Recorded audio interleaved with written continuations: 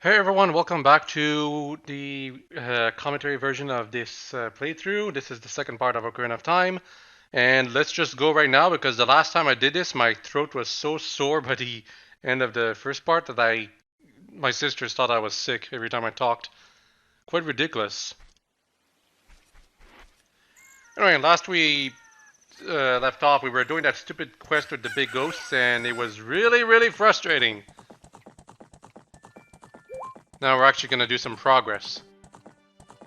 Or will we? I'm actually going through towards the Gerudo Valley area right now. It's possible I want to do Gerudo Valley before any of the other temples, though. Like, it's not unusual at all for me to go there when I'm playing Ocarina of Time casually.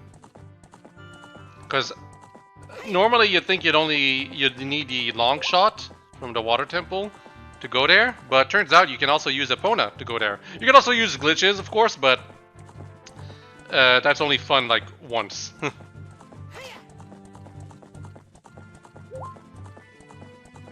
Like, there's always some kind of fun of going someplace that you're not supposed to go to much earlier than you're supposed to. But when you see that the developers didn't really have anything for you on that other place, because of that, you kind of lose interest. At least that's my opinion. And oh yeah, you get a special scene if you have Epona, where for whatever reason she's able to make this gigantic jump. In gameplay, she'd never be able to jump that far, but for some reason they decided, yeah, Epona can jump that far, just because you want to get all the way over here first. Anyway, the side quest here, well, it's not a side quest, it's part of the main quest, but we need to rescue 4 carpenters to continue with the Gerudo area, you know, safely. However, that guy is also part of this side quest with exchanging all the items, so I'll probably talk to him soon. I'm the wandering running man. I've run all over this land in search of competitors who have a true killer instinct. I came here to run through the haunted wasteland, but it doesn't look like good timing for that. Do I want to go back to Hyrule Field? The bridge is, well, you can see it from here, so I'm stuck here, inside this tent. I don't think I can accept your challenge right now. How did the bridge get broken? It doesn't really make any sense logistically when you consider these NPCs that keep complaining that it's broken. Because these are all men, and they cannot go to Gerudo's fortress. They're not allowed. It's woman only, unless you prove yourself, but Link is like the first person who does that. Anyway, we're doing the side quest here. That's why I actually came to Gerudo's Valley. Normally, you probably have to wait until you get the long shot, but because you have Epona, you can go here, talk to this guy, and give him this saw, and then he's like, hey, good kid, thanks, I'm sorry that I can't give you something as good in return, but take this anyway! It's the broken Goron sword. You cannot actually use this sword. There is a similar weapon called Mid-Goron sword that breaks while you're using it, and because of that, it becomes exactly like that icon, but this broken Goron sword, that's specifically an item. It makes sense too why they did it that way, because Mid-Goron sword, if all you needed was that to get the big weapon, you literally just well, actually no, you won't, because he's got issues with his eyes, but you could almost think that you could just give the broken Mid-Goron sword to the big Goron, and just get the ultimate sword from there. Although I wouldn't call it ultimate. The two-handed weapon is just like, it deals double damage at the cost of not being able to use your shield at the same time. Like, it looks like you can block with it, but no, that blocking animation does nothing. But I'm getting ahead of myself. Let's continue with the side quest first. Because we got the broken Goron sword, we have to go all the way to Dead Mountain to show it to Big Goron, and then he's gonna be like, oh, yeah, I want to repair that, but I need some eye drops. And thus, we are sent to the next part of the side quest.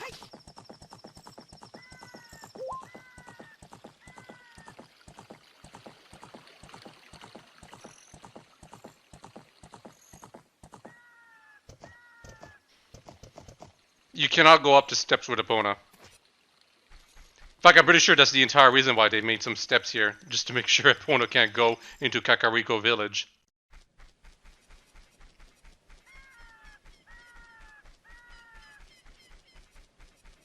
And speaking of which, there's something sinister about Kakariko. But we already knew that, because we have the long shot. No, hook shot, not long shot.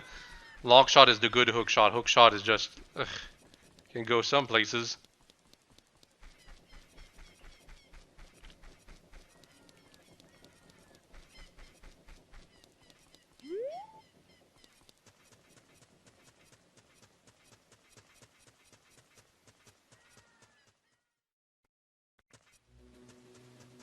Not the Dead Mountain Trail.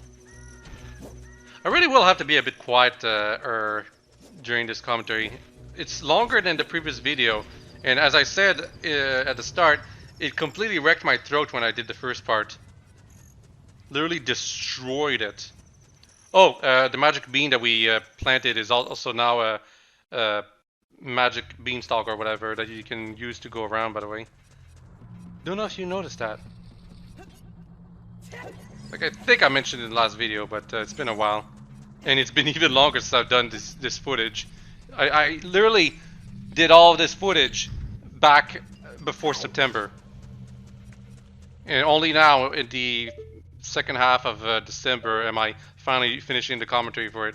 That's a pretty ridiculous amount of time between those two instances. But it had to be that way, because school / work / college / important family stuff comes first. And I had a lot of that these last few months. Speaking of which, for the semester, I got A+ and everything, so it paid off. Unfortunately, some students just well, they didn't even try to keep up, for one, and some others really struggled.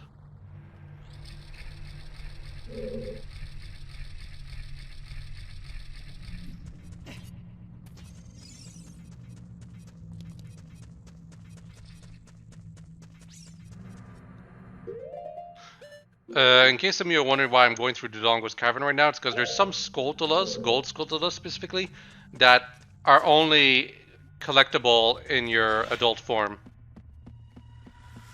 It's also why it's the only child temple that's still accessible in your adult form. You can't go into the Great Duggy Tree or Zora, the child dungeon, while you're an adult. What's his name again? Can't remember. The big fish.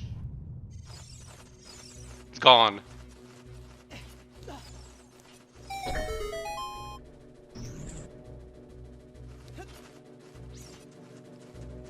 I always get confused when this door opens, because I always go towards the one on my right, because the camera just flips around and it's like you lose your orientation. This is something really huge about 3D games back then. And this wasn't here when you were a kid. Now it's here, which means you can go up here and just use the hook shot here. I don't. To be honest, I don't know if that thing back there was there when I was a kid. I sure didn't notice it if it was. You always used to think you had to get up there by not getting the thing to fall down while you were younger. Which is what I did, what I'm talking about.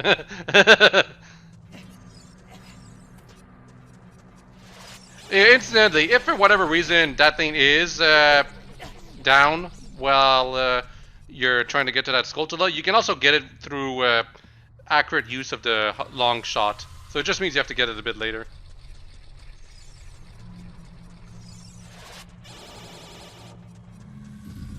Anyway, now we're getting the other Skulltula. That one requires the Scarecrow song.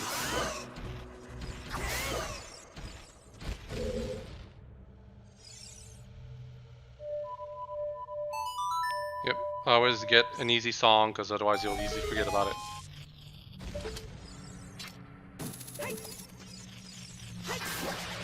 That Skulltula is there when you're a kid, though. So if you can somehow get up there without the hookshot or the Scarecrow song or anything, you can get that Skulltula early. Just, it requires glitches, almost certainly.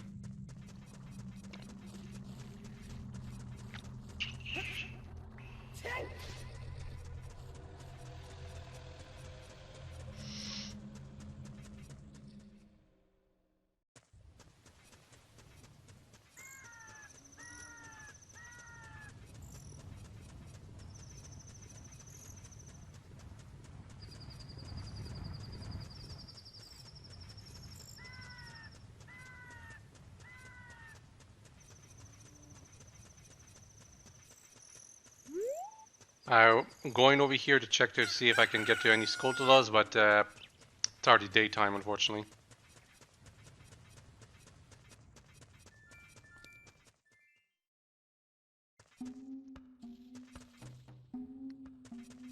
Goron City is empty.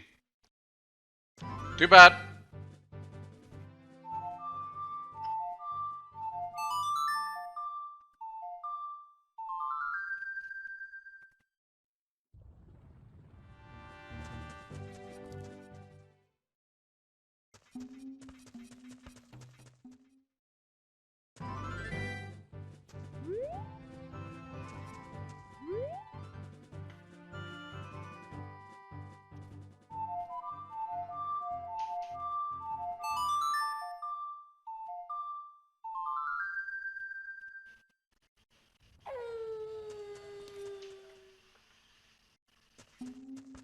Yeah, so basically I had to go inside at night. I don't know why I didn't notice it was no longer nighttime when I first entered.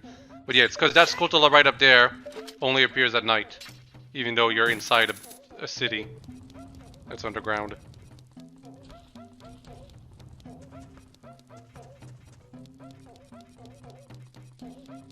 I think we'll also talk to Mid-Goron while we're here.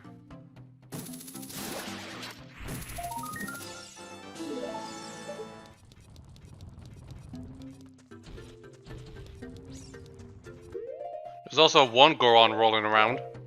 Probably should talk to him too. I mean, this is the next temple I'm supposed to do. It would make sense, but... I mean, there's... It looks like the whole city's abandoned, but then you see Mid-Goron right here. There's also the Goron rolling around. There's also the Goron shopkeeper. It's not that abandoned. Ocarina of Time did a terrible job at trying to portray stuff like how everyone abandoned Goron and Zora places, but then the shopkeepers are still here, and there's also this one other NPC that's still here, so it's like, it's not that abandoned, just a lot of people are missing. Anyway, we got the Mid-Goron sword right here. Deals double damage compared to the Master Sword, long range, two-handed, breaks after 5 slashes. Although you can still use it as a weapon, even when it's broken.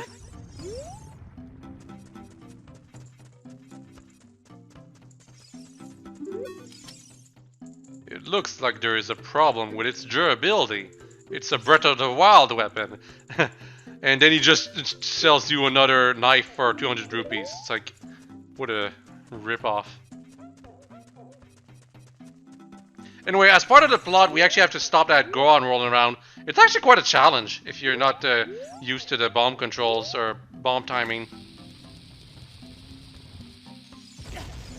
Because you can see that this Goron immediately goes the other direction the moment you get too close to them.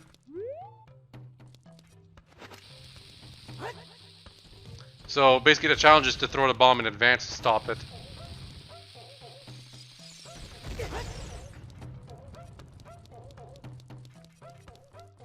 I used to think this was an optional thing, but because it's not, that means one of the rewards you get for stopping this Goron is not as optional as it probably should be. Also, sometimes the Goron is just going to keep moving forward if it goes to your side, because it doesn't have to stop if it's going around you.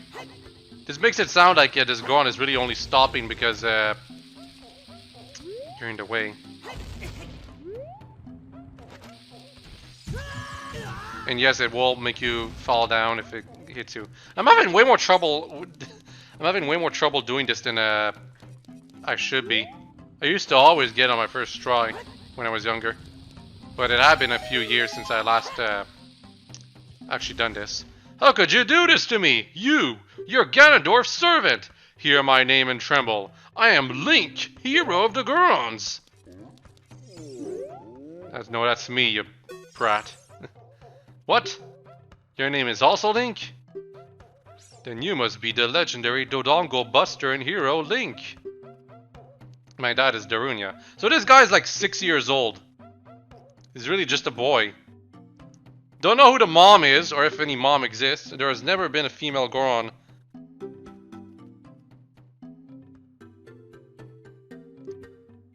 The Gorons must reproduce asexually or something like that. They're rocks, essentially. Aren't they? I don't think Nintendo wants us to think about those kind of things, though. Real talk. The whole Goron society is very patriarchal and male only, and they want to do this whole, oh, they keep having children and stuff, but they don't want us to think about how they keep their population up or anything like that. That would be silly. Anyway, there's some kind of dragon, Volvagia. Gotta defeat it. Fun fact, in the manga version of Ocarina of Time, because there's a manga that was written by someone, I can't remember their name right now. You know what, I'll look it up. I don't have the time. Who wrote the manga of Ocarina of Time? Akira Himekawa. It was released in 2000, so 2 years after the original release. And it's only 2 volumes. It condenses a lot of the plot of Ocarina of Time into a very small package. For whatever reason, she... I think it's a she. It's probably a he, actually. Well, they decided that Volvagia was a dragon Link adopted as a kid, and it grew up to be this dangerous monster that he has to put down. Makes no sense, really. It's a freaking dragon. That's the only reason they decided to make a give it a backstory. That's completely made up, by the way. Anyway, we got the Goron tunic. Now we can go inside areas that are too hot, quote unquote, and not have a timer counting down to our doom or something like that.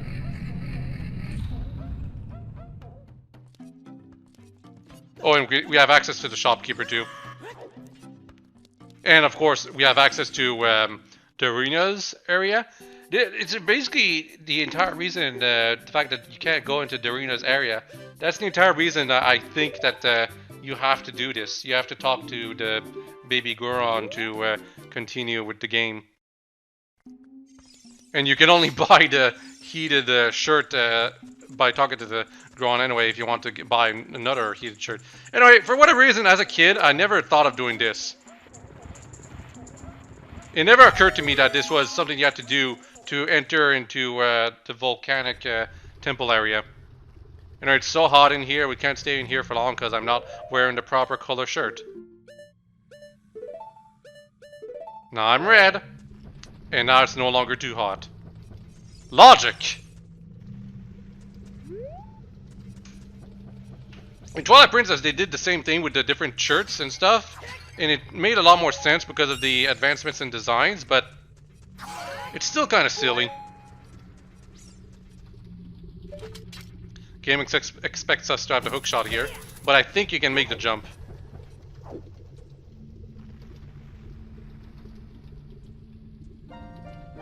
Sheik.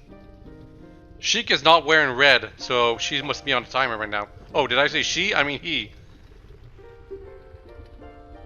That's what the game assumes.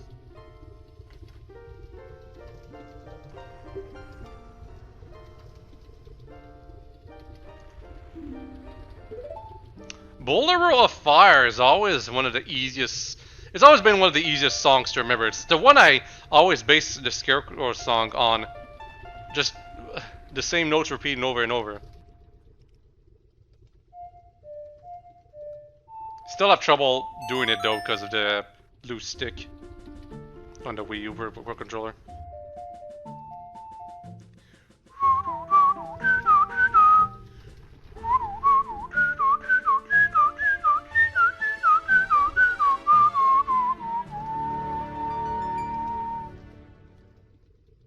You have learned a Bolero of Fire. Now we can always teleport here. And yes, we will see Sheik again. Unless this is the last temple you're doing in order, in which case this is the last time you're technically seeing her. Actually, not really. You're always set to see Sheik one more time at the end of the quote-unquote plot before they reveal the truth to you.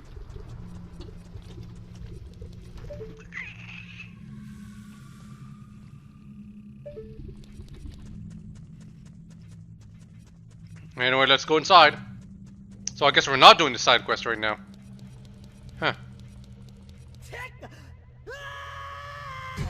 That kind of bites me in the ass, actually. I really could have used the sword upgrade to deal with the boss in this dungeon. I almost get a game over against it.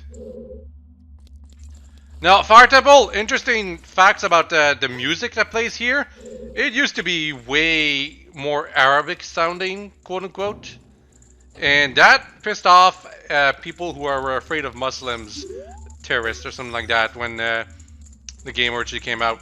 And because of that, Nintendo had to like create a new version of the song that was like just the beginning and nothing else. Like it was so much shorter, really insane. And I think that's the version I have in my collection for the Nintendo 64. But then they released version 1.2, which had a remixed version of the song that doesn't sound as much like the other version. Anyway, that's the arena right here.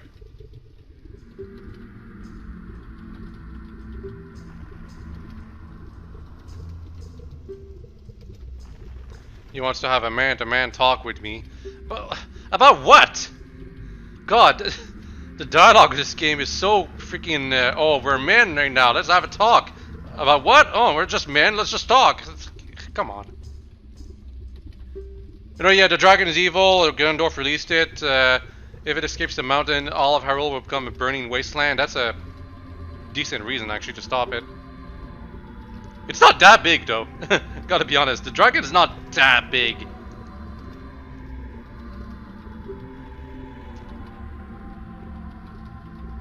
Like, I think King Dodongo was bigger.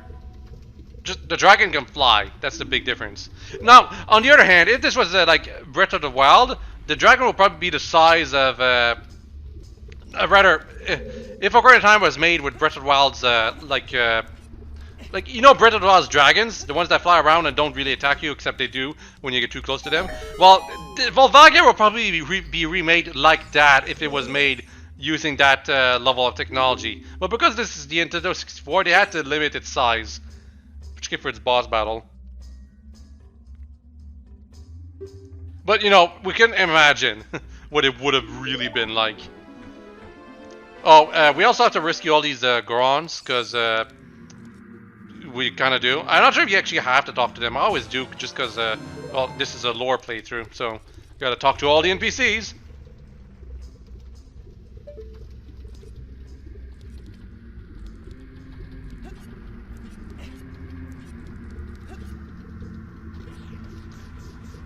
Yeah, interestingly enough, if you have the fire tunic, or Goron tunic, I should say, you don't get damaged instantly by lava. However, I do believe you get damaged if you stay in it long enough.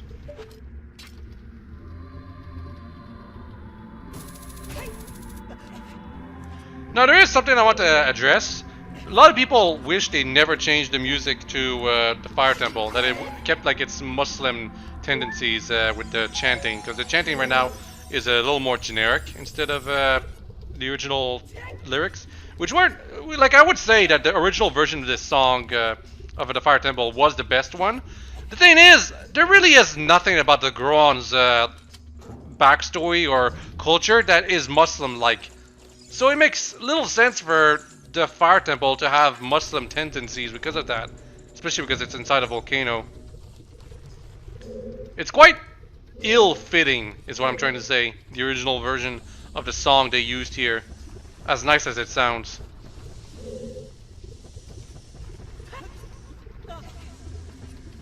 So I'm not I don't miss it, is what I'm trying to get to. It's not something that was integral to the quality of the dungeon, the original music that they used, as nice as it sounded. Now we got a fake wall here. I tried to hit the wall to show that it's breakable, but I actually completely missed it. I hit the wall next to it. But whatever the case, it was pretty obvious that it was a suspicious wall that you had to do something with it. So it's not that hidden. There are much more well-hidden walls and bombable walls and whatever later in the dungeon.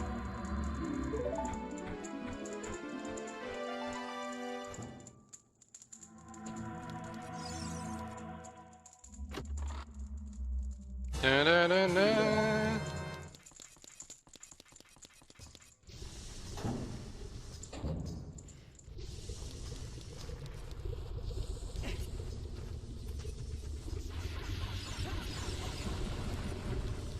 This room is huge by 64 standards, and there's quite a few enemies here and there, but because you can walk on lava, it's not nearly as dangerous as it seems.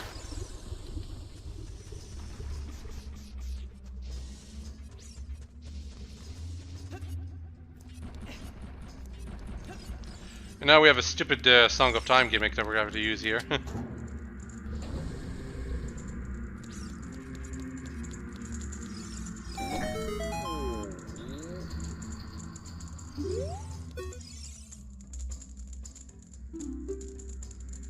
Here's a secret for saving me. They always tell you a secret. A wall that you can destroy with the Goron's special crop will sound different than a... Yeah, you know what? When I was younger, they used to always describe bombs as Goron's special crop. And it's like, why not just call it a bomb?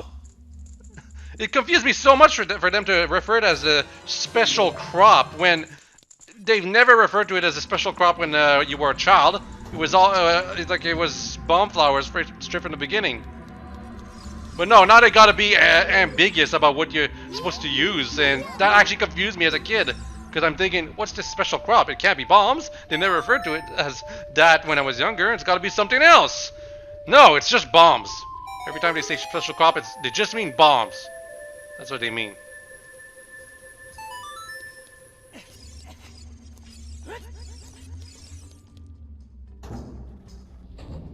And we already blew up the wall that he was referring to, so it's like whatever. Yep, this is a gimmick from the 2D Zeldas, and they really wanted to implement it in the 3D version. It's not nearly as hard to deal with. You can actually destroy the things as they start flying up.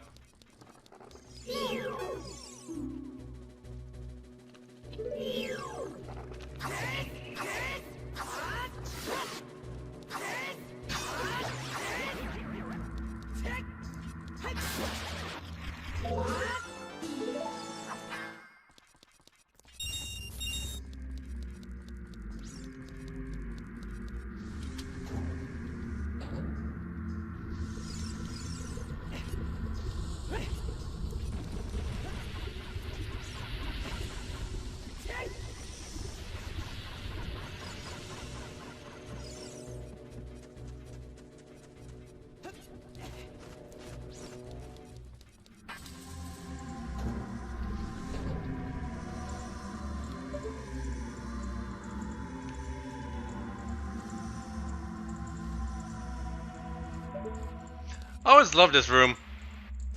Incidentally, you can end up crushed by the block that keeps flying to the sky, and it's not super obvious that you're supposed to climb up on the chains here.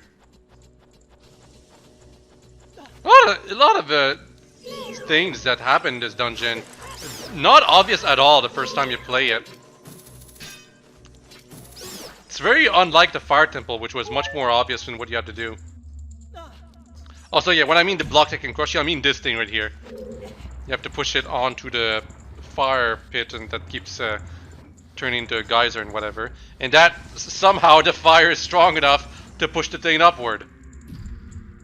If it goes up into the thing above, like this, and you're under it while it falls back down, it will crush you. And that's not an instant game over, but it forces the room to reset, which forces you to redo the whole thing. That's kind of annoying.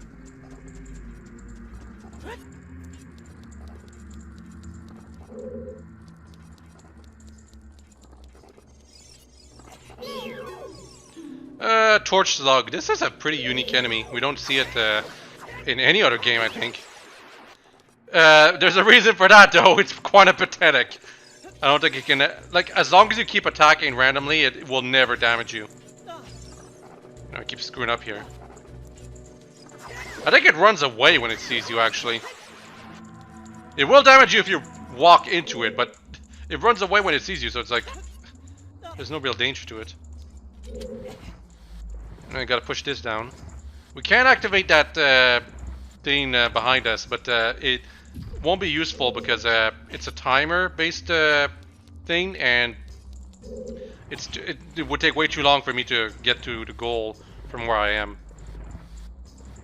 Unless I use bomb glitches.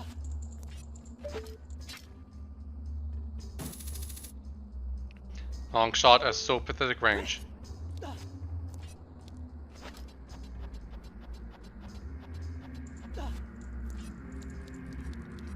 Now, what I'm gonna use to activate it is a bomb.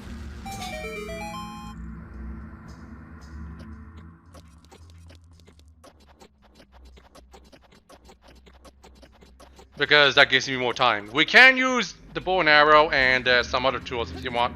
But I think the intention was that we had to use a bomb.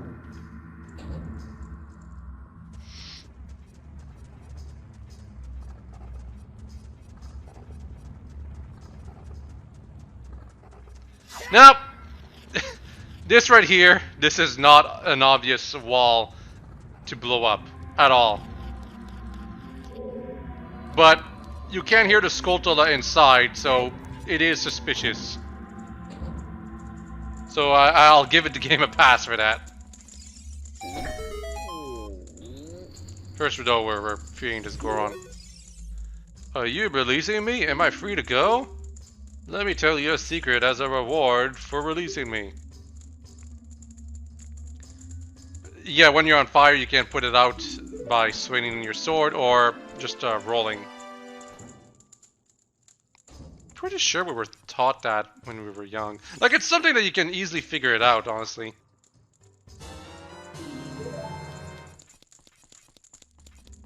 Because the reason you're usually on fire is because an enemy fire keys hit you and you're trying to damage it, so you keep swinging your sword and therefore that puts the fire out instantly. Checking those walls, because when you're playing this place for the first time, you don't know which walls are fake and which are real.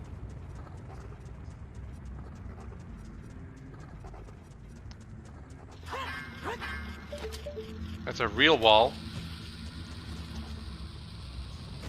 It's the one that was directly on the left that was fake. Thankfully, bombs have a radius. Destroy the gold Skulltula, now I can go someplace else.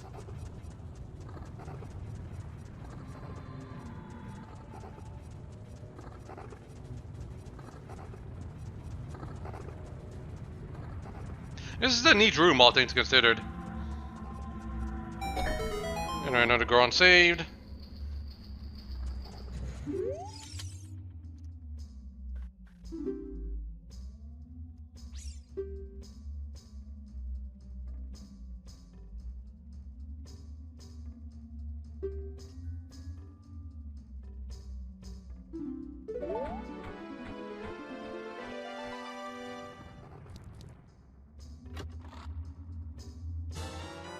One more key.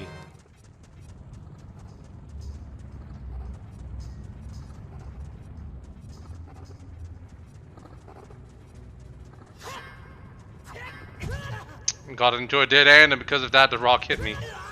Then it hit me again.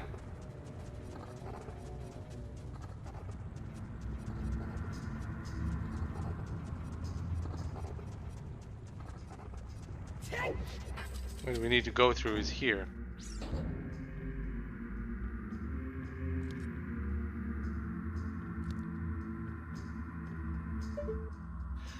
Incidentally, for this room, if you fall down, yes, it's all the way back to the first floor, so try not to let that happen.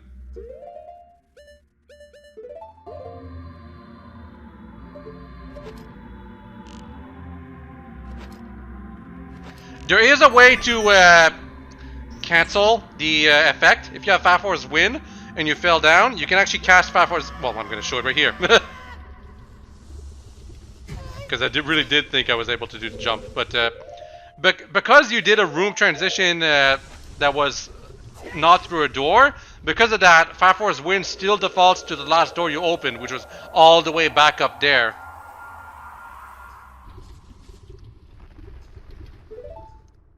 Thus, it sends you back here.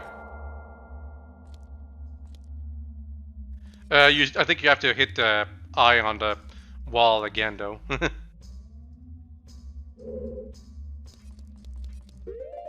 Because the room did reset.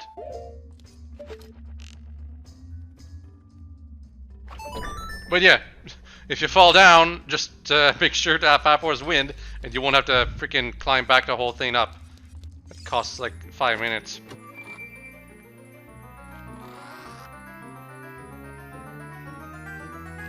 Got the map. Now, the map is important in this game. It shows you a place that you will not suspect at all to have anything of importance if you pay attention to it carefully. Of course, when I was younger, I'd never figured it out for like 3 playthroughs, and it's only on the 4th one that I finally, like, it was when I was like trying to do 100% or something that I finally realized, oh, maybe the Skulltulas are up here where I've never gone through before. But the only way you can get up there is by having the Scarecrow song. Anyway, I'm up here to show that you are safe while up here. However, there are some spots where it looks like you're safe, but you are not. So careful with that fire wave. It doesn't kill you instantly, it just damages you a little bit. It's still annoying though.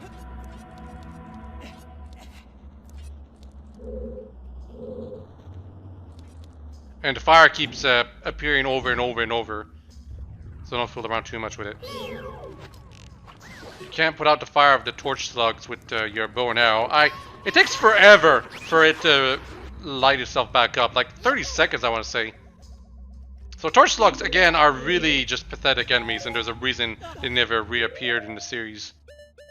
Just completely incompetent as an enemy to deal with. And they don't have really any practical purposes in puzzles either, so why bring them back? Actually, I think they did come back in. Okay, they do chase you when they have their fire. They only run away when their fire is out, which makes sense because they can't hurt you while the fire is out. But the fact that you can use an arrow to put the fire out from a safe distance means they're kind of pathetic that way. Alright, we saved the Goron right here.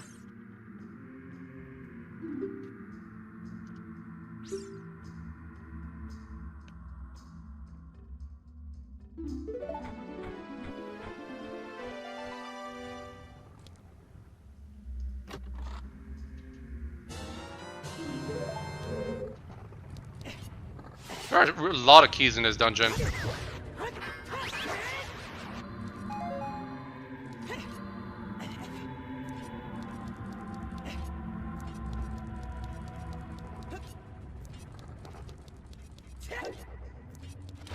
And obviously here you need to put a bomb to blow the thing up. And I was looking in first person at the secret area right there if you noticed. There's a blinking and you'll miss it moment though. Can't waste too much time.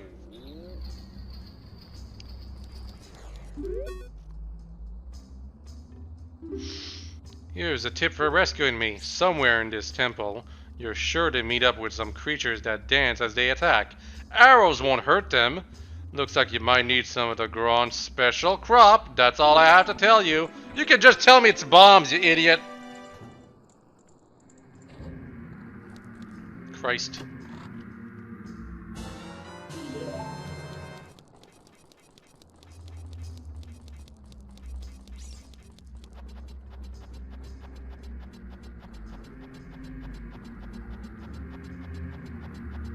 Climbing back up through here is kind of annoying. I always used to think that you could use the hook shot to get a head start, like at the halfway point, but I don't think the hook shot works on these chainmail things. Also, that torch slug is in the way.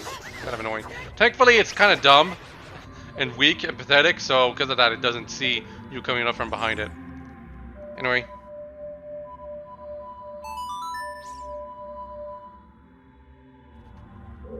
Too far away.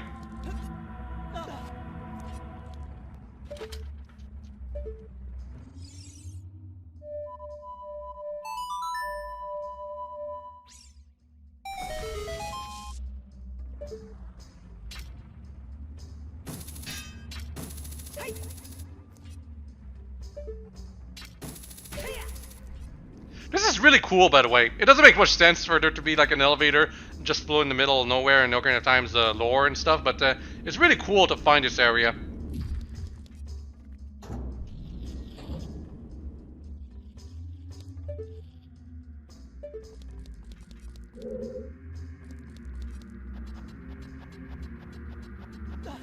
Anyway, Skulltula number 1 right here.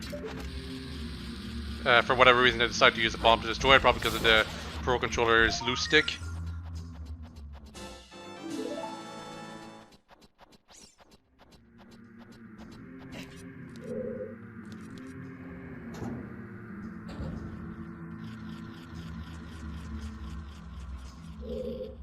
And the other Skulltula is right here.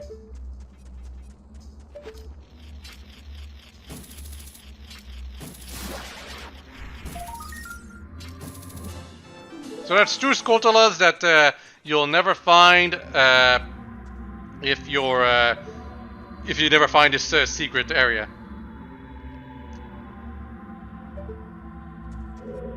So quite a few playthroughs of Ocarina of Time, I would always have like 98 Skulltulas found, but these 2 Skulltulas I would never find because I never figured out this secret area. Yeah, obviously I'm screwing this up right here, but your time to get all the way to that treasure chest. However, that treasure chest is optional. All it's got is 200 rupees inside. Not something you need to complete the dungeon or anything, really. But I'm doing it anyway.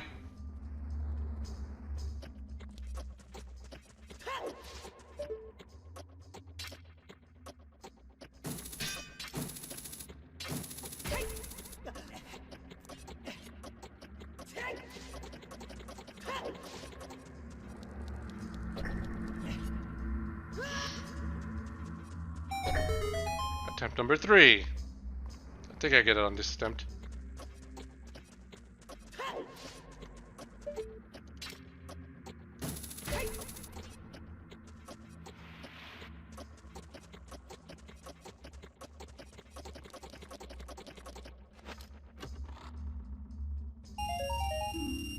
Huge rupee! I got most of it, at least.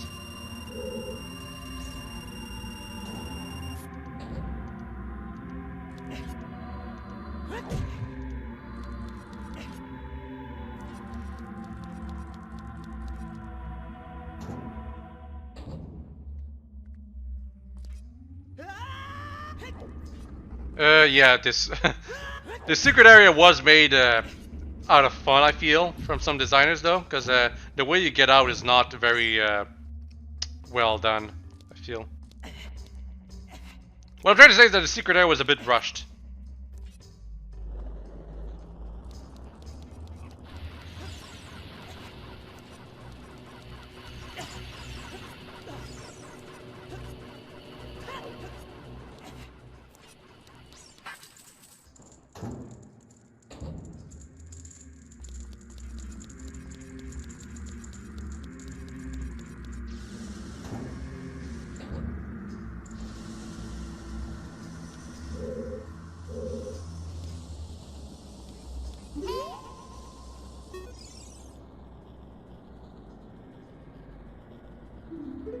Yep, basically, to be honest, you could just...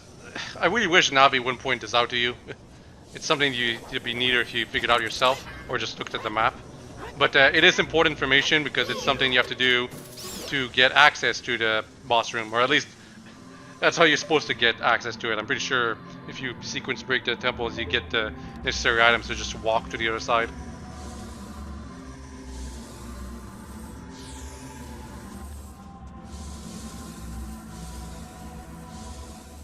I know most of this maze by heart. Although this part right here is kind of annoying. The fire of these things is solid. You can't actually walk through it even if you're like invincible from damage. That's what's annoying about it.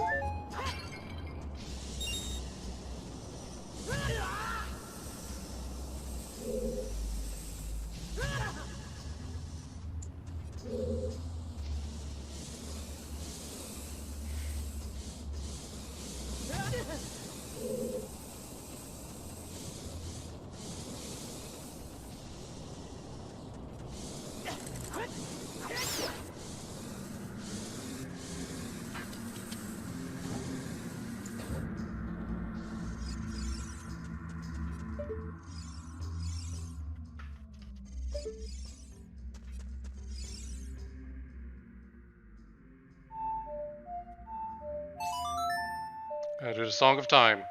This is clearly stuff I'm only doing because I know about the thing up above, but you know.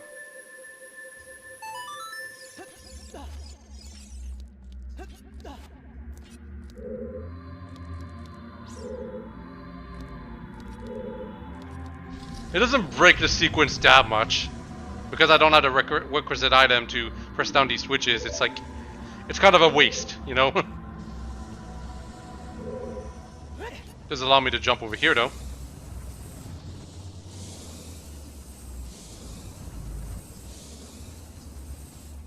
And go in here.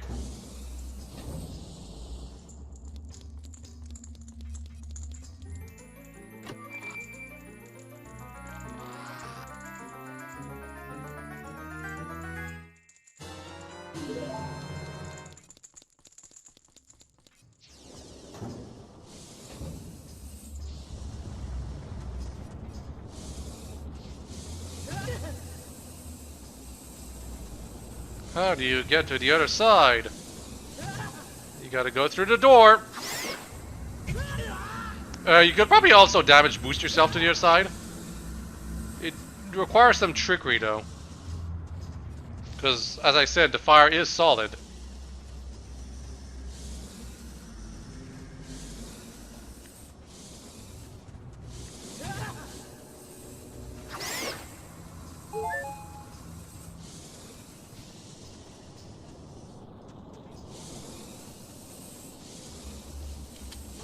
You're supposed to go all the way over here in that door, and you're supposed to go to the other side. And that gives you access to continue the puzzle. And when I was younger, I actually got stuck here because I couldn't figure out where I was supposed to go. You know, after getting to the end of this place. But if you look at the map, you can clearly see that there's a door at the other side. You know, the other side of this place. And you can see it right over there. The door.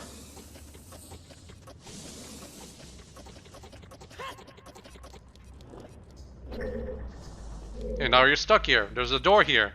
You open it, but it's fake! Oh, you got Trixie tricked! You gotta blow the door up, and that blows the wall up behind it too, and then you get to the real door! I always love that trick from the developers. It actually works, you know? It will in fact fool younger audiences who are playing this game for the first time.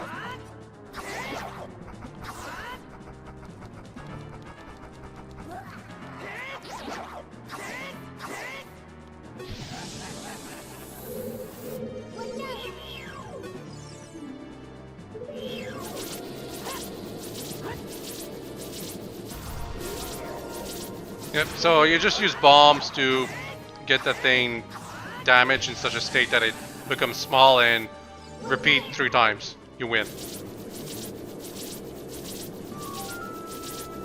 I'm gonna let it dance a bit because it does have an attack pattern. It skates. Not towards you, just around the arena.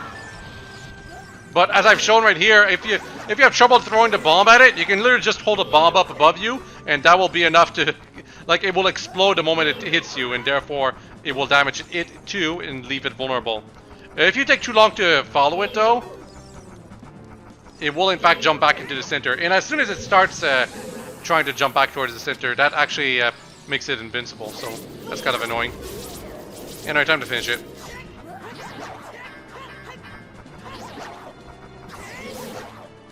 Boom.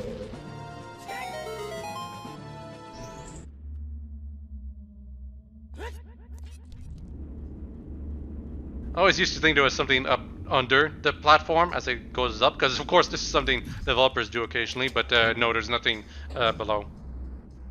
You gotta go only up. You know, stupid, the fact that it introduces so many things for the first time here is a little stupid, because it makes it unintuitive for new players to figure things out, but the fire temple is really cool on repeat playthroughs.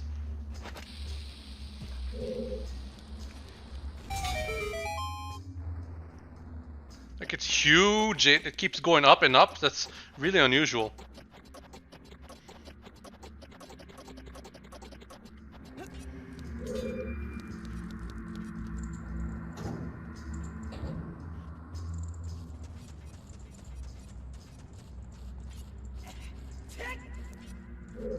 So, much like the other circular room and the other side, this one is also based on a timer. And you got like 3 versions of places you can use to get all the way over here. If you have the long shot, you can actually just use it to get all the way over there, by the way. So if you do the water temple before the fire temple, you can actually completely skip this, well, both of the circular puzzle things here. But yeah, you're supposed to use the inner passage to get there quickly. I think the middle passage can work too, but you have to be really quick, and the rock is in the way, so maybe not.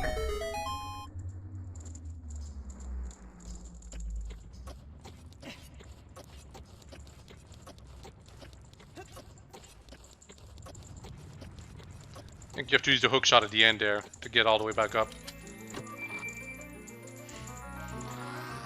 Anyway, our reward is the Megaton Hammer. A C-stick item. Or C-stick weapon, I should say. You can use it like a two-handed weapon like the Goron sword, but the animations are different. And lots of people think that this weapon's kind of cool because it's a hammer, but it's kind of worthless as a weapon in combat because, well, for one, it's a C-stick item / weapon, and 2, the range is quite pathetic, not to mention the speed of its stacks. And even though it creates a shockwave when it hits the ground, I don't think the shockwave actually, like, it does affect some enemies, but not all of them. Also, then there's stuff like this where you have to figure out how to get these things out of the way. You gotta do a sideways use of the Megaton hammer, but in a certain way. You gotta hit from the side, like this. Also, it doesn't have to be sideways, but it has to hit from the side, that's what I'm trying to say.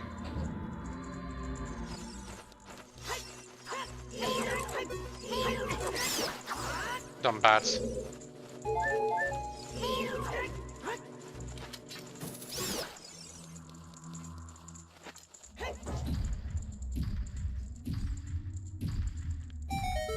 Cool. Not very practical, though. Yeah, sadly, the Megaton hammer is just kind of impractical as a puzzle item. It just allows you to press some switches that you normally wouldn't be able to press. That's pretty much it.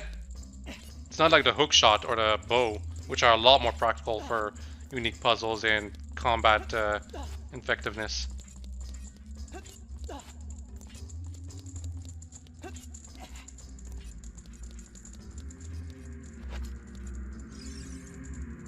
Anyway, yeah, there's 2 crates right up here. You gotta bring one down, and if you destroy both of them, well, gotta get out of the room and then back in to respawn those crates.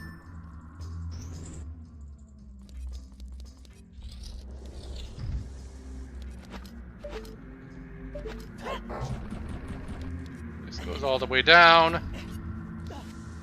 I could just fall down.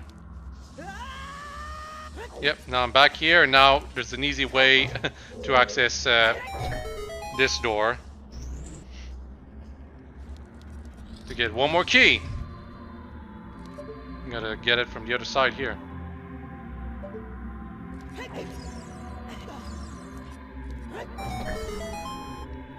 That frees that Goron.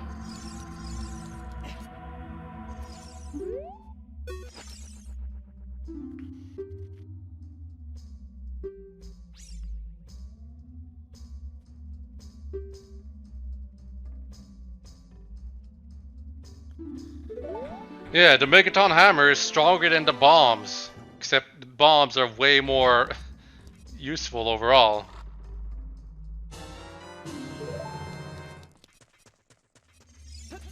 Anyway, we're done with the higher floors of the fire temple. Now we gotta go all the way back to the entrance, which is another cool aspect of this dungeon, because we haven't gotten the boss key yet.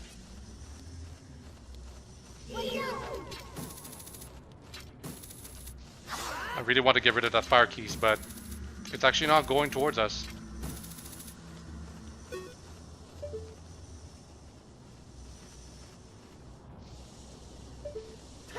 So we're just gonna use the Megaton hammer on this thing right here.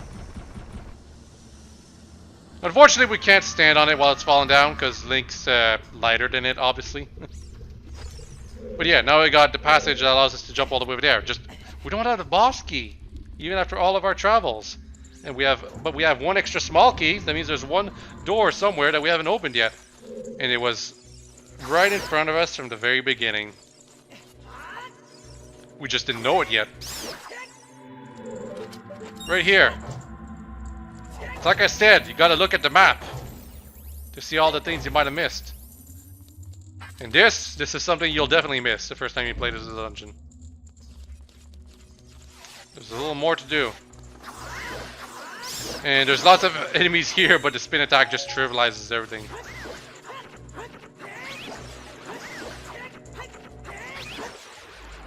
Like if the Megaton hammer was an actually good weapon, it would be able to do the things against these enemies. It can do something special against the torch slugs. It flips them over, which stops them from running away. But they're already too slow to run away, so it's like whatever.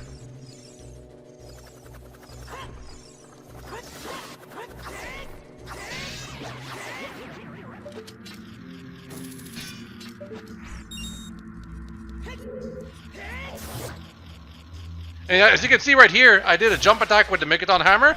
Wasn't even hitting hard enough to destroy that gold Skulltula in one hit. Master Sword defeats it in one hit. And I gotta fight this dumb boss again. But we got the Megaton hammer, so can easily have it fall down like this. Be vulnerable. I'm trying to use a jump attack on it because it deals more damage to it, but the timing is a little iffy.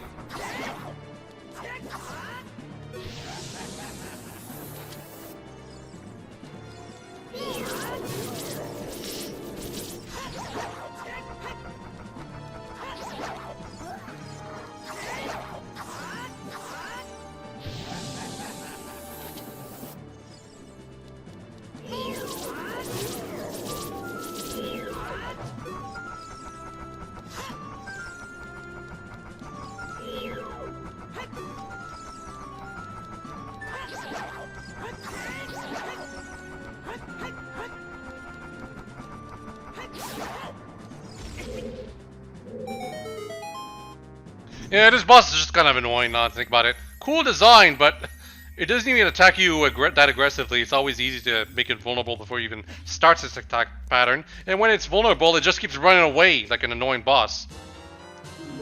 And your reward for all of that is just bombs. Well, we do want them, and they will still be useful for the rest of the game. Anyway, boss key is right here. Are you releasing me? Am I free to go? Oh, I see. Big Brother Daruna asks you to rescue me. Are you big time? Please help, Big Brother. Yeah, he doesn't have any advice. I mean, the game does, like, you are allowed to go into the other side of this room at the start to see that the boss key is right there. So it's not that hard to figure out that, oh, you gotta get the big boss key that's right over here, but how do I get there? Well, from the other side, obviously. Except it's not obvious. Well, you know. Now that we have it, we can go and fight the boss. And I actually struggled quite a bit against Volvagia. I kind of underestimated it.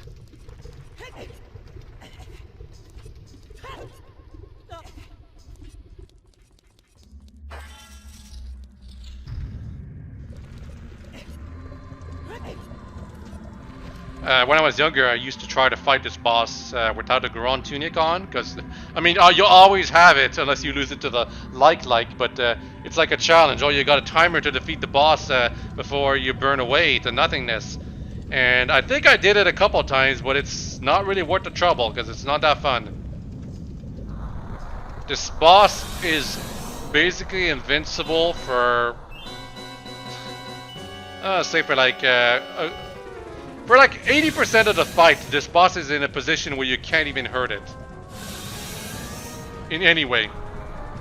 You just have to wait for it to finish its attack and then it'll be vulnerable for you to make it vulnerable. Kind of boring. Anyway, yeah, right here. I let it attack because you don't really get to see its attacks very often. But yeah. It hits pretty hard. I already lost like 4 hearts because I let it hit me twice. And when you hit it, it does this. It goes up into the sky where you can't do anything against it. Actually, you can hit it with the Megaton hammer if you're careful. It is possible. But the range of this weapon is completely pathetic. It's not worth the attempt. So you just wait. And yeah, I got hit by it so many times. I'm already down to like just a little over 5 hearts. So I gotta be careful from now on.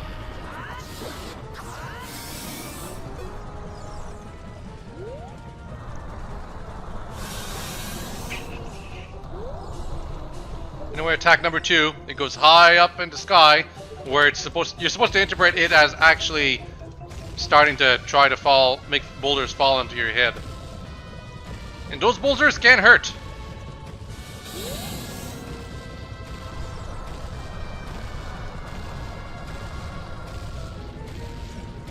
And they keep falling.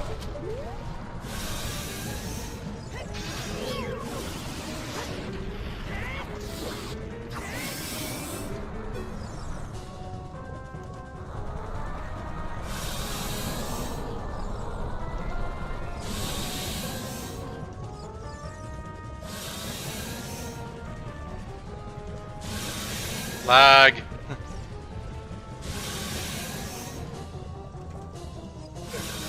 Oh, yeah, it keeps hitting me a couple of times right here. It deals 1 heart of damage when it does that. Now I'm down to less than 3 hearts. Pretty dangerous. 2 more hits and I'm dead. Well, 2 or 3 more hits.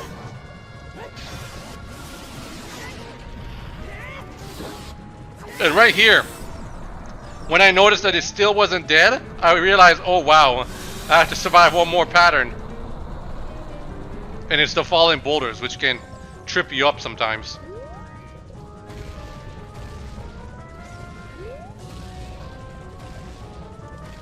I do believe Volvagia is trying to home in on you during this sequence a bit.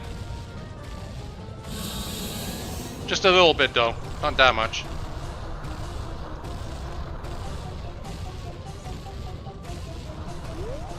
Time to finish this.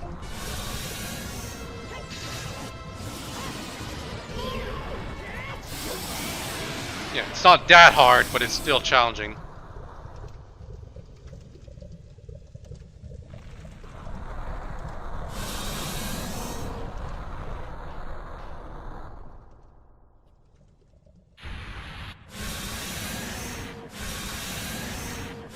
It burned itself.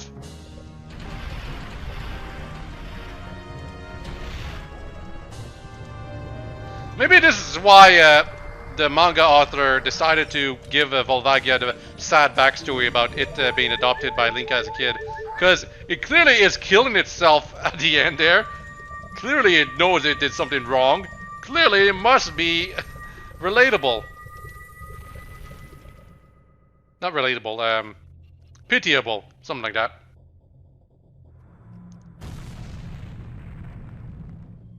And the volcano explodes in a weird way. But it clears up the skies, and now the aura that was going around the mountain is gone. Which is good. You're seeing some changes in the overworld, and it being less crappy is something good to show that you're actually making progress in saving the world. It's unfortunately not done very often in this game. Like, it happened with the Force Temple, it happens with the Fire Temple as we did right here. Unfortunately, it doesn't really happen with a Water Temple. There's only like 1 change that happens when you do it with the Water Temple. And it's not a change that we were looking for. And the other 2 temples, Shadow Temple and Spirit Temple, well, Shadow Temple does kind of do something. It just stops some rain, which is something, I guess. But Spirit Temple doesn't do anything, so it's like... It's a mixed bag when it comes to making things be changed. Anyway, Darina is dead, so he's a sage now. The game doesn't outright say it, but Darina is basically dead, yeah. Just, he ascended to being a sage.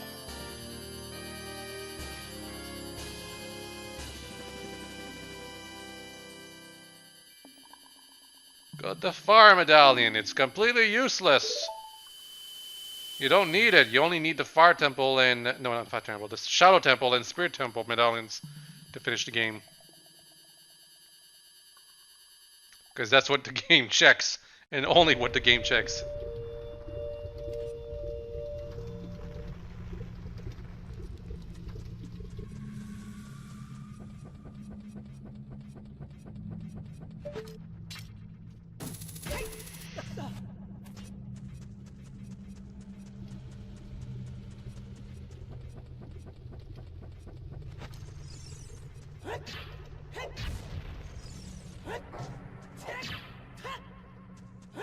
Oh yeah, the hammer allows you to destroy these blocks.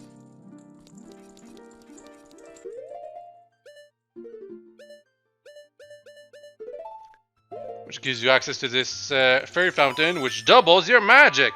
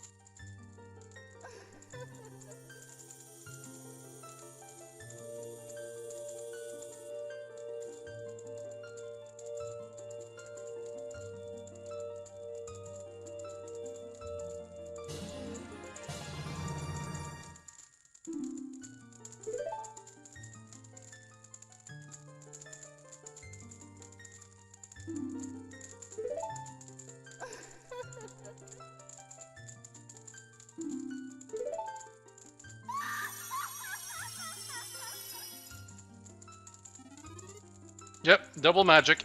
It's okay in this game, getting this much magic. It's not really necessary though. Also, yes, back to green tunic because I've got more than enough health to just survive in heated areas.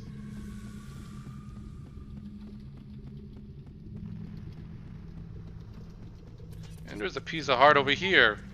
Can't get it yet though, because we had to do something as a kid that can only be done once we do something as an adult to get it. Either that or glitches.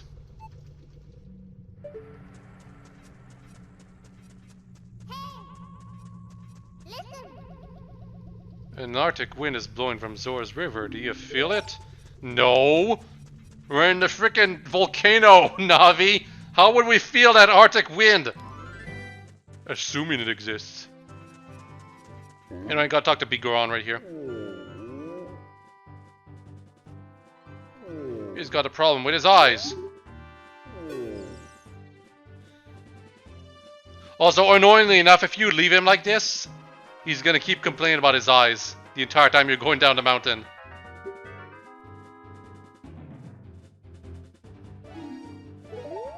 He is not lying, but what about your eyes, buddy? Got a problem?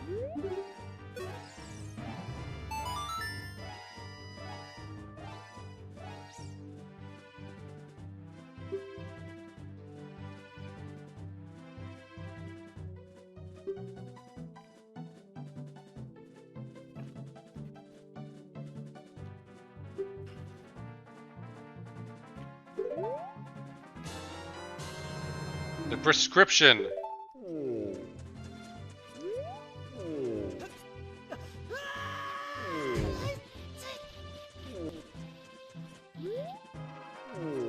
Yep, he's gonna be complaining the entire time we're going down the mountain. And his sound is mono, unfortunately. I'm not sure if surround sound Dolby actually makes his noises sound proper, but kind of annoying.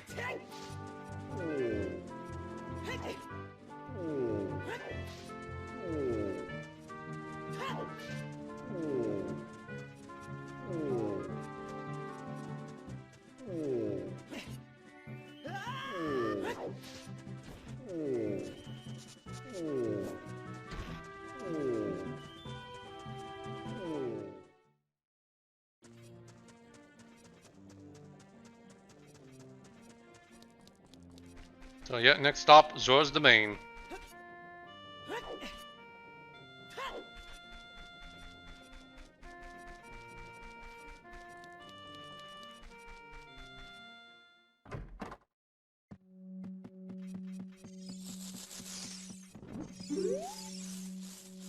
Curse has been broken. Thank you. Here's a reward for you.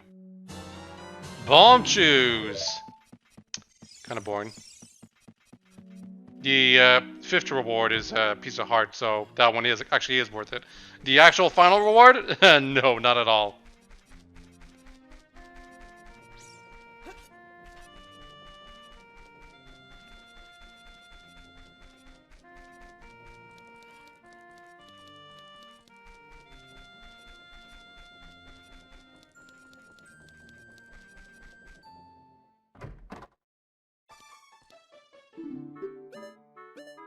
Can buy blue fire, and I will buy a blue fire because I'll show you can buy it, and it does have some use in one part, well, two parts of the game, but it is extremely overpriced for what it actually is used overall. It's like you can get it for free in the dungeon that you need to use it. That's the problem. The only quote-unquote advantage to buying some is that you get to free some NPCs a bit early than usual, quote-unquote. It's a very minor advantage, is what I'm trying to say.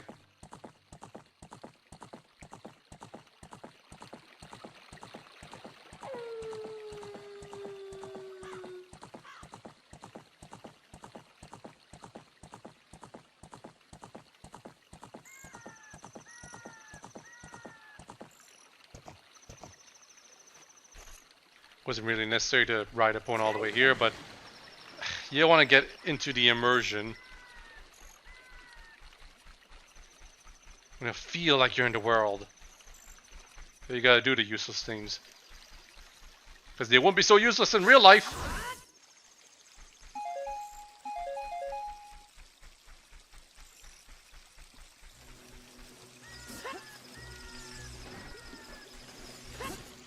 Normally you'd walk all the way to the other side, but because I planted the magic bean in the child timeline, I can just ride this thing all the way to the end.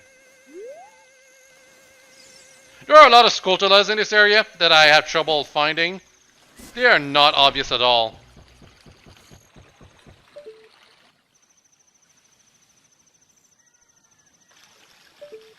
Some of the most unclear Skulltulas in the entire game, unquestionably.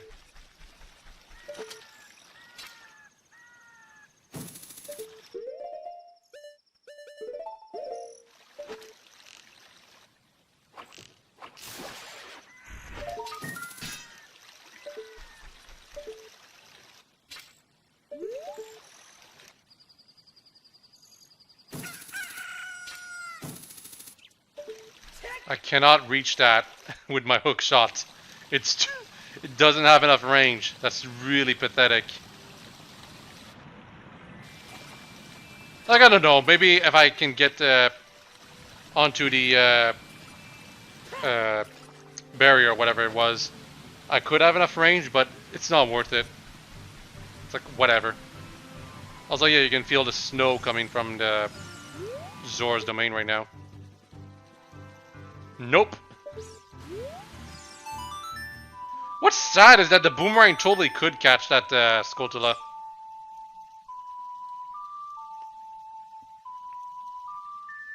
So as a kid, it'd be easier to get a Skulltula.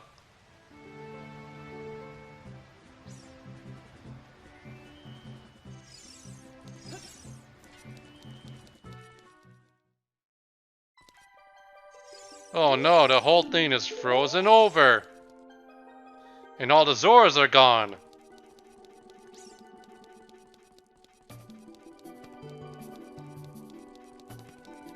The music is still super cheery though, so it doesn't feel like the mood is supposed to be depressing at all. And you can see that King Zora is trapped in some kind of red ice. Well, guess what? Blue fire melts red ice. Just make sure you're really close to it, because the blue fire doesn't go very far. And it's a one-time use.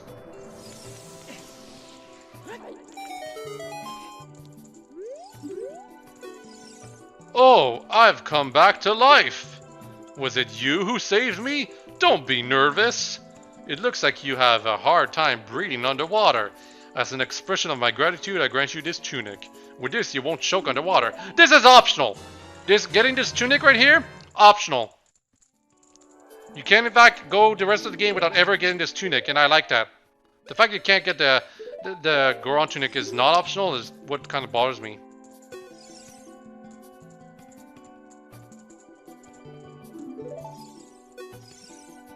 Anyway, he's still worrying about Princess Ruto, who is alive, technically, right now. But we're not going to be seeing her just yet. Anyway, they have the ingredients. You have to get them to a doctor to get the eye drops. But you gotta get it to the doctor before they spoil.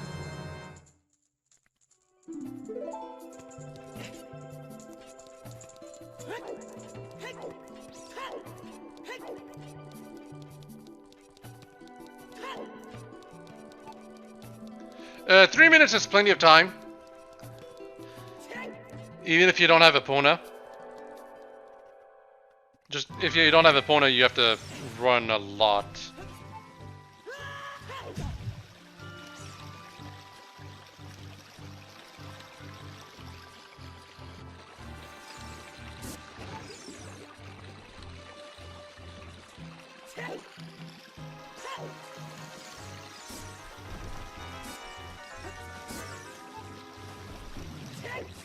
Hell, even without Epona, you still have to run a lot. Just remember that when you've got a timer like this for this side quest, you cannot use the teleportation songs.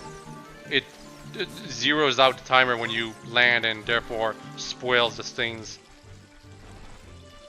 Kind of annoying.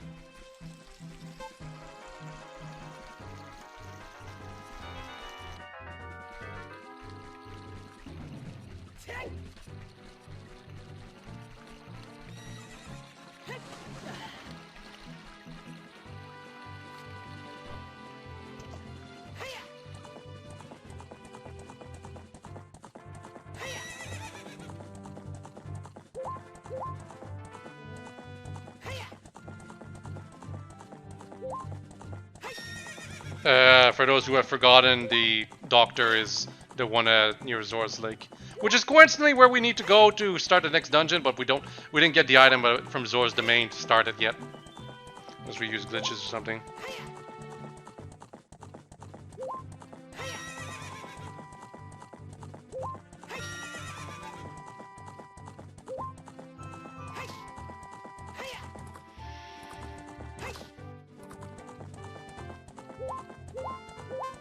So yeah, 1 minute left, and I used Epona. You'd have to use like the backwards running to get all the way to Lake Hylia without Epona.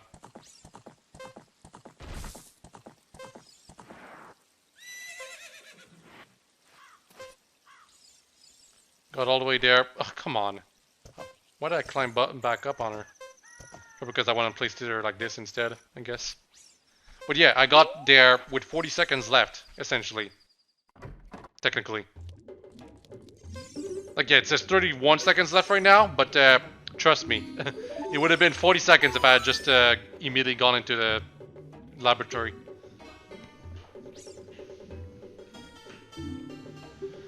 And he thinks we brought it to him so he can eat them! Unfortunately, that's not quite it.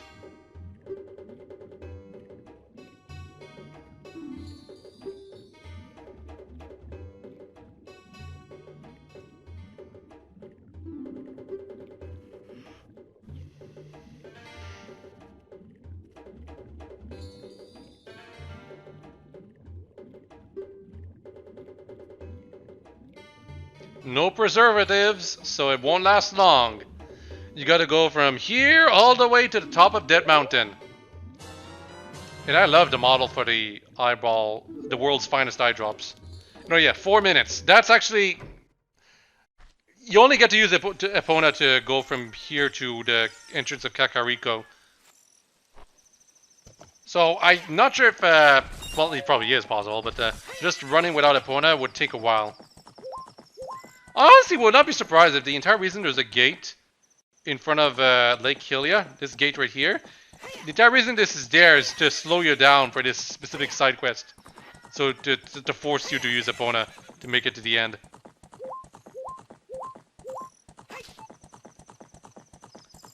I would not be surprised if that's the entire reason that gate exists. Because the devs really wanted you to use Epona. I hate repeating myself like this, but it's kind of stupid, is what I'm trying to say.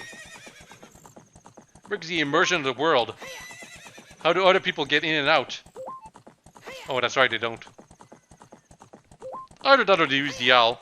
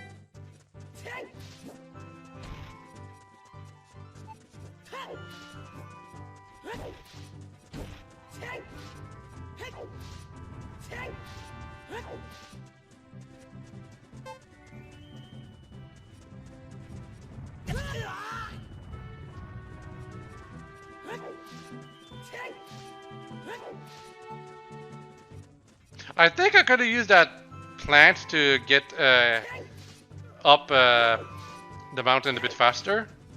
I'm not positive. Like, I couldn't remember if it goes all the way across the mountain or just to bring you up to get that piece of heart.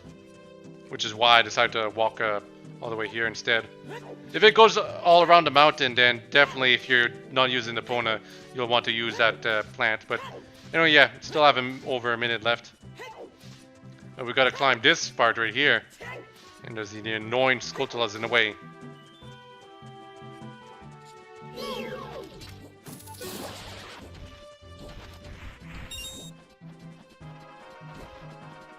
And it's a good thing that that enemy that fell down, the one that keeps jumping around, because it's definitely one of those enemies that sometimes, occasionally, decides to just make your life harder than it should be.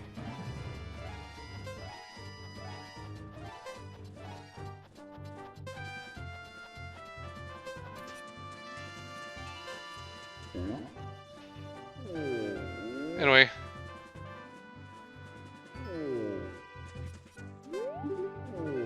Eye drops for you. Really? You brought the eye drops? I'm so relieved. I'm going to use them right away. The way they did this scene right here is kind of cool. Wow, they went into effect almost immediately. However, we're not getting the quote-unquote best sword right away. After a few days. I got a claim check for it.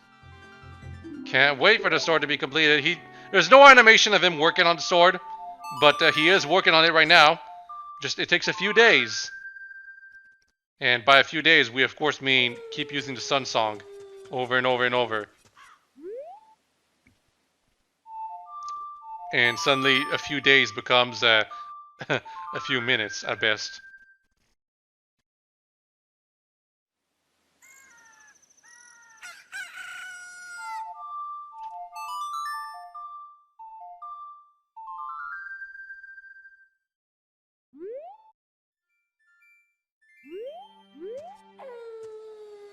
I think it's like 3 or 4 days that you have to wait, so just use the song like 8 times.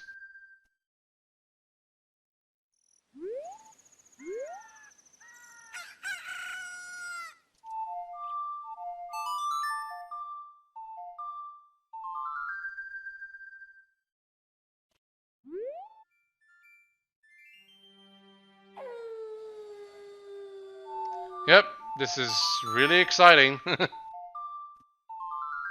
I've never found like it to be all that useful to just wait naturally by going around doing some other things, because time does not pass while you're in cities and dungeons and stuff in this game. So it's like there's no reason to do things while waiting to get the sword. Just play the Sun Song several times and you'll get it right away, quote unquote. Anyway, Big Goron Sword is a two-handed sword. It never breaks, unlike Mid Goron Sword. Double damage, but you can't use the shield while you got it equipped. If you don't... You can use the shield, actually, if you don't have it out, like I am right now. But if you're wielding it, when you use the shield option without Z-targeting, Link is gonna take a crouch stance. And although the attack in that stance is kind of much longer range than it should be, you are not actually shielded, even though the shield is like on his back and it feels like he's using it like some kind of shell. That's not how it works, unfortunately. You just cannot block anything when you got the Big Goron Sword brandished.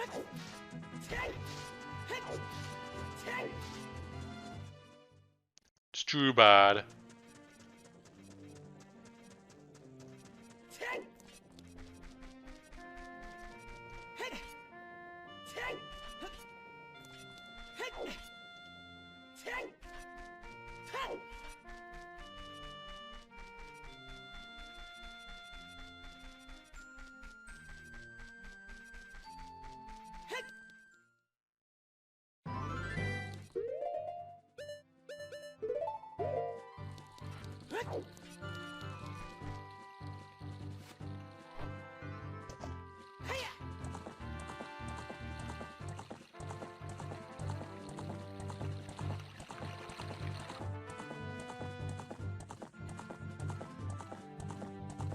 Anyway, gotta go back to Zora's domain and actually get the item from there.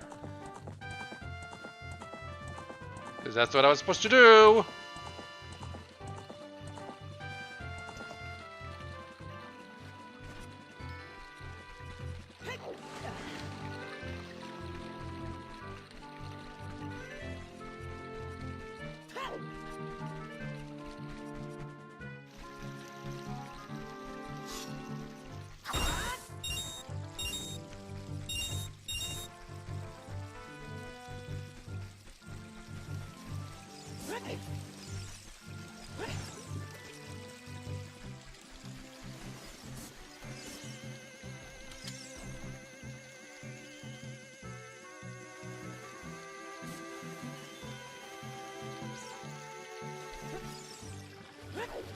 Ow.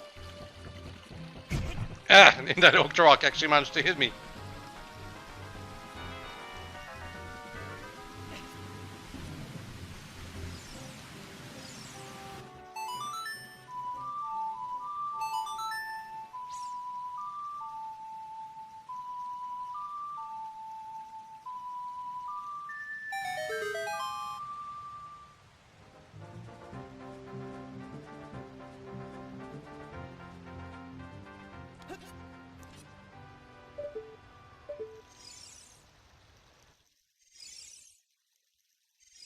Waiting for nighttime. And now I'm waiting for the waterfall to take effect again, because I always found that kind of neat.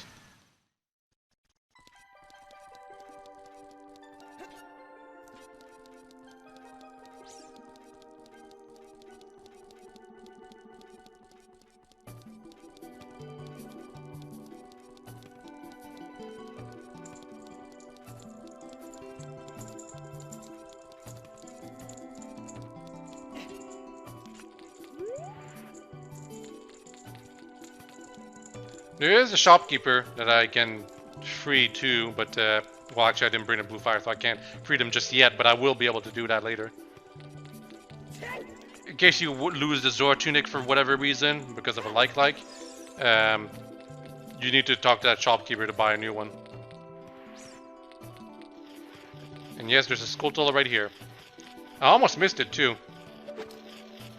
Zora's domain has such garbage locations where there's Skulltulas. They're really hard to remember. And the fact you have to check at night and on different timelines is what really makes it all the more bothersome. And no, actually, no, there's a major... The actual major reason it's so annoying is because there's no way to teleport to Zora's domain. There's no song attributed to it. The closest thing is the one that sends you to the water temple, which is in Lake Hylia. But Lake Hylia and Zora's domain are not connected in the adult timeline, so it's not useful. You essentially always have to travel all the way to Zora's domain to check for more Skulltulas. Anyway, Lord Jabu Jabu, that's the name I was trying to search for. He's gone now. He's turned into a rock or something. Or more importantly, he's probably dead.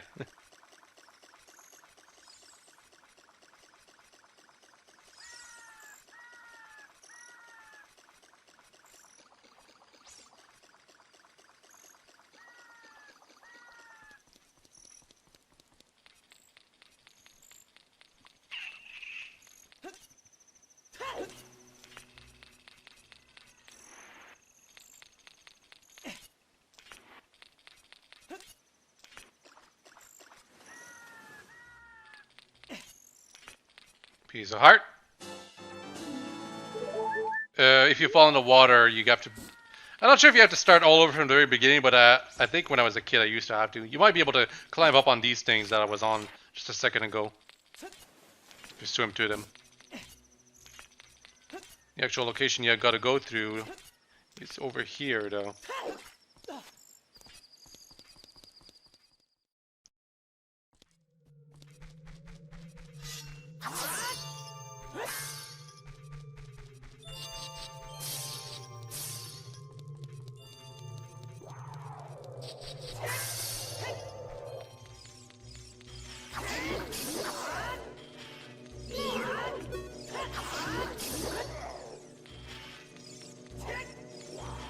These enemies are new. They're kind of strange. They're not... They will... If you're a new player, they will trick you every now and then. But they also just kind of stand still and take your hits. There's like only one of them that goes around invisible and teleports around. Like the trick about them is that they... yeah, there's the crouching animation you can use to dodge that. The trick about those owl ice statues that... even if you hurt them, they can still blow ice at you. You have to defeat them completely to stop them from doing that. Let's hold it up.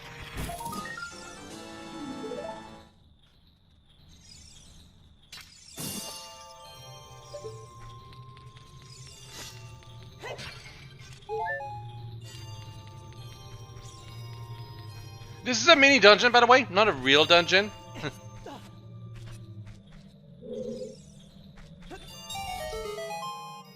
It's closer in design to, for instance, the child temples, and even then, it's like it's arguably even smaller than that.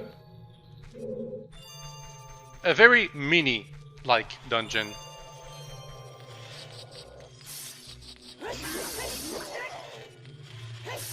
Now that I think about it, I'm not sure if the Master Quest version of the game even like adjusts the layout of the temple with new puzzles or anything like that. And if it does, the changes are extremely minimal. I think it does actually, but there's only like 3 rooms with puzzles in this dungeon, so the changes, as I said, are really minimal.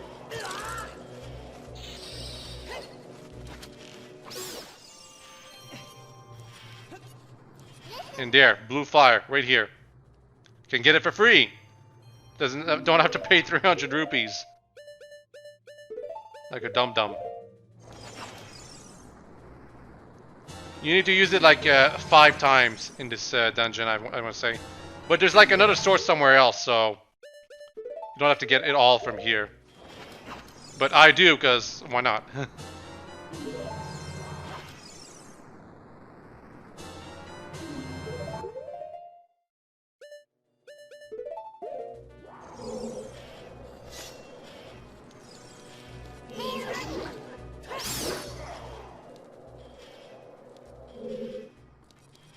Gotta get the stuff from this treasure.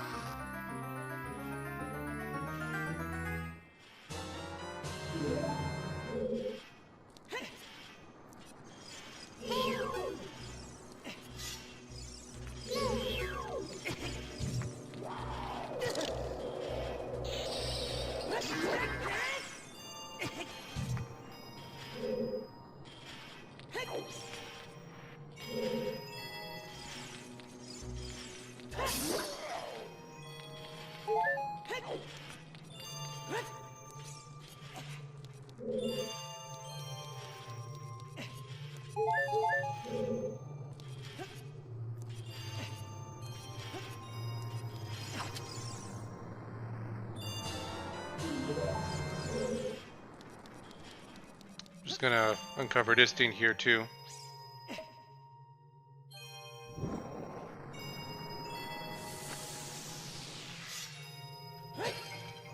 ₹50. It's not that bad. Like for just a jar that was stuck in ice, it could have been like just ₹1 and it'd be like such a waste for you to use the blue fire on that.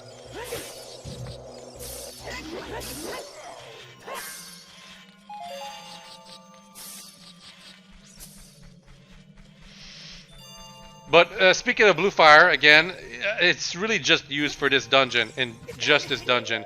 There is one more time you'll use it in the final dungeon, but the blue fire is instantly available to you in that dungeon. So, again, you don't have to buy blue fire, like, ever.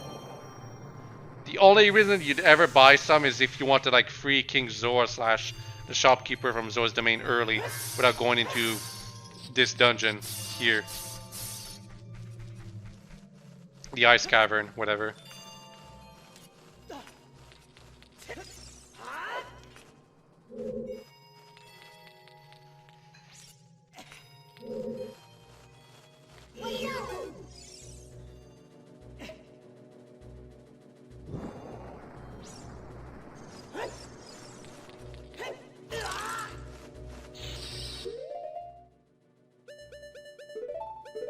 Yeah, gotta use actual weapons here. This room right here is like the one room I remember the Master Quest actually changing with a different puzzle. At least I think it did. I could be wrong. I haven't played Master Quest in a long time.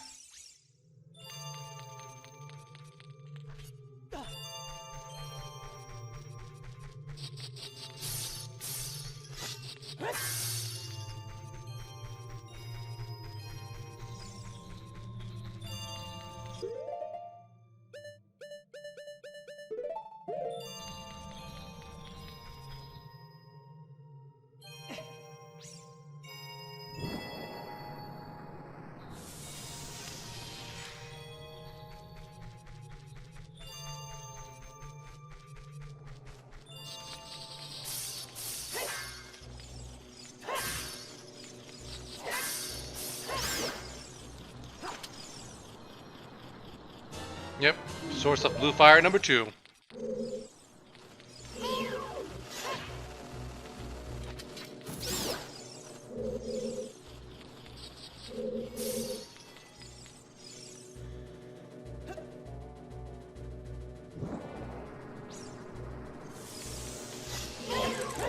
I don't want to sound like I'm suggesting that blue fire should have been something you have to use in other parts of the game, because the developers realized immediately the problem with blue fire. It's just annoying to block a passage with this bottle item that you can only get from like either an expensive item from a shop that you can only buy if you did a side quest that gives you the giant's wallet, or going into this specific dungeon to where the blue fire sources are, and then bottling up some blue fire, and then going all the way back to where you're supposed to use it. It's just not fun to use the blue fire. That's why they didn't use it very often.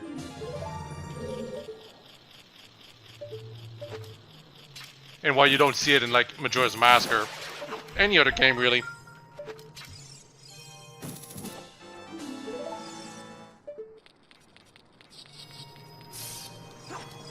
So I said you only have to use it like 5 times, but if you want to get everything, you have to use it like 8 times, maybe? A lot more times.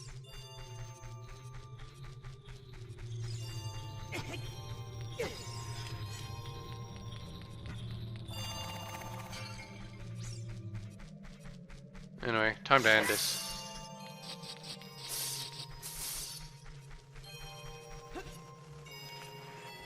Well, soon. Gotta do this puzzle now.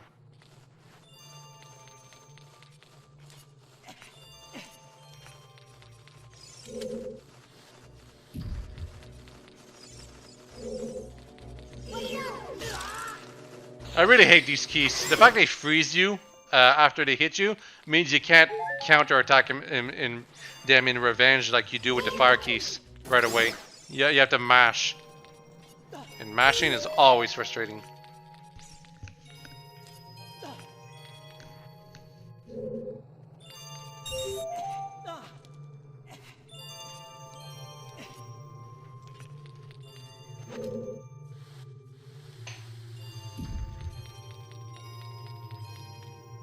Oh yeah, you gotta have a blue flame for this one thing right here. If this is like the last silver rupee you need to get, and you did all the other 4 rupees, because of that, you have to leave the room, get a blue flame, and then when you get back into this room, you gotta do the puzzle all over again. That's why. That's one of the problems with the blue flame. Imagine that, except it's like across the entire world that you have to get the silver rupee. You know, yeah, that platform, if you throw it into the abyss, it respawns. So, no big deal there.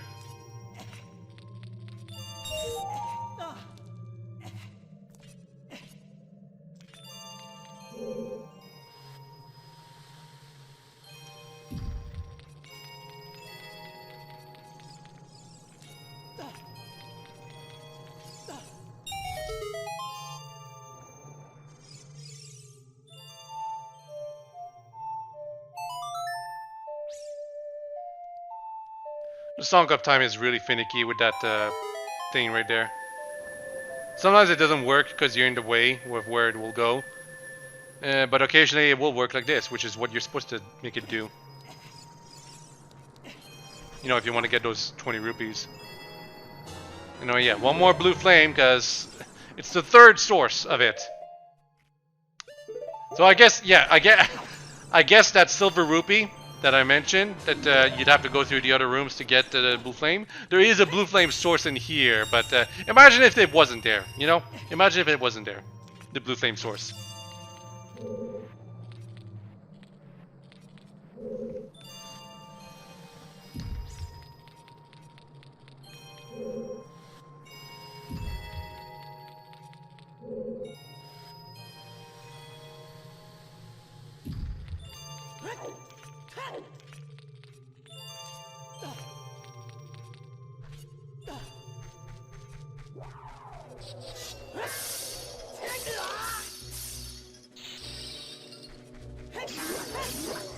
Almost done.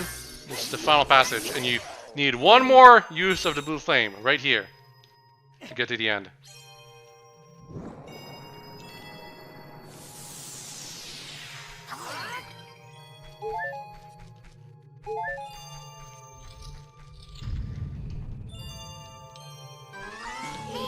And a mini boss, except let's be real, this thing's pathetic.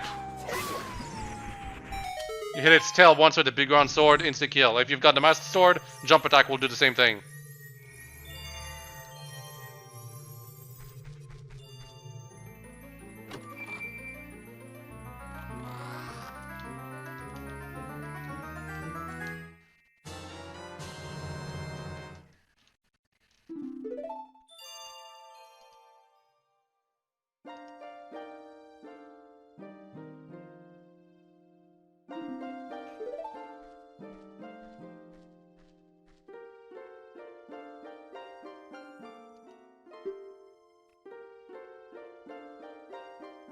Yes, those Zoras are now sealed under the thick ice sheet.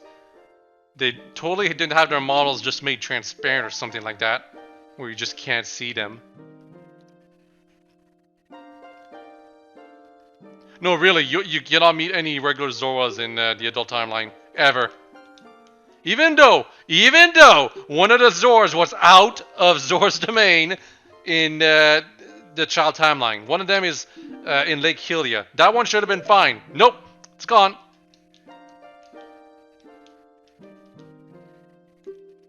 Anyway, Sheik teaches you a song right here, but it's not a song to make you go back here, the ice cavern. It's a song to make you go back to Lake Hylia, which is useful, but a song to make you go back to the ice cavern, or rather Zora's domain, would have been useful too. Now, don't play the song right away, though. Make sure you play it only after you get the item. Actually, I think you get the item before you get the song, but you know.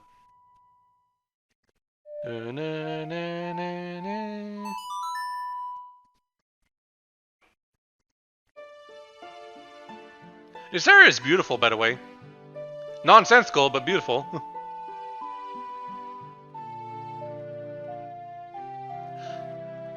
I always say that the reason there's the ice cavern is like a pseudo dungeon but not an actual real dungeon is because they had the materials for making like part of a nice dungeon, but didn't have the ideas or all the materials to make a full dungeon out of it. Anyway, Link tried to get the Sheik right here, but missed his chance. Yeah, you have to get the item before Sheik teaches you the song. That's good, because if Sheik appeared after you defeated the mini-boss, and then you played the song before getting the item, you would have wasted a lot of time. But anyway, assuming you don't play the song right away, you can use the item right here to get into here and all the way here. Even though every other source of water is frozen in this dungeon, that specific pool right there, you can actually go there because it's not frozen. Weird.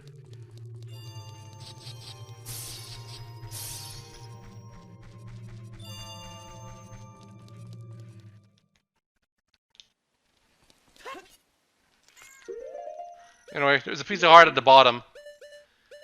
Need the iron boots to use it. Now here's the problem with the iron boots. They're an equipment item, but you actually have to equip them and unequip them a lot while you're doing the water temple. Which it turned into a problem. It's why in the 3DS version they turned into an item instead of a part of the equipment. They did the same with the hover boots, but the thing is the hover boots, which is an item we get later, that item you can actually keep on to keep walking around if you want. It's just you have less traction. The iron boots, however, just straight up make you move so slowly that you have to keep on equipping them to start moving properly again. And you can't jump with the iron boots on, so another reason why you can't keep them on.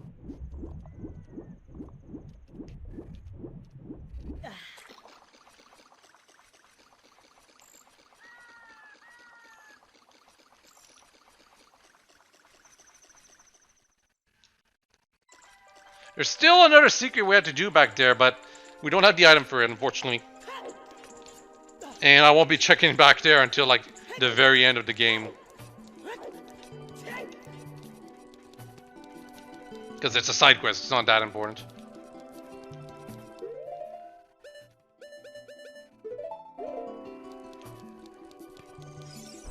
Oh yeah, we're gonna free the Zora shopkeeper right here. That's... I said we wouldn't meet any normal Zoras. The shopkeeper Zora doesn't count as normal. Even though it looks normal.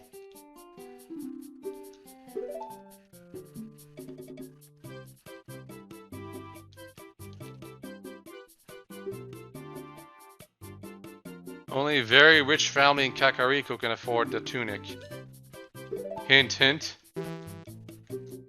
I can't get this because I already have it. That's why I can't get it.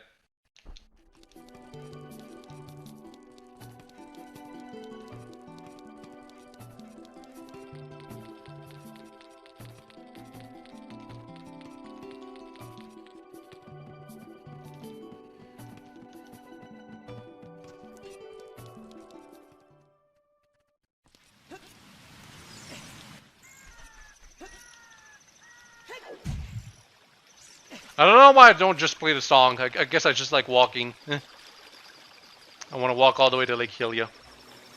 Might ride the horse a bit on the way there. Oh, that sound right there was a sound of my college sending me an email. Let me just check that real quick.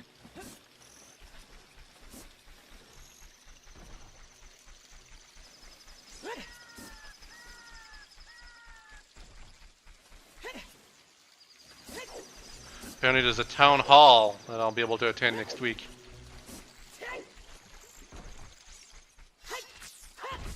Because I'll check that next week.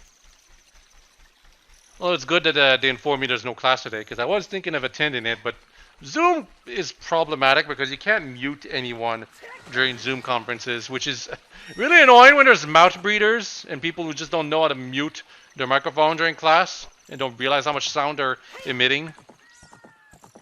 And because you can't like adjust the sounds of people individually, unlike Discord where you can do that, you have to tolerate those people. And sometimes that people can't tolerate anymore, and that's what causes controversy.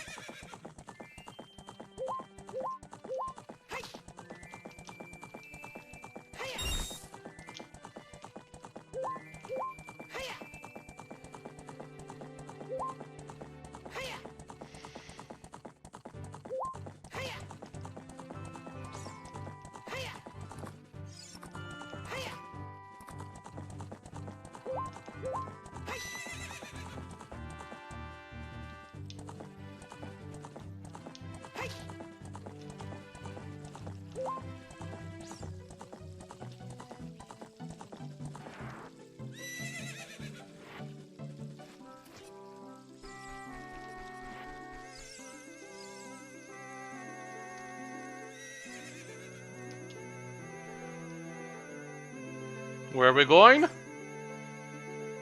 Going all the way to Lake Hylia. Yeah, it's. I figured it was a little faster to do it this way.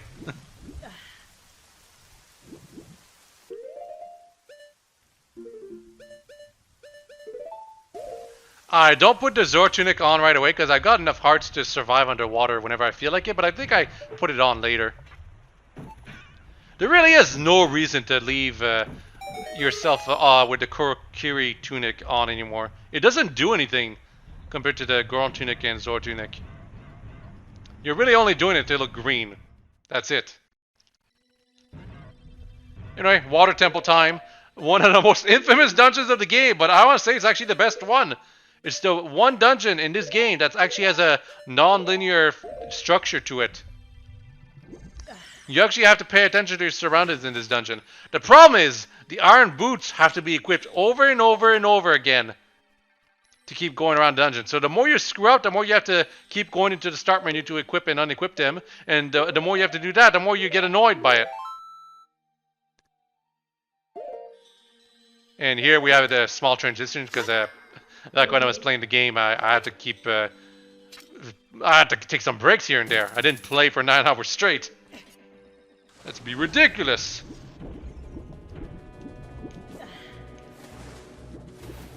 It kind of reminds me of my Pikmin 3 playthrough. I actually did play that game for the entire day and beat it on that same day, but the playthrough itself was made into like 20-ish videos.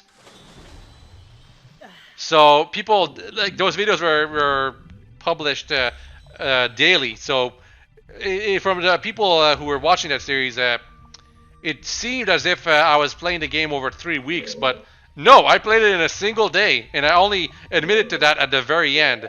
You could tell I was exhausted at the end, though, because my voice was so raspy. And my voice is probably going to be even raspier than it is right now at the end of this quote-unquote playthrough commentary. Anyway, I cheat quite a bit while doing this dungeon. I just know what to do. So because of that, you see me doing things that don't seem to make much sense unless you know the structure of the dungeon. But the first time you play this dungeon just doesn't make much sense. You have to really observe everything.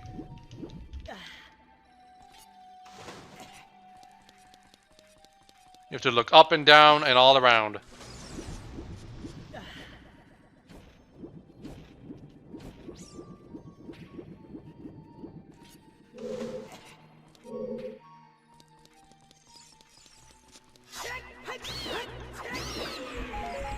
Those enemies are really annoying though, not gonna lie.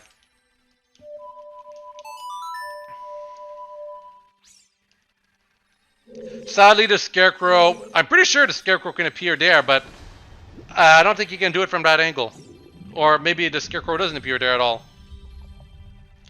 I'm not positive, but either way, it's not... I can't get it to work, so because of that, the dungeon's not as easy as it could have been. I know why they don't let you get the Scarecrow out. It's because if you did, you'd break the sequence of the way you're supposed to solve the dungeon.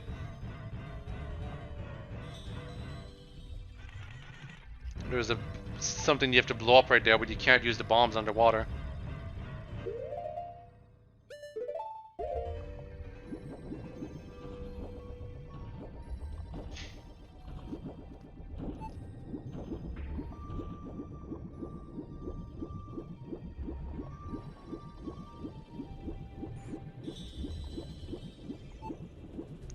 And here I gotta re-equip the iron boots because those spikes on the ceiling are in the way. And now we got these enemies. We can't really use our... No, we cannot use our sword underwater. And not really, we can use very many items in the water, but we can use the hook shot. And the hook shot is a weapon that can be used against enemies.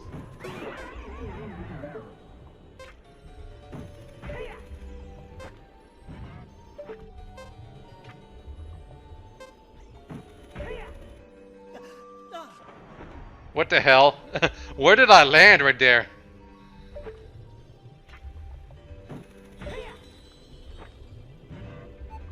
Not in the right spot, that's for sure.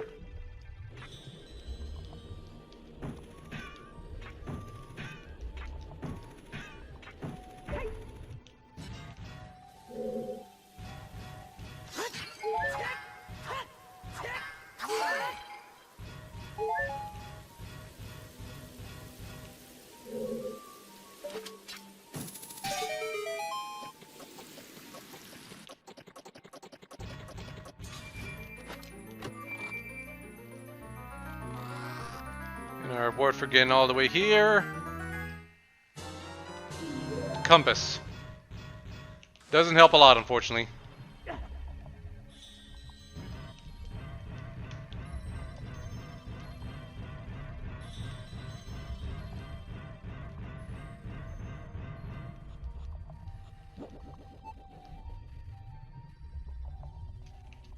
Actually, the compass helps a lot. Just when the first time you're playing the dungeon, you just don't know where to look for items.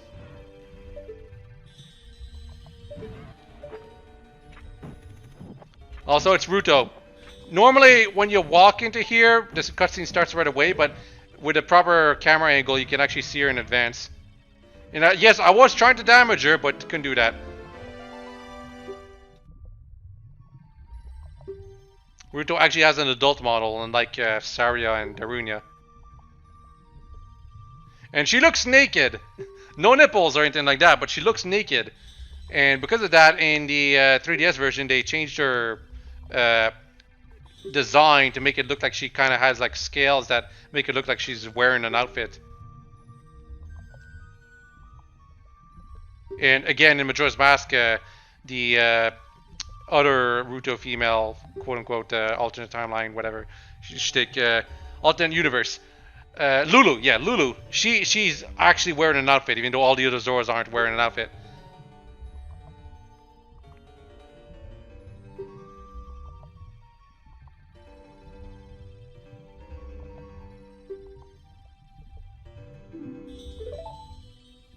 Probably wouldn't have been a problem if they didn't try to make Gerudo this character that's supposed to be madly in love with you and wants to marry you, but no, the one female of the Zora race has to be madly in love with this Hylian. Also, right there, I looked up to show that Ruto was still there even after the cutscene ends, but then she just disappears right away.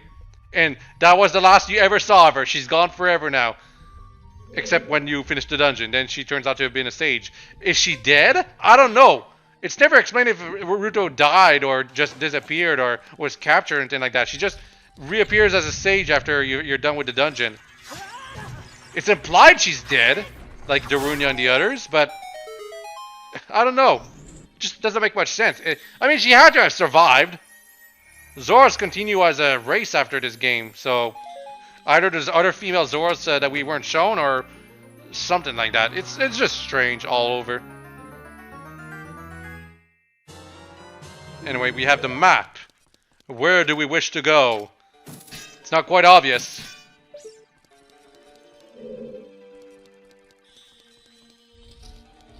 Also, I was hook-shotting the window right there. That's something you have to do in the Master Quest version of this dungeon. The irony is that the Master Quest version of the Water Temple is arguably easier in some ways compared to the original variant. You're not required to find as many keys out of nowhere.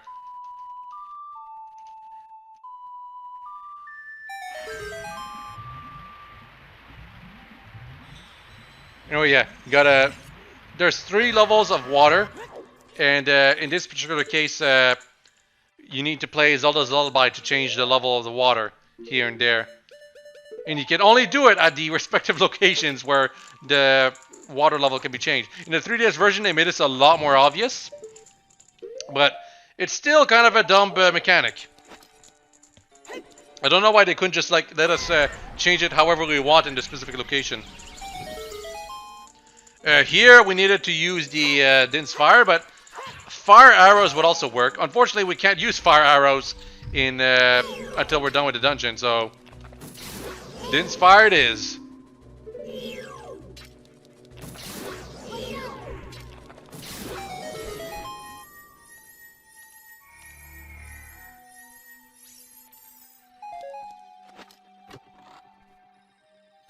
Da, da, da, da.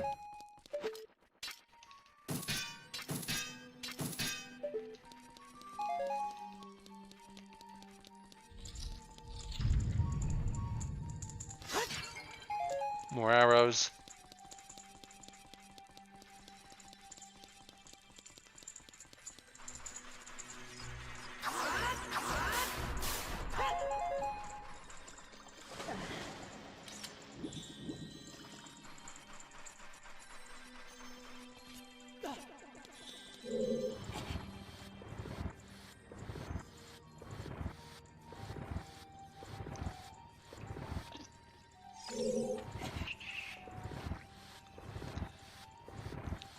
I've been doing commentary for 2 hours now. If I'm starting to sound more and more quiet, it's because I'm only a quarter done. Still gotta do commentary here and there. There's plenty more to do. Because you gotta realize, there's still the entire Gerudo region that I basically have to finish. The Shadow Temple, which is part of Kakariko, is also another thing. There's the Skulltulas side quest, where I have to find all the freaking stupid Skulltulas. There's another child dungeon I'm gonna have to do. In fact, 2 technically, if you want to count the Spirit Temple. And then the final dungeon. So it's quite a lot that I still have to cover and do commentary for.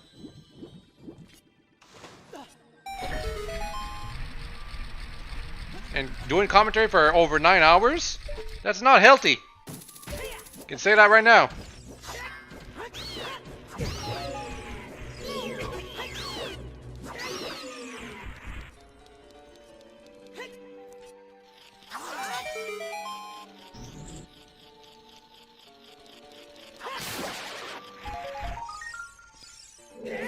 Skulltula.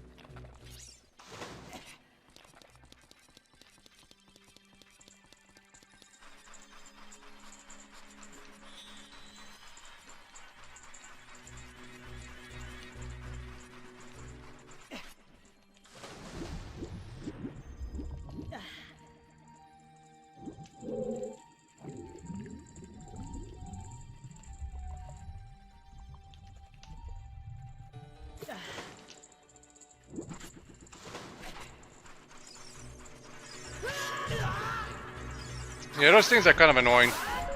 Constantly have to fight them every time you go back into the room.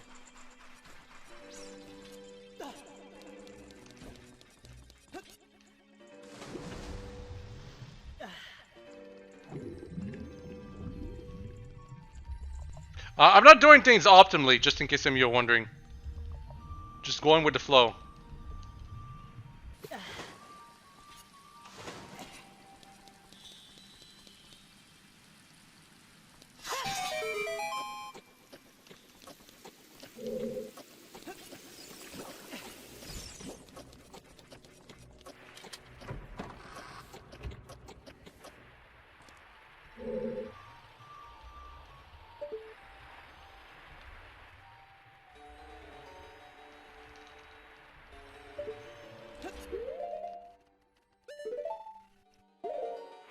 Iron boots.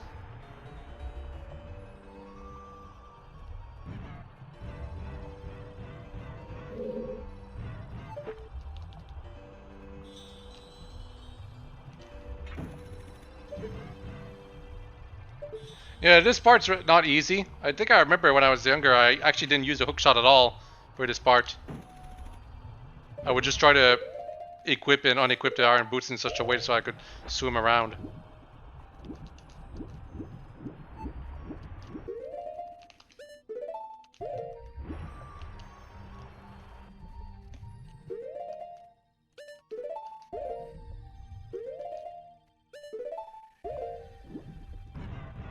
See how annoying it is? You unequip the iron boots just to float up a bit. You can go here, so you can use the hookshot to hit this thing. And it opens that gate. You gotta use the hookshot again to go over here, or unequip the iron boots and hope you can swim into the place. I'm trying to defeat these enemies because they're annoying.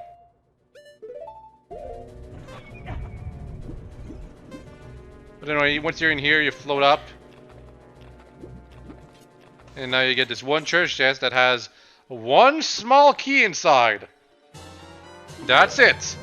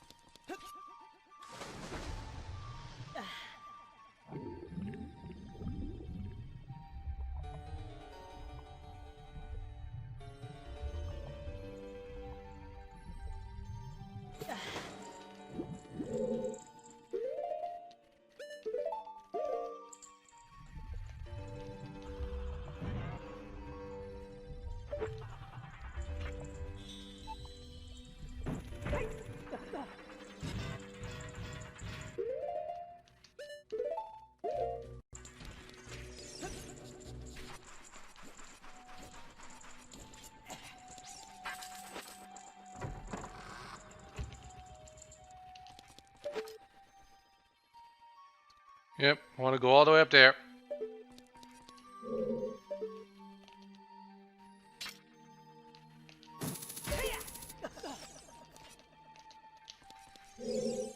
And this is where you get to change the level of the water to level 2, the middle.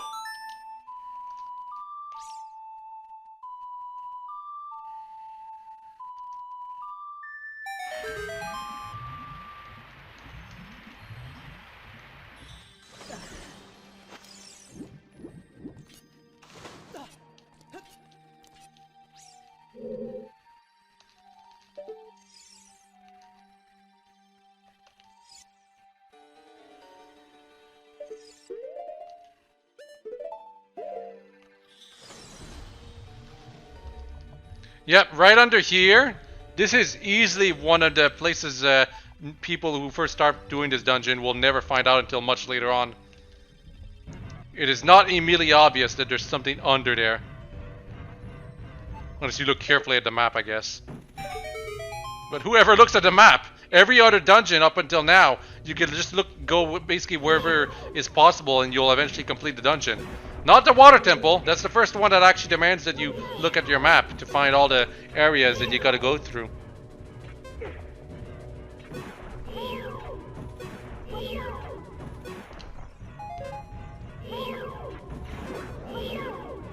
Now I gotta ask, how is Navi supposed to be able to talk underwater like this? Does Navi need water? Air to survive? Pretty sure she should. Never thought about that. And I don't think Nintendo did either.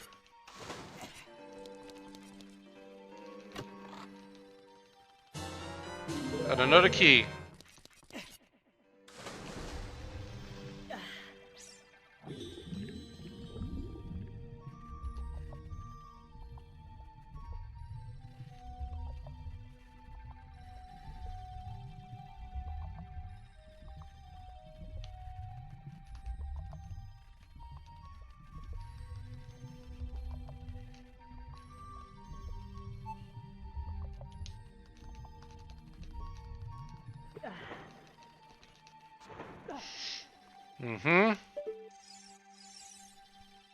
Gotta go further up.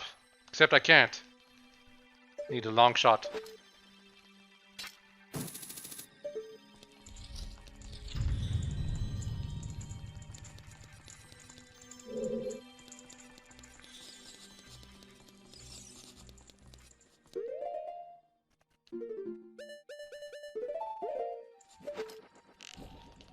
Cannot use the bow underwater, which is why you can't do this puzzle right here.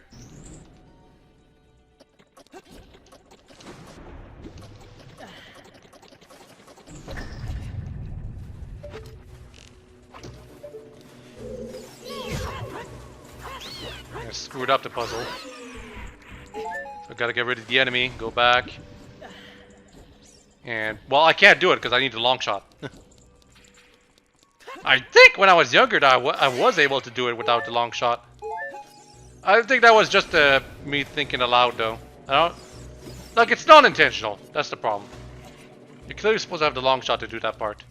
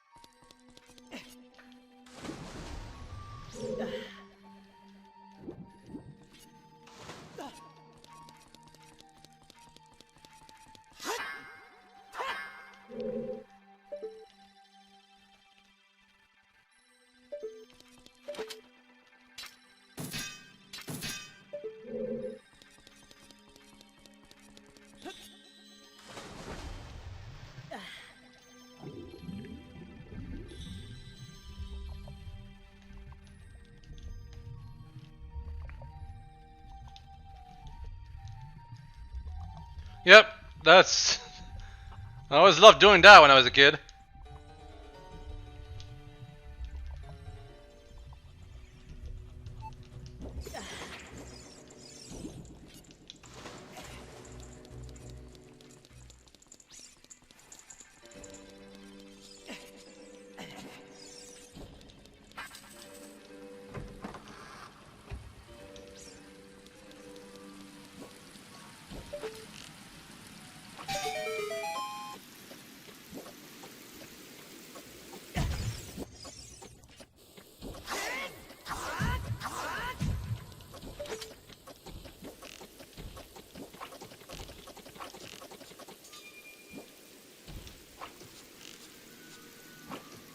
Yeah, I'm just trying to get rid of that enemy because it's so annoying. Really. There we go.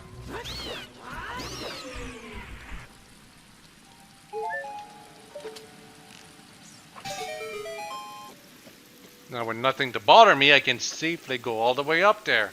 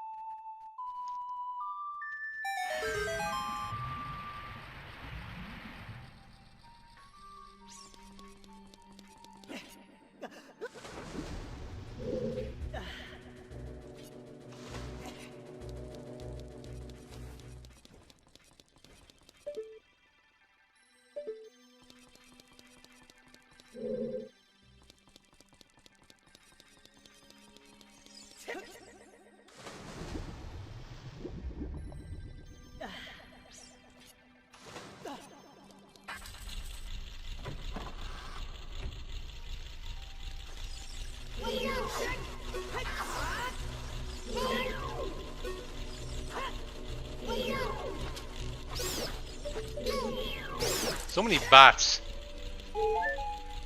Thankfully, they surprisingly drop a lot of health. The keys.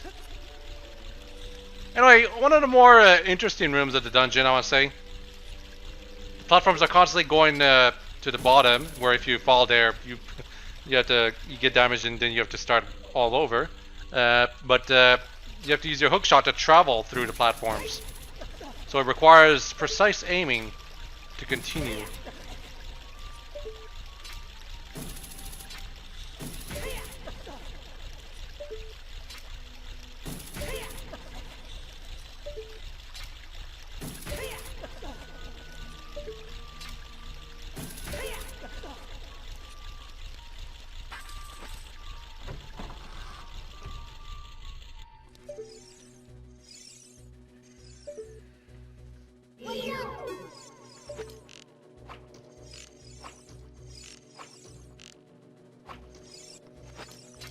Just trying to hit that switch. It's actually unique. It goes red and blue. It's the only switch like that in the entire game. And that's because, well, it being blue or red is a change of state of the room. And you might think, oh, you have to go over there first, but that's not quite the case. You gotta first turn it red. Or destroy that enemy, I guess. So annoying. First you gotta turn this red. Then you go over here. Because you can go like this. Then you turn it back blue.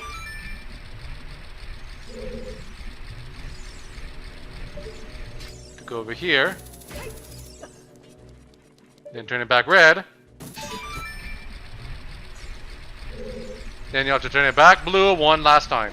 However, that's only if you got all the keys to get all the way to here. In the Master Quest, there's like one more locked door at the top of this room. So imagine getting all the way here and you find out there's one more locked door that you don't have the key for. That's another reason why the temple is so goddamn annoying. Oh yeah, you gotta get rid of the like first. to safely go over here. Otherwise, you're gonna get eaten by it. Very easily, might I add. And now we get into one of the most iconic locations in the entire game. It's a room that has no boundaries. It goes on forever. Well, if we look carefully, we can see our own reflection and all our reflection at the other side of the water pit. But where do we gotta go? I don't know. Well, let's go through that island and... Huh. Weird. We can't see my reflection anymore. How come? Because it's on the island. It's Dork Link! Conquer yourself! That's the only advice you get. Dark Link just keeps doing your actions whenever you try to attack him. And if you try to stab him, he'll jump on your sword and look at you for a second. Let's say he's at his final stage, in which case he'll attack you. So yeah, for like the first 30 seconds, Dark Link doesn't really do anything. He just keeps attacking when you attack, and you can't hurt him that way. The way to damage Dark Link is, well, there's two ways. Either you use a weapon besides the Master Sword, because Dark Link cannot use those weapons, and therefore cannot block it as well. Or you can use Din's Fire, which is technically the same as one, but Din's Fire is like the most surefire way of beating Dark Link without getting hurt yourself. It just costs a lot of magic. But yeah, this is definitely one of the most memorable fights in the entire game. Dark Link was first in a Adventure of Link, Zelda 2 that is, but now we're actually seeing him for the 3D for the first time. And what do you know? It's just Link's model, but dark. You can also use Goron's sword, like I am right now, to damage Dark Link. That also works, but you will get hurt in the process, I feel. Dark Link, even when you're not using the Master Sword, Dark Link will try to avoid your attacks. I'm trying to stab his knees like I did in Adventure of Link. That's why I'm using this strat right now.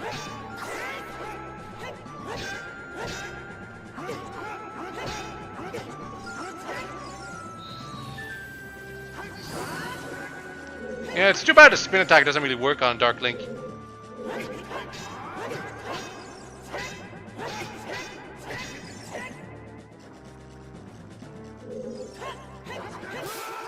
There we go. Doesn't drop hearts, drops money. And suddenly the room is no longer fake. It's now a real room. Pretty big. I don't know. To be honest, I don't know why the arena has to be so large. It's not like the fight against Dark Link has to be done over a massive room. It's just done for the sake of the cinema, you know? And alright, for defeating that annoying boss, we get one of the best items in the entire game. The hook shot again, except longer. Now we got the long shot. This is the proper hook shot. It actually has range.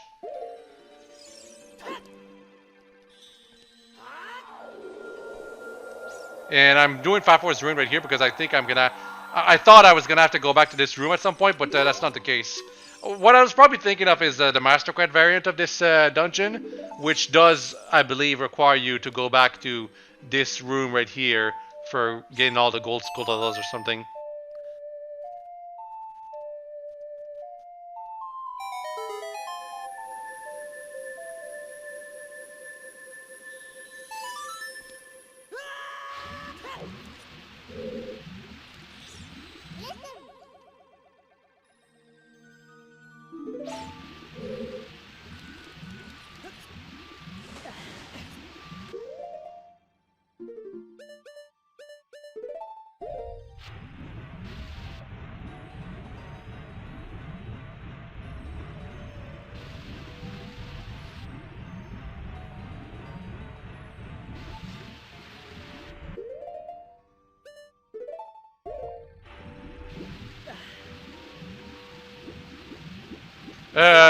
The whirlpools are basically a pit, and they're actually quite strong. If you get too close to them, you will get sucked in with no way out.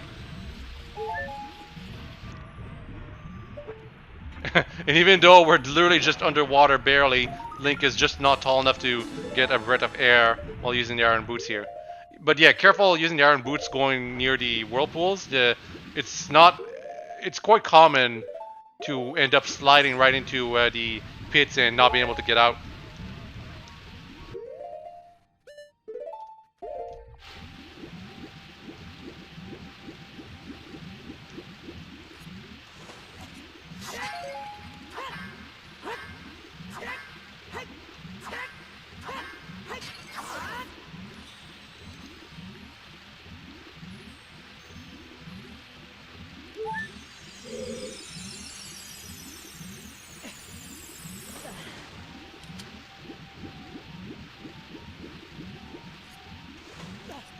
All the way here. If you go to the end, you're basically stuck going into a whirlpool, so don't do that.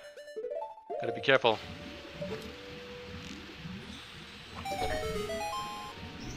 Gotta open the gate and hook shot into the treasure chest.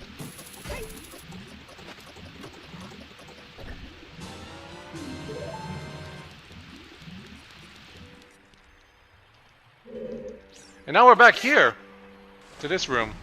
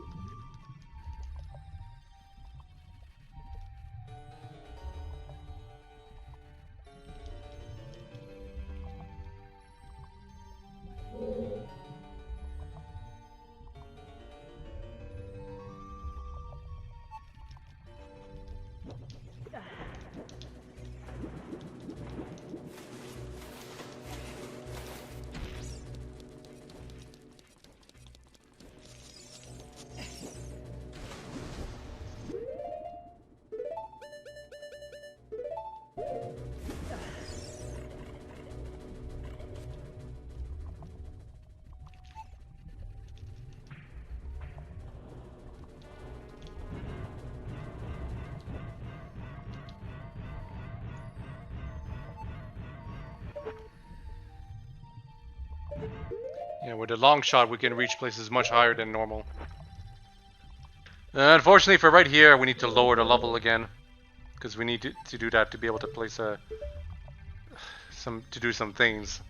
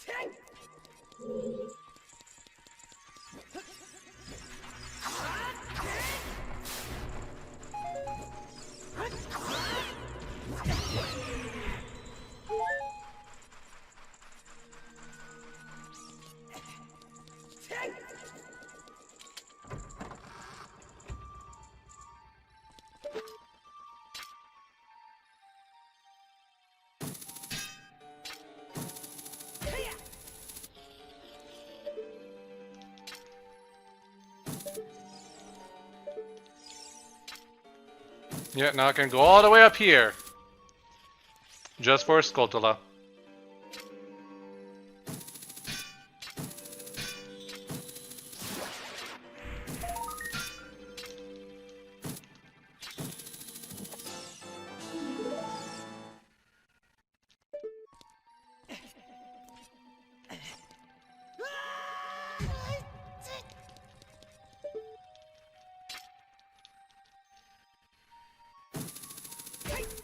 Going back up to the second floor.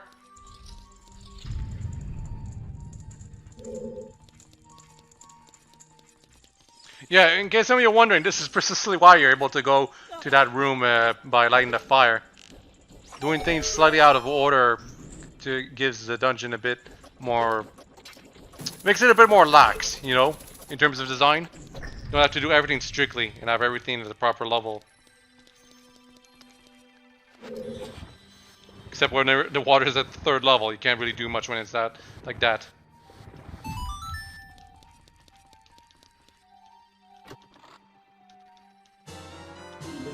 Da da da da. We needed that key.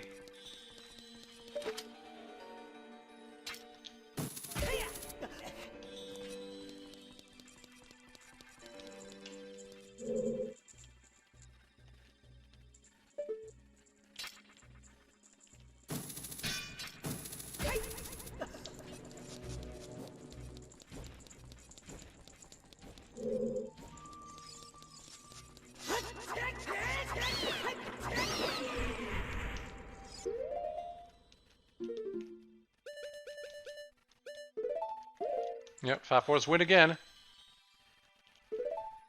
Going all the way back over there. Because this is actually because I want to show a glitch instead. I had the idea while doing the dungeon. I was like, hey, what happens if I do this? Huh? Nintendo, did you think of that? Apparently they did not, but it just looks funny.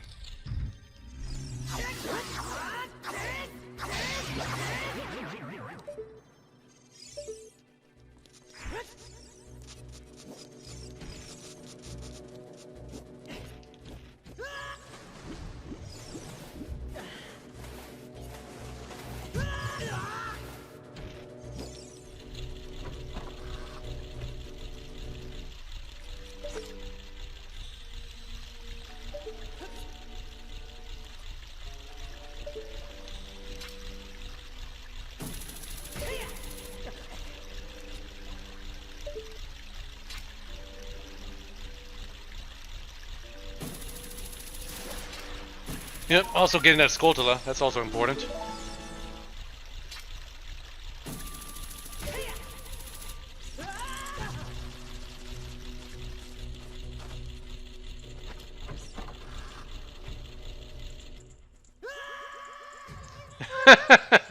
Yeah, I already showed a mini video about this. Ganondorf's evil trapdoor, and I pretended it was like a fire temple door, but then it turned out to be this water temple door instead, and it's like...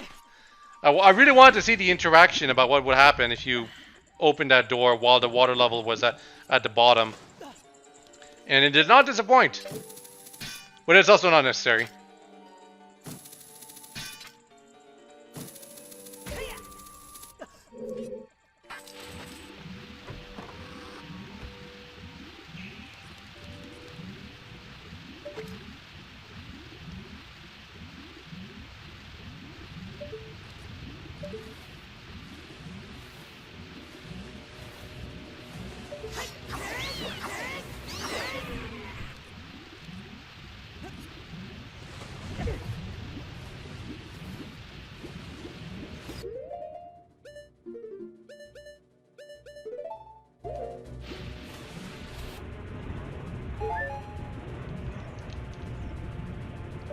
This room is kind of a mess design-wise.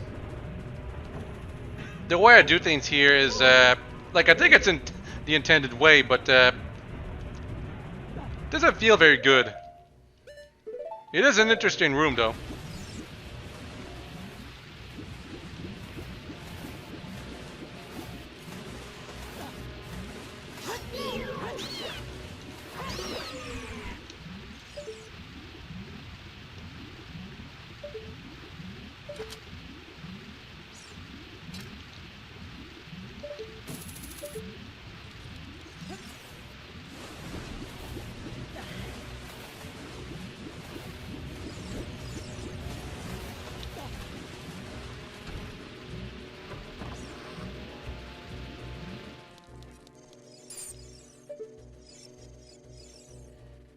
You know, I'm in this room, and I hope you remember the gimmick about Fire Temple. about some walls being breakable. Because they use it again here.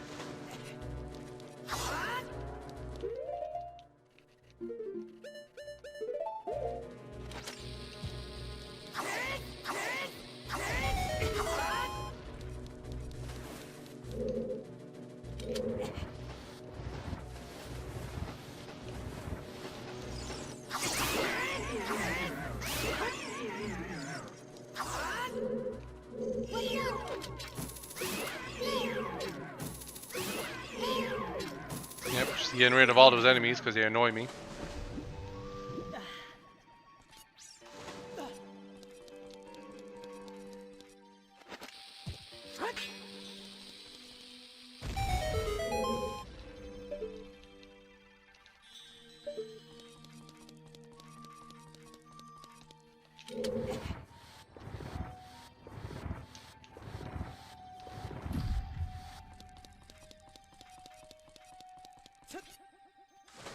You have to push the block all the way over here.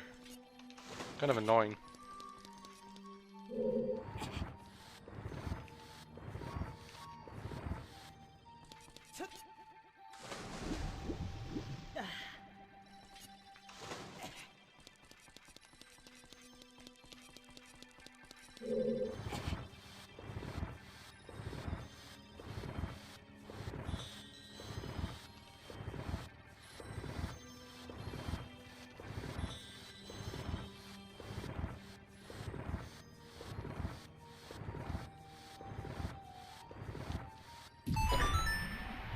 Took long enough.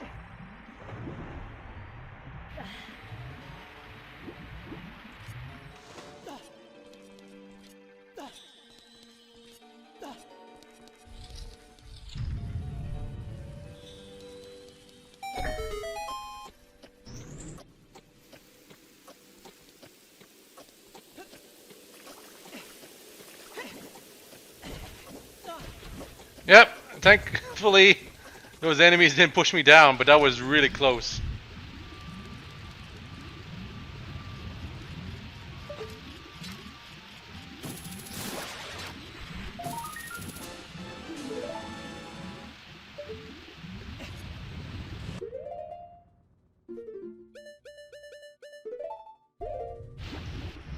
You do it to get all the way over here so that you can finally use the iron boots to get here and get the boss key.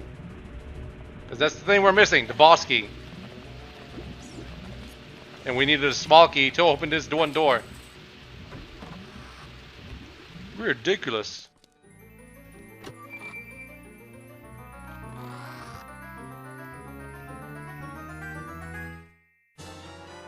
But before we can finally finish the whole thing, we still need to raise back the water level to the 3rd level. It's too bad the boss is really disappointing for the water temple. It would otherwise be a really good dungeon. But the boss is just kinda eh.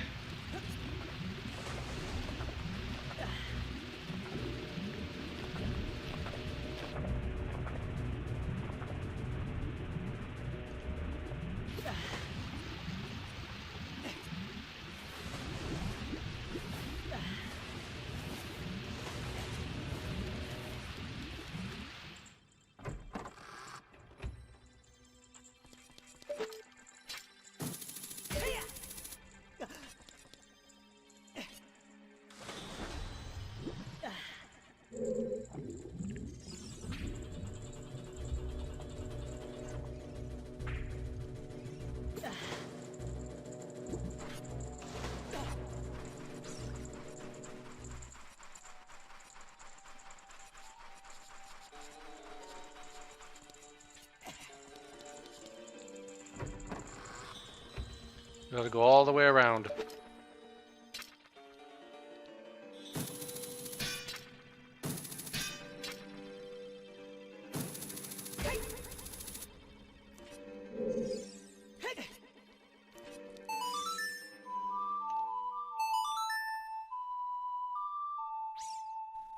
First we raise it to level 2.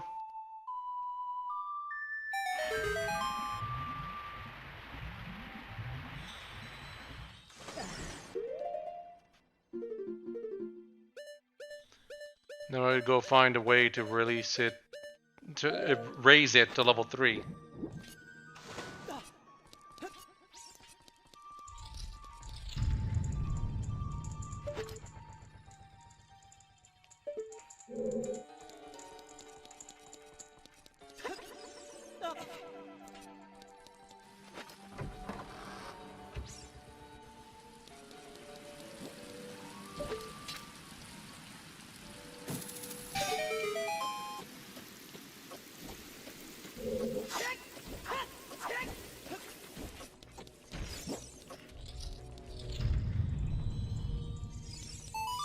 Right here.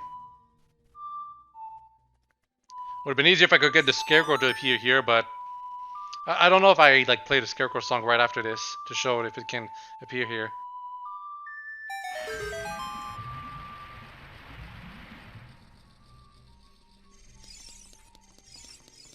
I don't.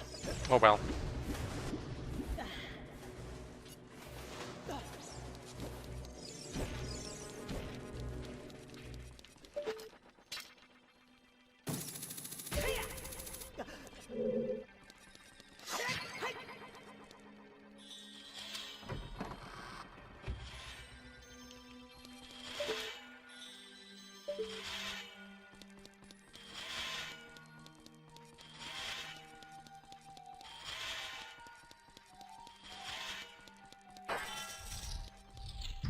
Boss time. Link, look out! This isn't normal water over there. It looks like normal water if you ask me. But turns out the water isn't normal. Really, what Navi should have said is, hey Link, there's something in the water. Saying the water isn't normal is just kind of spoils the whole thing. For whatever reason, this thing can breathe, but it's water. You'll see right here.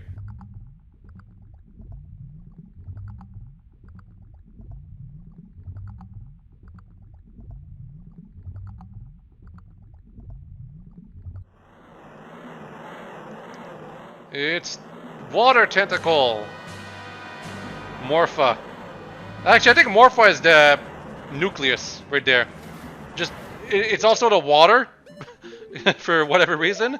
But if you go into water, you don't get hurt. It's only if the tentacles grab you if you get hurt.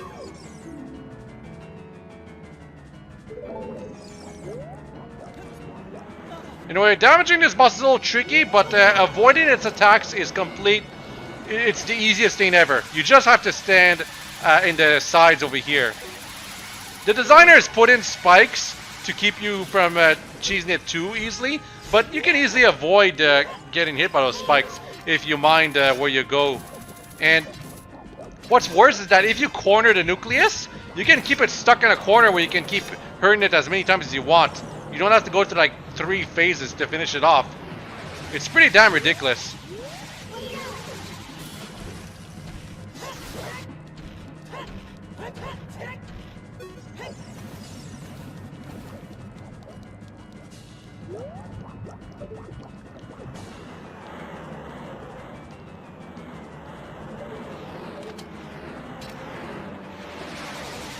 If the tentacle grabs you, you actually go through this really lengthy animation where it damages you over time. It deals roughly 3 hearts of damage, I want to say. It's not too bad if you take that into account. The problem is, you can actually mash to get out of its grab attack. So even if it hits you, you still get like very little damage. In fact, I think if you mash fast enough, you don't even get damage. So yeah, pretty pathetic boss.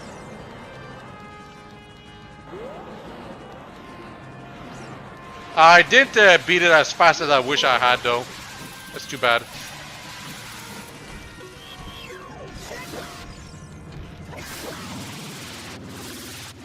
Yep, that's it. And now suddenly the water is all disappearing.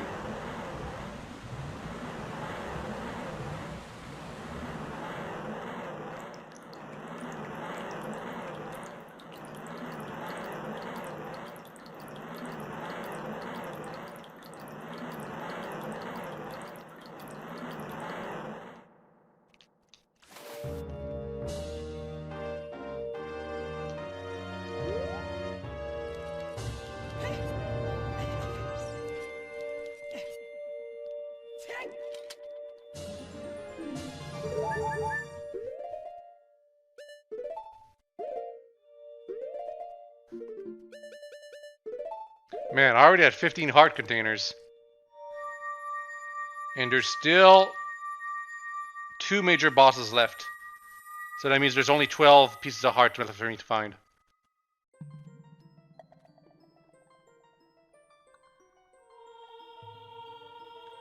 You know, yeah, Ruto, she's a sage, but we never saw her die, and it's never implied she's died.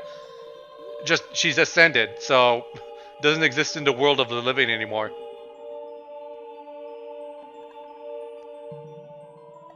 Link, I would have expected no less from the man I chose to be my husband. Zora's domain and its people will eventually return to their original state. They never do. Not inside this game. As a reward, I grant my eternal love to you. Well, that's what I want to say, but I don't think I can offer that now. Yeah, it's pretty worthless, your eternal love. I have to guard the water temple as the Sage of Water. And you're searching for the princess, Zelda? Ha! You can't hide anything from me. Princess Zelda. She's alive, I can sense it. Don't be discouraged. You can sense it, but you can't tell something about Sheik that you should be able to tell. I can tell that nothing will stop you in your quest for justice and peace. You must take this medallion. Take it respectfully. Ah, the medallion? That's worthless too! Maybe your eternal love would have been better.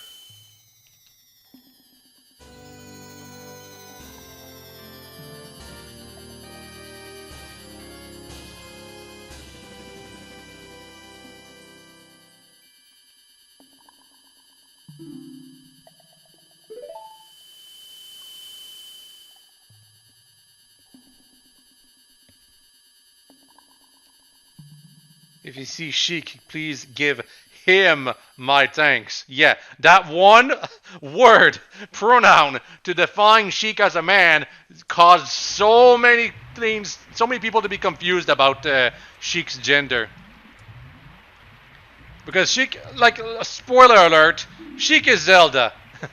Sheik is Zelda, who is a woman. But people, because Ruto defined Sheik as a him, they think when Zelda turns into Sheik, she's actually a man. And then some people think Sheik is like a completely different person, unrelated to Zelda. Nintendo didn't think of it that much. They were just trying to play like the, oh, Sheik is Zelda, but you didn't see that coming kind of card thing. It's also because the English language doesn't have words or pronouns to define people as gender neutral, except for they, I guess. But that's a kind of a placebo, not placebo, a plaster on the English language to refer to someone as a, not as an it, but as a person, while still keeping it gender neutral. Ugh. Just the problem is they is also plural, so how do you know you're only referring to one person when you say that?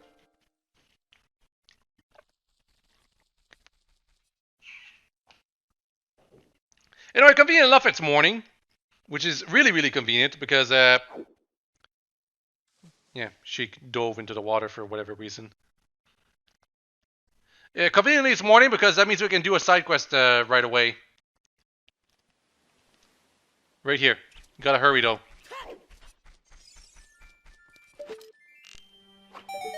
Yep, fire an arrow at the sun in the morning, like before 9 a.m. I want to say, and you get the fire arrows. And you do need the fire arrows for the final dungeon.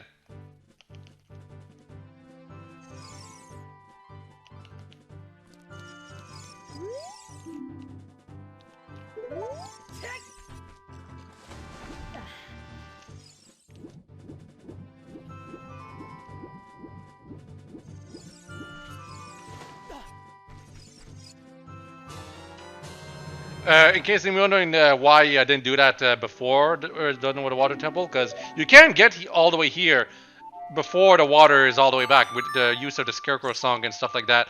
But the prophecy for getting the fire arrows specifically states that you need to do this while the water has been restored to the lake. So can only do it after you beat the water temple, unfortunately. This is used in the Master Quest to force you to do the water temple before the fire temple, because in the new fire temple they made it so that you need the fire arrows to do some things. And I was not supposed to do that. That was a mistake.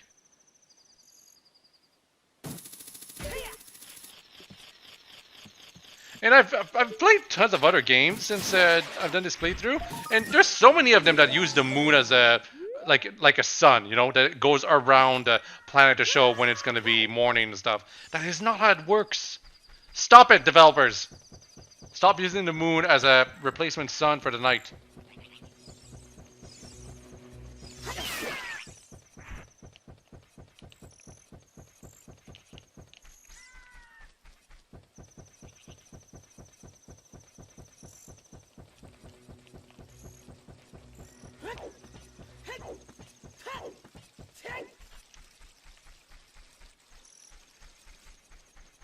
And we have a choice here. We can go back to Kakariko to do the the Shadow Temple, or we can go to the Gerudo Valley and try to do the Spirit Temple. Whichever one you do in order, doesn't really matter. However, what you have to do beforehand, definitely, is the get the Lens of Truth.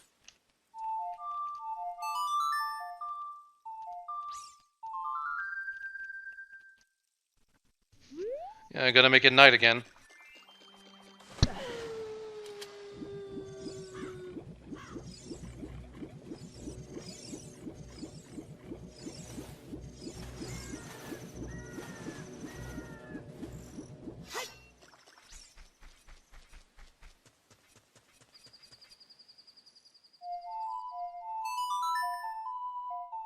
And here I want to talk to Saria for whatever reason.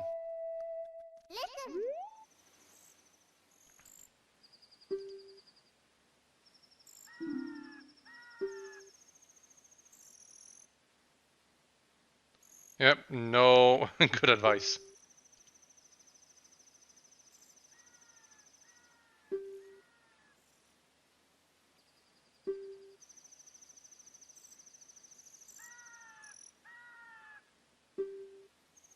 Oh, spoilers, Saria. Already spoiled the whole time travel thing.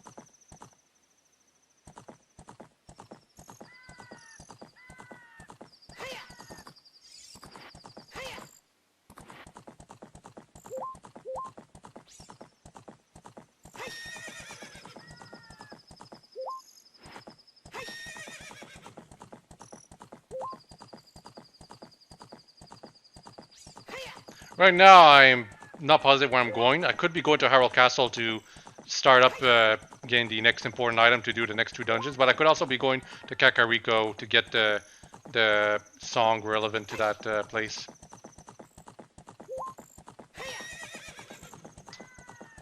Looks like I'm going to Hyrule Castle first, which means I'm getting the item first, not the song.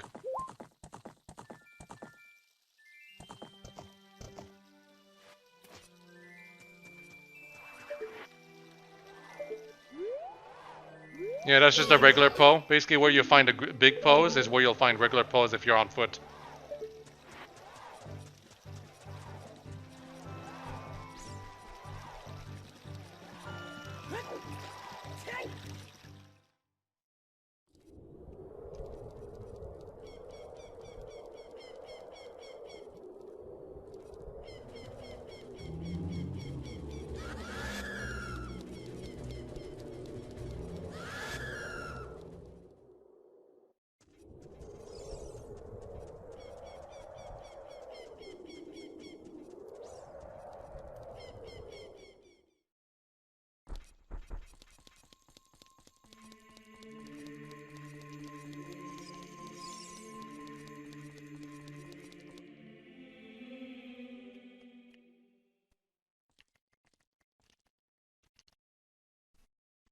Yep.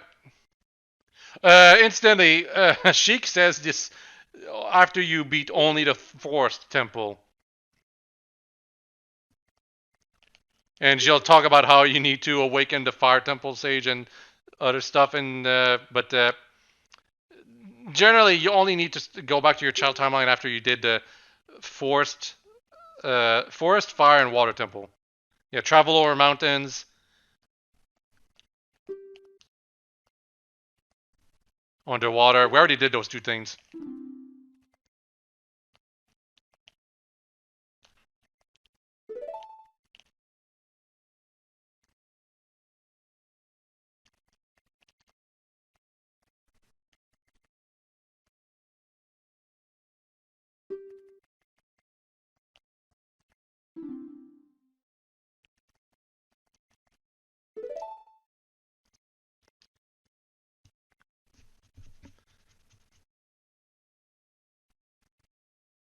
And finally, you get the song that allows you to go back to the Temple of Time, which is good because you need that to switch between timelines. However, when you think about how much this game ribs on A Link to the Past, you remember that the tool used to switch between worlds in that game was the mirror, and that was literally instantaneous. You literally just used it on the Dark World to instantly return to the Light World in the same location. It's only like going back to the Dark World that required you to actually find where the portal you used to be. And it makes you kind of wish that they did the same thing here, something more convenient, instead of having to return to the freaking Temple of Light every single time you want to go back to a child form.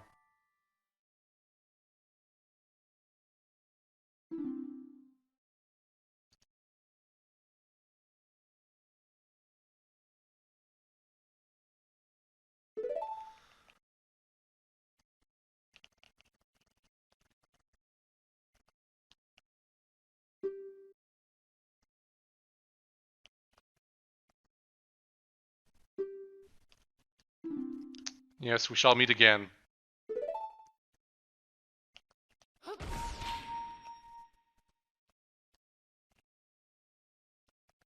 Don't know why they make the Deku explosions more extravagant every single time. It's more like they kept finding new and new effects to use.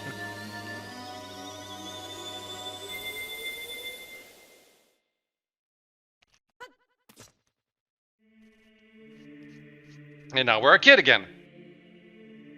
We really only need to do one thing to complete the plot as a kid. However, if you want to get all the Skulltulas, you'll have to do it multiple times. Back and forth, probably. Maybe only once, if you're good enough.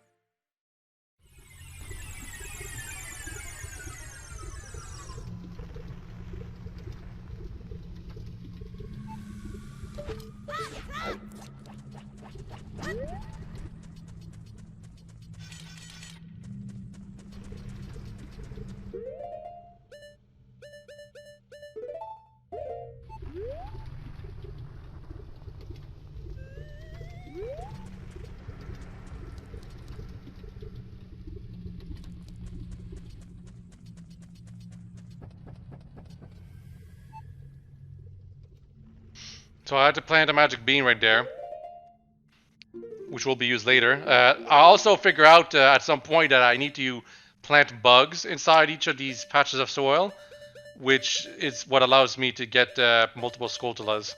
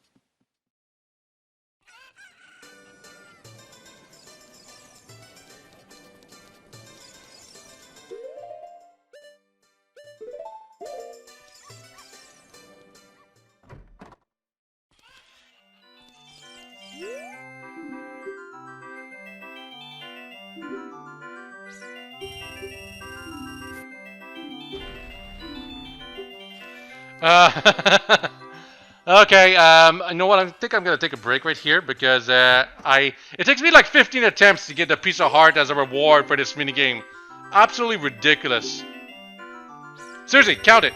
Takes like 15 attempts before I get the piece of heart. It's supposed to be a 1 in 4 or 1 in 5 chance for it to be the piece of heart as a reward. Still takes me 15 attempts to finally get it as a reward. Ridiculous.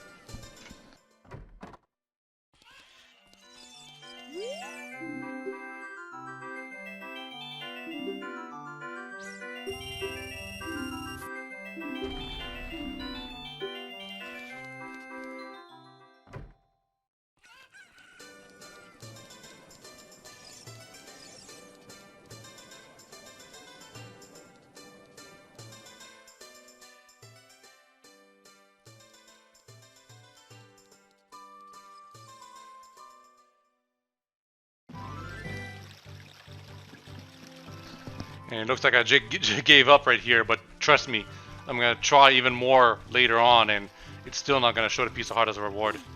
Like, I think the only reason I check again later is because I check to see, hey, is there really a piece of heart here that I just missed? And yes, there is. I just kept getting unlucky.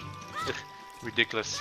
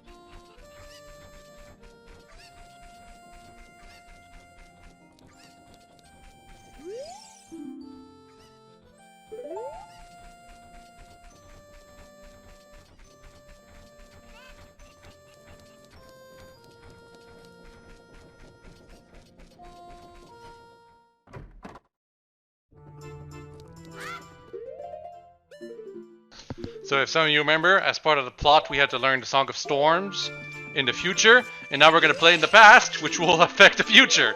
Don't think about how it works. Nintendo didn't. And neither should you.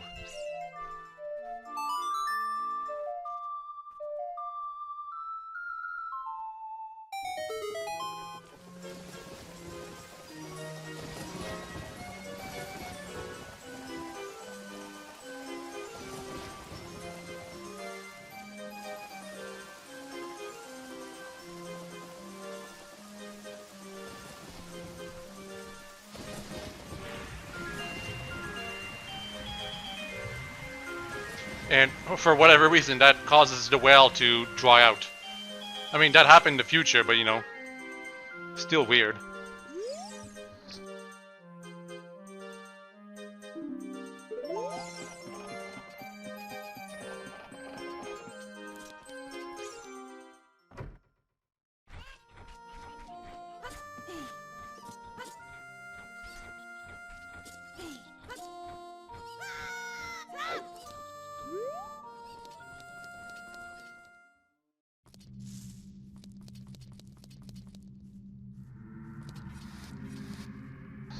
So the mini dungeon under the well, pretty cool dungeon, very mini, not quite. It doesn't really feel like it has an appropriate final boss for its area, but really cool because it's not very linear.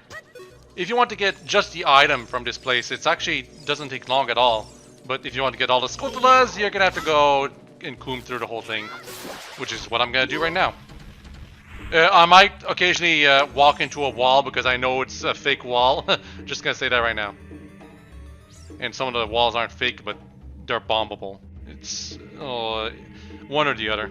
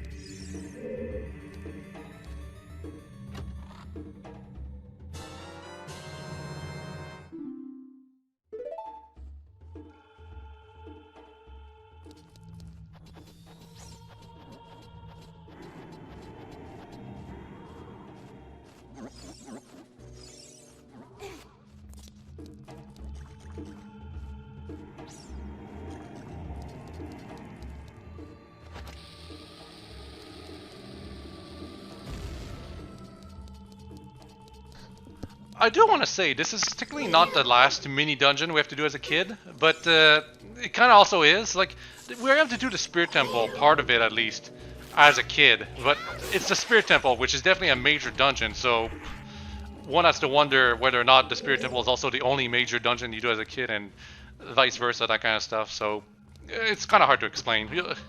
I'll just keep watching. I have to let my throat rest a bit. I'll talk a bit more when we get to the mini-boss.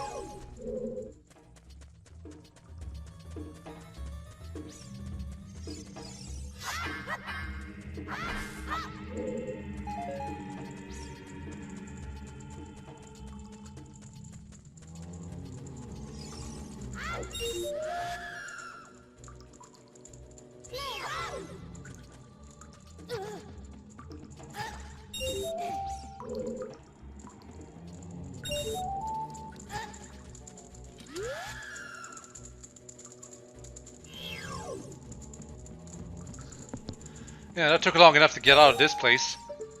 And yes, if you keep screwing up, you'll keep falling back down here over and over and over. And there's one more silver rupee at the top. I was thinking, oh, did I miss one? No, it's just the way at the top. Right here.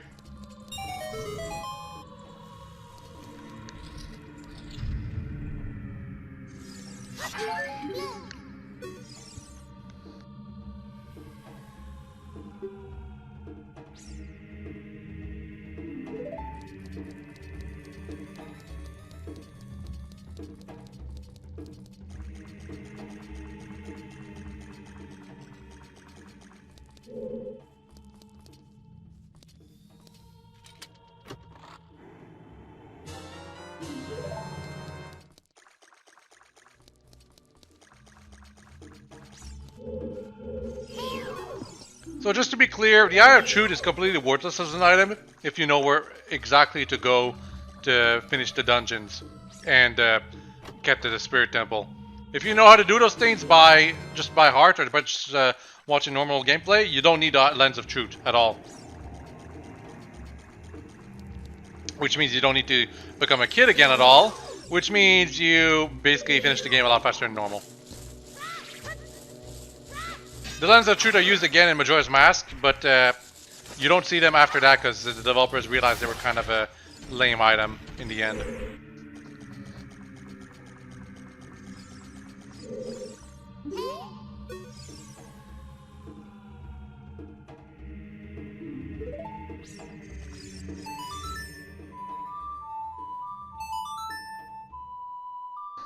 So yeah, right here, this is one of the only things you need to do to complete this dungeon. You play Zelda's Lullaby to the statue to unflood the area. And then you go all the way back to the front of this room to go into the mini-boss area, which is really the boss of the area. I think that's what I'm going to do right now, because it's convenient to have the Lens of Truth, just it's worthless to complete the game if you know exactly what to do.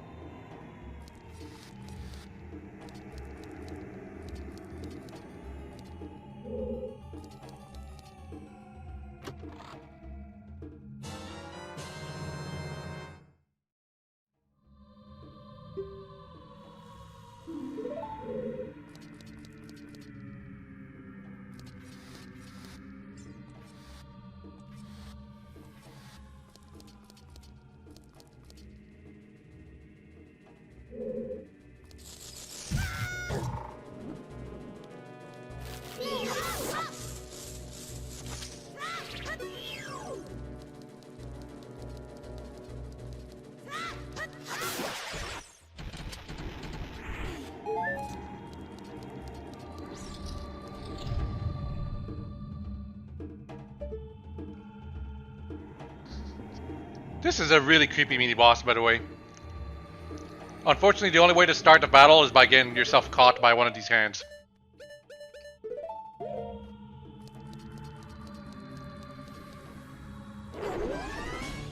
And then the mini-boss appears.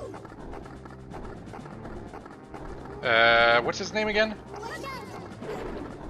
Yeah, as long as you keep staying close to the hands, he'll keep catching you. Dead hand, yeah. Don't forget that a Ducky Stick deals double damage. Unfortunately, if it takes too long for a dead hand to get to you after one of its hands caught you, it will go back underground where you can't damage it. But that's annoying.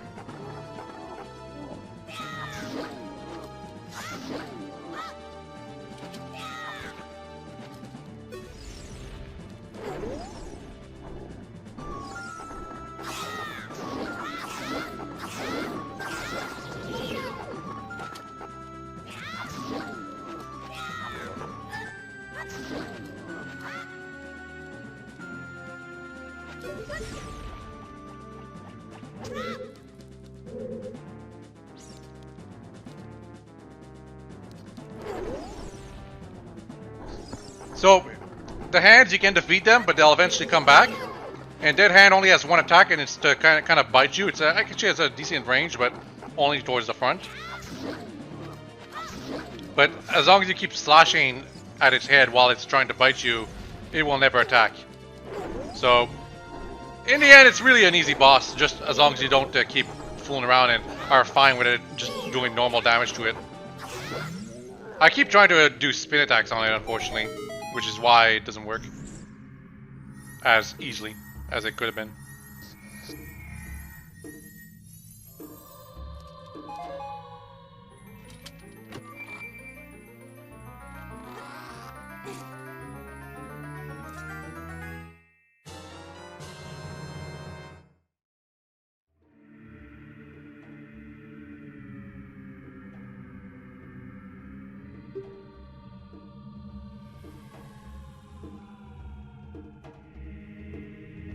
So yeah, as long as you use the Lens of Truth, you're consuming magic power. And that has the unfortunate consequence of making it so that as long as you're using the Lens of Truth, you can't use the fire, ice, and light arrows, or the Din's with fire or Fat Force Wind or that kind of stuff. Really lame. But now you can see all the fake walls and stuff, and if it's a wall that's breakable by a bomb, unfortunately it's not fake, so it's all up here. But look, the point is, use the lens of truth to see all the fake walls in this dungeon and the Shadow Temple, and you'll have to use it for the Spirit Temple too. At least get into it.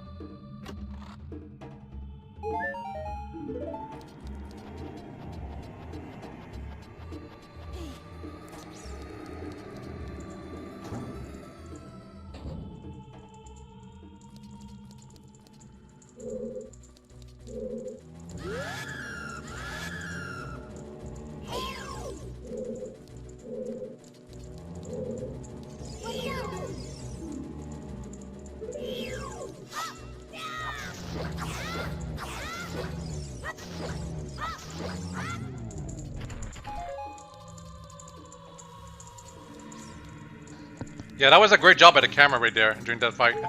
But yeah, this is an interesting area I want to talk to right about here. You clearly need a Deku Stick to really get things to work, but I use a Din's Fire instead. Because I want to light them all at the same time! And that creates a continuous cutscene, which is really annoying, but it's funny to look at. One of the chests does have a key inside, so you do need to do this. One of the chests has something inside, I'm not sure what. I want to say it's a small key.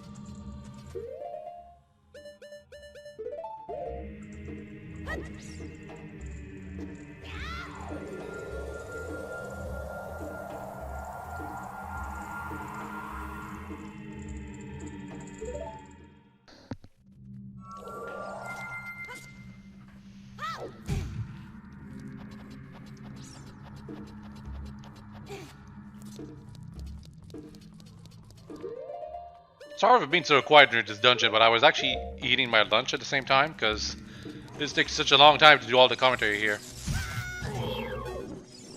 I might actually have to eat more snacks in 3 hours again, because I didn't really eat breakfast before starting this. I almost would certainly end up hungry here. Anyway, that thing's bombable. It's because there's a scratch on it that you can barely see. Just gonna say this though, playing this game on an old tube TV with low brightness settings, you can barely notice that scratch. Absolutely ridiculous. Don't know why they thought we would ever notice it.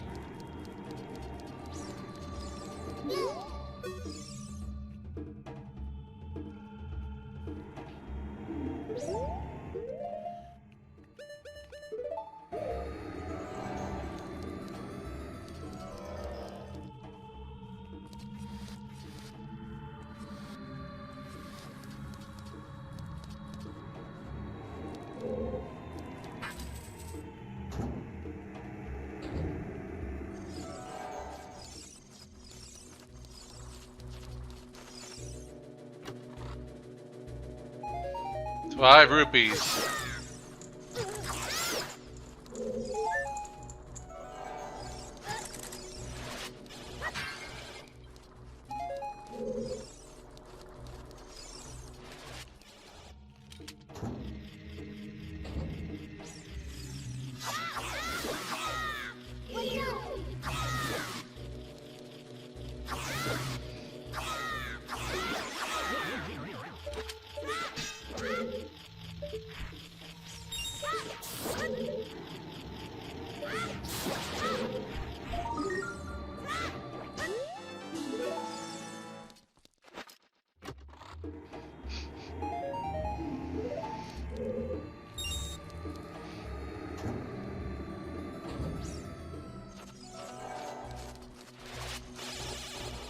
Careful not to fall here, by the way. I used to fall down here when I was younger, and it leads you back to the area where you need to find like 5 silver rupees and stuff.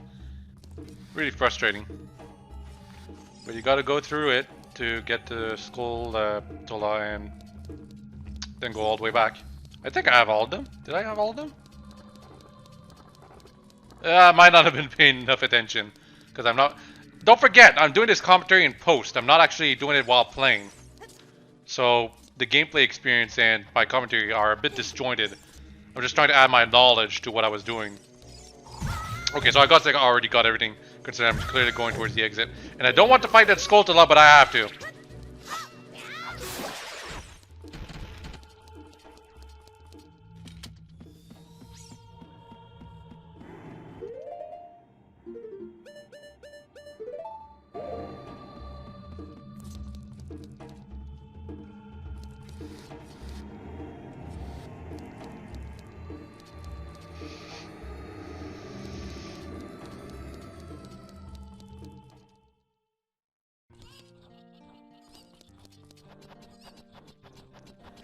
Yeah, this is not really a real dungeon that we went through back there, you know, when you think about it.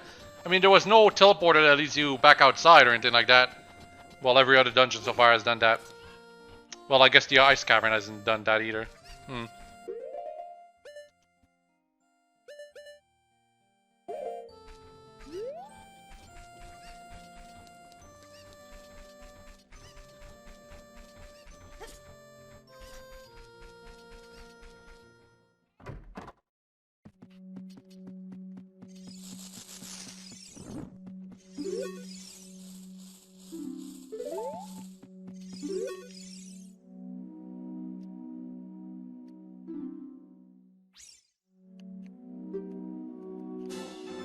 Yep, the piece of heart. Now there's only the adult left.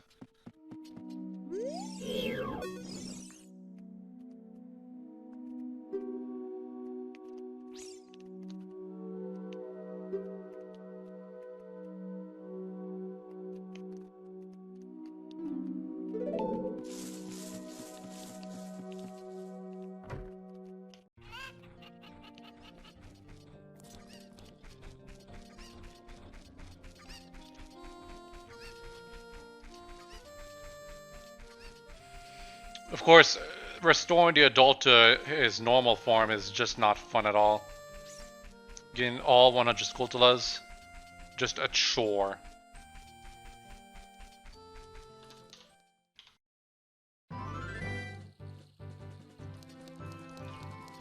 And it's honestly at this point in the game where I would usually get bored. Because we're given like free reign to do whatever we want, with everything being open, but because I already played the game before, I already know what to do. And I mean, I like doing Gerudo Valley, but it drags on a bit. So I usually end up doing like Spirit Temple or Shadow Temple, and then, well, as I'm about to do the other one, I just get bored and stop playing. I've had my fill for enough time.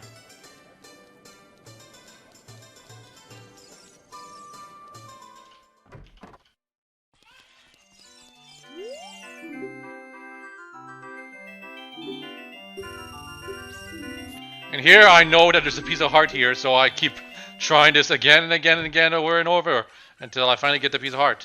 There's also another mini game I can play for the other store, and that one you almost feel like you need the Lens of Truth to be able to complete it. But believe it or not, that other game I actually did complete it a handful of times without the Lens of Truth, just getting really, really lucky. It's not impossible. Just outrageous.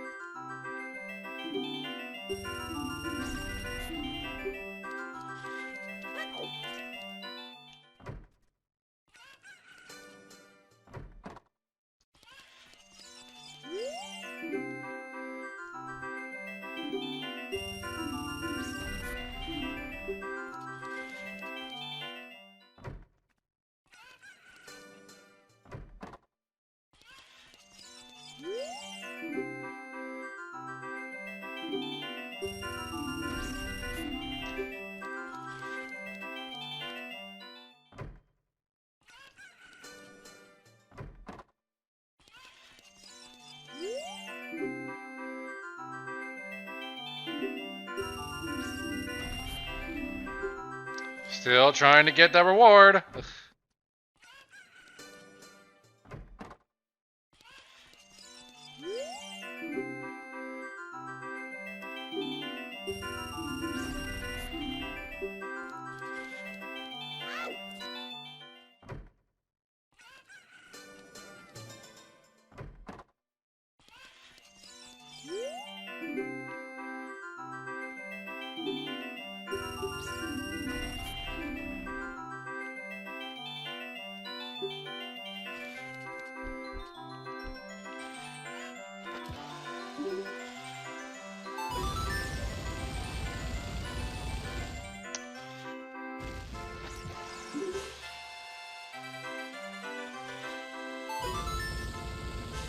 It took long enough for me to get that piece of heart as a reward, not gonna lie.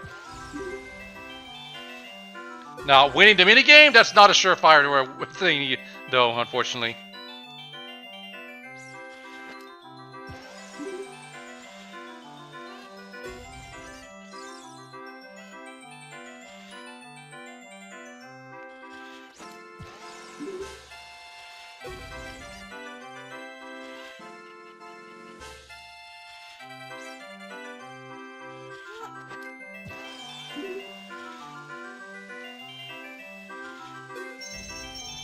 Yay! Give me the piece of heart.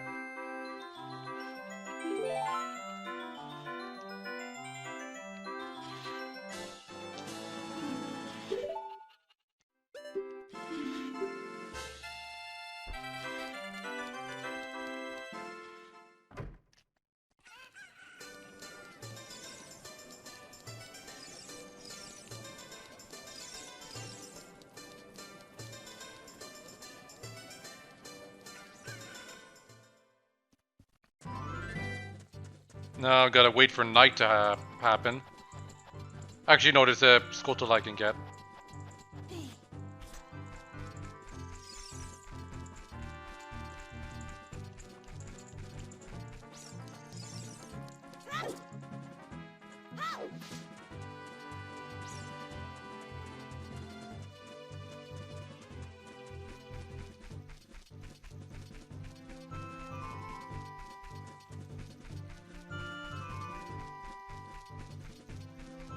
The guards will still arrest you, even after you got Zelda's official approval.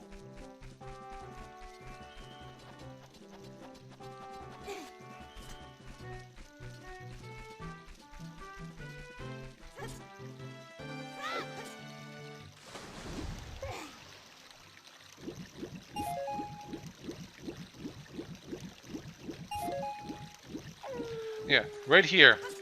Getting this Skulltula in this hole right here, I don't know how the hell anyone was supposed to figure this out. It's also because you don't reveal the hole to it with a bomb, but rather with the Song of Storms. At no point is it ever shown to the player that the Song of Storms works this way.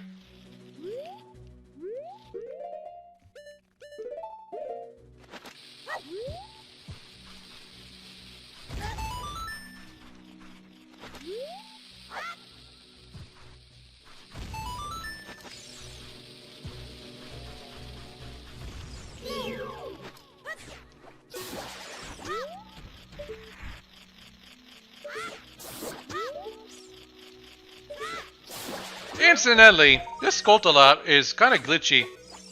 If you backflip onto the teleporter that makes you go outside, just as you grab the token, that will actually make it so that you get the token added to your number of Skulltulas you found, but the Skulltula itself will actually respawn as you get back inside. That allows you to essentially farm Skulltulas, and the game doesn't bother checking to see if you have actually found them all. It just checks to see if you've found 100 tokens, and as a result of that, you can just get all 100 tokens from this one Skulltula right here if you really want. But where's the fun in that? That's why I didn't do it.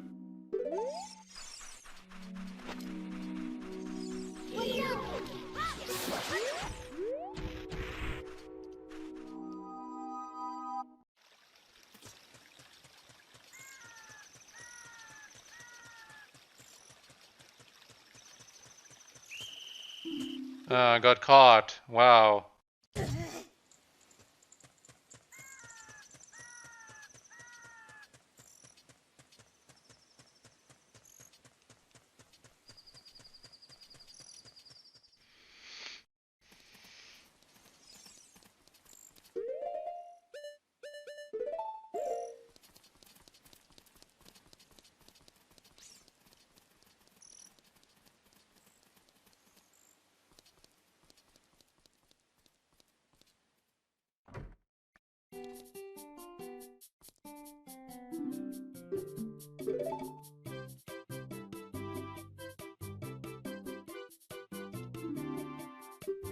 Yep, only place where you can buy bomb shoes. Actually, no, there's another place, but this is all one-time payments. You can only buy these things once, and then they'll never get restocked. But of course, you don't really need bomb shoes like ever, except for this one time in the final dungeon, so no reason to really buy this ever. Anyway, let's do the minigame.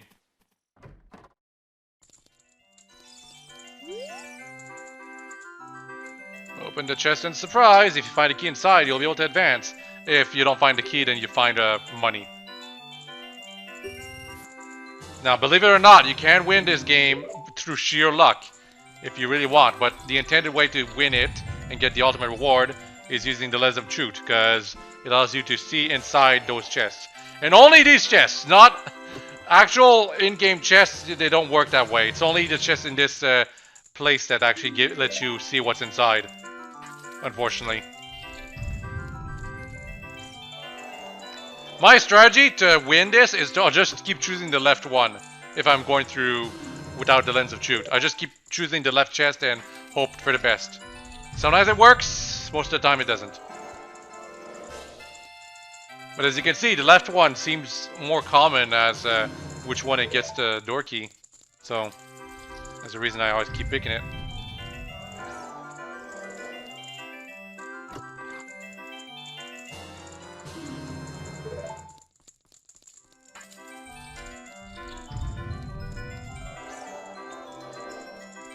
And it was the left one every single time. Wow.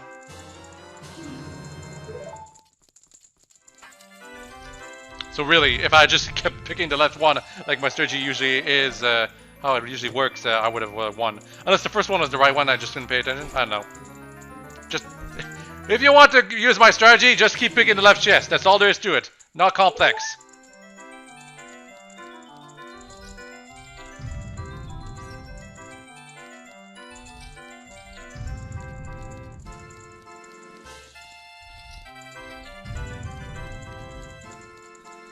Gotta go through all the doors to get back to the entrance, though. Kinda lame.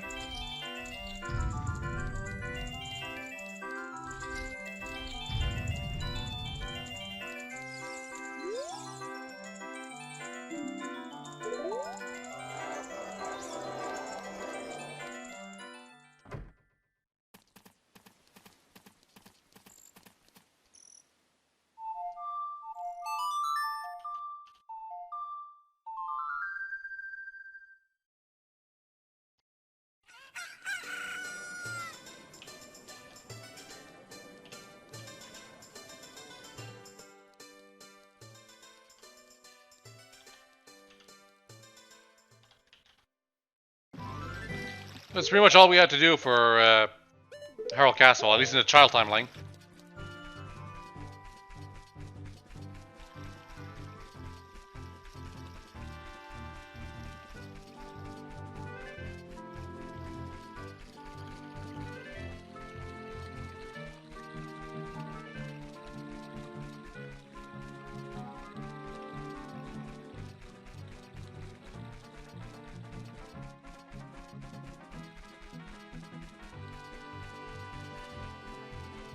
I'm going to Zora's domain because I think I can get all the stuff I can get from there, but I'm pretty sure I missed out on some things or don't find anything. Terrible.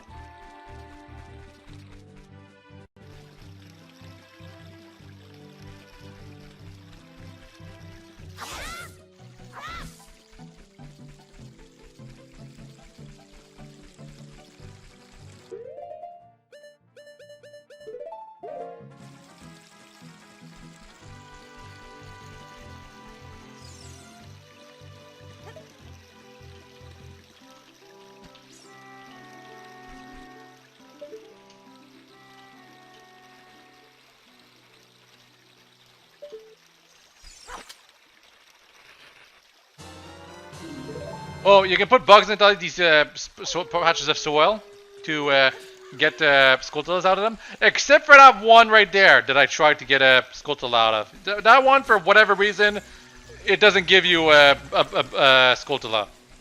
No explanation why, that's just how it works.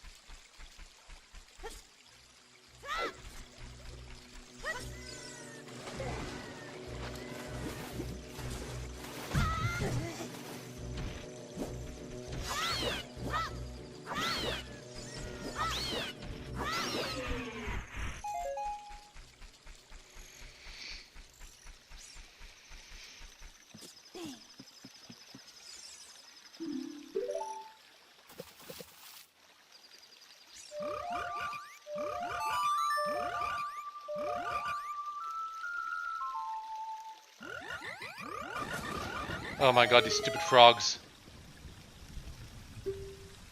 So you play the Song of Storms to get a piece of heart from them, because all we've gone before was rupees.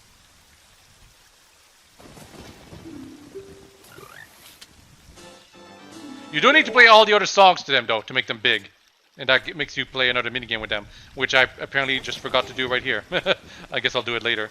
But when I try to get that piece of heart, that second piece of heart from them with the other minigame, oosh, it took me a lot of attempts. I edited out most of them, most of the failed attempts, but still, it's literally the example of why the Wii U Pro Controller doesn't work for replicating the N64 controller here. That minigame with the frogs.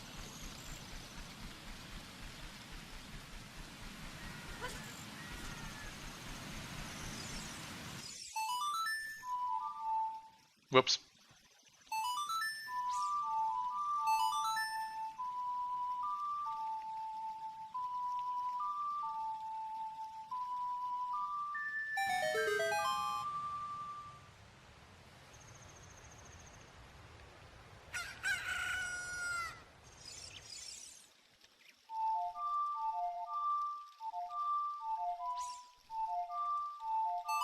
I need to make it night again.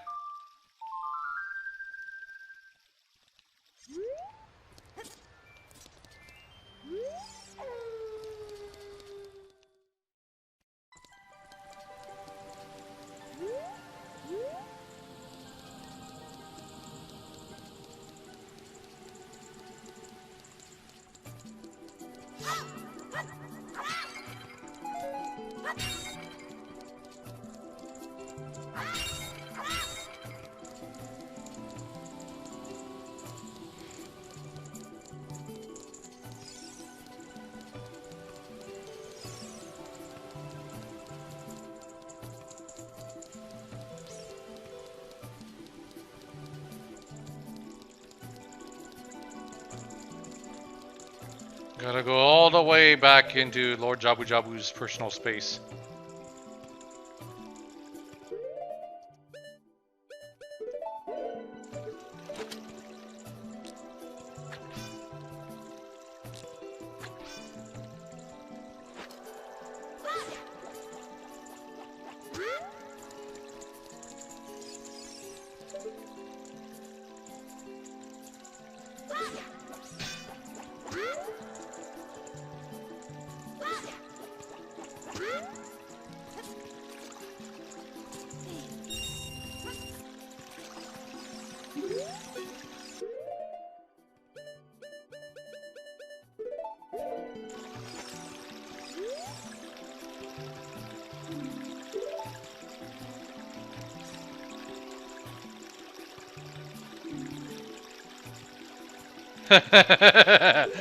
uh.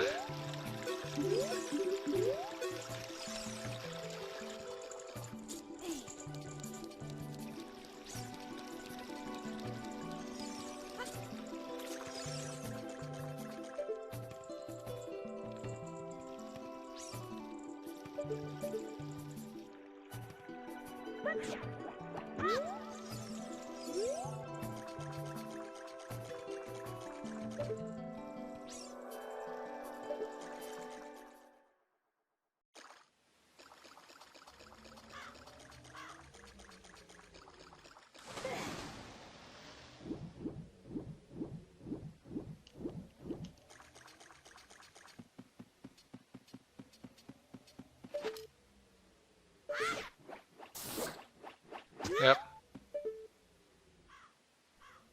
Gotta get that one Skulltula right over there. I could have gotten it before, but I forgot to check.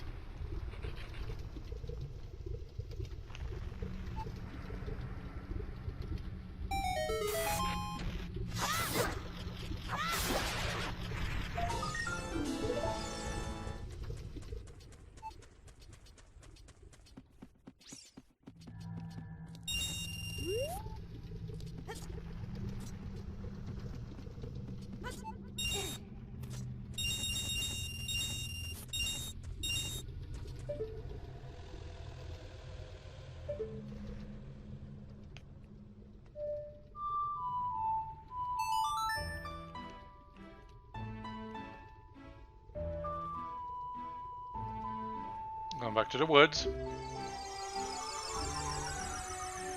I'm pretty sure I was just checking around to see if I could get some more Skulltulas around here. Also, the ones in the soil, because I have to do that, no matter how illogical they may be. But now we're going to look through the woods.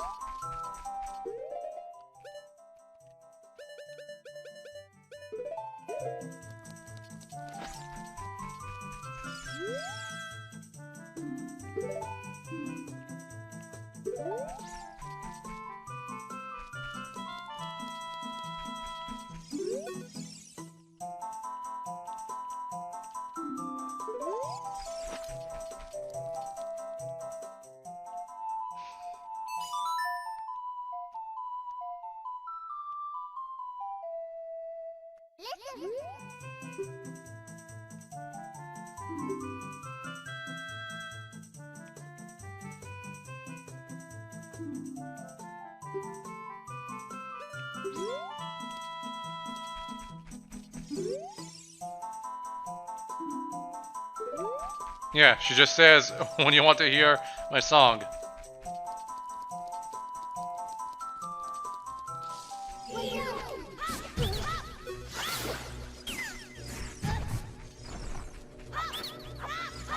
Like, I'm pretty sure someone mentioned earlier that if you try to play Sarah's song while right in front of Sarah, she'll berate you for it, but I don't think she does. She just says the normal stuff.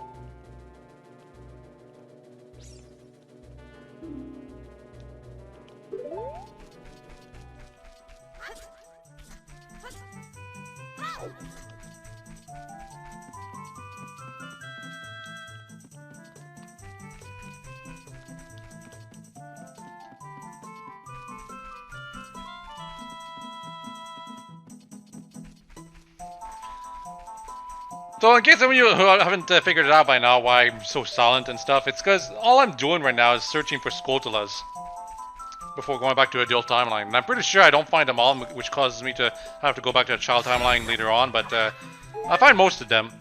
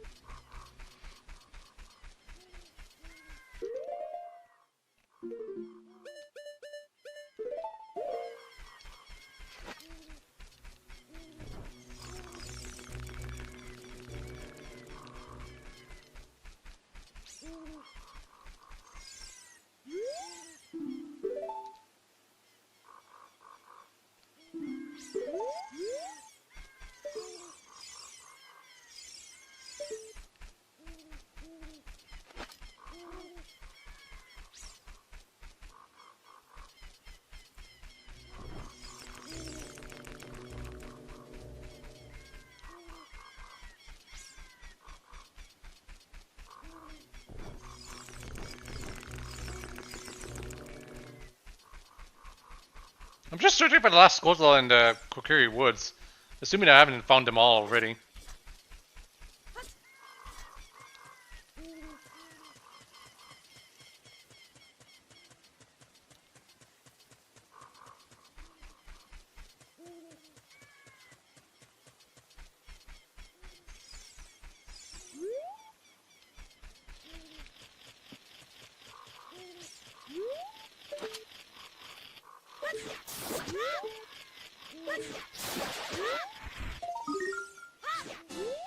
There it was, all along.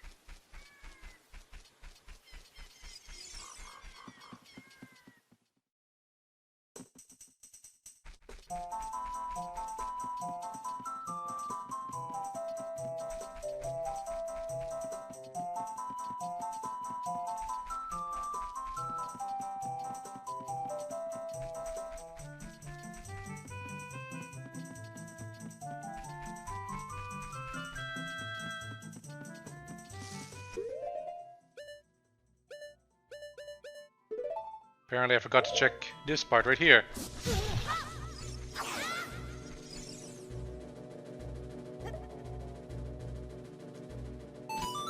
Yep.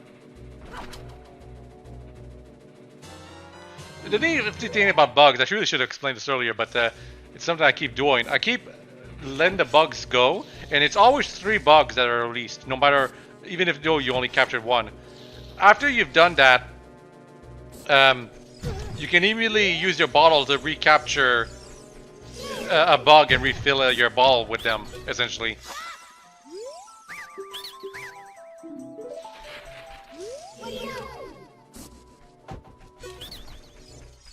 I'm getting rid of these dumbasses because they're in the way.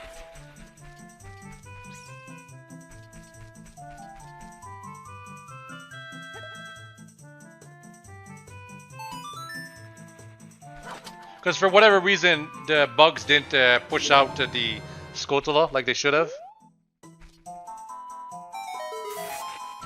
I think it's because I took back one of the bugs, there weren't enough left to push out the Skulltula. It happens, rarely. Usually when it's an uneven area that you left the bugs on.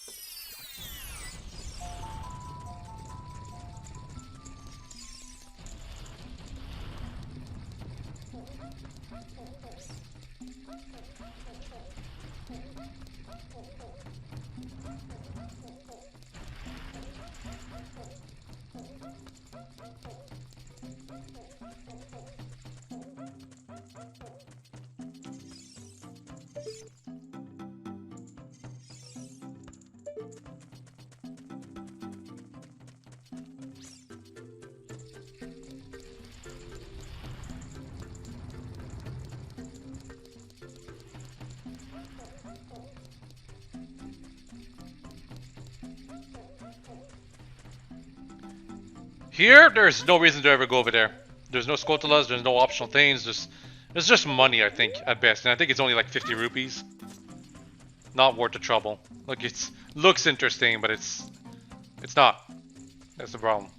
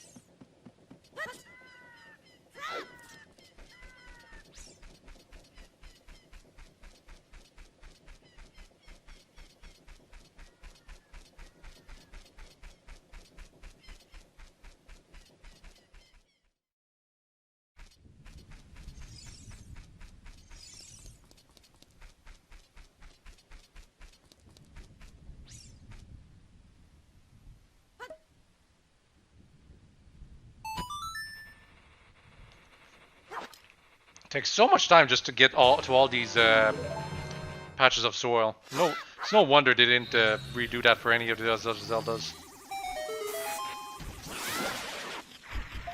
Because once you've found one of them, you found all of them. It's just a matter of getting to them with the requisite bugs.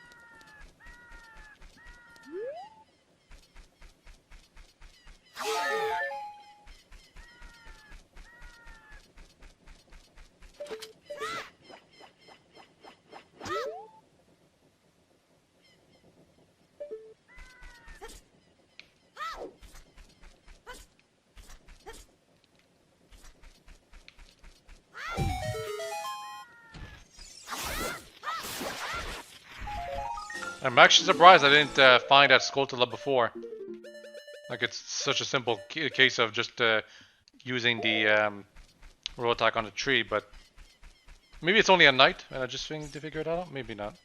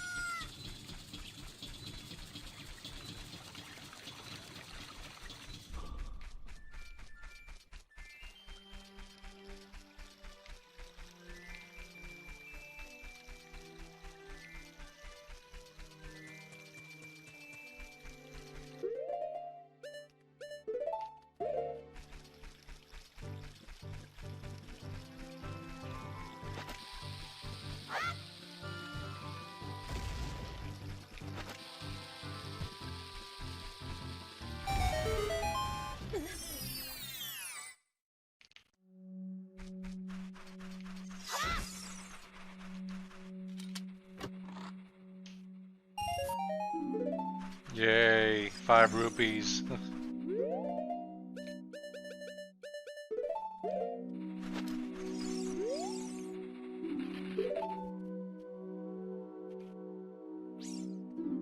A solid black Gerudo stallion. You don't...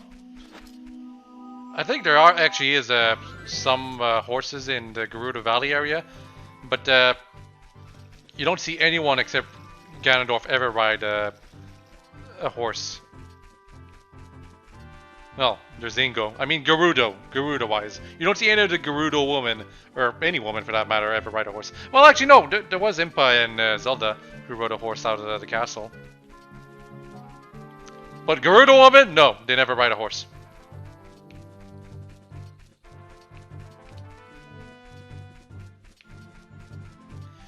It's implicit that they ride them, but you never see it. That's what I'm trying to say.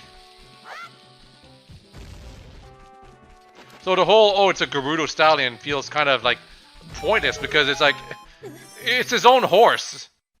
You don't ever see Gerudo stallions in the wild or anything like that. Or any horse in the wild for that matter. If they would finally do that in Breath of the Wild, wild horses and stuff, thankfully.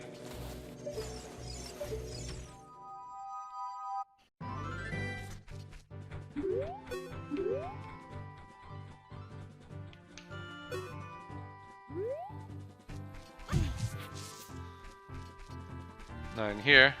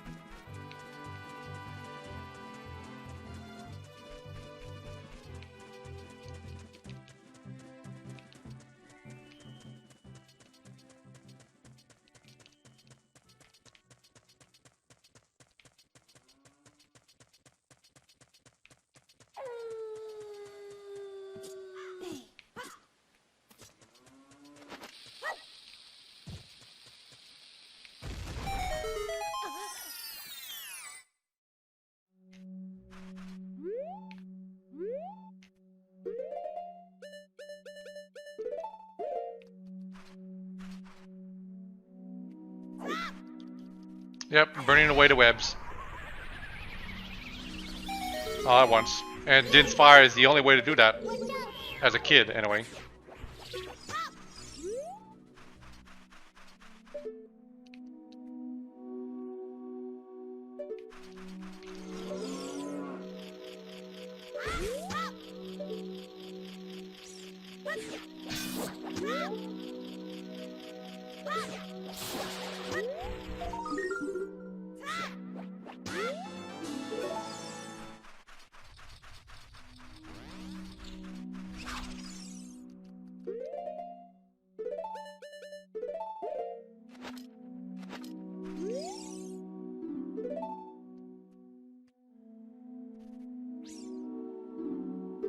A switch you can only activate using the spin attack.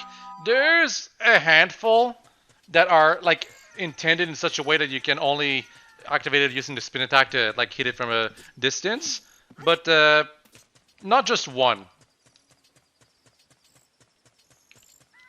If it had said they say there's only one switch that you can hit using a bomb chew, then that would make sense, because there is one, in fact, switch that is clearly intended to only be hit using a bomb shoe. But spin attack, there's actually, I think there's at least 2 switches that work that way, where you have to use the spin attack to hit it. But I could be wrong. It could be just one switch that is meant to have to use the spin attack.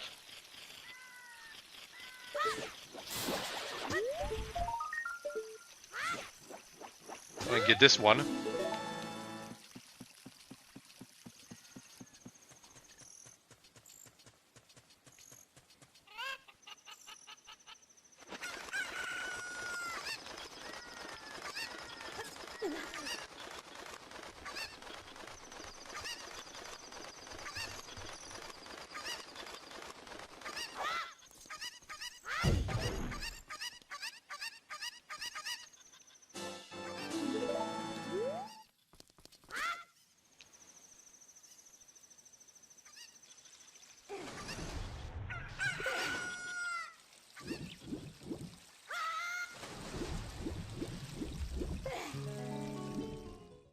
Yep, I'm going to Lake Hill, yep.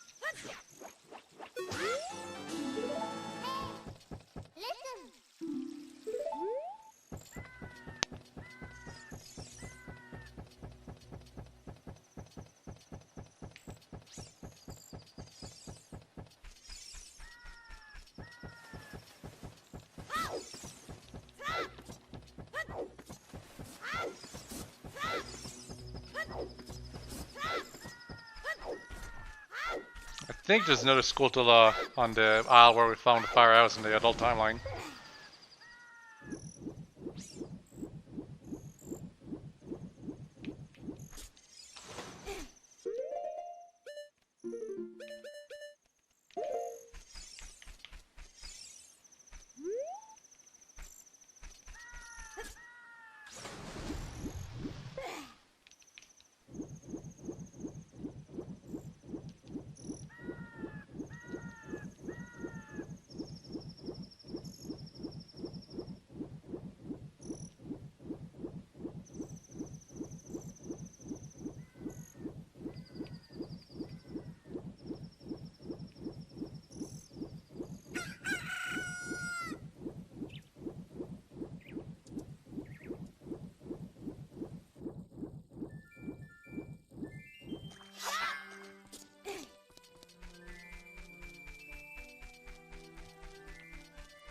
And then there's the patch of soil.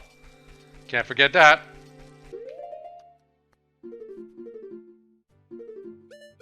And just to be clear, there's one more patch of soil that you have to find in near the Spirit Temple, which is why you need to change back into child form a second time, no matter how you do your casual playthrough.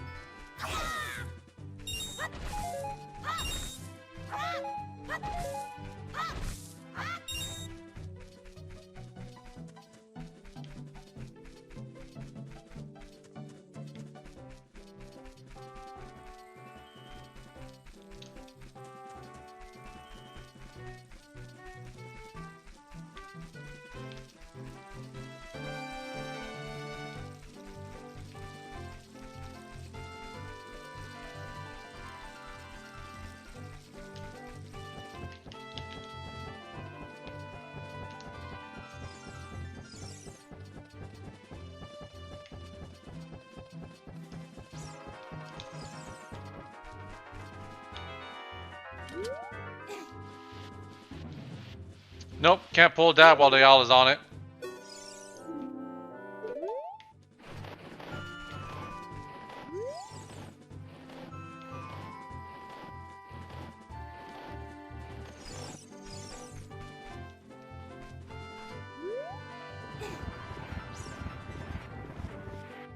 And what's down in that hole there?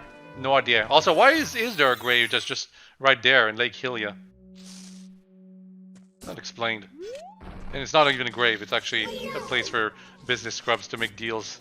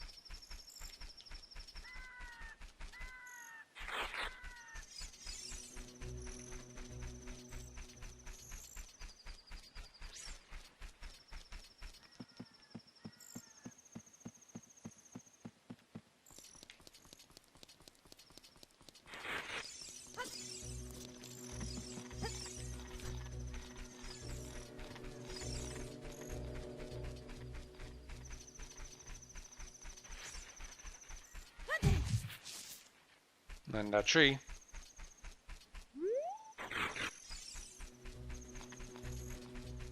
I'm just kind of wasting time right now, aren't I? I could be having fun. It's like, this is a playthrough where I'm trying to like show 100% of everything. But I don't quite go that in depth.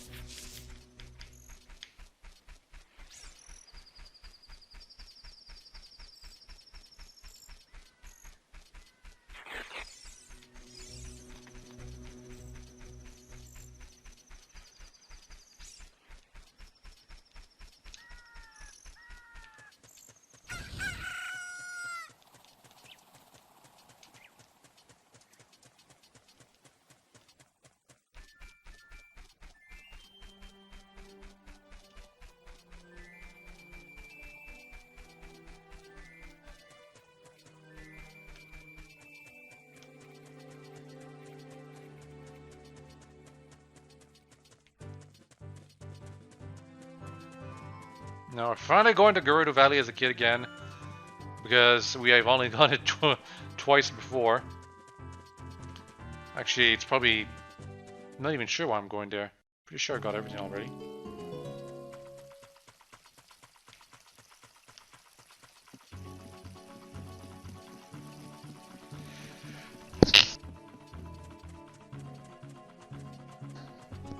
This has a sneeze right there. I have to make sure not to register it. I'll probably register a little bit of it.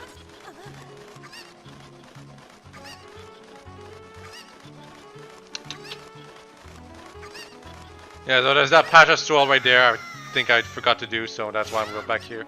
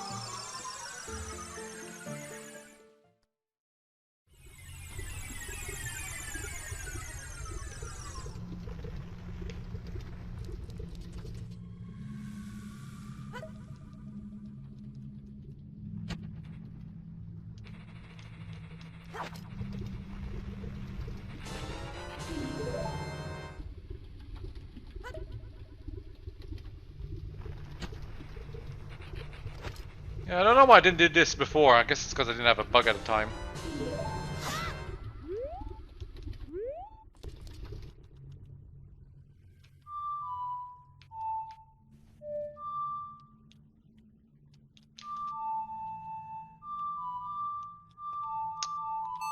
Yeah, going back to the Temple of Time because right now I'm done at being a child, but well, to be a child again after we're done with part of Gerudo Valley.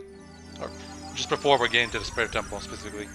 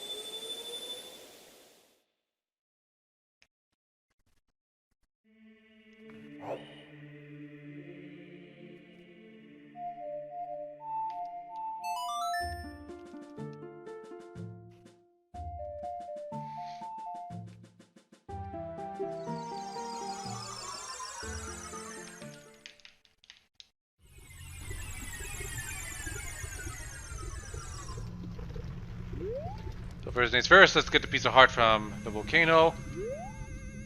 Because nothing else better to do.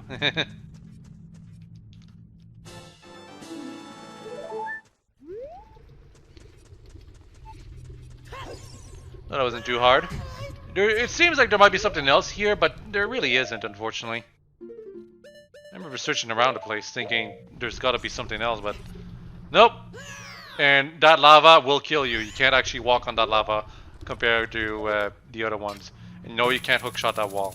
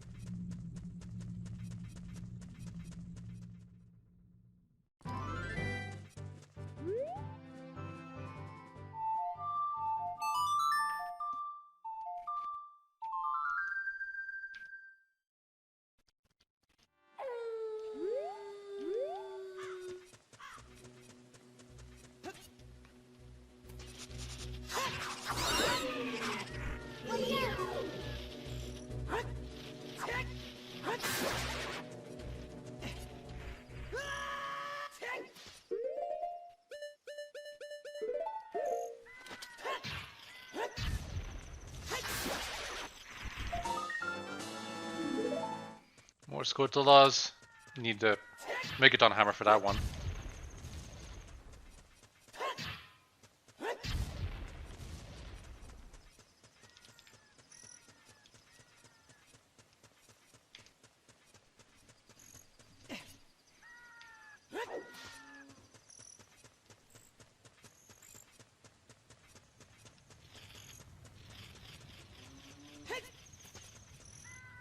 There's a Skulltula somewhere around here.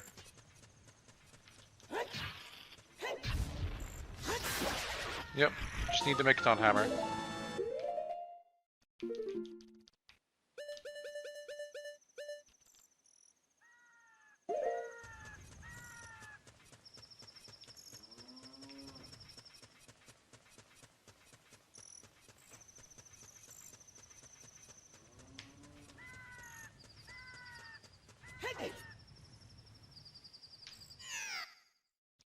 Rip.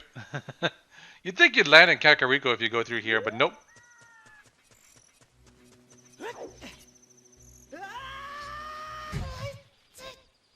The fact that you have to restart all the way at the top is kind of annoying though.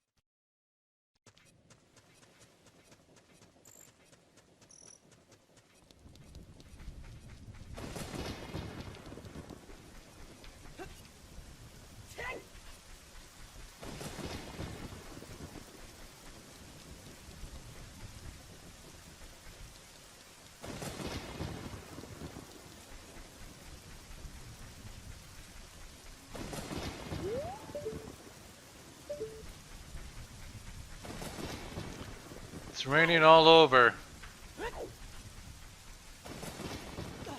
You might be wondering, why is it raining all of a sudden in Kakariko? Well, it's because there's a cutscene that's supposed to happen here to indicate the next stage of the plot, at least when it comes to the Shadow Temple. But to get that cutscene to play, you have to enter Kakariko from the entrance from Hyrule Field, not from Death Mountain.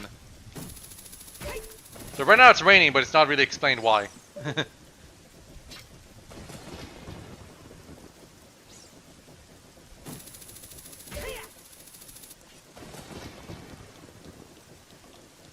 This is such a cool little area to go through. It's also really dark, but this is such a cool little area to go through. And you don't need to go through it ever, and it's like, there's no reason to go here, but you always look up at the windmill and you wonder, hey, why is there an entrance right here all the way at the top? And it's like, no reason to ever go here. Well, technically, maybe not, but you can go here, and it's like neat that you can.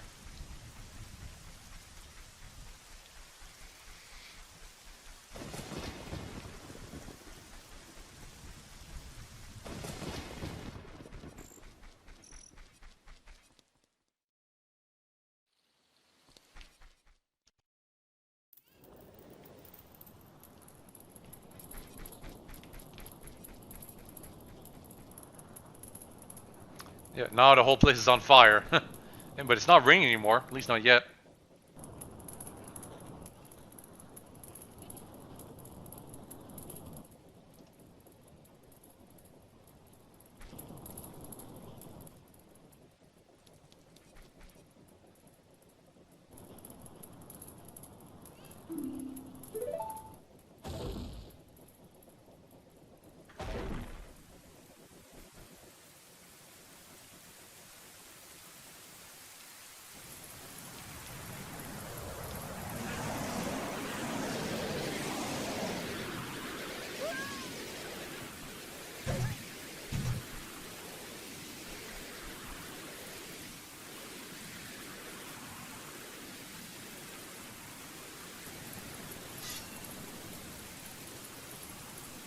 So she got bodied, and apparently Link thinks they can take on this shadowy figure that moves extremely quickly across the land. They can't. It's implied you got thrown.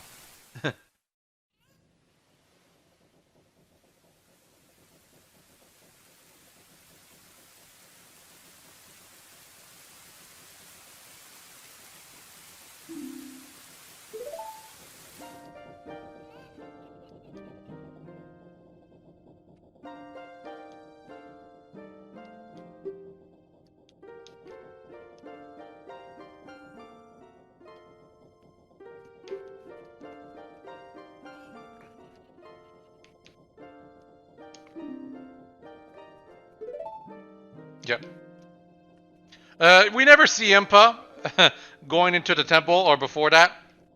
We only see her in the Child Temple. No surprise who's going to end up as the sage for the Shadow Temple, by the way. You've seen the pattern by now 3 times. Whoever is going in the temple to seal the evil before we do tends to be the sage. And by sage, I mean the sacrificial martyr who really wants to help people but is incapable of doing so, and therefore they have to die and ascend to a higher level of existence to help the real hero.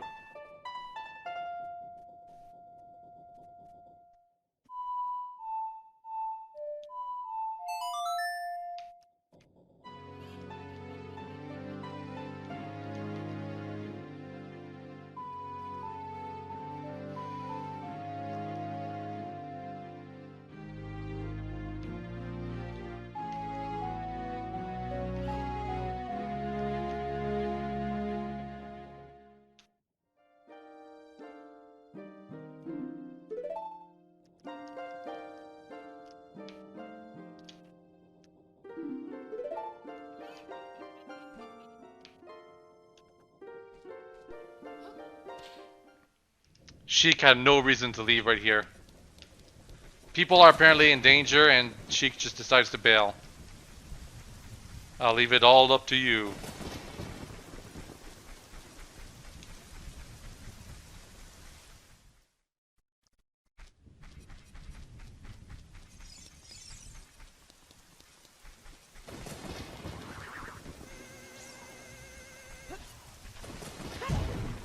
Already had that heart container.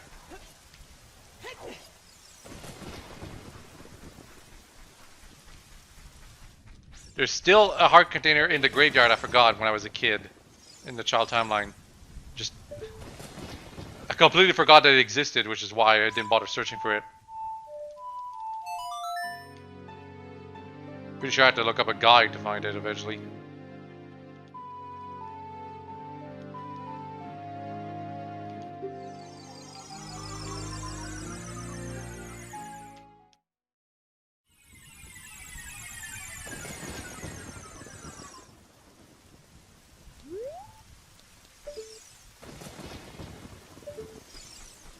Yeah, the intended way that you are only able to enter the Shadow Temple is here.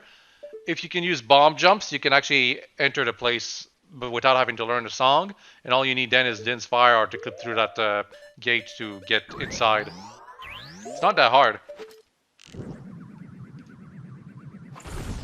And if you're playing the game in the child timeline and you didn't get that far and don't know about all the dungeons, you will see the entrance to the Shadow Temple right from the beginning, and you'll wonder, is it possible to go up here? And turns out it is.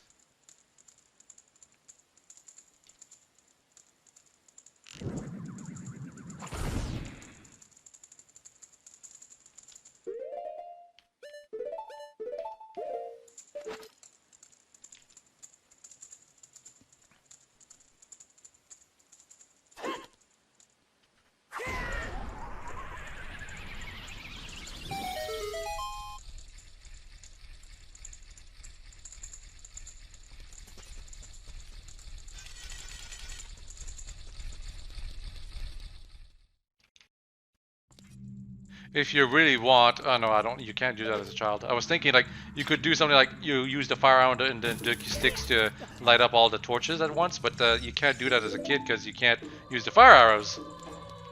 It's gotta you gotta use Din's Fire. That's all there is to it.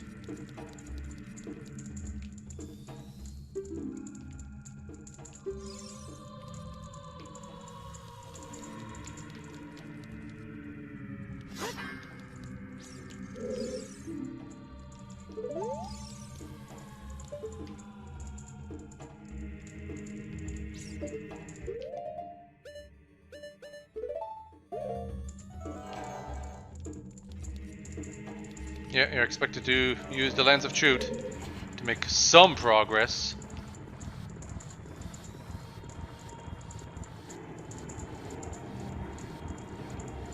Oh, here you're moving the statue to the proper angle. If you let it stand in the incorrect place for too long, the area you fall into darkness. It opens up the floor beneath you. I think you can avoid it if you're fast enough, but you know, then you can't complete the puzzle. So.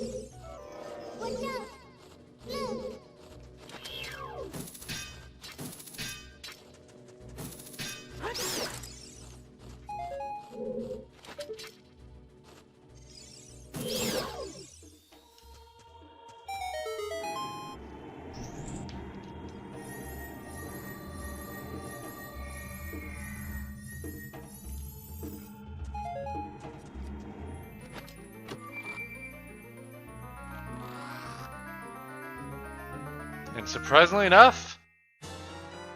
Oh, okay, that's not the dungeon item, but still a dungeon map.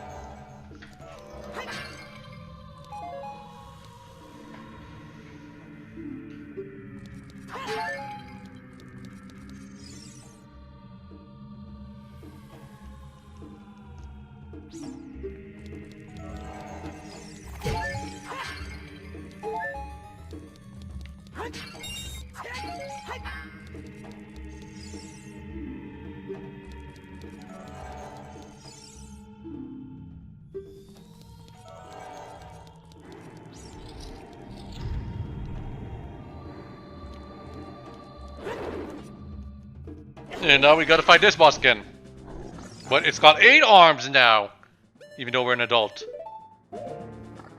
Doesn't have any more HP though, so not that more difficult. I suppose it is a little tricky. The fact there's so many more arms means it's a lot harder to have a spot where you can safely attack it as it approaches you.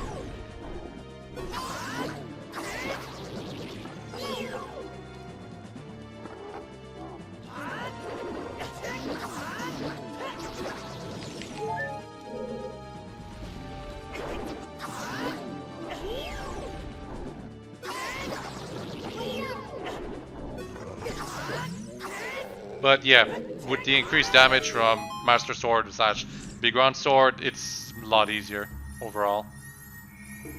But because we fought the mini boss so early on, we get the item of the dungeon early on.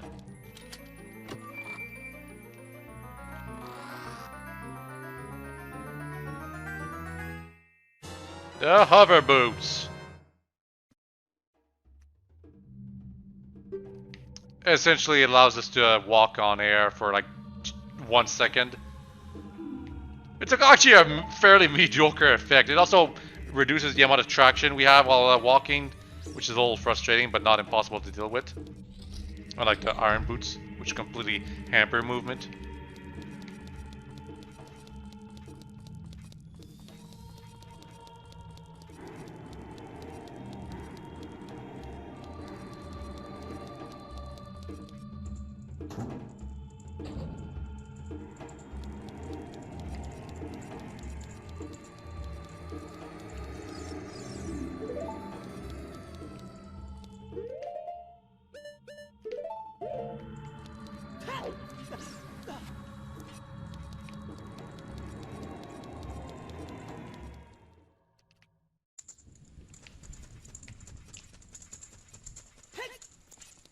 So, as some of you have noticed, I've left the dungeon because I only wanted the item, nothing else.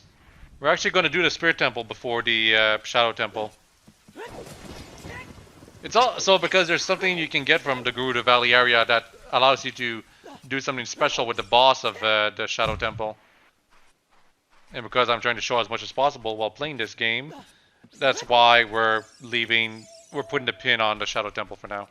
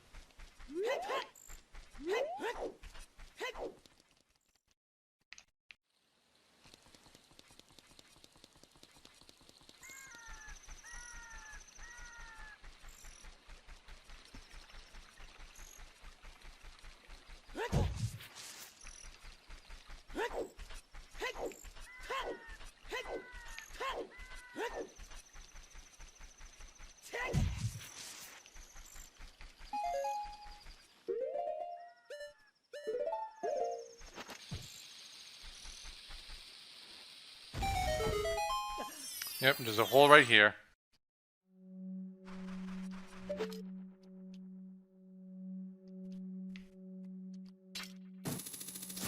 And there is in fact a Skulltula in here too.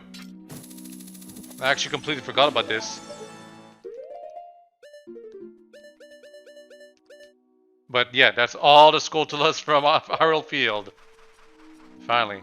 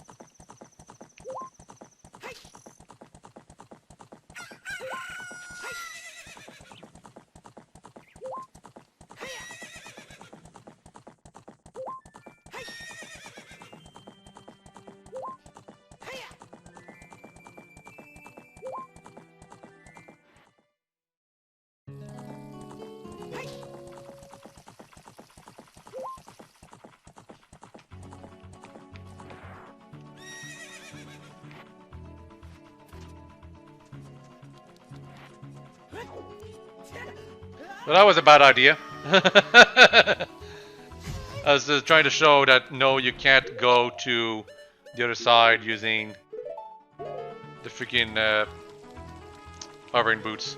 No matter how it may seem like you can. How much it may seem like you can, that is.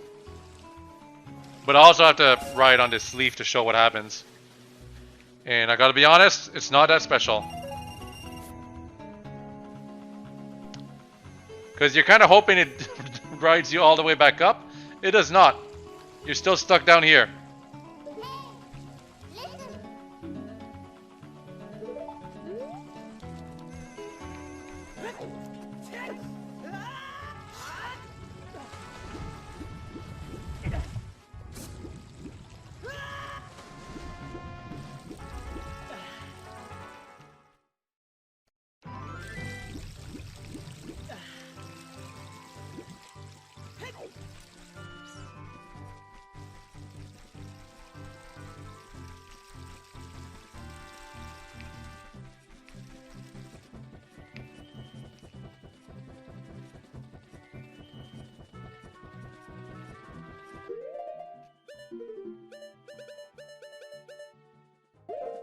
Got everything in Kakariko. Have to check that again.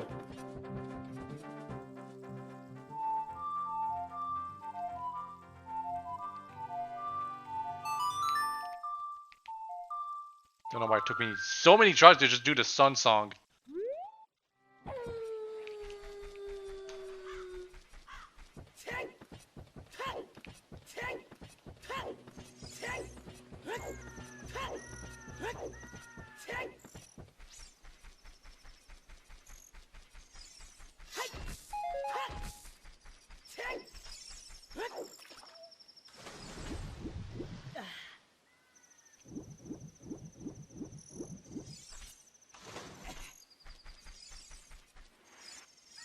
Nope, no Skulltula here.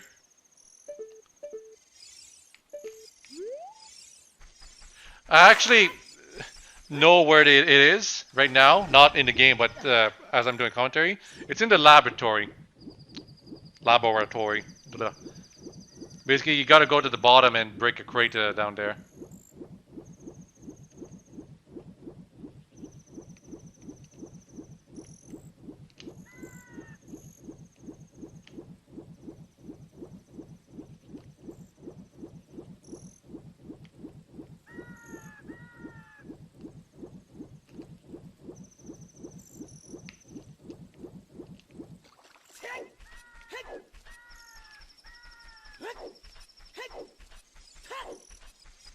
And apparently I figured it out in game 2. Okay, that's good.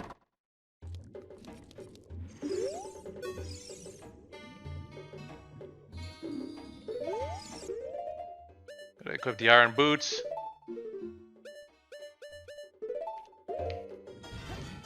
Go to the bottom.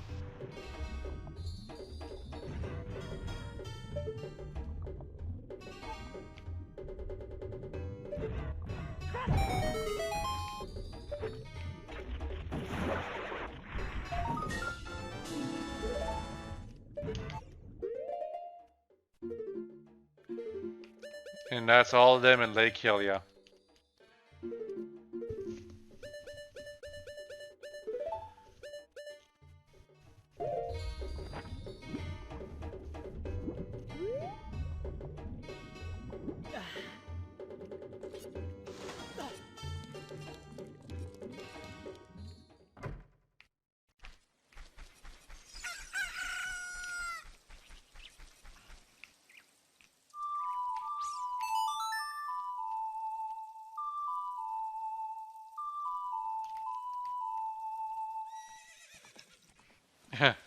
Everyone up here in the stupid spot.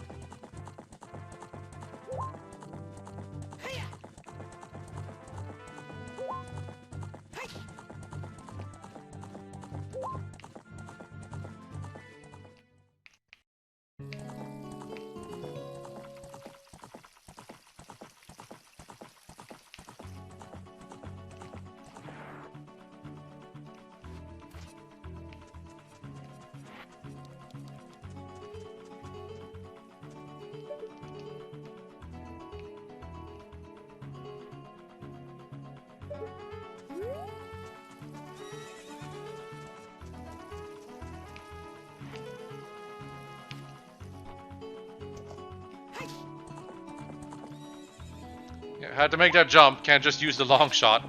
To be fair, we do need a opponent on the other side to do a side quest. Although that's only after the bridge is fixed, so it's like whatever.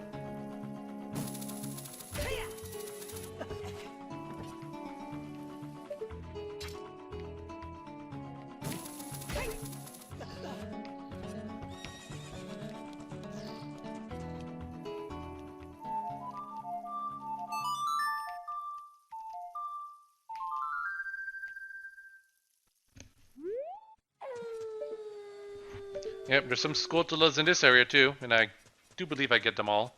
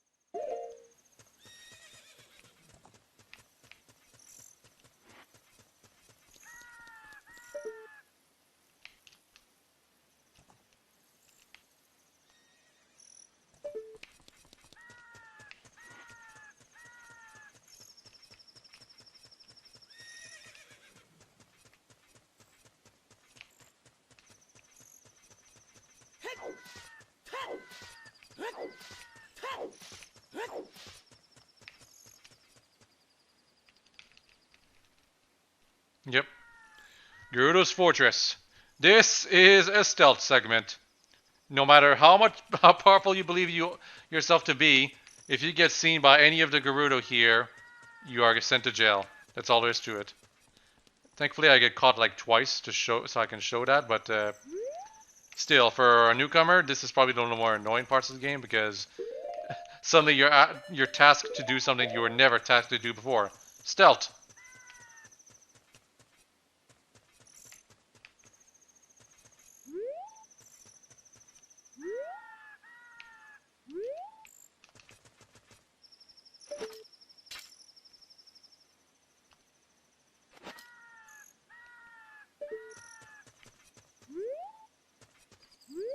You can knock out the Gerudo, and they don't have that good of an eyesight.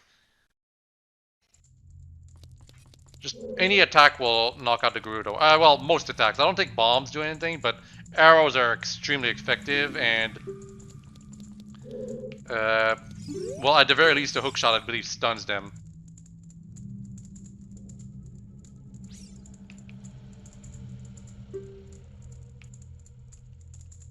No, I think it just outright knocks them out. Anyway, there's two types of Gerudos here. There's the Gerudo Scouts, who, if they see you, you are instantly sent to jail. And then there's the Gerudo Warriors that you have to fight to free the carpenters. Now, the thing about the Gerudo Warriors, or Thief, I guess I should say, they'll knock you out instantly if they do this attack on you, their jump attack. See? It does damage, but it instantly knocks you out for whatever reason. It's weird. I believe if they defeat you in combat, they also send you here. They don't, like, you don't go into a game over or anything like that. But yeah, when you're captured, you're sent here, and then you basically have to escape using the hookshot because they left you with all your stuff. And in fact, from this place, you can actually reach the treasure chest all the way over here, which has a piece of heart. You might have to get closer a bit.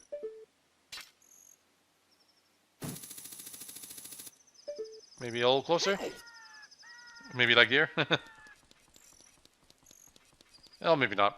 Like, I'm pretty sure you can reach it from here, but obviously I didn't bother because it's not the proper way to get there.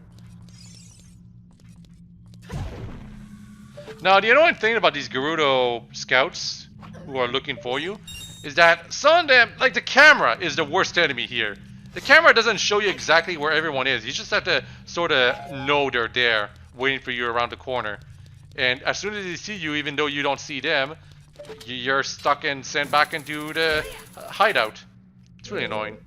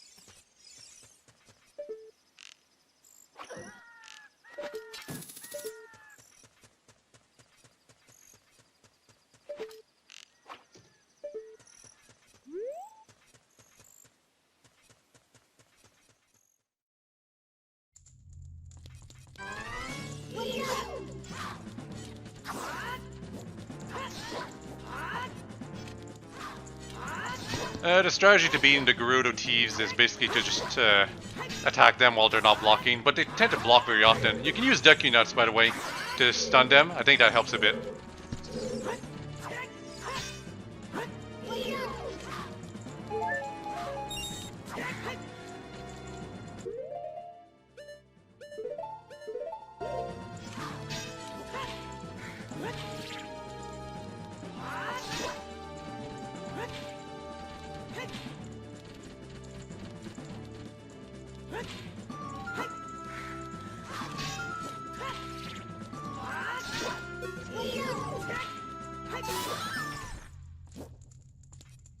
But yeah, once you defeat them, they drop a key somewhere, and you grab it, and then you go back and unlock the door. I think you can actually use the keys on some other places, maybe? I never tried that. They might actually just force you to stay here until you use the key on that door. Maybe. Really interested in joining their all-female group, but they just locked us up because we're a man. Well, no wonder. They're all female for a reason. They want to be all female. Or something like that.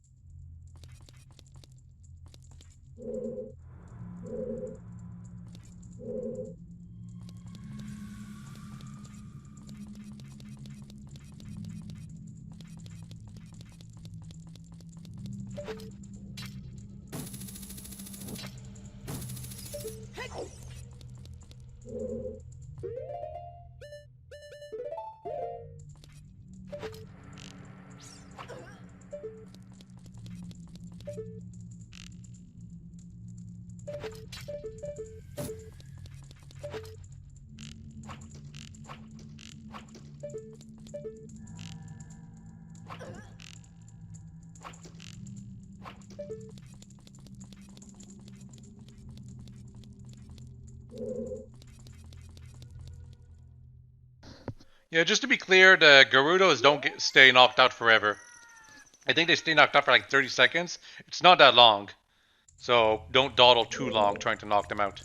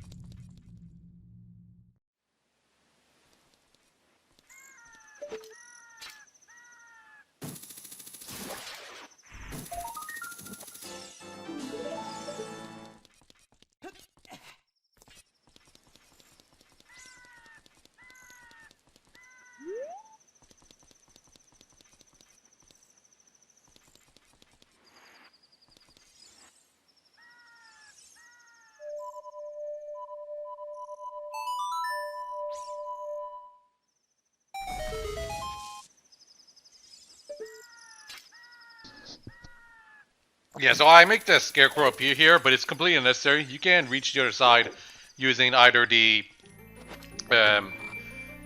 boots, the Pegasus boots, whatever, or long shot, a well-aimed long shot. But the scarecrow helps a lot. I'm making it easy, of course.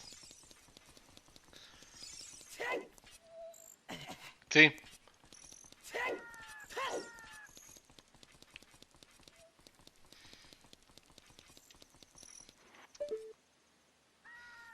I used to think it had to be done with the Pegasus boots, but no, multiple ways.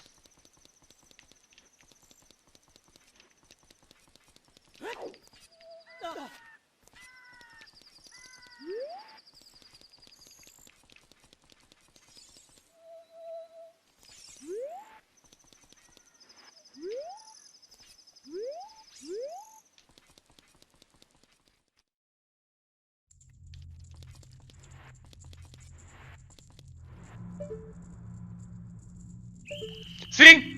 This is complete nonsense. How was I supposed to figure out they were coming over from the other side? This is what I mean by the camera being your biggest enemy in this mode. Or this area, not this mode. You literally need to know that the Gerudo is just waiting for you to round up the corner.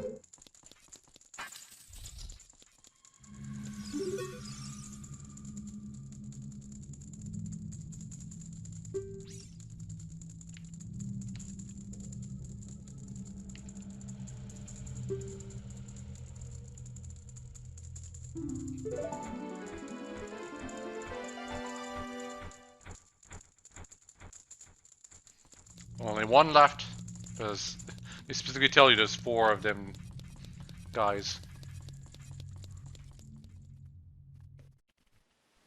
And no surprises where the other one, the last one is. It's the spot where I got caught. Kind of annoying.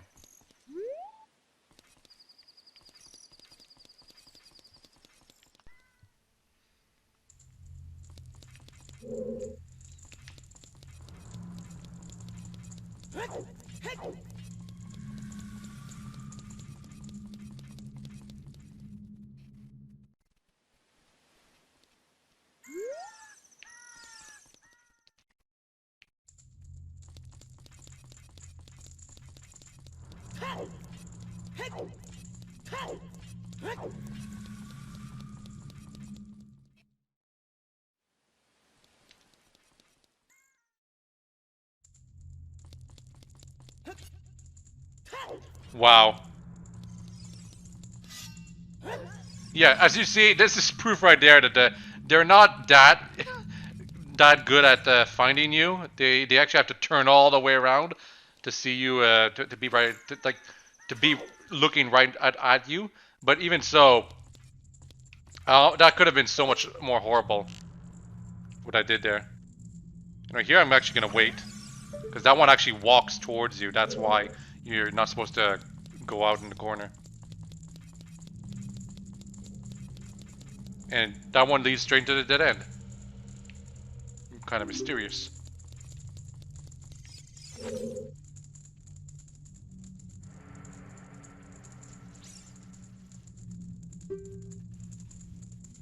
Nah, you're the last one, buddy.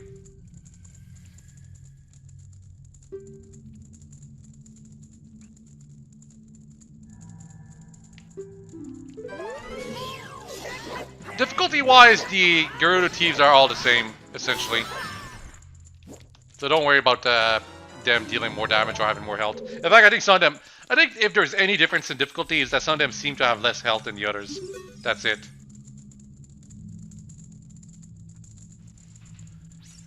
Shiro the Carpenter. So, whichever Carpenter you saved last, that's the one that's gonna change the next, like, advance the plot for the Gerudo Valley area.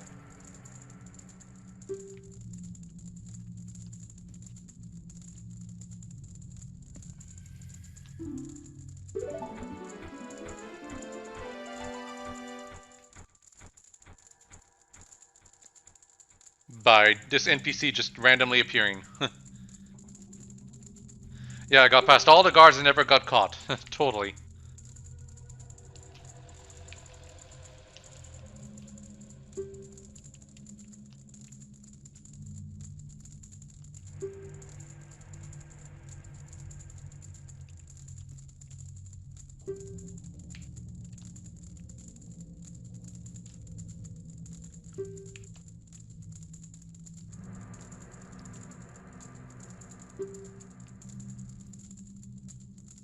Free access to all areas of the fortress. No need to do stealth anymore. Quite the privilege considering we're a guy. In the Breath of the Wild, they don't even allow you to be a guy in the town, even if you saved the whole place from the rampaging great beast, whatever, divine beast.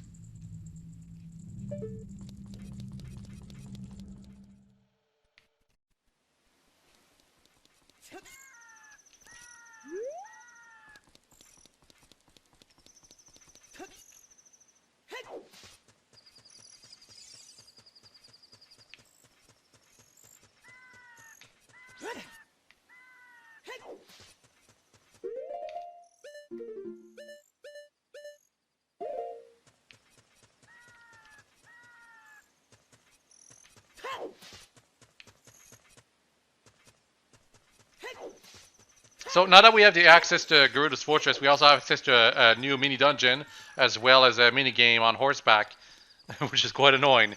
I think I'd do the horseback mini game first.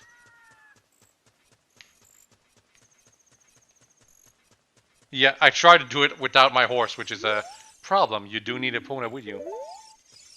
As far as dialogue, there's quite a few Gerudos here. In fact, it's probably one of the more populated quote-unquote towns in the entire game.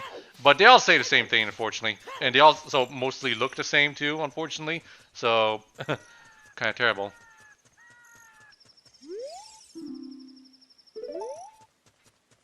The Gerudo are very homogenic, considering they only get one male every 100 years. But one of the stone statues suggests that their husbands are Hylians from Hyrule Castle. Which would make sense. It's consistent with, well, Breath of the Wild is consistent with how the way was portrayed in Ocarina of Time. Or implied in Ocarina of Time. We never see it.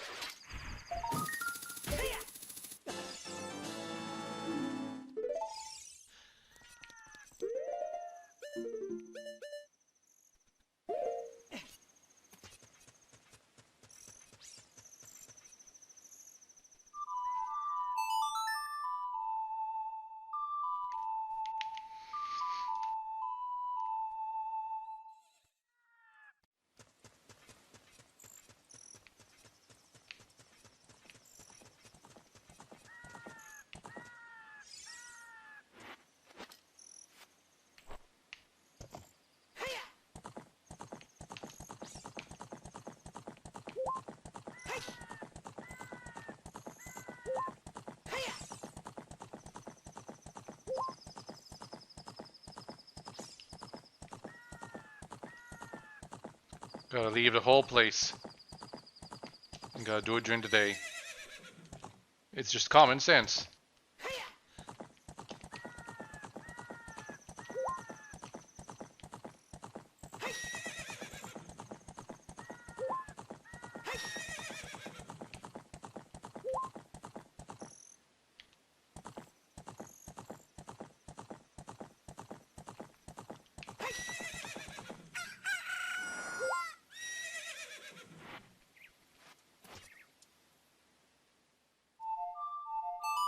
There's also a Skulltula right here that I forgot to get. Oh, also, if you look, you can see that the bridge has been repaired.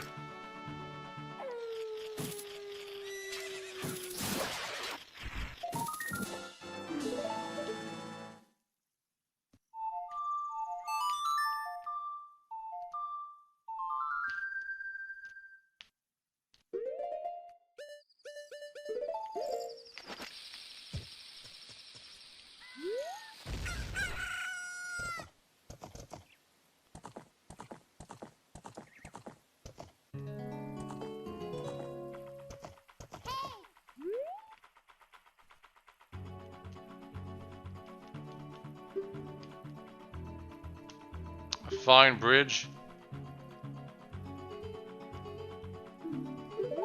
Yeah, they got the job done.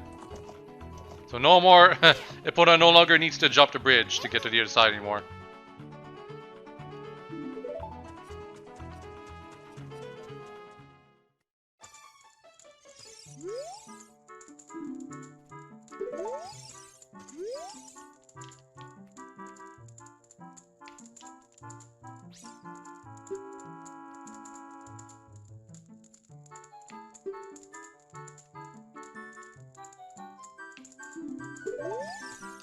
And yeah, they're all resting here. And now, we can challenge the Running Man, which is also something we can do. This is an infamous minigame because people would, back then, they would claim, hey, I got this super fast record of the Running Man minigame, and I beat him using this record. But no, you can't beat the Running Man. Running Man, even if you beat the minigame in like literally a single second, he'll still beat you. But people hated the fact that you could never beat the Running Man, so they would claim, hey, I'm so good at Ocarina of Time, I beat the Running Man! But nope, can't beat the Running Man. Doesn't matter how good you are. It's not programmed to be possible.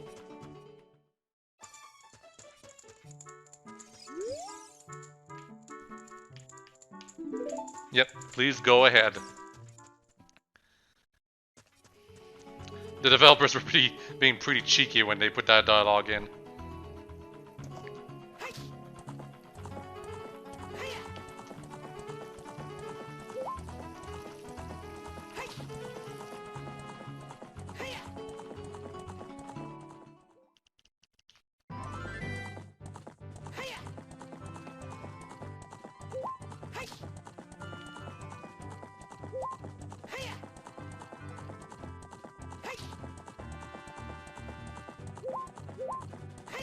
There is literally no point to doing this, by the way. It's literally just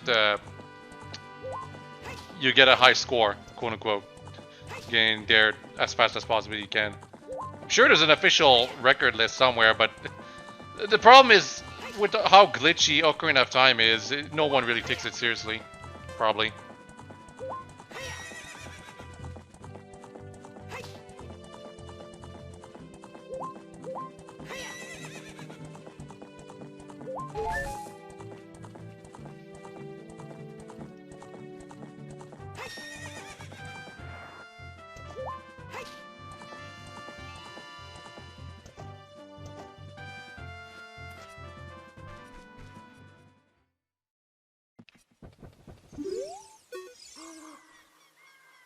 Yeah, he sounds like he's tired, but he literally just teleported here.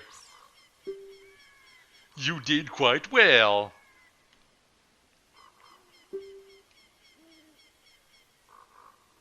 Nah, once is enough.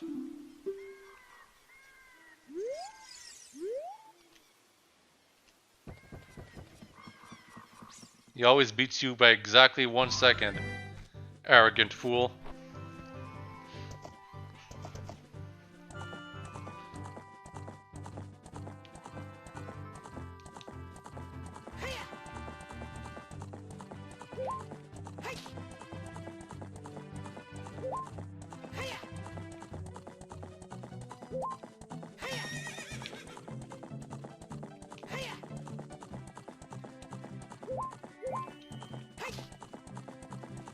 I gotta go all the way back to Gerudo Valley and actually do the horse minigame proper.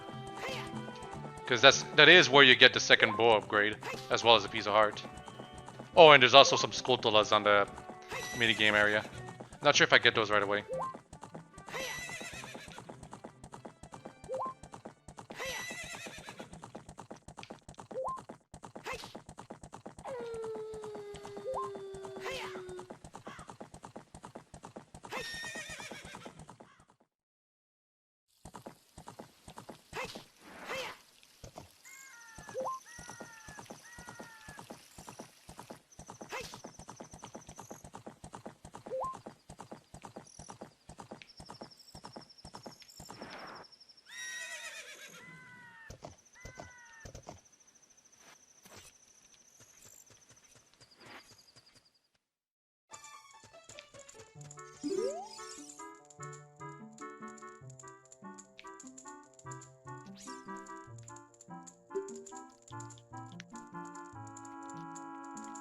Yep, 127. Now you have to be 126 if you want to get a dialogue for like winning. But again, he literally always beats you. Doesn't matter how hard you try.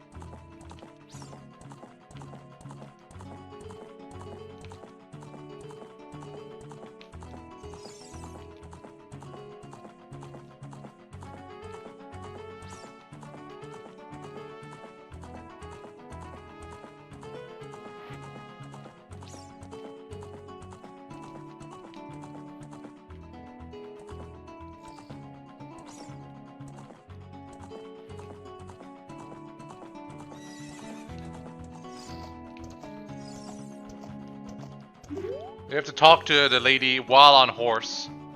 She doesn't recognize your horse if it's right next to her for some reason. And yeah, there's a Gerudo Stallion right there that you can see. At least I think that's a Gerudo Stallion. Doesn't look as big as a Ganondorf's sword, actually. Now you gotta score 1,000 points minimum and then another 1,500 for the second reward. Not perfect, thankfully. If you had to score perfect on this minigame, oh my goodness, it would be hell on the Wii U Pro Controller. But yeah, you get most of the points you break into jars here because it's 100 each. Beyond that, you score points by hitting dead center on these targets. But you only get 20 arrows.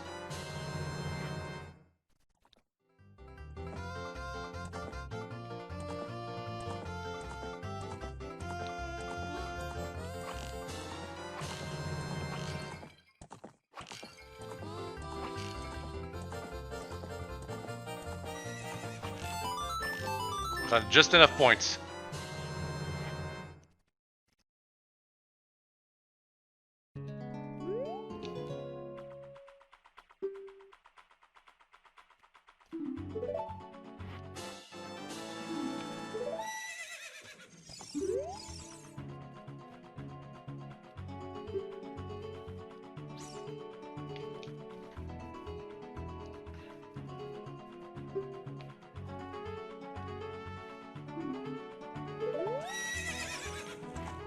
Now I gotta do it even better.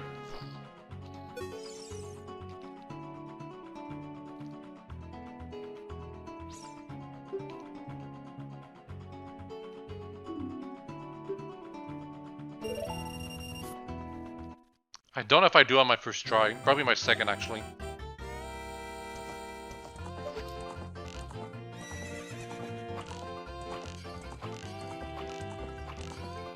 Because with good timing, you can get these jars pretty easily.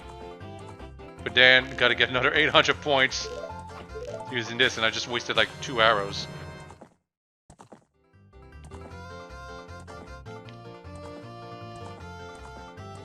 Still possible for me to get 1500 though. 4 hours left, can I do it? Oh, so close. Quite impressive. Not good enough though. It's actually a new record, but didn't recognize it, of course.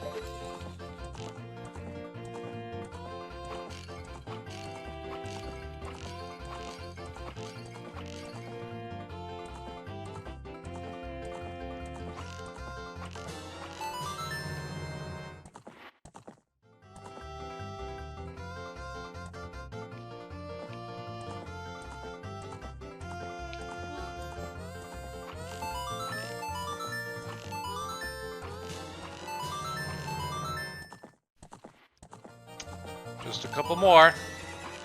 There we go.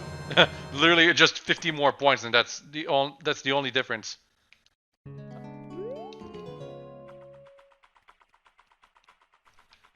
I'll be darned. I'll be the ultimate one.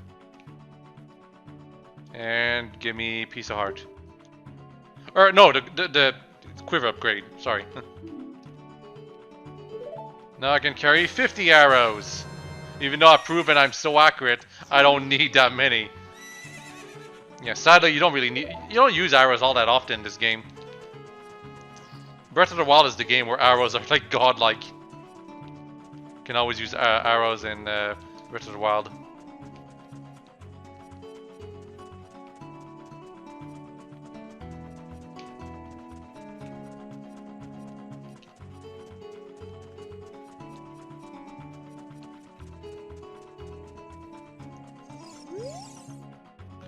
This is the Gerudo training ground.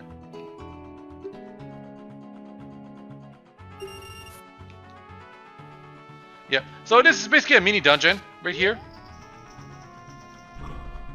And it's a pretty good one too. There's lots of things in there that are actually optional, is what makes it fun design.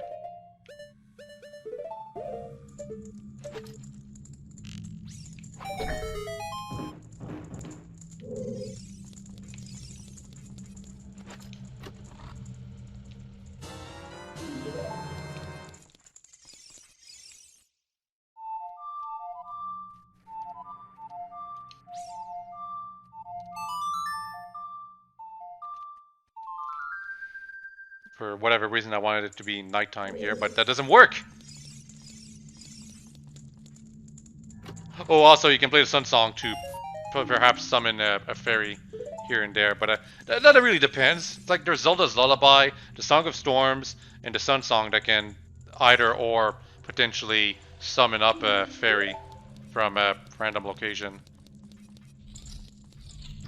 Nintendo is really inconsistent with that, to be honest. Kind of annoying.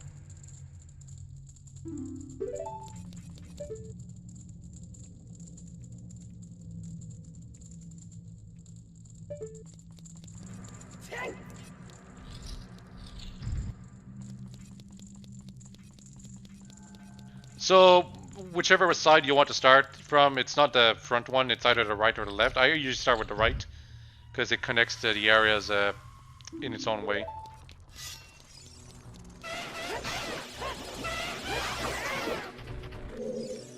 The rooms all have different challenges. Some are tougher than others, but they're all... Most of them are possible from the first time you enter the place. There's just a few that require either the hover boots or the items from the Spirit Temple. Because we have the hover boots, it's possible for us to get the special reward at the end of this place right now. But if we want to get absolutely everything, we need both the hover boots and the items from the Spirit Temple.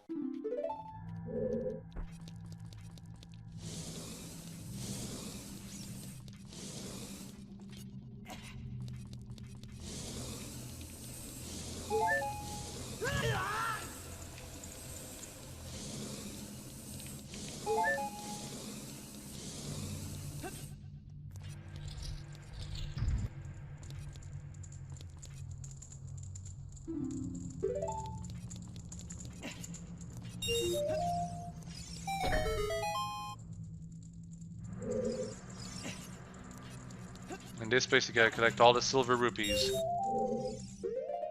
And yes, that Navi going there for and being green means there's a thing of Song of Time you can use right there. And here I accidentally fell. That's normally not supposed to happen, but if you're at a bad angle, it's kind of annoying.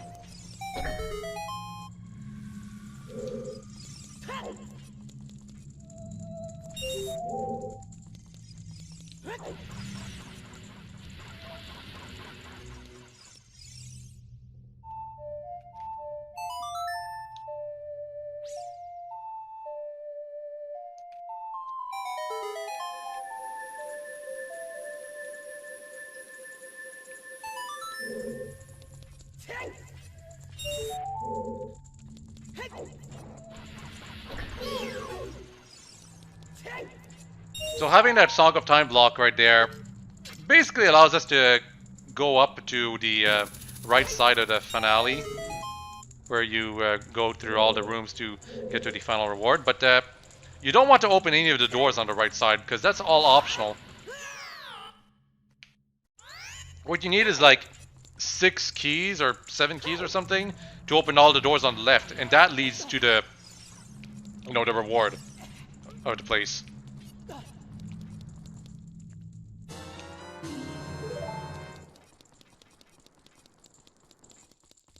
See, right here. You can get this reward for free, but other things, not so much. Well, I guess this chest too. A bundle of arrows. What am I gonna do with that? Like, seriously.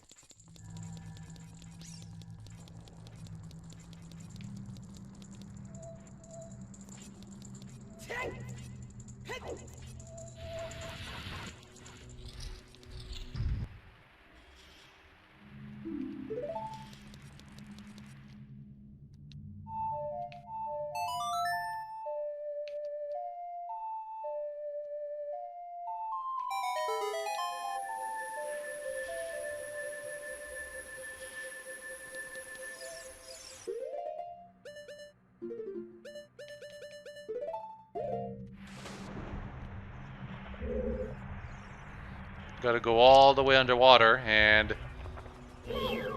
this is actually, I wouldn't say complex in terms of challenge, but really inconvenient.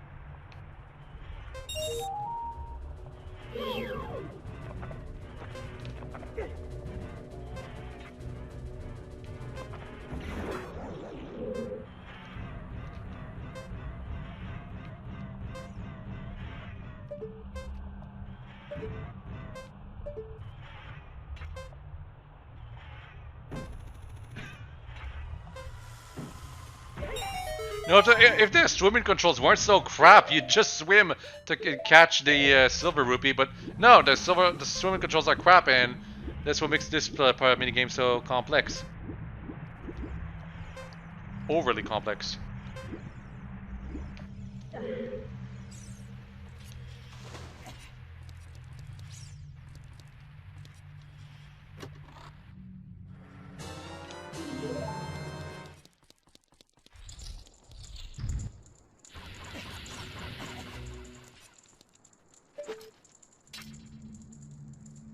Trying to get all the way over here. Not quite working.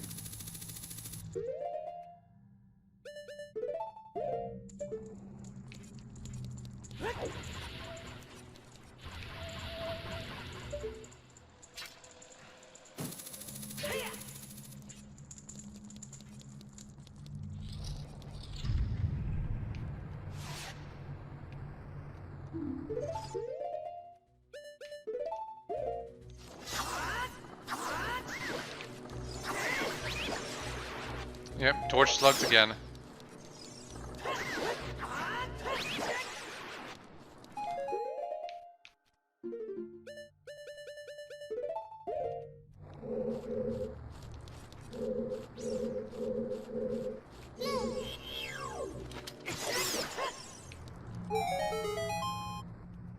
And you think defeating all the enemies would free you, but that's not quite the case.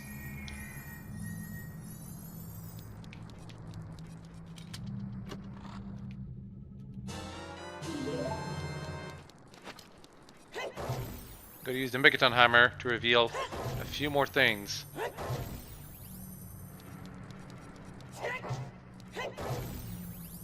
Like that!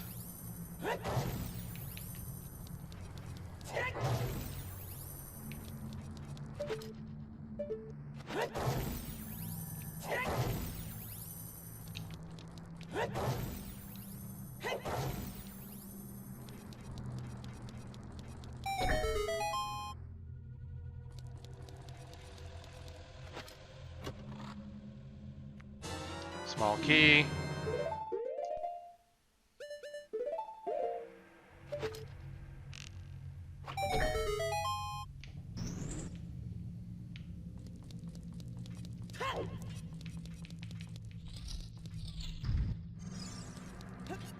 Right now, this area has always struck me as particularly creepy. Those statues in the center are only used in this one room, I think. And you have to hit their eyes. And they audibly make a noise to respond to the fact that you hit them in the eyes. Like, is it alive? That's what the game is suggesting, that's for sure. And once you hit them all, the whole thing freezes and you can go to the center. Get the key.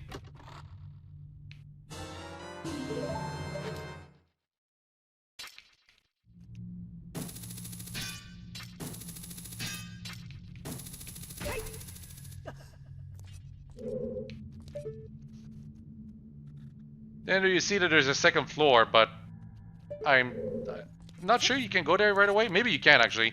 Just I didn't do the Scarecrow song like I should have. But I just assume you can't, so this is as far as you can get on the right side. All puzzles complete.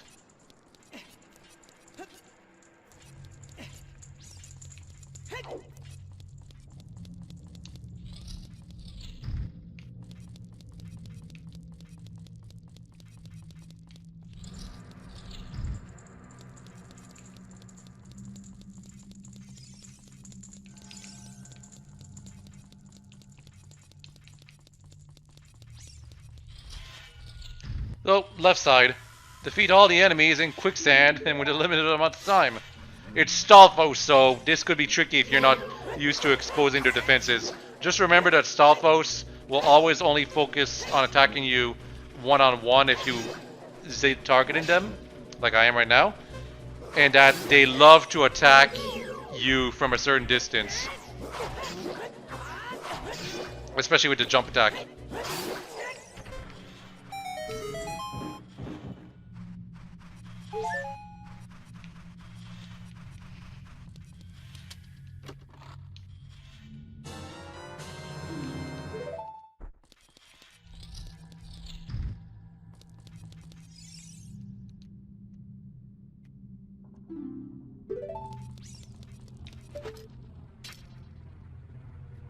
So this challenge right here is probably the most complex. You have to find 5 silver rupees within a time limit in a place full of traps meant to keep you from traversing the area easily.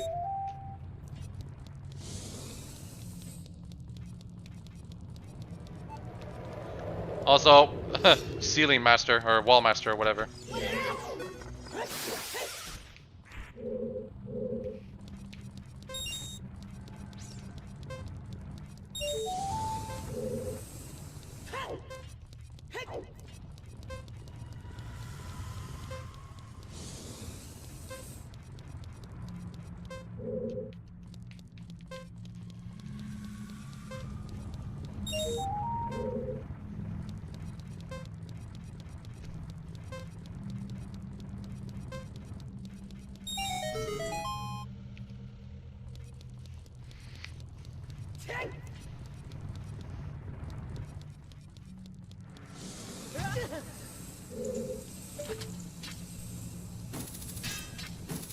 Yeah, once you collect all of 5 silver rupees, the timer stops, so definitely focus on that.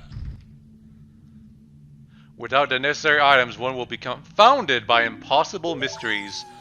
Really, these are not mysteries. Just Lens of Truth, hover boots, and the items from the Spirit Temple. That's all you need to be concerned about here. I don't have the items from the Spirit Temple, so I'm just gonna ignore that.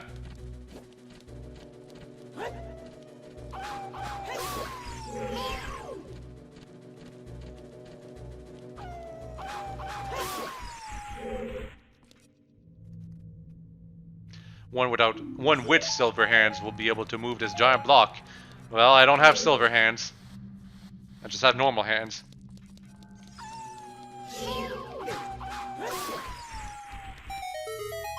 And once you defeat all the wolf foes, you get a small treasure chest. What does the treasure chest have? Arrows.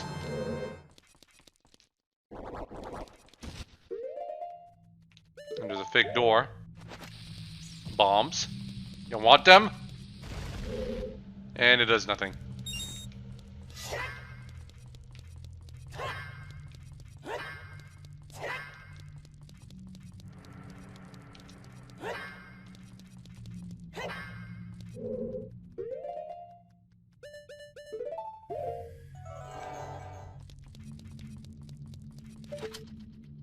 Yep.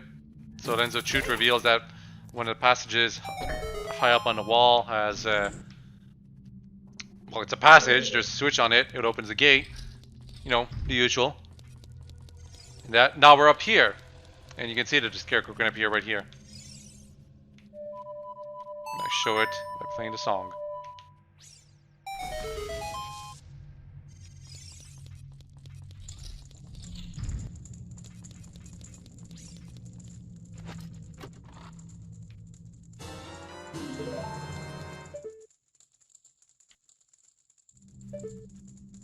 So yeah, one more key, and it shows you on the other side there's a key there too. But how do you get there? It's basically an empty room. But if you use the Lens of Truth, you'll see, oh, there's a hole down there. That's actually really cool that how they show you this one extra room with another key. You really have to wonder to yourself, how do you get there? Because there's no map for this mini dungeon. All the keys that you find, you gotta find them with your own mind and stuff.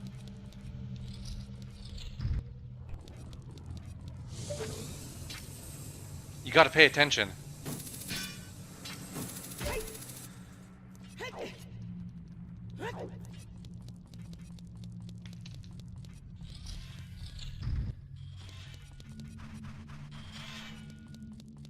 Anyway, we got more than enough keys to actually get the reward. Not everything, though, because we missed out on the silver hand reward. Actually, no, I think I do have all the keys. Just the silver hand reward is like a giant rupee or something. Maybe.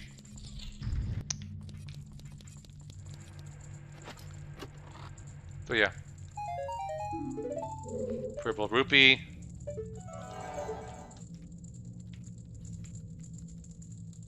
You can see I'm using the lens of truth here. Because I'm looking back towards here to show to you that this is where the thing is. Cool, huh? And you get an extra key here. Pretty important. Because you can end up using the keys on every other door, besides the last one that leads to the ultimate reward, and be left wondering, how the hell do I get the reward now? Did I use up all the keys in the wrong way? Well, no, you're just missing this one key hip up here.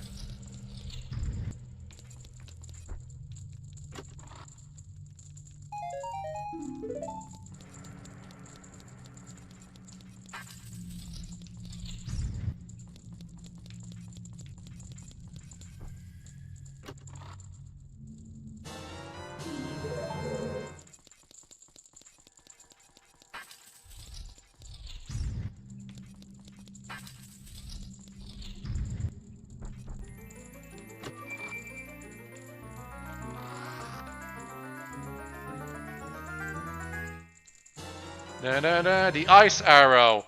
Unfortunately, the ice arrow is not used at any point during the main game for anything special, but it does have some actual. Well, it's really menial, but it does have some use against one boss fight for making it a little more special. Well, just one boss fight, and there's a good chance that you've already done that boss fight before you got this reward. So most people never get to see it.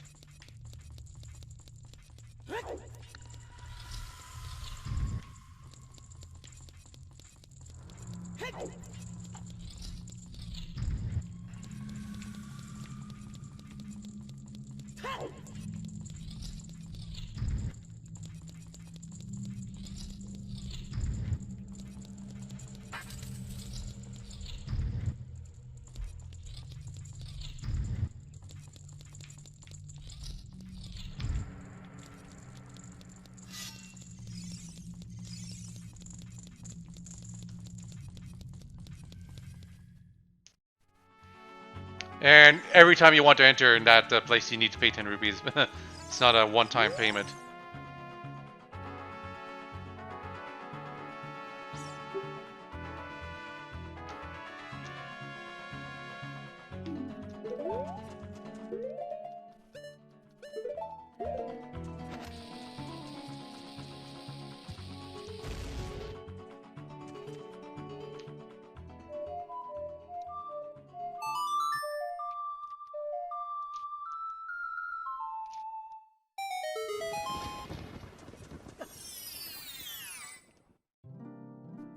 Yeah, a fairy fountain right here.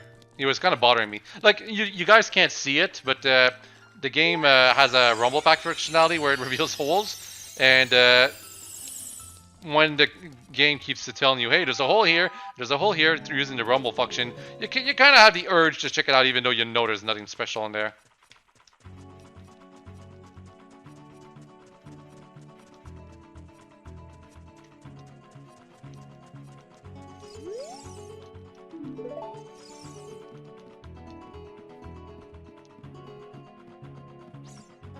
Anyway, this is the reason why we go up here. It's to open up the gate that allows us to, you know, go to to the Spirit Temple. Of course, back before wrong warping was a thing, players would try to find out a way to get past the gate without having to do the Gerudo side quest where you have to prove yourself to them, because it's a waste of time, isn't it? And I think there is a way. It involves bomb jumping precisely or something.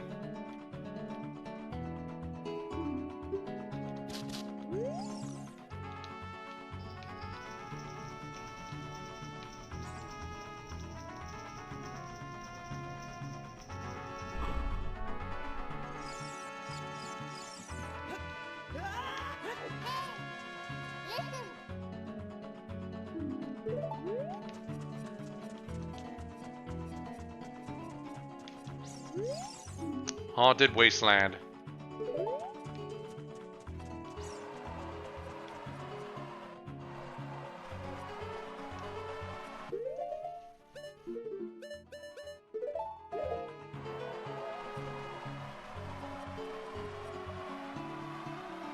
So yeah, the hover boots allow you to not die from the quicksand or get swallowed by it. Convenient thing, but not necessary. What you're actually supposed to do is use the long shot to get to the other side. But if for whatever reason you don't have the long shot, but you have the hover boots, you can use that instead as well.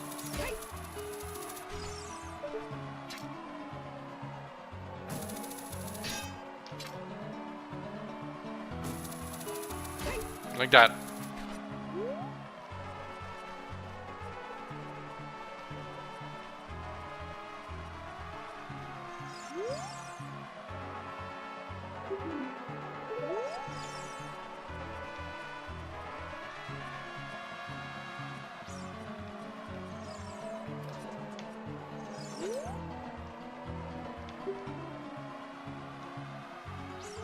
Yeah, so this guy sells strange stuff.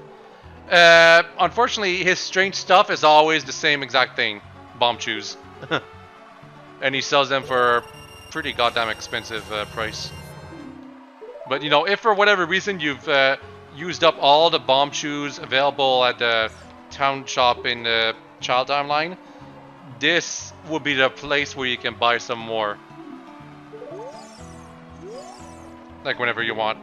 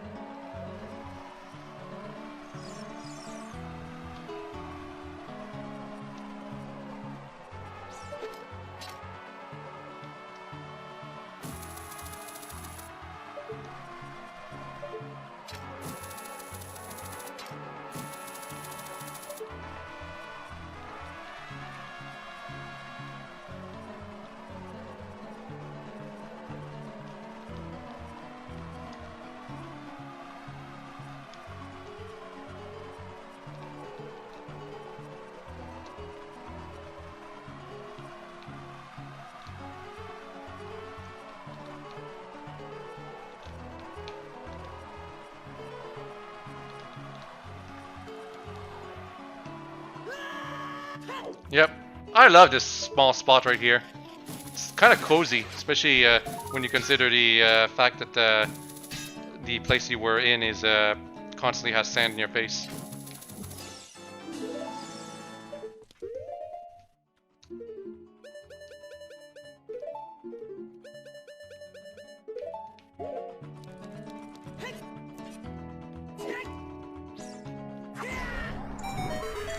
Yeah, use Din's Fire or fire arrows to put the things on fire, and because of that, you get this treasure chest right here. 50 rupees!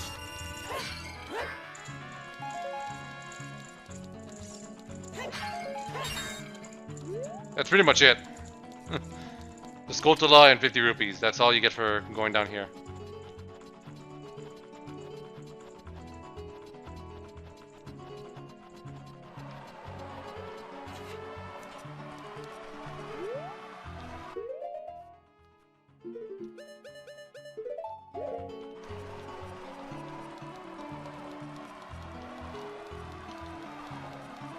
Now, if you listen carefully, you can actually hear the sound of a ghost as you come up here. But I don't think that sound is there if you don't have the Lens of Truth. Even so, in this particular case where you have to follow the ghost because it's your guide to get to the Spirit Temple, if you know the road by heart, you don't need the ghost at all. And I do believe it actually spends more time than it should going around this ghost. So the road is actually smaller than it is to get to the Spirit Temple.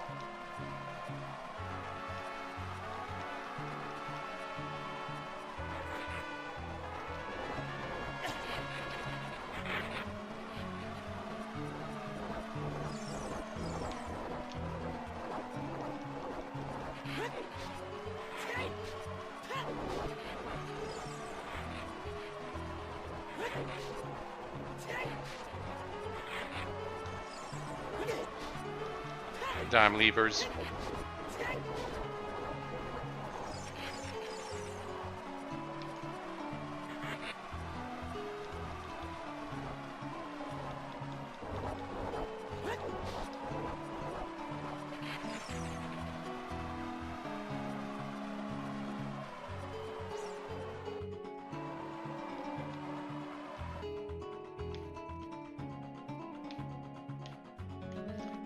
Finally at the Spirit Temple. Or the Desert Colossus, I wish we should call it.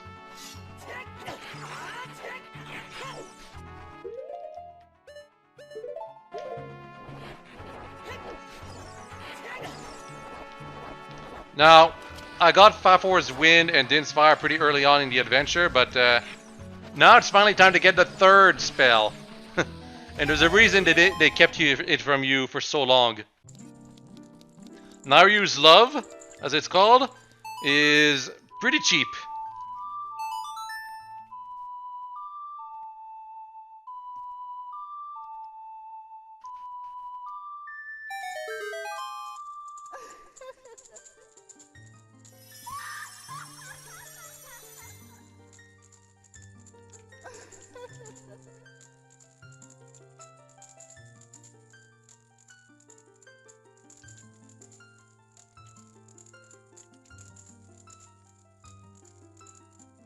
Yes, Great Fairy of Magic. Don't know why it took me so long to press A right there.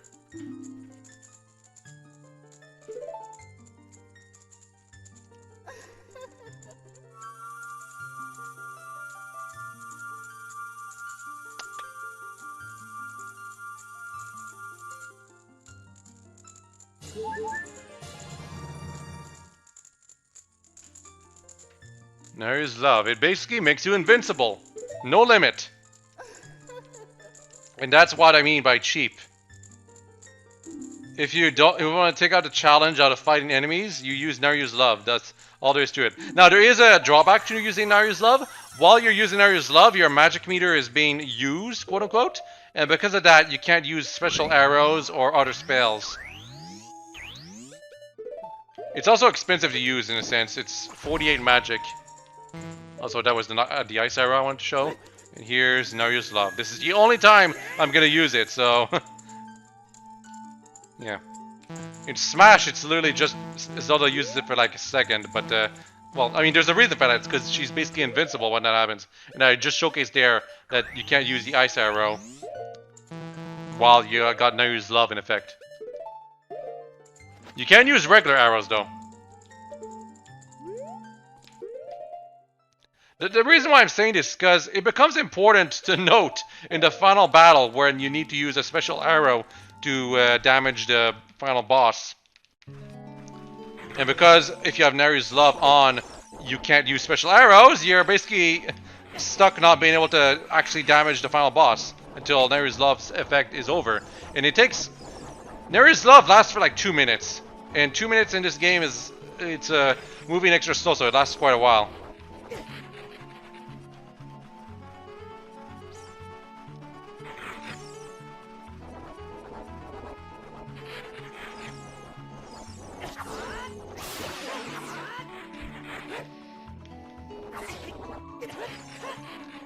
But not that long. As you can see, the effect is almost over right here. And here I'm trying to restore water to the dry oasis right here. I don't think you can do that here. You have to do it when you're a kid.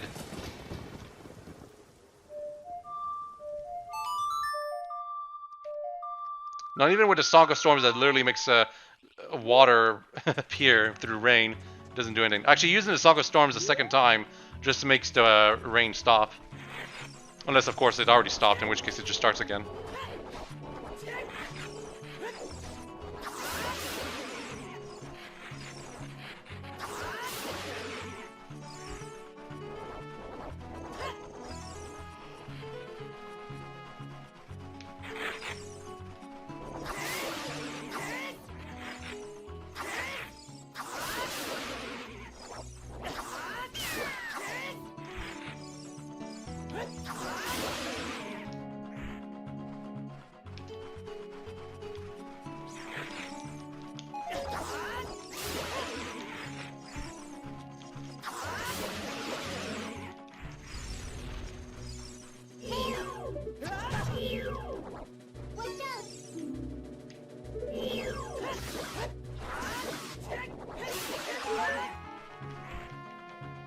Just waiting for night.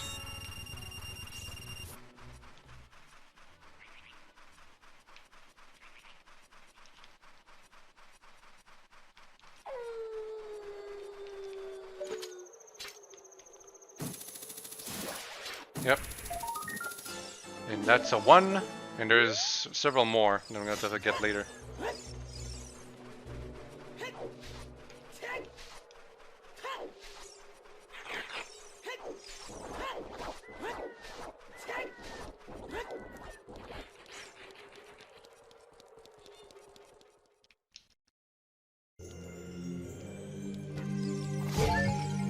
Spirit Temple music is really cool.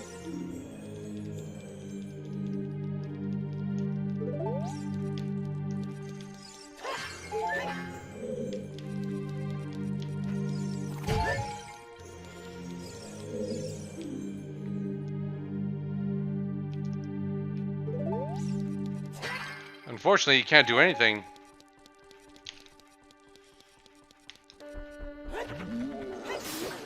At least not yet.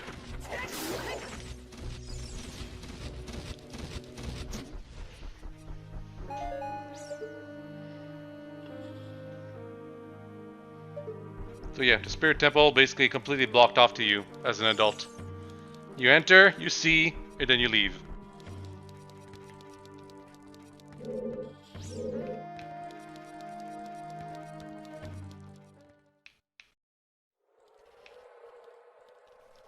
And of course that was all intentional, because the game wants to show you this cutscene.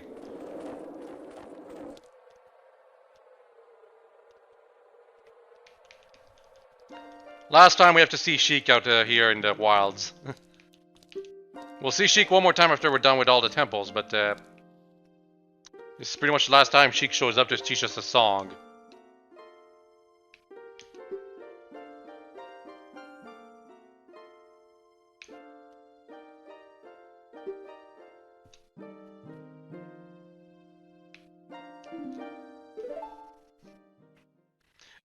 Probably the toughest song to remember. Even though it's only 6 notes.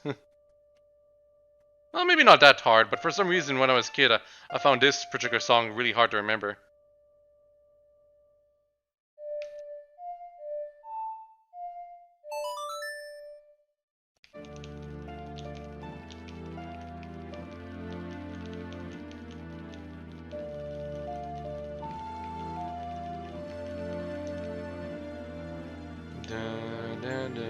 Oh, hold on. Why is the owl there? We never saw the owl before as an adult. It's supposed to have stopped existing. But nope, it was waiting for us there as a kid this entire time. I wonder why.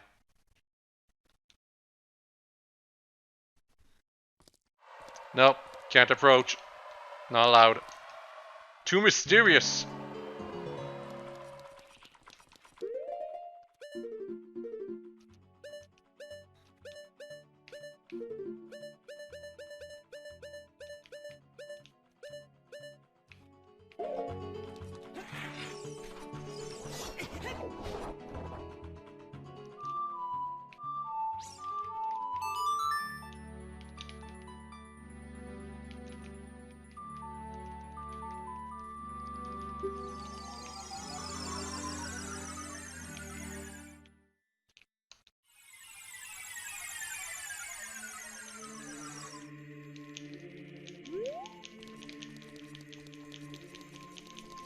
Gotta go back and become a kid again.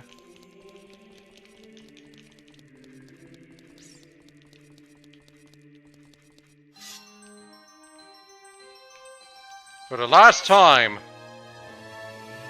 Maybe not. Maybe, that depends on whether or not I get the bomb shoe piece of heart. And don't forget about it. I think I do. Not to mention there's another piece of heart in the Kakariko that I forgot.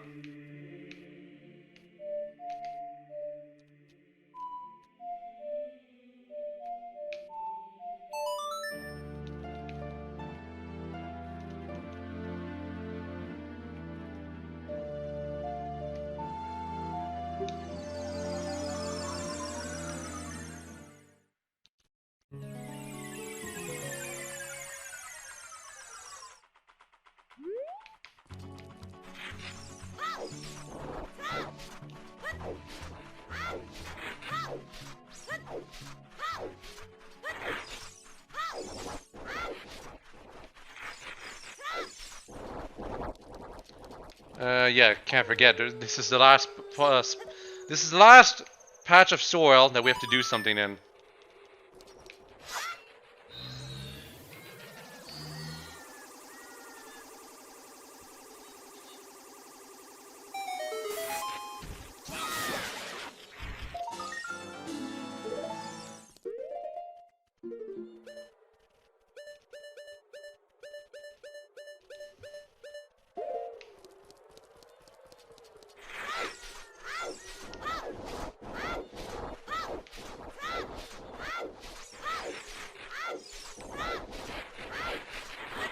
And here I figure out how to refill the dry oasis with the actual, well, turn it into an actual oasis.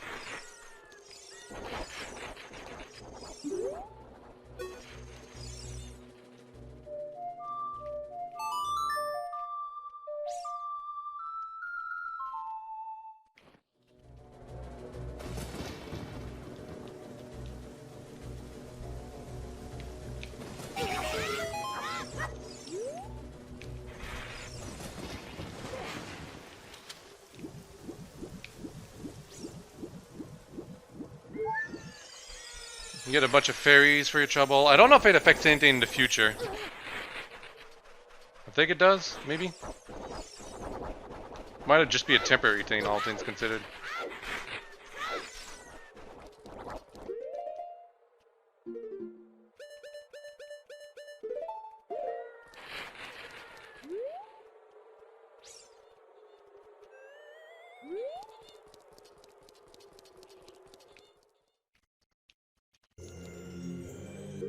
So the spirit temple looks the exact same. We know we can go towards the left side at least, though.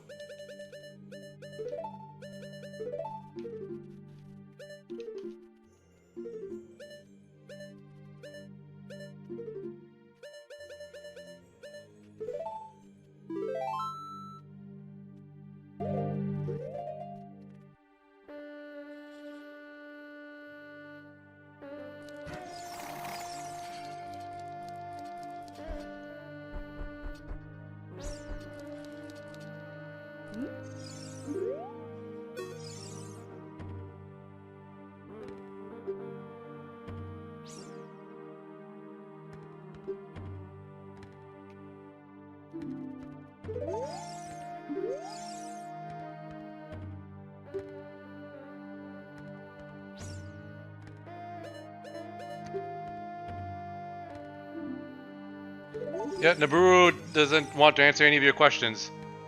So you talk to her and you're like, ugh, okay, I don't want anything. You have nothing to do? What good timing! I've got something for you to do. You gotta use reverse psychology. It doesn't matter what you say here. Like, I hate Ganondorf is the obvious answer, but what if I am is, like, it also impresses her.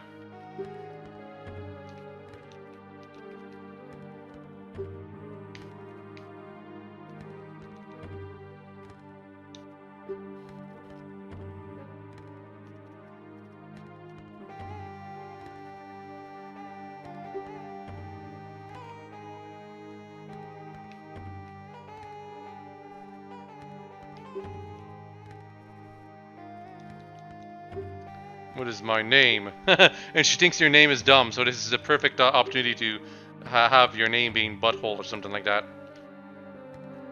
What kind of name is that? Butthole.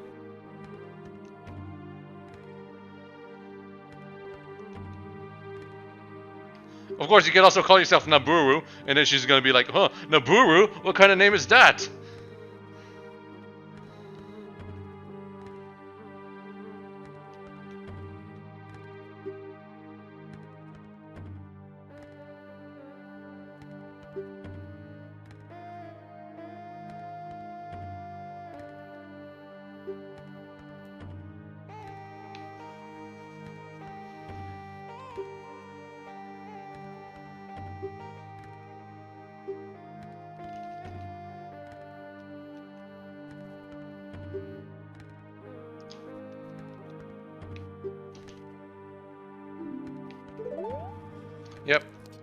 So this is your introduction to Nabooru, and it's not a bad introduction, but it's also kind of hastily done, I feel. Because it's like they had to introduce you to her while you're a child, so you can get like accustomed to her personality and stuff. But it's done at the tail end of the game, all things considered.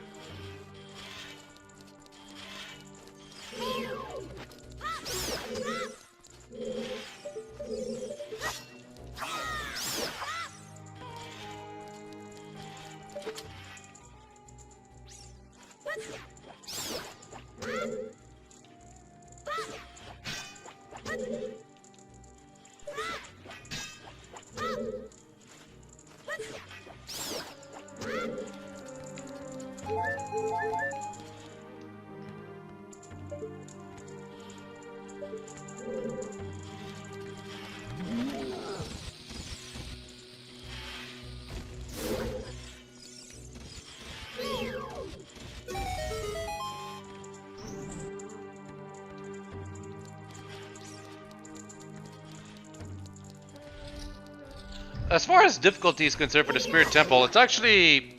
It definitely feels like the tougher of the two dungeons between Shadow Temple and... Well, Spirit Temple. It definitely feels like it's the tougher of the two. Because you have to do it both as a kid and as an adult. And it's got stuff like this where you have to fight a Stalfos as a kid. Which is pretty unreal.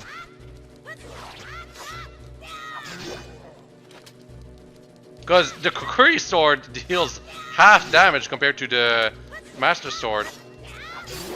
Which means a lot more damage you have to deal to this guy.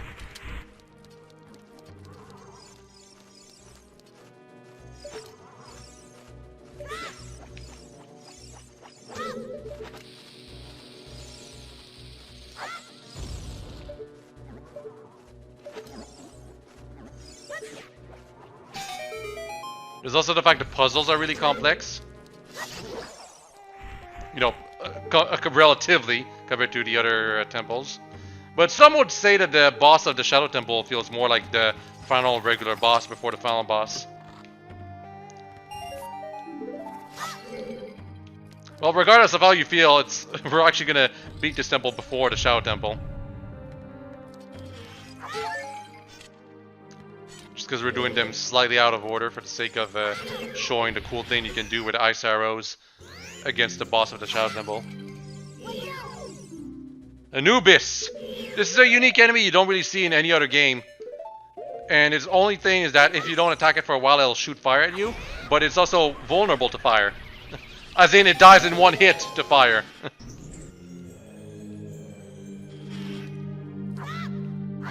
I personally wouldn't mind an enemy like Anubis to come back. It's a fairly unique enemy, and it's not like completely brain dead in terms of strategy. It does attack you if you meddle around for too long, fool around, and don't accomplish anything. Just Din's fire completely destroying it destroys the actual puzzles you're supposed to do against it. As you can see, there's fire that appears over there. You're supposed to use that to kill the Anubis, not Din's fire.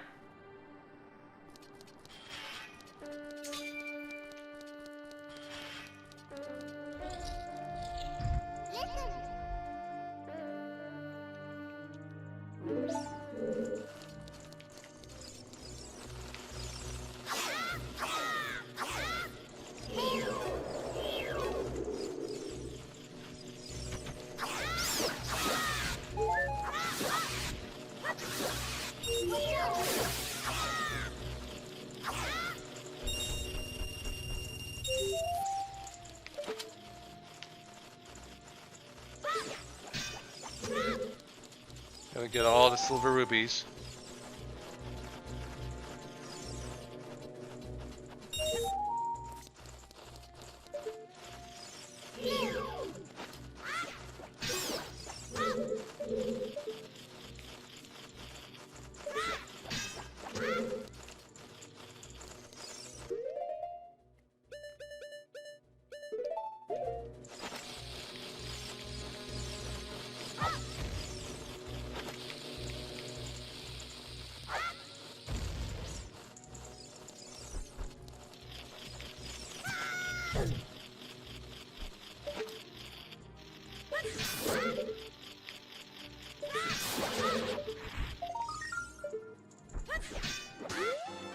Another Skulltula. It's so pointless to collect these tokens now, though, because I already got like all the major rewards, and the last one isn't worth it, and it takes so much longer to get it too.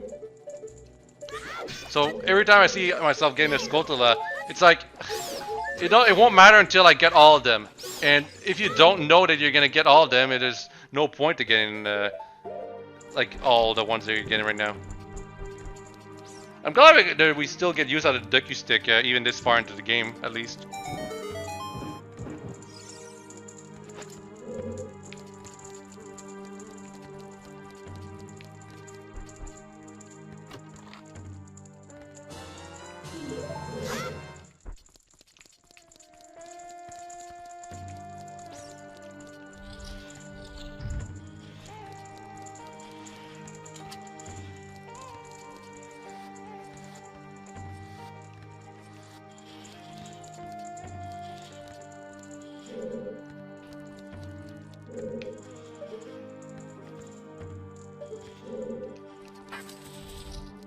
Going here.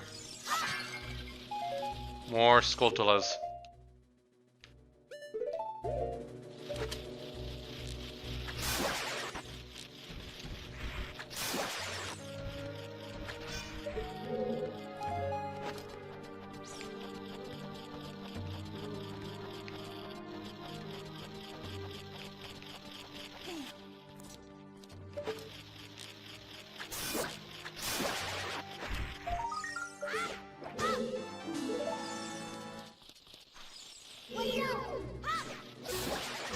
And here, this is one of the first spots where the designers wanted you to use a bomb chew.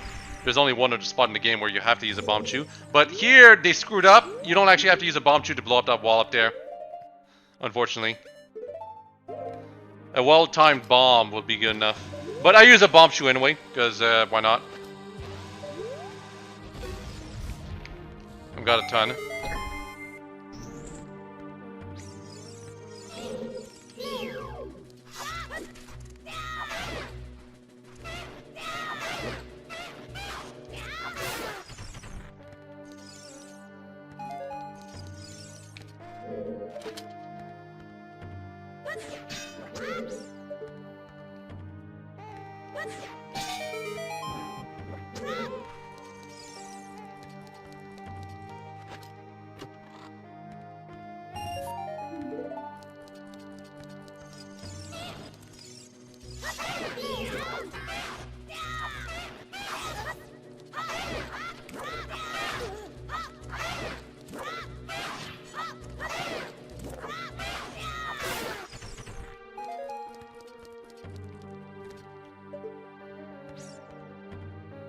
This room is deceptively full, all things considered.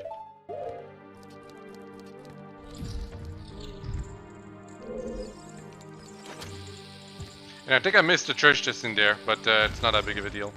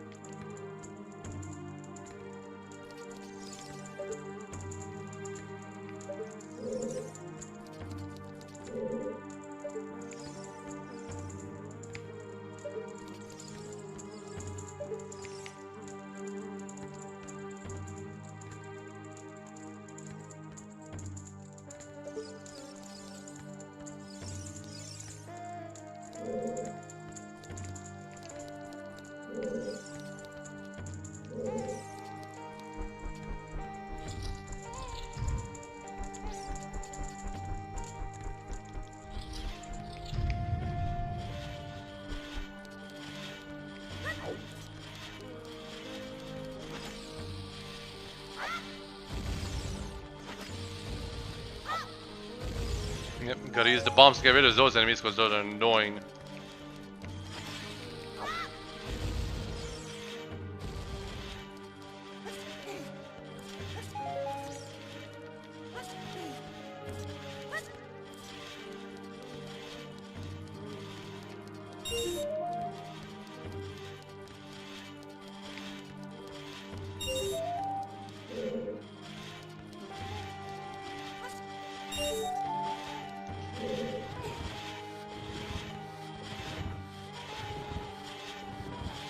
don't know why, but when I was younger, I used to screw up in this room.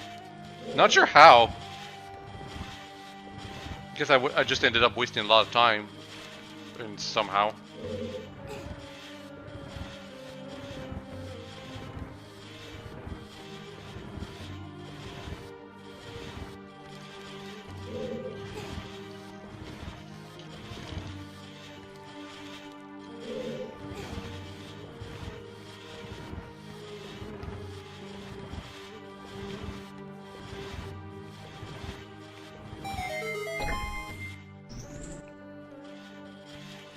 Yeah, you have to push that block all the way over there. That opens the door, but still the silver rupee to collect.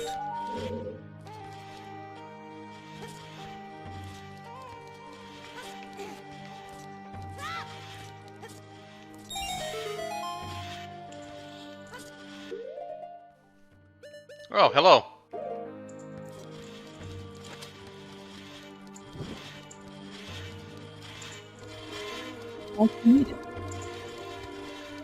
We're just at the spirit temple right now.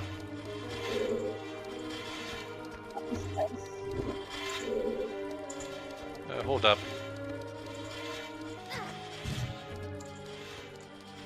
Can you still hear it? Yeah. Think so. Yeah, barely, but I could barely hear you for whatever reason. Might be my mic might be farther away than usual. How was your day? It was alright. Very busy, many people asking questions. Well, there's still 3 more hours of this playthrough to go through, so plenty of time for you to watch. Good content. I will try to stay as long as I can. There's no need. Anyway, do introduce yourself, because all this is going to be going to the commentary version. Ah, yes, it is me, Empire. I am the admin of the Discord. Yep, and loves, as far as Zelda games are concerned, you love Breath of the Wild the most because it's one of the only ones you played, or the only one you played? I'm not sure. Yeah, it's one of the only ones I've played, and I just, yeah, it's literally my favorite. Like, I watched playthroughs of the others, but I haven't played them myself. Well, before Breath of the Wild, Ocarina of Time was the one people considered to be the one Zelda that everyone has to play. Yeah. I know my brother has it. I really should steal it from him so I can play it on my 64, but... Yeah, I mentioned it multiple times in the playthrough, but Zelda Ocarina of Time with Wii U Pro Controller, which is what I'm using to play it right now, not good. The stick is way too loose, doesn't replicate things well, so you want to use either the original Nintendo 64 controller or something like that. Anyway, we're going through a mini-boss right here, the Iron Knuckle. Every hit deals 4 hearts of damage, which is pretty damn hard for this game, but the attacks are really slow and telegraphed, so it's easy to fool around with them. And I'm using Naryu's Love, which makes it so that I don't take any damage, so I took all the risk out of the fight. Heck yeah, we love to see it. Pro gamer strats. Oh, hang on, my dad's calling me 1 second. Casual playthrough strat. Naryu's Love is kind of bad because it doesn't let you use any other magic related items, which is not that big of a deal when you're a kid because you can only really use the spells, but as an adult you have the fire arrows, light arrows, and ice arrows, and because of that you can't damage the final boss if you use Naryu's Love during that fight because you need to use the light arrows on them. But we're getting ahead of ourselves. Iron Knuckle defeated. Nice! I missed the whole fight. Okay. Almost. It's pretty much the last fight last major fight we have to do as a kid. Because in Ocarina of Time you can be a kid and an adult. I don't know if you were aware of that. Like that makes sense. There's all the different versions of Link you find in Smash. Well, the reason why there's a child version and an adult version is because of this game. That makes a lot of sense. In Super Smash Bros. Melee, they put in both Link and Young Link because easy to reuse skeletons. And then, starting from Brawl, they had the Young Link replaced by Wind Waker Link. Oh, true, yeah. Who is basically Child Link. Yeah, just different style. Different style, yeah. That makes him look a lot more unique. Anyway, the owl right here, this is this owl we meet it all over the game. This is the last time we meet it, thankfully. It's if you have ever heard of the whole do you want to hear what I said again, and he says no and yes in reverse and accidentally makes you press to hear all he says again. That's the owl that does that. You gotta love it. You gotta hate it. Anyway, our reward is the silver gauntlets, but we can't use them as a kid. You got the gloves, the magic gloves.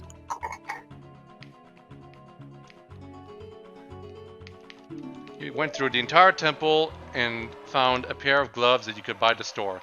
What a country.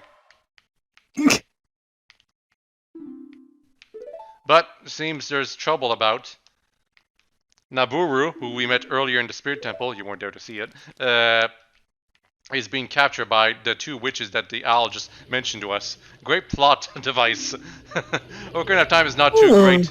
Ocarina of Time is not too great when it comes to the storytelling. I mentioned this in the first part of the playthrough, but they were still in a link to the past mode when it comes to storytelling in Ocarina of Time.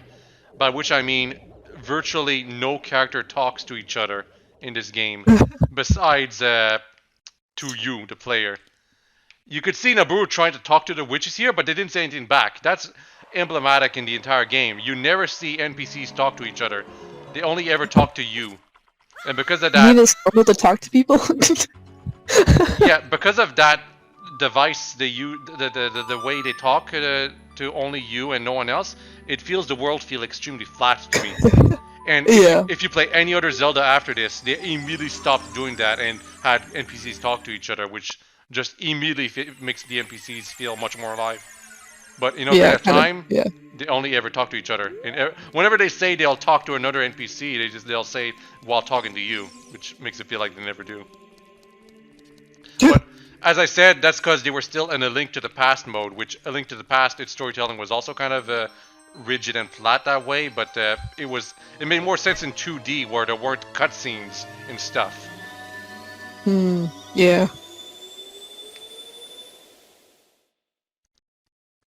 Would like to see the game progression.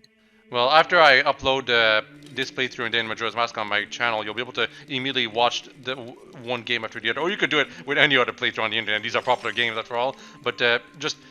Majora's Mask starts with NPCs talking to each other. Immediately you can see the difference in quality in writing. Technically speaking, Ocarina of Time does the same thing, except it's the Deku Tree talking to Navi, and Navi doesn't say anything while the Deku Tree is talking to her. So it doesn't feel like a conversation. Just feels like a character saying things. Like you said, very flat. Basically. Also, we're going through we're back in the adult timeline now because I had to change that. Hyrule Castle is destroyed and everyone is dead until you go to Kakariko and find they're all over there. Breath of the Wild who? Yeah, Hyrule Field, as I'm traveling through it here, is not as... people were amazed by this when it came out, but it's quite an empty field. Yeah. There are things to do, but there are like suspicious locations that you feel there'd be a lot to do or like some secret there, but there isn't. Like the top left area, it looks like it's past a river and it seems like there should be some stuff there, but there's literally nothing there except a big ghost that you can hunt down. Oh, that's so weird. So much waste space. Well, they wanted to make the world feel alive. You gotta remember, this is like one of the first times developers were trying to create a fully realized 3D world. Oh, like the open concept kind of thing? Well, something like that. If you look at 3D games before Super Mario 64, developers back then had lots of trouble figuring out how to make it work. Yeah. Like, you look at Bubsy 3D or not as bad 3D games are like that, and you can see that they're really still thinking in 2D when making these games. They don't think about having a 3D camera that shows around where the player can go, or just moving in 3D because the control stick wasn't a thing until Nintendo 64. Well, I mean, the control stick was a thing before Nintendo 64, but it wasn't successful in that way. The control pad had taken over the controllers in general. Yeah, because wasn't Mario 64 the first, like, official, like, 3D world game? not officially, but it's the first one to do it well, or to show how developers how you're supposed to do Yeah, it. like more successfully, I guess. Yeah. Before that, it was all like kind of a gimmick to do a 3D game like that, and it was like the frame rate was too terrible, or the controllers weren't done in a way to make it work. But Miyamoto realized that Super Mario 64 would not work with a basic control pad, so he had the developers at Nintendo 64 to throw in a control stick, and that's why the Nintendo 64 controller looks like weird. Like it's 3 prongs, and it looks like they just stuck the control stick in the center. Huh. Because if you only look at the 2 prongs on the sides, it's basically a Super Nintendo controller, just with the buttons rearranged a bit. It's true. It's true. Anyway, we're going to Zora's Domain right now because there's gold Skulltulas I want to get there. They're part of the, like, you know, the Koroks you can get from Breath of the Wild, how there's 900 of them? Well, gold Skulltulas was the precursor to that. There's 100 of them, and you can find them by destroying the gold Skulltulas and getting their tokens. Now, the game does keep track of whether or not you found all the gold Skulltulas in a specific area, which is good, but it doesn't tell you exactly where they are, and Zora's Domain is particularly notorious for the players trying to find them all because it encompasses 3 different areas that you have to search. Oh gosh. This area right here, the Zora's Domain inside, where the king was and everything, and the river up to Zora's Domain. All those 3 areas. And you have to do it between 2 timelines too. The child and adult timeline. And there's no way to teleport to Zora's Domain, so definitely one of the more difficult areas to search through. Anyway, where I'm going right here, you need the silver gauntlets to go here, and you need to really think about how it could have ever been a secret here, because it's not very obvious. I remember it took me like 3-4 playthroughs before I ever found out about this place. Oh. But it's really cool because if you look around all these 3D areas back when this game first came out, and you're wondering, there's a hole in the wall high up in the area over here. Can I ever go there? And for the longest of times you can't, but then it turns out later in the game you can. So it's like when when Miyamoto said, "Hey, you see that mountain over there? You can climb it." Well, he actually meant it. He really did. Yeah. He actually was referring to Dead Mountain, I'm pretty sure, but you know. They're all mountains. It could have also been just misattributed to Dead. I'm not sure if he's actually the one who said it, but it's something people like to joke about nowadays. And you can see me trying to jump to the right side over here. That didn't quite work out because I used to think you could go over there too, but you can't. There was an attempt. Well, this is the original version of Ocarina of Time. There's a glitch called bomb jumping, where you can basically gain infinite vertical latitude as long as you have bombs raining. And it's used to sequence break quite a few things, you know, before wrong warping just kind of warped the entire speedrunning meta, but you can check... It's almost like wind bombing from Breath of the Wild in a sense. Yeah, but much more effective, actually. Yeah. So it sounded much more fun.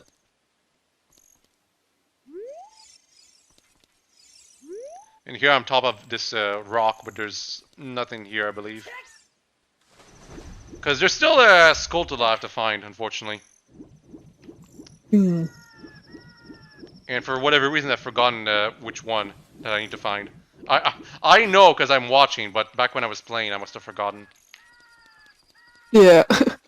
It happens. Because, don't forget, this playthrough was done non-commentary first, back in before September. Quite a long time ago. Oh gosh. And I never got the chance to do the commentary for it because I was focusing on my studies since, well, September, which was the start of my new college term. Yeah. I got A+ and everything, so it would paid off to focus on studies. Oh, heck yeah. We love to see it. Is that like the end of the semester, or you still have the next one? Semester 4 starting January 10th, and we're actually going to go on campus. Nice. Only for a few classes though, not all of them. It'd probably be nice to actually do something in person for once. Yeah, I mean, it's the entire reason I started going to college to meet up people who were interested in making games. But the problem is that because it's only a few classes, all the classes start early in the morning, but you only have to show up for like 3 hours at campus, and then you're free to go back home. And my home is an hour away from the campus, so it's a lot of time just on the bus or in the car driving to the place or something like that. Yeah. Make the trip worthwhile. If the schedule remains unchanged, the only day where I don't have to show up on campus is Friday. Oh, nice. But there's one class on Wednesday that might be changed into a virtual class, in which case that would mean both Wednesday and Friday I won't have to show up on campus, and that would be convenient. The struggle of long distances.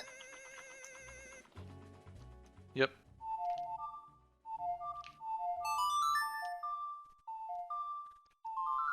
Now we're going back into the Spirit Temple, I believe. Or making night go to day, rather. Or day go to night, I should say. Because there's some... For whatever reason, Nintendo decided that some Skulltulas should only appear at night.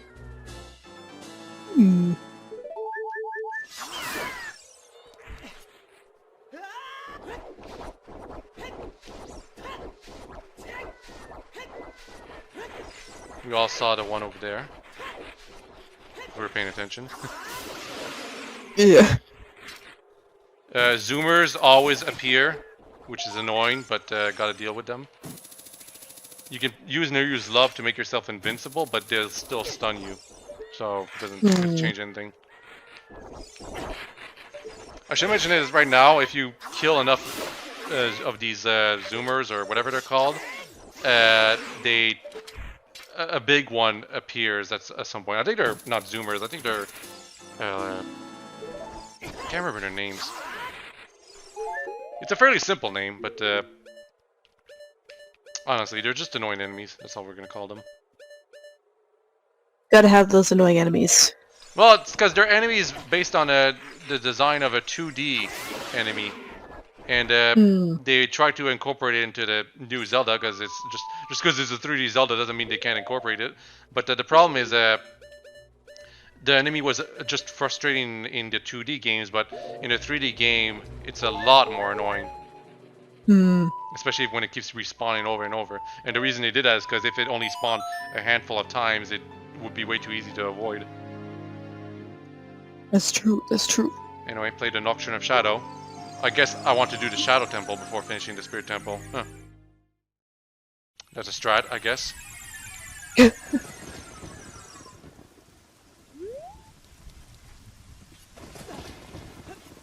Either that or I was looking up a guide to figure out where the last piece of heart I'm looking for is. That could be it, because I forgot a piece of heart in the graveyard. Anything is possible. And that is the case.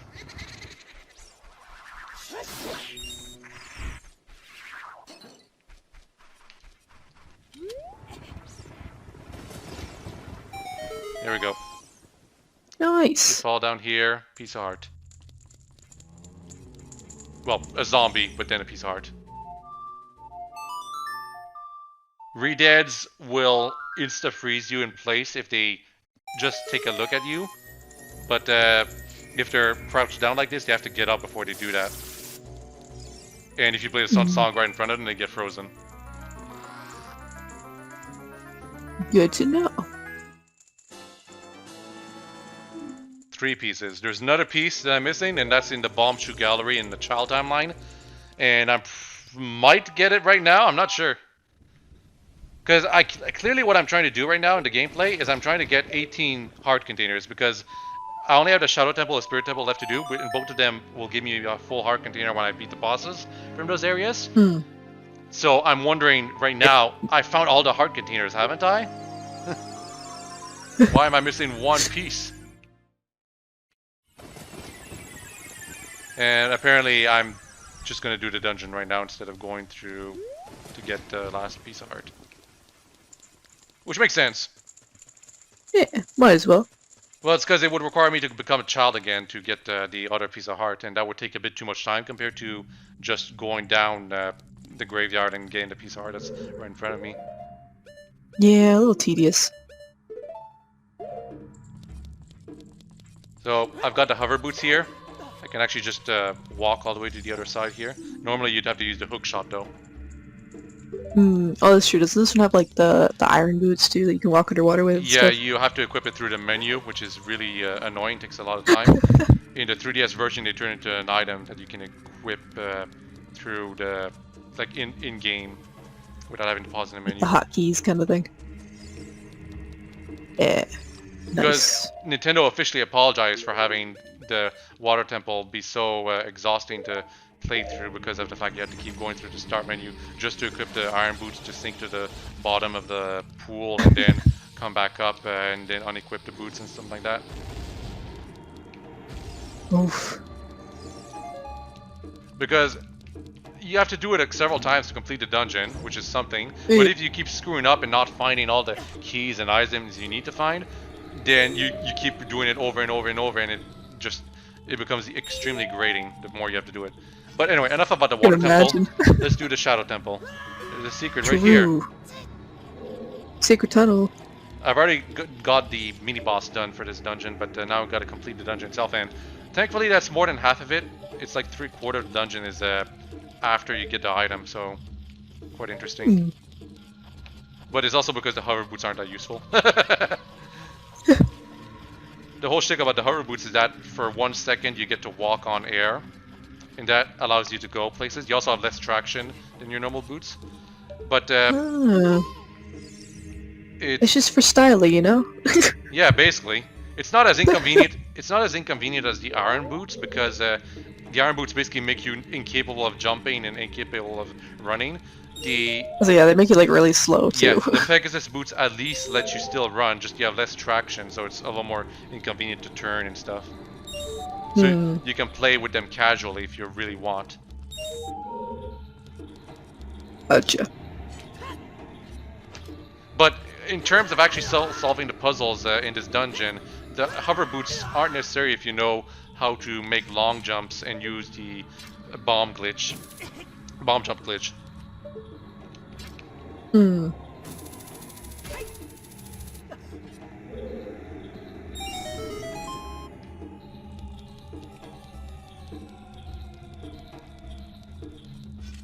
Yeah, you can. These are some big sights. Yeah, they're big sights, but you can crouch under them, despite the fact that it looks like your head just gets cut off anyway.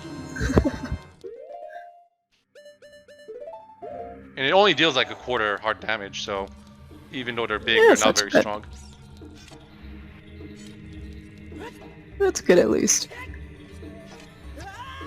For a second there, I thought that even though I was in the air, the fact that I was crouching would still make me invincible. Apparently not. You tried. Go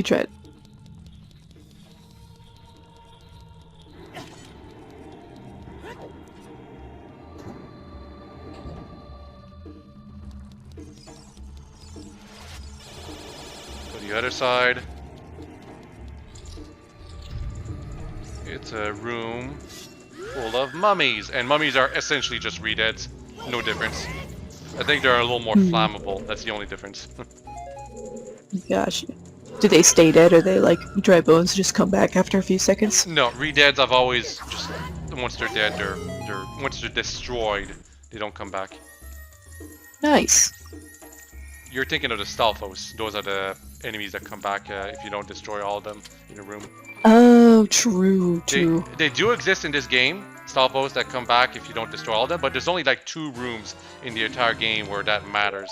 Most of the time you only fight one at a time, so because of that, once it's dead, it's dead. Gotcha.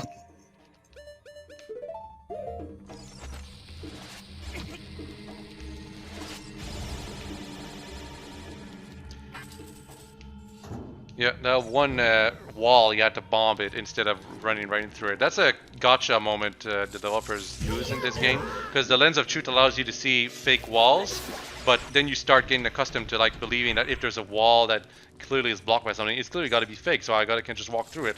But then you try to walk through this wall that's clearly supposed to be fake, and you can't because it's not fake, it's actually right there. But then you wonder, can't go through that wall. But no, you can't go through that wall, you just have to bomb it instead. It's more exciting that way. When you play this game as a young person, there's lots of little things in the game that feel like a little gimmicky in terms of puzzles. Like if you've ever, well, I haven't played Link to the Past, but if you watch a playthrough of Link to the Past, you'll notice that this game takes so many cues of a Link to the Past. They're basically just trying to do a Link to the Past, but in 3D. Obviously, the plot is different, but looking at it, it's very similar in terms of like number of dungeons and structure of how the plot progresses. And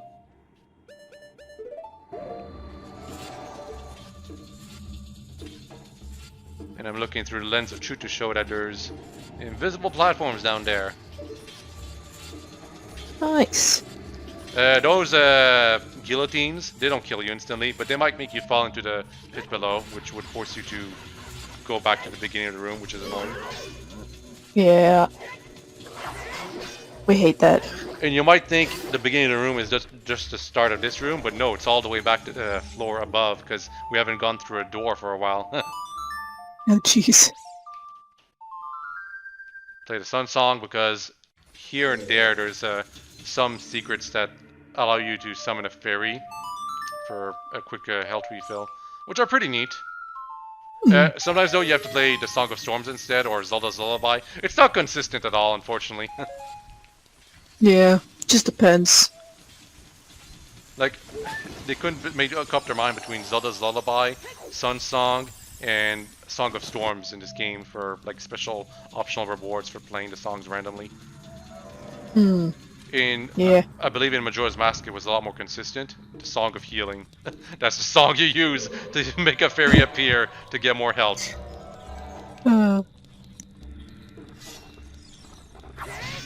Although the Song of Storms is in that game too, so I think even then they were still inconsistent. Then they just kind of stopped using instruments. Used to be a time where every Zelda needed some kind of instrument for Link to play. In both this and Majora's Mask, it's the Ocarina. In Wind Waker, it's the Wind Waker, which is a baton they used to make. I'm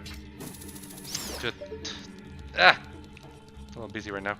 It's something that a maestro would use, essentially. Very cool. In Twilight Princess, it was. Actually, no. Twilight Princess didn't have an instrument, did it? Well, it had those harmonicas, grass harmonicas you could find, I guess. But then Skyward Sword had the harp. And then I think by Breath of the Wild they just decided, okay, you know what? No more instruments. We're tired of making And I songs. kind of wish they did have like an ocarina or some sort of like instrument in Breath of the Wild. Fun. The thing is, the way the Ocarina worked is that every time you play a song, you didn't have to listen to the developer's rendition of the song and then the effect of the song, and then it keeps going like that, and it makes it very hard to make it. It makes it very hard to make it usable in gameplay. Is the problem, because it's a very stop and go type of gameplay mechanic, if it is.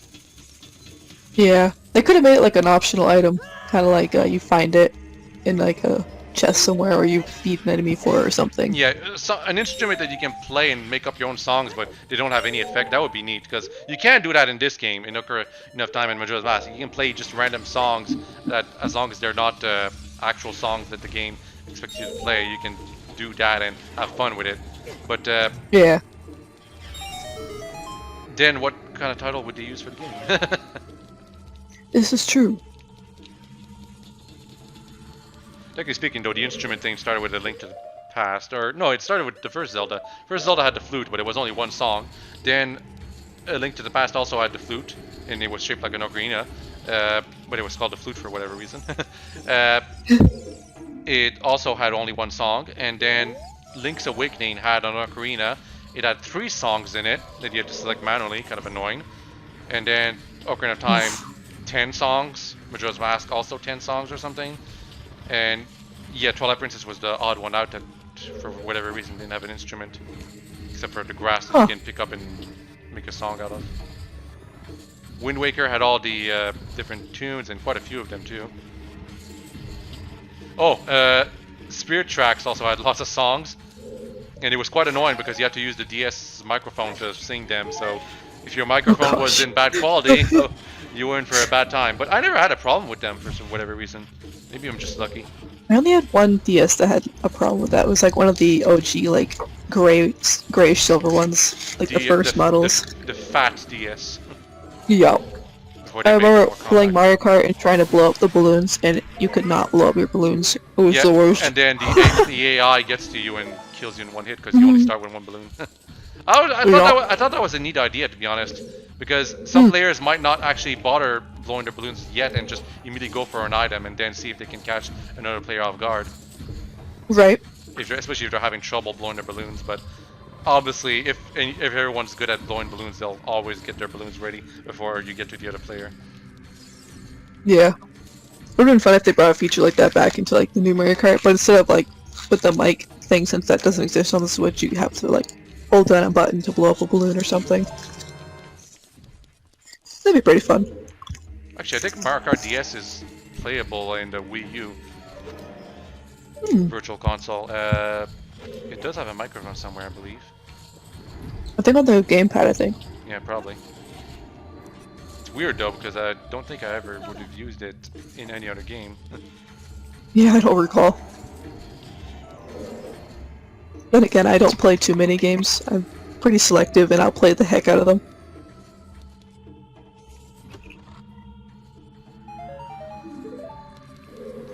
Well, I asked my parents to see if they can get me a copy of Mario 3D All-Stars for Christmas, because I couldn't figure out anything else to ask for them.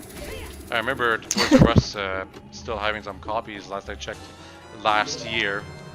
I think she got a copy, or they got a copy, I'm not positive, but if they didn't get a copy, it's not that big of a deal. I'm just gonna take whatever they have, which is preferably clothes. Need more shirts and pants and stuff. Yeah. These socks keep Would dying. you be doing a playthrough of Mario games if you did? Oh yeah, definitely. Yeah. But right now, I still, like in the time I've got allotted, I still want to play more Zelda games. Specifically Wind Waker, and now there's Skyward Sword HD that I also have to cover.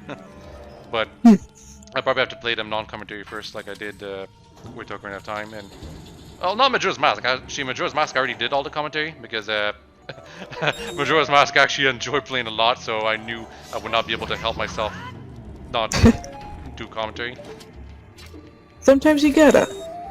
Like, I liked Majora's Mask so much that I actually did commentary. No, I'm not. Like, I like it so much that I played a second time on my 3DS right after I was finished with the playthrough of it last September, while my college semester was starting. I was supposed to focus on my studies, but I still couldn't help myself but start playing another game of Majora's Mask. Now, it's just too good. Yeah, it only works because I knew Majora's Mask I can beat it quickly. So that's one important thing to note. If it was something like Skyrim where you had to do everything, I would not be able to do that. Much more time consuming. Basically.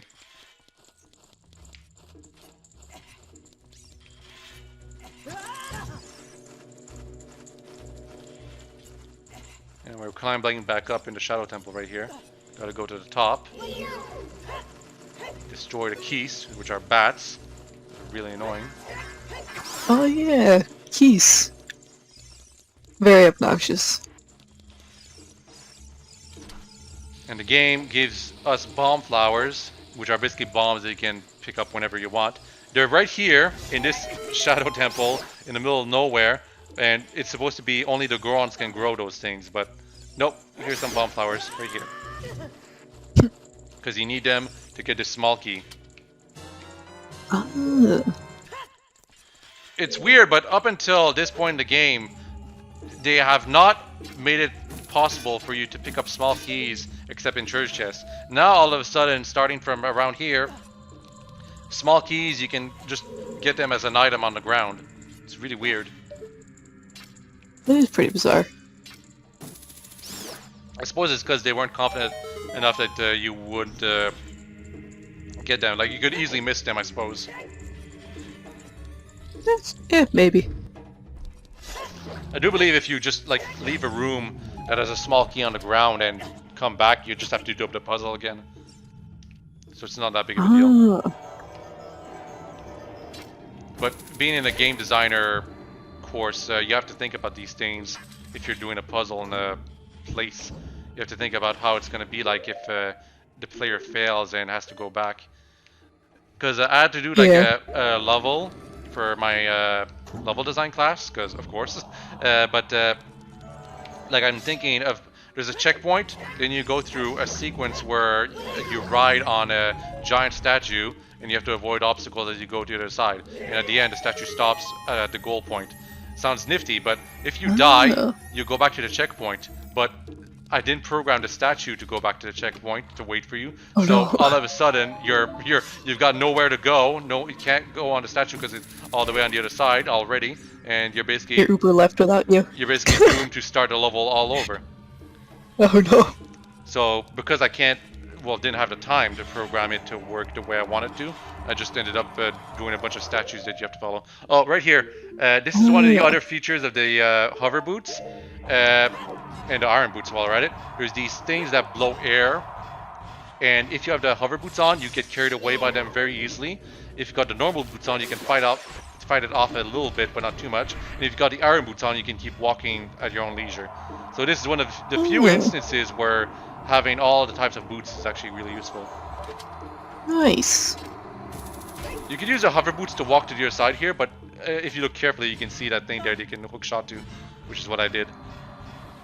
Of course, much easier. Yeah, much easier. But if you're playing this game in a CRTV back in 1998 with low brightness, like I did, you will not notice those kind of things. This dungeon was extremely dark back when I was playing it on my N64 when I was younger. True, playing on those box TVs, it's definitely. It was tough. Yeah, but the image was instantaneous, so some people prefer it that way. They don't do CRTVs anymore, now it's all digital. I do wonder when they'll be able to do digital TVs that output the image exactly as the console wants to emit it, though. That's true, yeah. Because there's a bit of lag for all video games now because of the way the TVs work. Yeah, all of them are so different. Like, I play mine on a computer monitor. I just HDMI it to that. That would be convenient. Actually, it would be convenient if I could connect my TV to my monitor. They did recommend for the game programming courses that having multiple monitors helps a lot. All I've got right now is one monitor, but it's an extra wide movie size monitor. Like it's like 3440 by 2040, something like that. Oh, nice. Very high resolution, 4K essentially. And Sick. it's great that it's wide like that because it means I can have like 4 windows open and they're all decently sized for me to look at everything. But having a second screen would help with having like some information that I don't want outputted or for only outputted through that TV for screen for that. True, yeah. And because I don't have that right now, well, I could have asked that for a Christmas gift, but that would have been a lot more expensive. And I don't cheap out on the screens either. Like I remember when I got this screen, the reason why I wanted to get this computer screen originally was because I was thinking, oh well, my previous screen keeps being tilted up a bit too much, and because of that, the light would get in the way, and it would look too dark on the upper side of it or downside of it. So I decided to get this screen that I could just tilt up and down, and it sounds simple enough. But then I go to the store and I see all these expensive screens, and I'm like, I'm gonna get the screen that just tilts up and down. Oh well, no wait, this screen looks great. Let's get that one. It's only $3,000. Actually, it really. I think it was 1,200 or something like that Canadian. So you know, but still, I could have. I mean, if you're gonna use it all the time, like you might as well get some that's quality, because like you don't want to keep rebuying it. Yeah, definitely.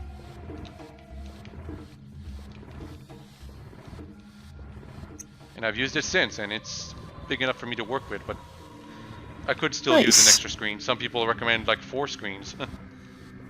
Although I'd have to remove my scanner from my table if I did that, because I'd have to make space for it. Because I cannot put it on the left side of my screen, because that's where I have my webcam and my my headset carriage, whatever. Gotcha.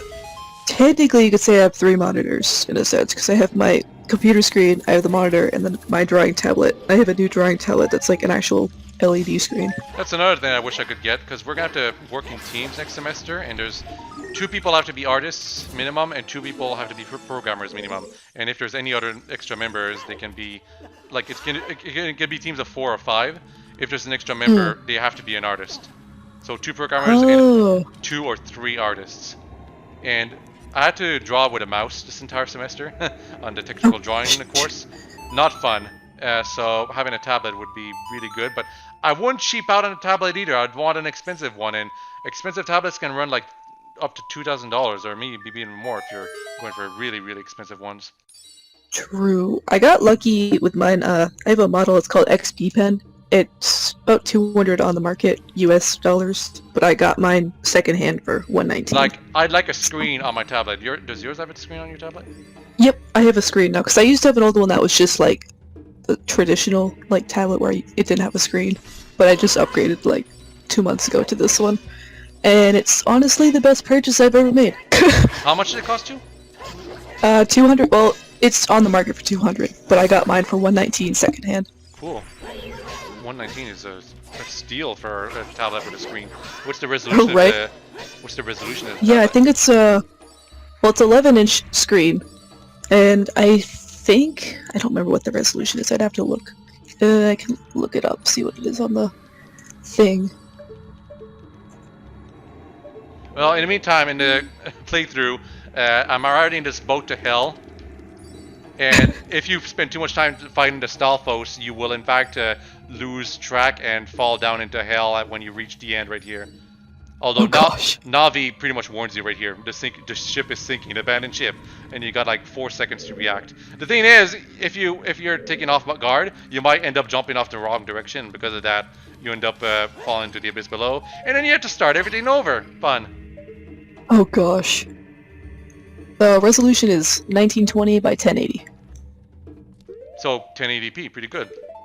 Yeah, not too bad. It's actually really nice. You can adjust the brightness and everything on it. Yeah, that sounds something I have to look up.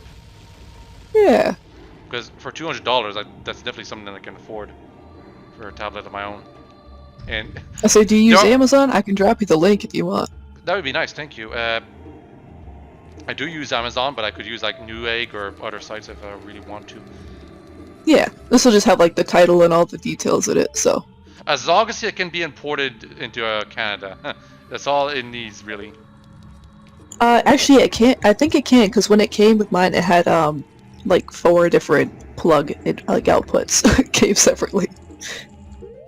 Well, give me the link anyway. I'll see if I can find a Canadian version or if it can be imported. Yeah. We're nearing the end of this dungeon right here. We're in the maze of a bunch of different walls that some of them are fake, some of them are real, which is kind of neat. Nice. Good content.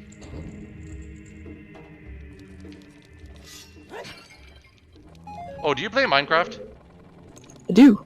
Yeah, I've got the education edition for one of the assignments. I don't know if it's compatible with the official version, but I was thinking of getting the official version because I had to make a castle as part of an assignment. Yeah, like I don't have any more drawing classes, unfortunately, so getting the tablet would be purely for working on a team for art assets and stuff. But yeah, in terms of getting work stuff done, it would be more. Oh, I'll see the link that you did shared right here. Expand artist 16. Oh, see that. I should just be mindful there is 2 versions of Minecraft, so. Yeah, Java is the one that my classmates just recommended I use. Yeah, that's like the traditional one, because they have the Windows 10 one got an too. Update. They're both good, but yeah, they updated it recently with Cliffs and caves or something like that. Yeah, I have both. Yeah, like if I mean, I think most people who were like 10 years younger than me, so like born in the 2000s, Minecraft is like shaped their video game life. True. I know my brother is actually the one who got me obsessed with it. And I was like, oh. It's one of the most influential games of all time at this point, so gotta respect that. It's true. Yeah, I've been playing it for a number of years now. I feel like it's been a solid, I don't know, at least And yet, maybe despite 10 that, years. I only started playing it for this semester, and only because I had to. Anyway, blowing up all those things, get a bunch of rupees, and there's a small key somewhere that I was supposed to get, I think.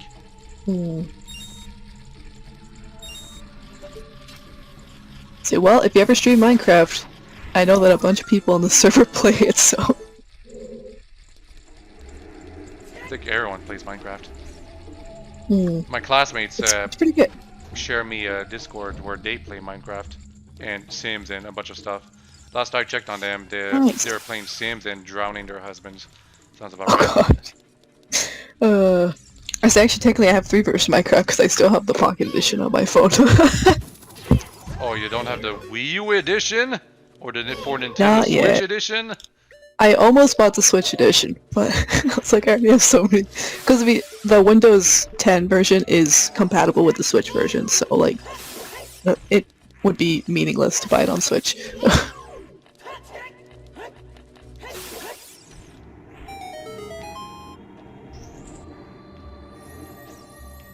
Well, all I have is the Education edition, so...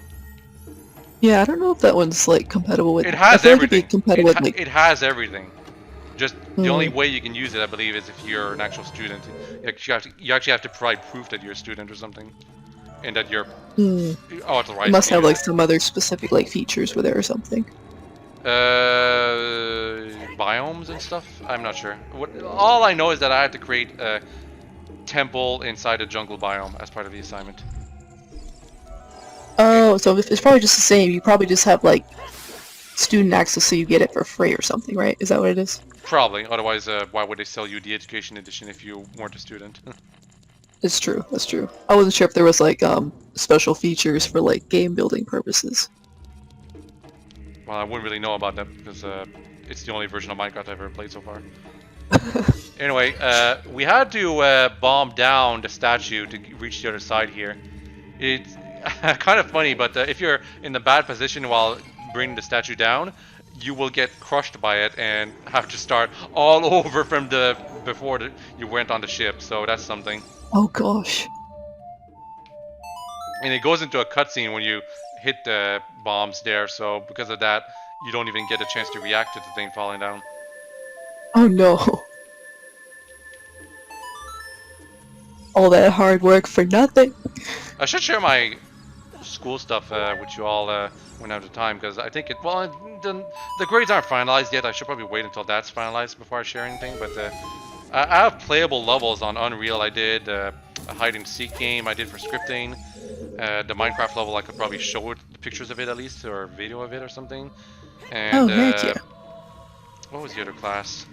Oh right, I did some 3D models, a heavy duty loader, some kind of helmet. It looks like a Boba Fett helmet when it's untextured, but it was supposed to be a medieval helmet. A dresser and stuff like that. What else did I do? Heck yeah, you should for sure like showcase it at some point. Oh, the level design platformer, that's the thing too. Nice. Yeah, the high level development assignment wasn't that special. Anyway, let's actually get serious with the playthrough right here. We're at the boss. Oh, boss time.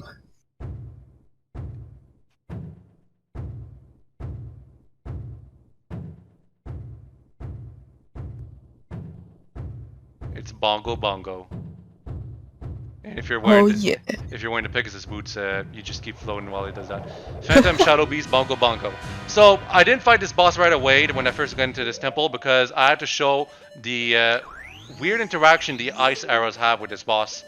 What you're supposed to do normally is stun its arms, or hands I should say, to then reveal its main body and then attack that. But with the ice arrows you can actually freeze its hand And when that happens, the other hand tries to break the ice, which is quite unique. And it will break it after a while.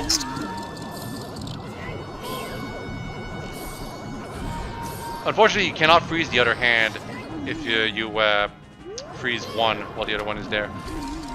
But you can't freeze... too OP. Yeah, it's unfortunate, but if you freeze any of the hands, actually, it just starts trying to break the other open, even if you stun the other hand. So right here I switched to normal arrows and the Lens of Truth. So yeah, this is the way you're supposed to use it. When you stun one of its hands with the ice arrow, the other hand tries to break it open from the ice.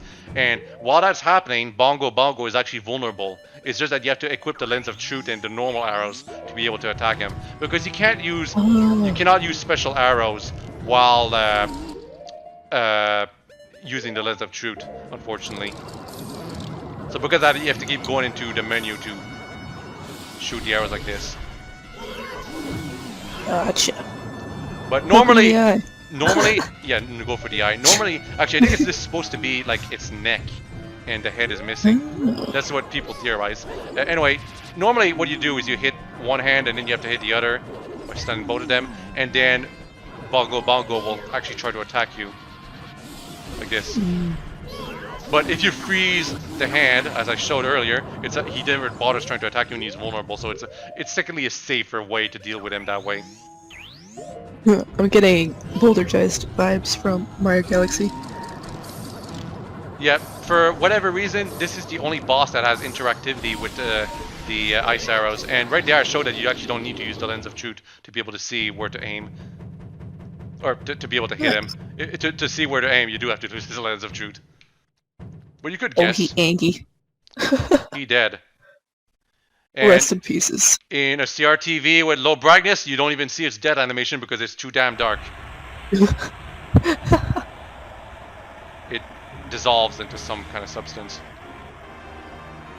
Anyway, that was Bongo Bongo. Not definitely one of the more iconic bosses and kind of creepy if you look into the lore theories that people have for it. But once you realize you're just supposed to stun its hands with arrows and stuff, it becomes really easy to deal with. It does deal lots of damage if you keep screwing up, though. Oh, I bet.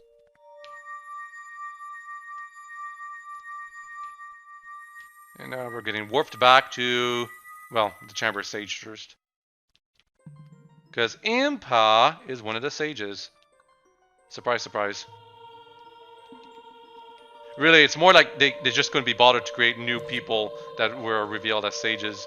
They had no problems at all in A Link to the Past to make all the damsels that are descendants from the actual sages to be these people that you've never met before, but you talk to after you finish the dungeon. But in this game, they decided, no, the sages have to be people you've met before.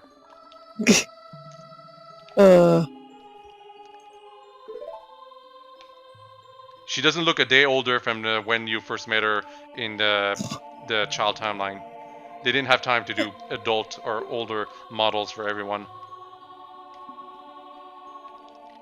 Unfortunate. This is also why the kids you meet, like there's so few kids you meet in the child timeline. Like there's Zelda, Malon, Ruto, can't really think of anyone else. And they all have adult models, of course. There's technically a child Goron you meet in the adult timeline, but you don't find him as a baby in the child timeline because he doesn't exist back then. But we don't talk about Goron's family things because they've only ever been displayed as males. The only exception is in the mangas. Technically, there's female Gorons there, but they look exactly like the male Gorons, so it's like whatever.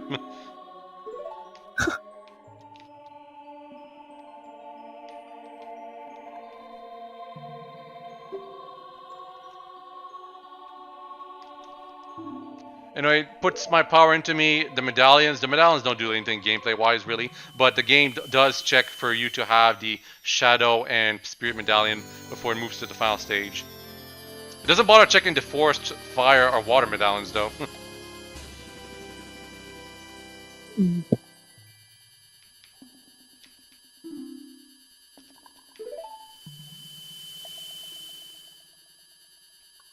Please look out for the princess. There's still 2 hours and 15 minutes left of content for us to cover. This is not a short game. That's good content right there.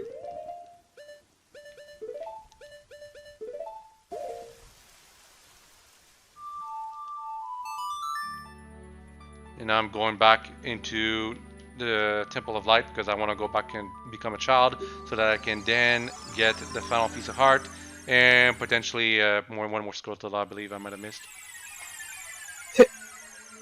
I may or may not get called to go help make dinner shortly here. But... Oh, no problem. It's still 2 hours and a half left, so you have time to come back if you want, or that could be it. Either way, thank you for joining me. Heck yeah. I would have joined earlier, but I forgot my headphones at work today. No problem. I was like, oh. I was gonna do this at the weekend because I wasn't sure about doing it because last time I did this, 9 hours of talking, my throat was so sore by the end and coarse that people thought I was sick. So, oh god, this is rough stuff to do this for 9 hours straight. I'm gonna have to drink some water, bro. Oh, I am drinking water. It's still gonna make my throat coarse, my throat rough by the end. But I can't imagine talking for 9 hours straight. Well, I still take breaks every now and then, and I do eat at the same time too. I'm not doing this without eating. I'm just saying that right now. I made myself some hot dogs at like the 3-hour mark or something like that. Nice. Because breaks is good. I can still do commentary while bringing my headset upstairs because it's wireless, very convenient. Just have to make sure I have to charge again. It lasts 10 hours, but I don't trust it to last the whole thing, so I'm gonna have to plug it in again right now. It's my next investment to get is a wireless headset. Anyway, yeah, back into Hyrule Field, and I'm going towards Zora's domain, apparently. That's not where I'm supposed to go. I'm supposed to go into the Bombshell Gallery. But probably I'm thinking there's a Skulltula there, so another reason to go there.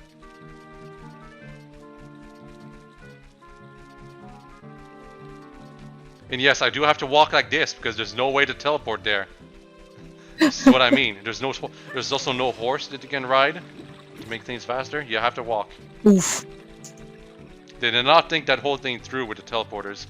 Like, for Ocarina of Time, they decided for whatever reason that there's a song for each specific area that you can teleport to. Which is weird because in A Link to the Past, they made it so that you can teleport to areas based on like you could choose where to teleport actually, just with the numbers on the map. But in Ocarina of Time, they decided no, you have to specifically learn a song to teleport to a specific area. Oh, then in Majora's Mask, they finally decided, okay, there's one song for teleporting, and you unlock the teleporters by hitting them with your sword. There, solved. And then they didn't use that again for Wind Waker. Wind Waker had tornadoes to teleport or something like that. It's weird. It's been a long time since I played Wind Waker. I really am looking forward to refreshing my memory on it and playing the HD version because I've never touched that version. All the playthroughs that I've done of Wind Waker have always been on the GameCube original. And some people say the GameCube original looks better in some ways compared to the HD version, and I can understand that. But I also look forward not having to deal with the Tingle Tuner, so I'll be fine with that.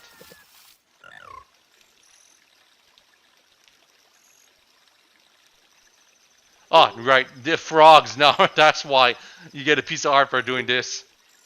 Oh yeah, look at them go. That's right. I already got the piece of art from the Bombshell Gallery. I was so traumatized by it that I thought I didn't get it yet. But because you probably don't know, but the Bombshell Gallery, it has a 1 in 5 chance of giving you the piece of art as a potential reward for beating it. Oh god. After you're done after a while, and it took me 15 tries before it gave me that reward. So that was some bad RNG so right there. I lost the run to RNG. The frogs right here, this minigame right here, that actually took me a half hour to do. I just edited out all the attempts because doing this on the Wii U Pro Controller is absolute nonsense. The stick does not work for it. It was made for buttons, not the stick.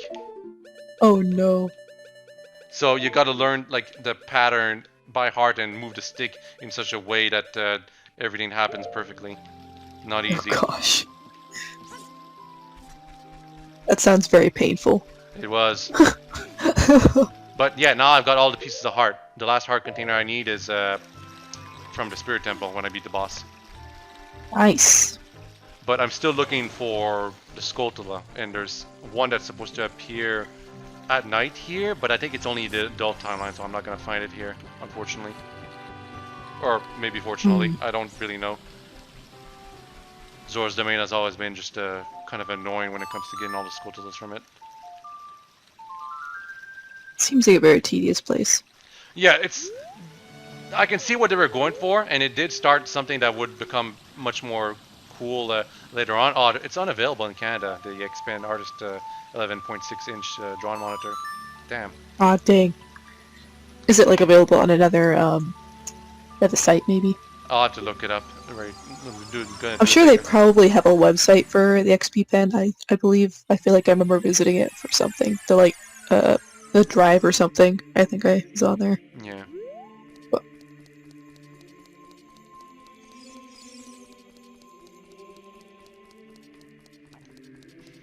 So I got mine off a site that's called Mercari. I'm turning back into an adult here because I realized I couldn't get a Skulltula as a child.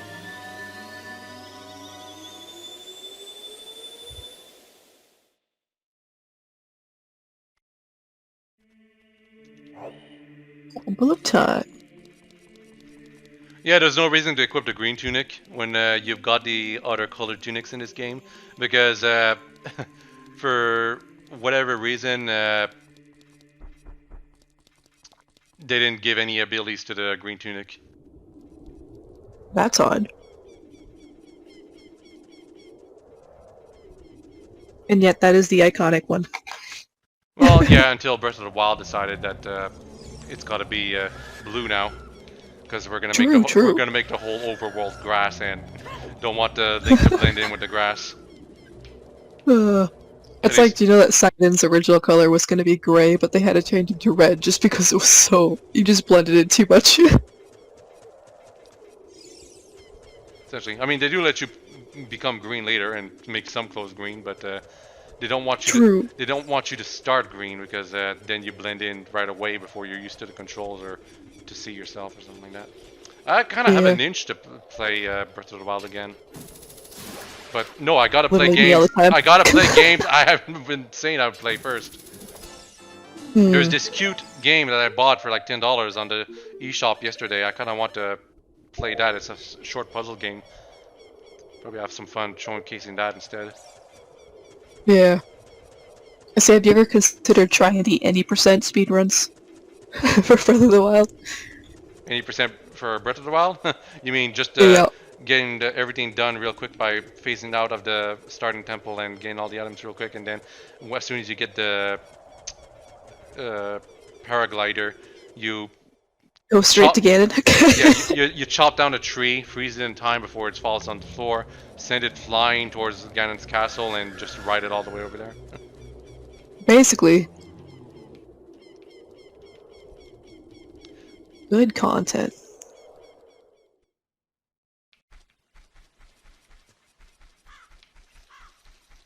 I was probably trying to get some Skulltulas from Hyrule Castle right there.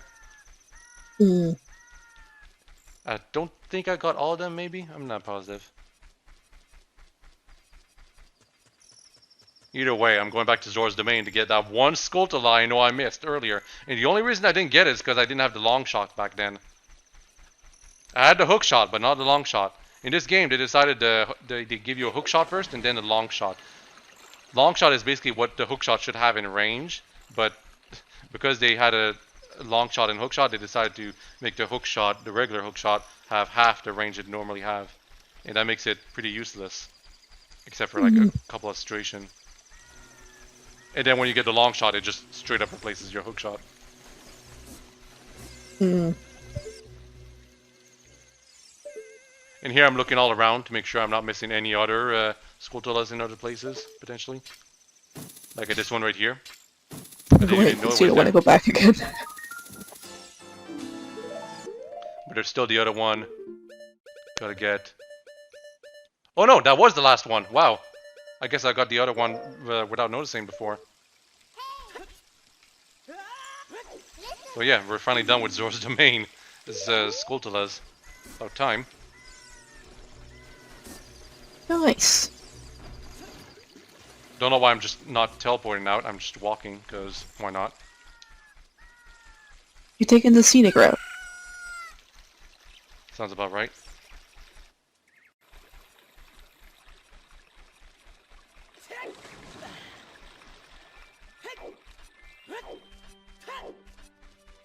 Not even calling my horse. No, I'm calling my horse.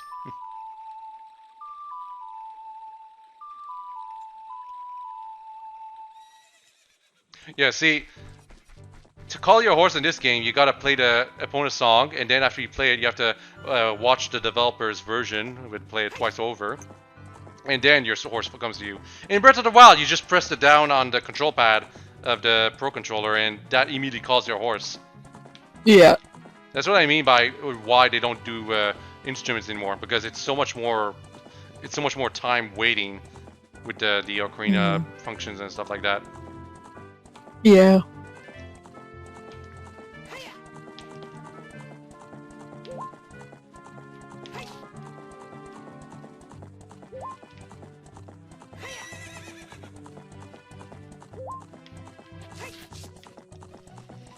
Going back to Gerudo That's Valley. some real speed.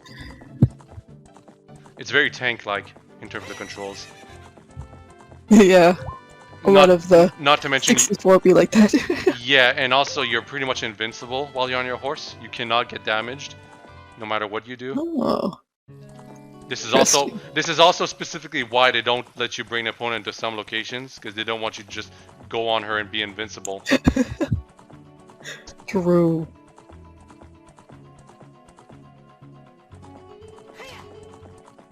Although I do believe you can bring her into Gerudo Valley while you're still supposed to go around in a stealth segment.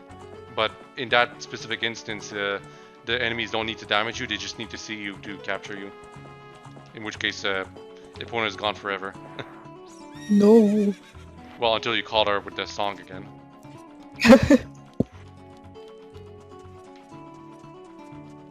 So yeah, I'll probably miss the Skulltula. Like right now, what I'm going here for is to get one extra reward that I could have gotten, but it's just money in the end.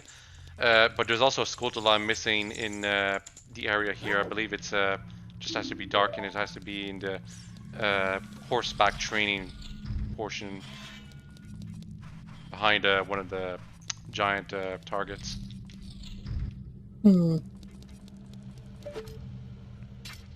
I already did all of this, but gotta go all the way to the end anyway.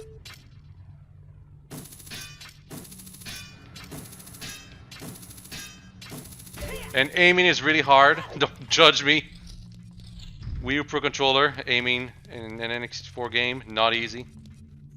I think this is why I probably played Majora's Mask right after I finished the Wii U version of it, because on the 3DS, Majora's Mask has gyro aiming, and that is much more amazing.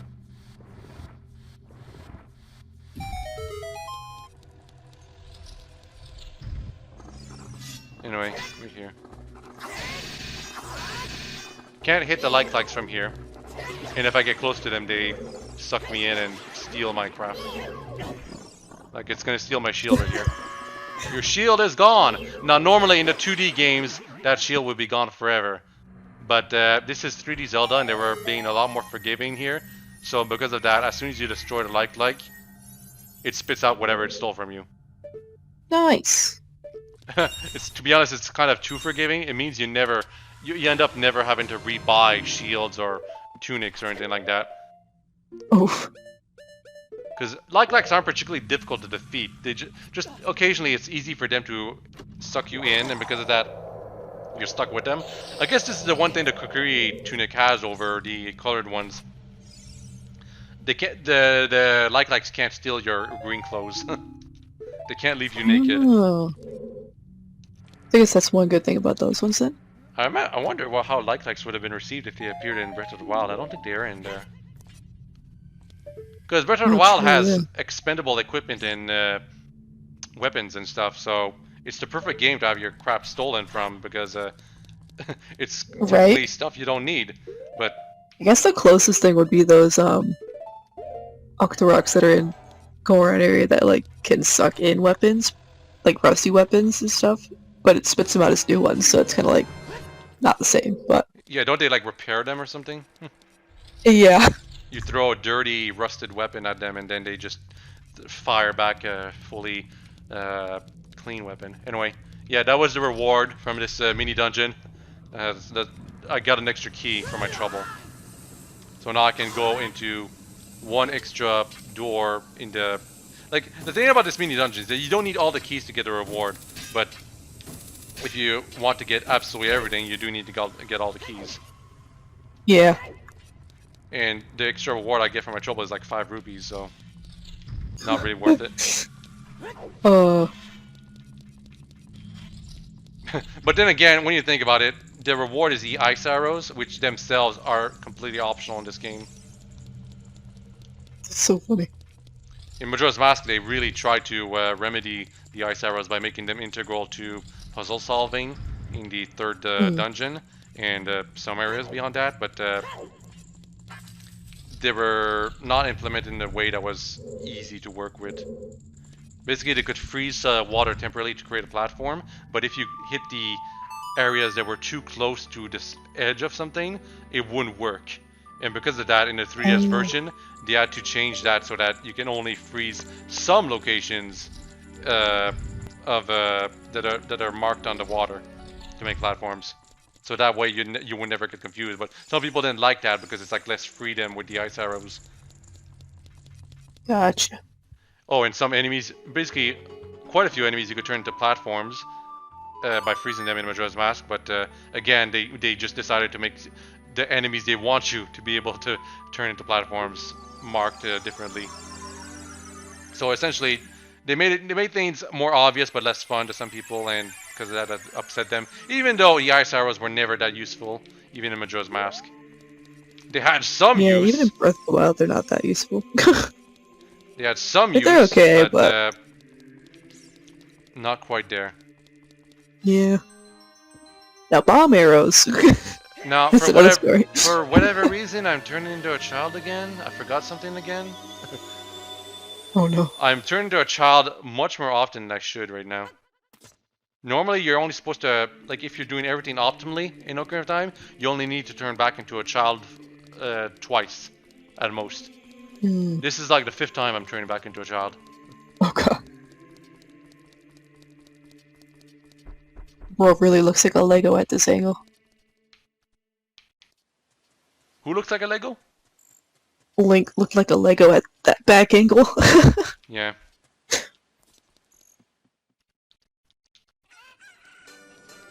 The market. Oh, yeah. Now I know. It's because I forgot a Skulltula in the market. The one right here. Oh. And it only appears when you're a child. You gotta break this thing right here. It's a struggle. If you're playing casually, you're almost certain to get to find this. But as someone who played the game multiple times, I completely forgot to check here because I was like, oh, this place only has rupees. You don't have to check anything. But yeah, market. Right. All Skulltulas. I found all the Skulltulas in every dungeon. Not every dungeon, every area. The ones in every dungeon, I still have to do the Spirit Temple to finish that up. But once So close, yet so far. Once we're done with the Spirit Temple, I'll be done with the side quest of the Skulltulas, and then I'll show the reward for your trouble that is not worth it at all. It's like in Breath of the Wild, you just get a golden turd. Basically.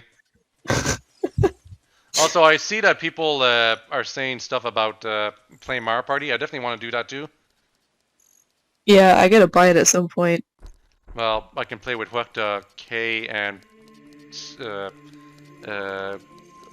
why is his name escaping me right now? Oh, Ollie. Yeah, Ollie.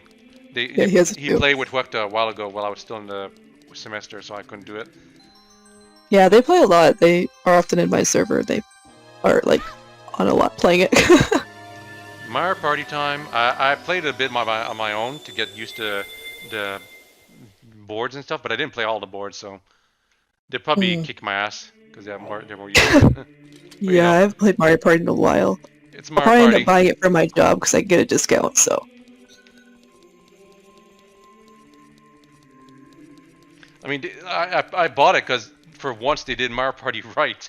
Just freaking boards that are good, online, can play whenever you want, all that kind of stuff. That's all they needed to do this entire time, and it took them 20 years, it feels.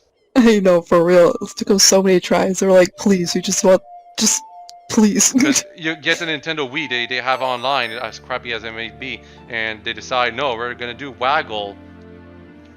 And then Hudson went bankrupt, so ND Cube had to take over, and they had other ideas of what to do, and suddenly no one really wanted to play Mario Party, even if it was online, until they did things right again. And Super Mario Party was a step in the right direction. Then finally they took the proper steps for this game. Now we just want now we just want DLC with new boards. True, true. Yeah, that'd be nice because, like, you know, playing it gets kind of repetitive when you play the same, like, few boards. Yeah, there's only 5 boards. We'd like a 6th and perhaps 7th board. That are quite chaotic. Be nice to get some, like, Mario Kart DLC, like bring back more tracks from, like, the older games and stuff. For Mario Party? It's such a popular game for Mario Kart because it's so popular. I'm surprised that they haven't, like, offered more DLC for that.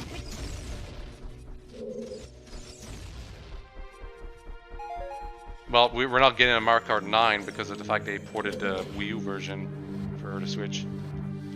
They did that for a clear reason. Just the Wii U wasn't very successful, so instead of like, for a lot of people, it was like the first Mario Kart they played in years because they didn't play the Wii U version. Meanwhile, I'll play Mario Kart on every console. Me too. Well, except the new one that you have to.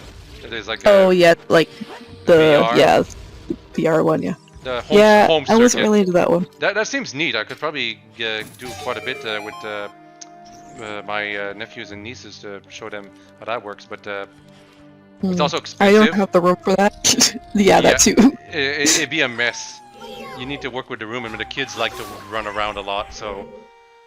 Yeah, definitely good for a younger audience because it gets their energy out, but... Well, the kids always have Although it'd probably be fun to play outside or something, make a track outside.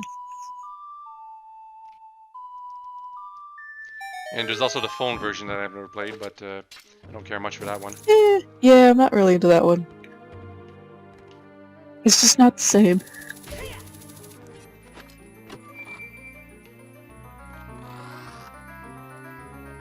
Well, it makes Nintendo a lot of money, so that's what matters. It's true, it's true. Mario Kart, give me your money version.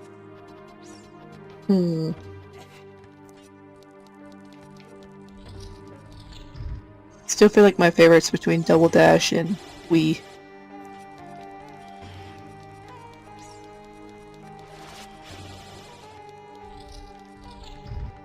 Well, Double Dash is not an idea Nintendo has tried again, but I do know some of the developers did other kart racers like Double Dash with other franchises.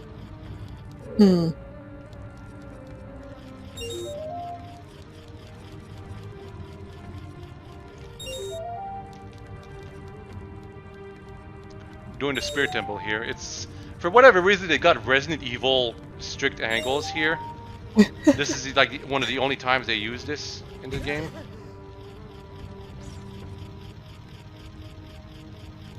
You have a few of those in...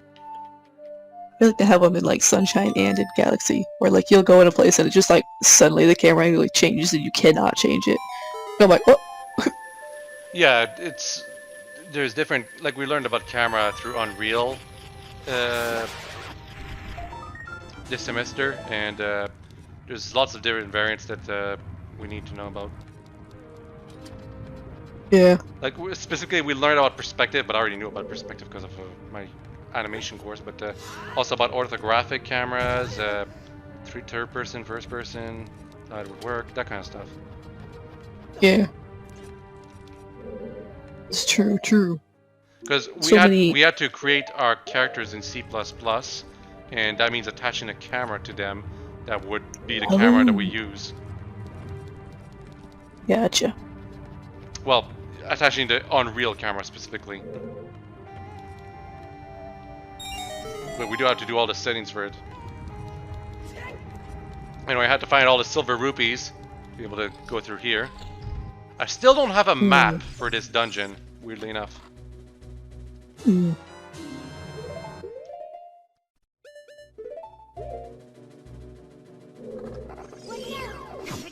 And the like got me.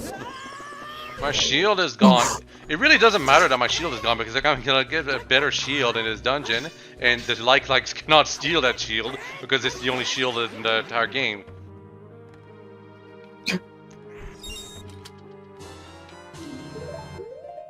Lead shield. Let's go. Oh, I just received a text. I will have to go for now, but Alright. I should be able to join back. Shouldn't take too long. Yeah, there's still another 2 hours to go, more or less. Anyway, thanks for joining. Have No fun problem. doing the supper or something like that. Heck yeah.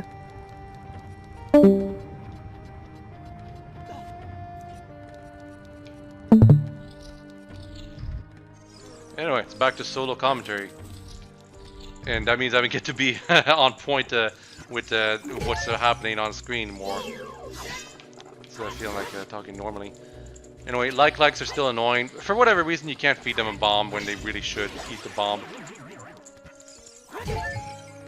But yeah, as I mentioned before, even if a like steals one of your pieces of equipment, as long as you kill it right away and don't leave the room and like reset it, you get your stuff back, guaranteed. And even if you lose it, by this point in the game, you don't need any of that stuff anymore. Don't need the healing shield, don't need the Goron tunic, and don't even need the Zora tunic. It's lame, but that's how it is.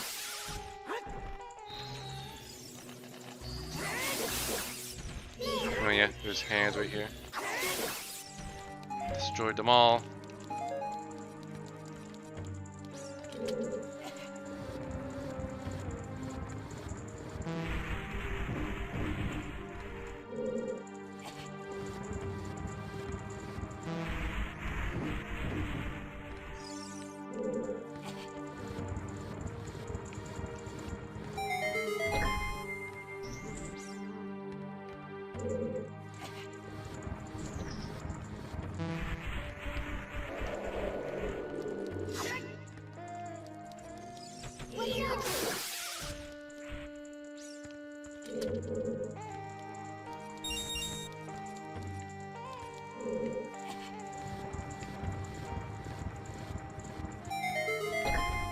Moving the mirror around until you find a real one.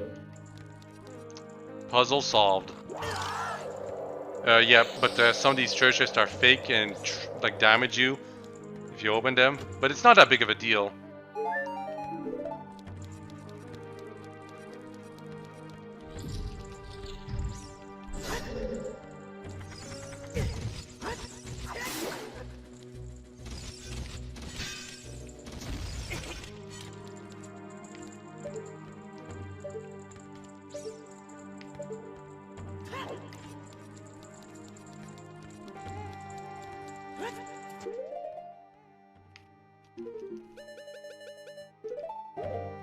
It's fire, because why bother with the puzzle with Anubis when you can just burn them away?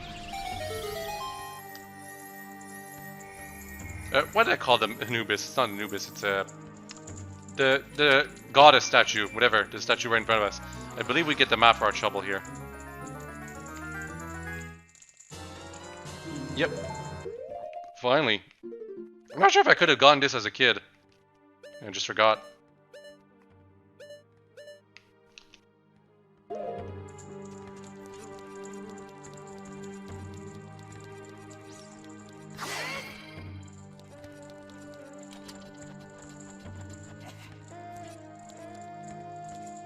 Push this down, obviously.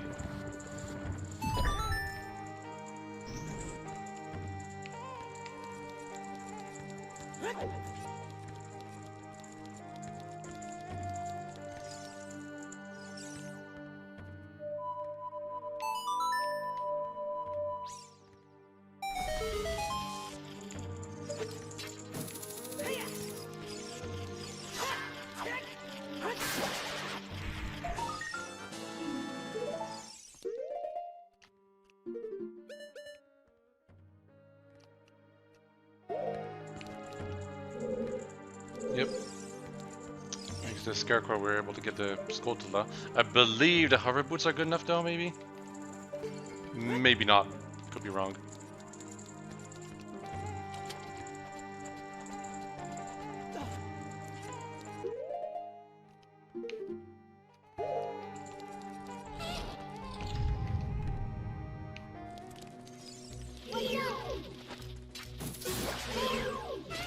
Yeah, I'm going back into this room because I forgot. That's the treasure chest I forgot I was a kid.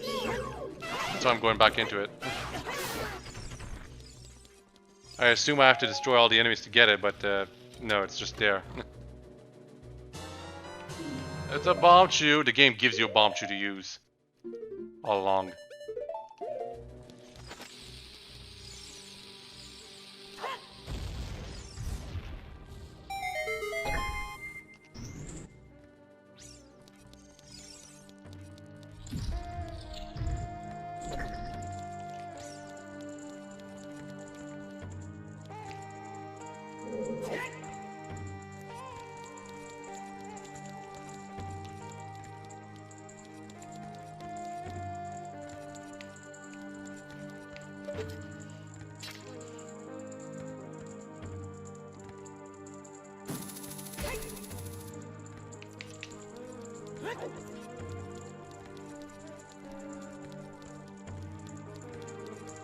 Now there's another switch over there. We gotta get all the way to the other end, and the only way to do that is with the hover boots. Barely though.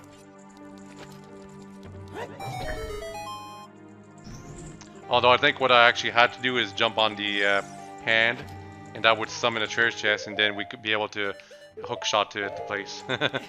Because don't forget, you're supposed to be able to do this dungeon before the Shadow Temple. Just having the item of the Shadow Temple helps a bit for doing stuff in this dungeon.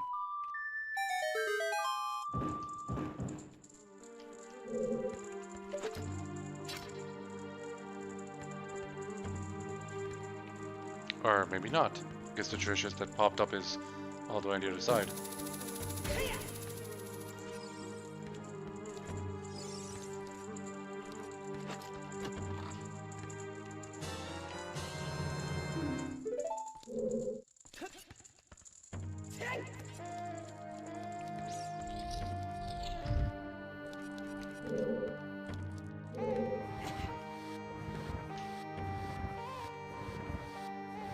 Now, we're pushing this thing, but it's completely unnecessary. It's a shortcut back to the entrance, essentially. And I think if you go back to the child version of this dungeon, it actually still is in effect for whatever reason. The stuff you did in the adult timeline. So that's iffy.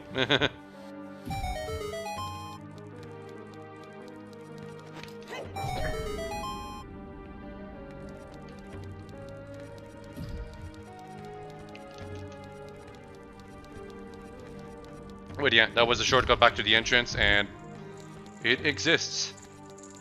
You never really needed that though, that's the problem. Although I think in the Master Quest version, it's actually used to make progress in the dungeon. That'd be something.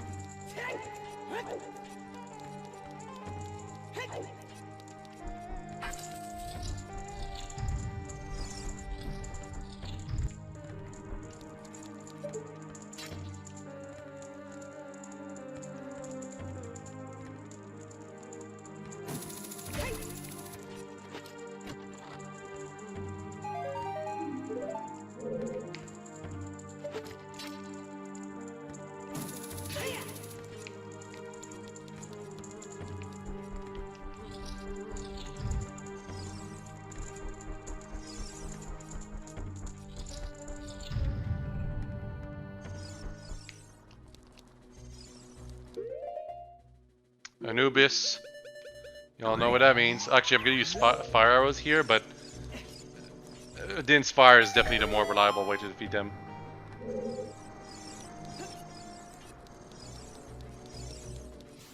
I beat one of them the way as intended right here, though.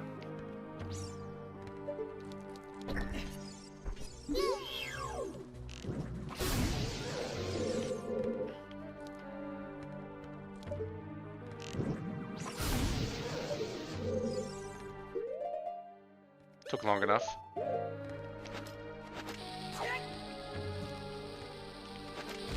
I don't think we've ever seen Anubis attack, unfortunately. It does attack. If you leave it idle long enough, it will eventually attack you, but it is admittedly, like, I think it resets its attack timer every time it moves too much, which is why we never see it attack.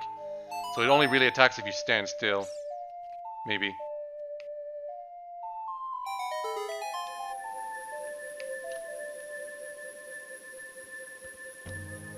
And the reason why you play the Song of Time is to be able to stand here so that one of them can die to the fire on the other side. Not very useful when you can just kill it with fire arrows that didn't fire, though.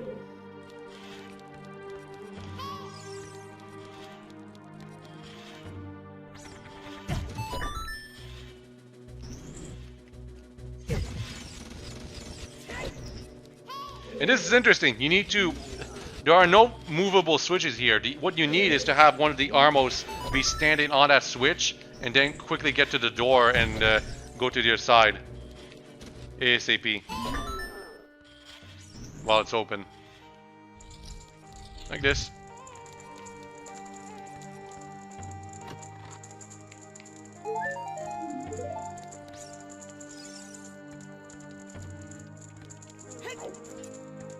And there's another chest on the side here.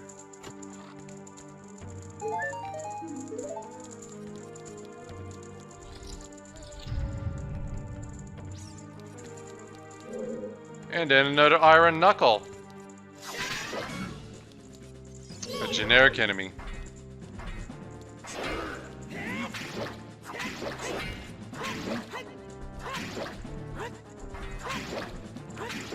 It is a lot easier to defeat the Iron Knuckle as an adult. You deal more damage, and you're more used to these. This is the size of your hitbox at this point, and I mean, just y'all saw what happened.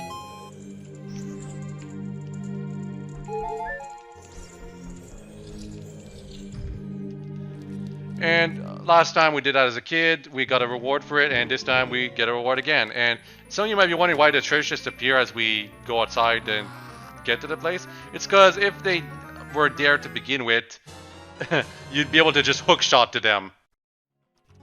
Anyway, the mirror shield. It looks cool, and it's actually got a redesign that is meant to not evoke Islam so much. And unlike the fire temple with the Gorons,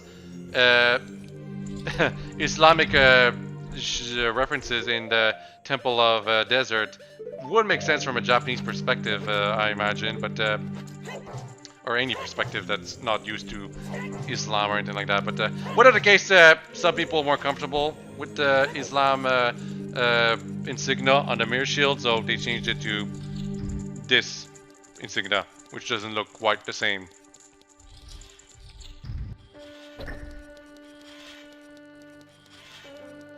Anyway, allows us to reflect light when we're in light.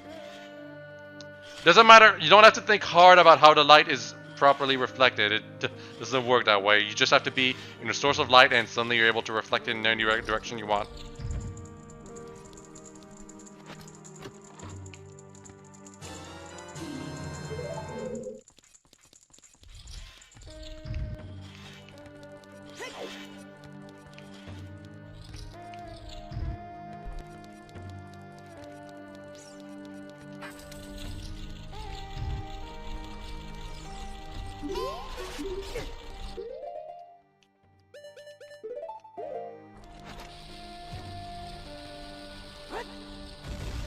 I get stuck here for a while, unfortunately. Let's just say I don't have the timing down at all for whatever reason. I swear it's easier when I was younger. But here in this version, I had trouble making it work.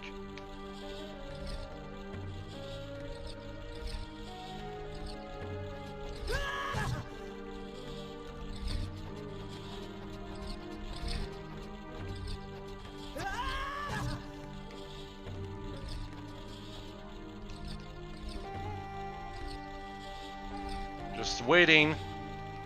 Isn't this fun?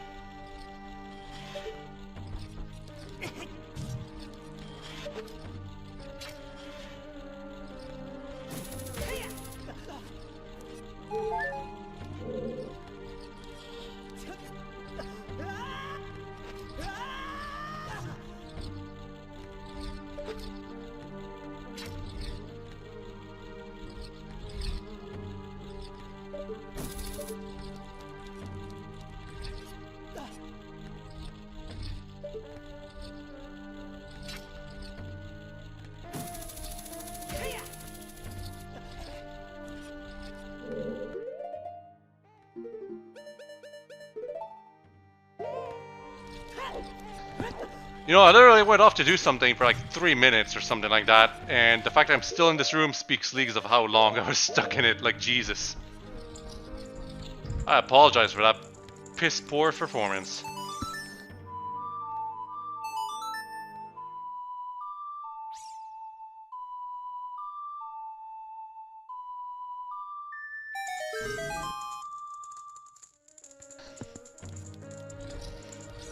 I mean, quite a while since we've been forced to use Zelda's Lullaby. Not gonna lie.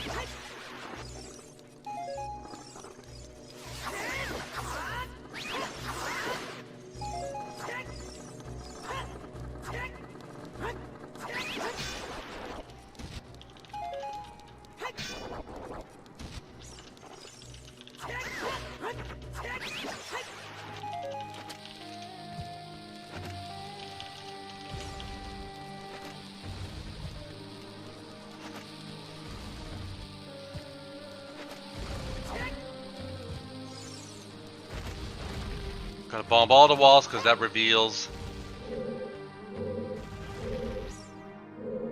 stuff you can hit with your arrows.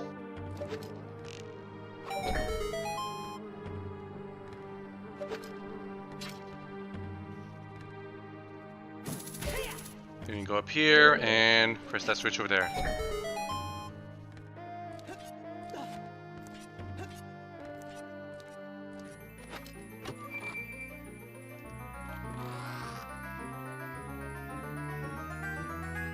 Da da da da, got the boss key. I wouldn't say it's easy to miss, but it's easy to ignore, I guess.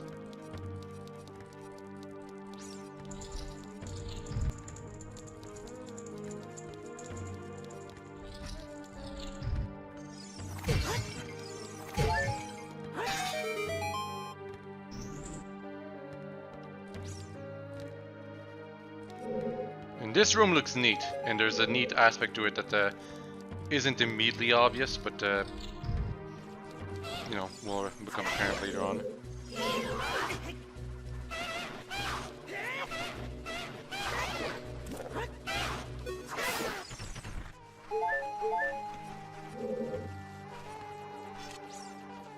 Right up here. Oh, it's a fake one, but you get rewarded for it anyway. So what's in the treasure chest? Bombs. Yeah, even when you get the wrong one, it's still something you get rewarded for your trouble.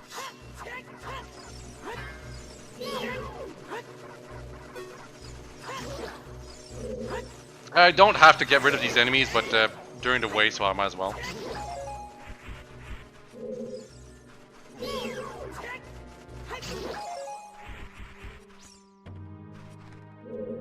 Anyway, gotta move this thing so that it aims towards the side.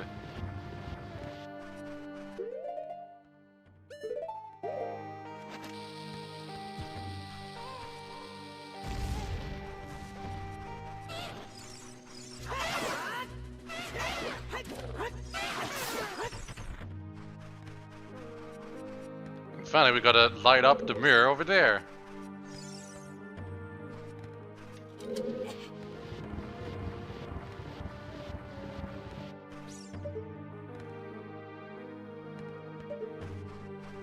And that's it for now.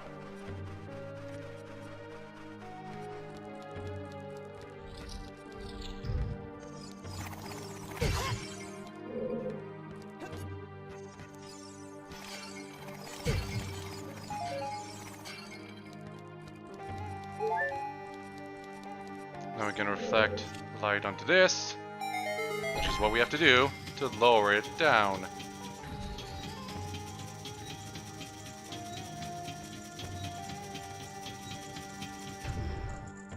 And for whatever reason, light crumbles the face of the goddess. No idea how that works. Just, it's kind of nifty though, you know.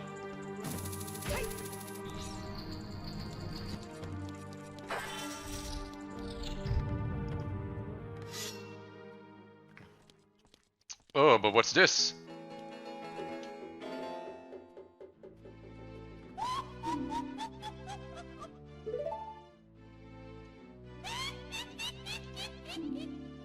The two witches. It's got such a classic design, but it's still kind of weird.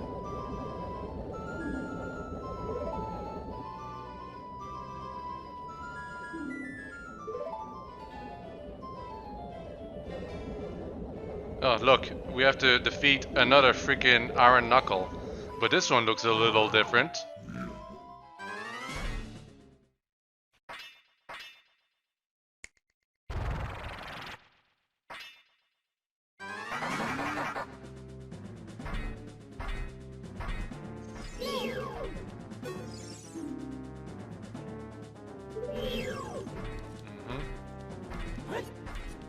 So what's so special about this Iron Knuckle? Well, there actually are some special things here. It has faster attacks, and I believe it also blocks even while in this phase. It also has more health in this phase, but there's a reason for that. I'm letting myself get hit, by the way. There's no way I would ever let myself get hit normally. Oh, you can also get hurt by the rubble of the stuff that gets destroyed by these Iron Knuckles. And spoiler alert, these Iron Knuckles, they're all women. All Gerudo brainwashed women. It's not clear from the initial two that you fight, but after you defeat this one, you realize they're at least women because of their bodies when it's just chainmail. But if you look at the model inside of all of them in sort of like a decompiler or whatever, you'll realize they're all women. The thing is, it's also because of this specific model right here. Oh, the sleep police is here. Hi. Hey, Spip. You're just in time for the defeat of Nabooru. Oh, F. She was brainwashed by these two witches, and all the Iron Knuckles are brainwashed women like her. But that's probably because the designers didn't bother making a different model for them while making them, so you know. Oh. Get limitation, so. But whatever. Nabooru wasn't the real boss of the dungeon. I figured I would come over because I completely forgot to do it again before sleep with something too late. Yeah, we're planning to do Mario Party sometime this weekend. Ooh, I don't have the game though. F. Well, we'll stream it.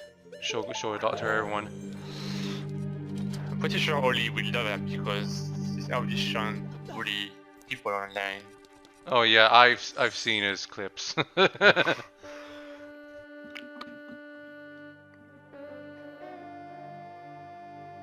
He came on his own to offer himself as a sacrifice to the great Ganondorf. We got Fire Witch and Ice Witch here. God, the eyes are so big. Yeah, this is a traditional Japanese version of an old woman. They tend to over-exaggerate some of their features. Particularly for the Gerudo here. Giant nose, giant eyes, but a very small mouth and small stature. It's an iconic look for Zelda enemies though. Anyway, got fire and ice enemy here. And just want to say, right now, the fire on Koume's head is not the way it looks like in the N64 version. Some of the virtual consoles attempts to emulate aren't perfect. Anyway, it's got fire and ice here. They're vulnerable to their own spells. Well, not own spells. They're the other person's spells. So, and we got a shield that reflects stuff. So, guess what we have to do? Then it's like this Ganondorf, huh? Not quite. Oh. It's supposed to reflect the ice onto the fire and the fire onto the ice. Normally, the AI is always set up to always get in front of your viewpoint while you're reflecting a respective spell, but sometimes they're too slow to do that. Whatever the case, as long as you're paying attention to where the witches are, you should be able to be safe. It's not very difficult.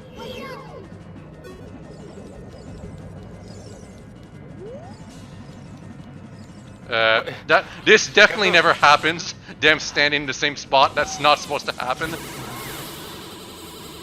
Is it like the original game? This? Yeah. Yeah, this is Ocarina of Time on the N64, just emulated on the Wii U Virtual Console. Clearly. Released back in 1998, 3D games weren't exactly mainstream just yet. Super Mario 64 had just come out 2 years ago, and people were still trying to figure out how to make 3D games work. Anyway, here's the real final boss, Twinrova. What do you mean the merged ones? Earlier, the better. Kotake and Koume turn their magic attack against them. So now it's fire and ice at the same time, but if you block with the mirror shield one of the spells, it starts being charged on the mirror shield for whatever reason. That's not how mirror works. And if you absorb 3 of the same spell, it then suddenly reflects it back. And yeah, the fire effect is definitely not at all how it was in 64. Just gonna say that again. So yeah, she gets stunned for about 5 seconds when you reflect a triple charge spell at her. Just make sure you don't screw up like this. I didn't block the spell, and because of that, the ice crawled up to me and froze me in place. Get cold feet now. Cold feet indeed. What you really need to watch out for is that occasionally she tries to trip you up and switches into a different spell, and you cannot absorb a different version of spell. Like, I've got ice charged up on my shield right now. I cannot absorb fire. If I try that, it's not gonna block it at all. Also, I just showed what happens if you get hit while you got a charge of a different kind. You lose the charge. So now I'm back to no charge. I got burned again. Jeez. That hurt a lot, actually. One more hit and I'm dead.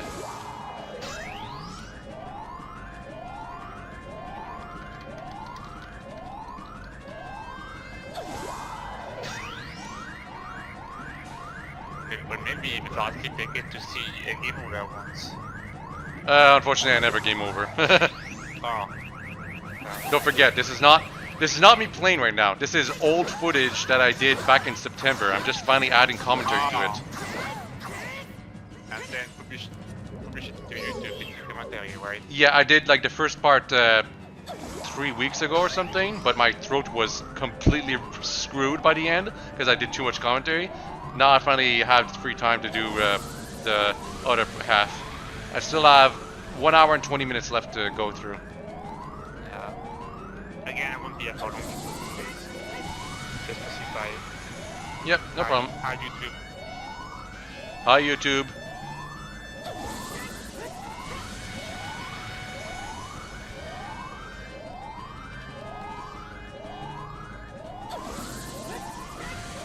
Yeah, I don't know why she keeps using fire. That's really annoying. She just I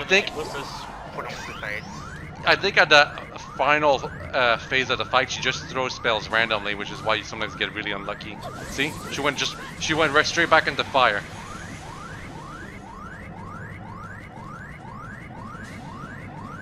On the ice. But normally, you only have to stun her 3 times to deal enough damage to be able to completely defeat her. Now, is Twinrova the original or just a fusion of Koume and Kotake? The game never answers, because the game does acknowledge that these two are Ganondorf's mother, but it's like, is it like one or the other or something? Are they adoptive mother, or is it when they were Twinrova that they gave birth to him? It's not explained, ever. And their game over sequence, well, their game over sequence, their death is played for laughs right here, so... Oh, Circus has joined. You're just in time to see the boss is dead. Oh, Circus muted himself? It's fine. Just wants to watch the stream. Can't believe Nintendo did that. I'll haunt you. But did they? They actually come back in Majora's Mask, except it's an alternate dimension, and they're nice in that dimension, so I guess that didn't pan out. Anyway, finally, last heart container. Now I've got 20 hearts, the maximum you can get. Perfect.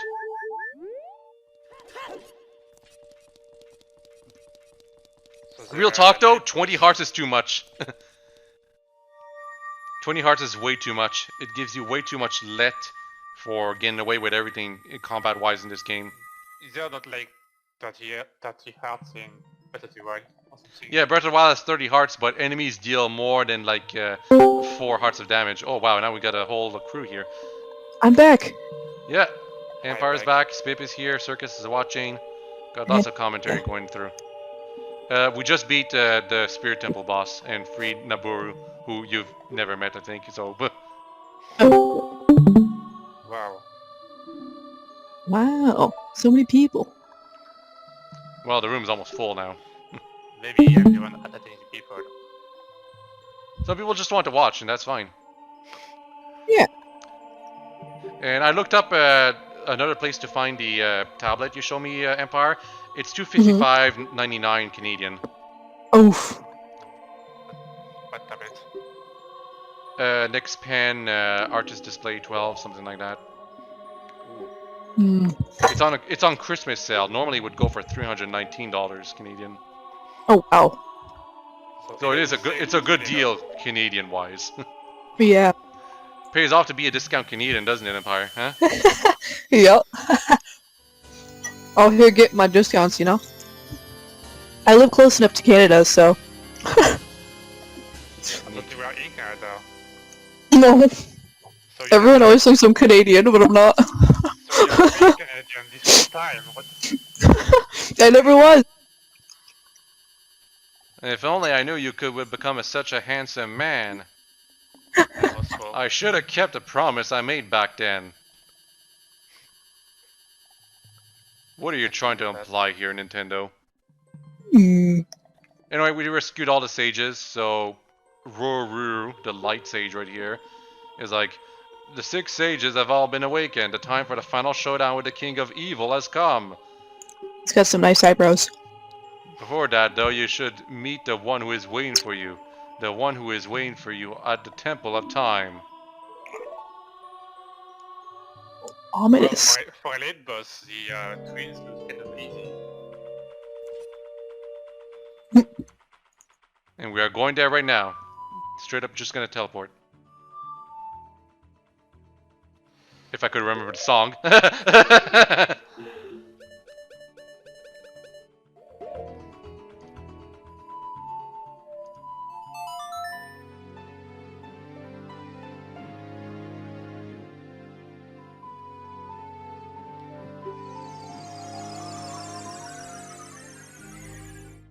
So well, actually, I went back to the graveyard, but the reason I did that is because I want to check out the Skulltula, the final reward for finding all 100 of them.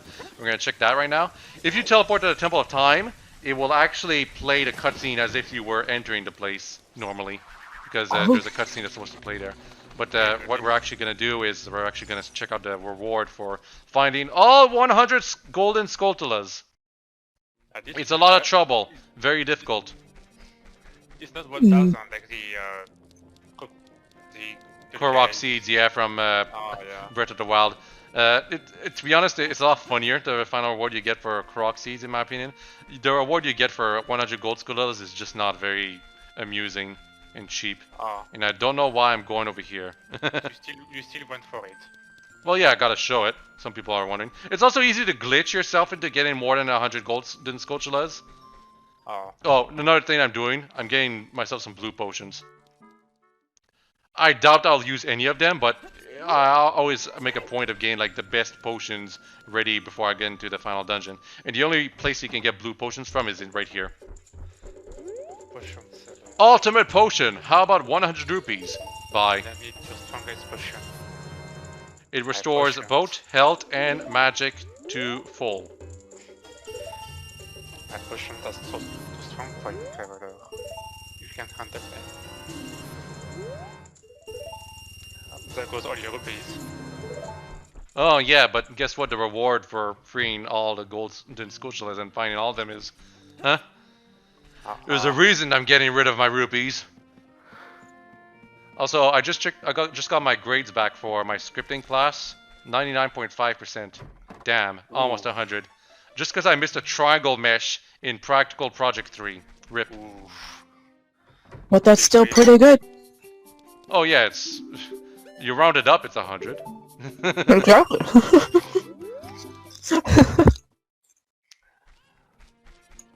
So for the Skulltula, whatever they're called, it's just big money, huh?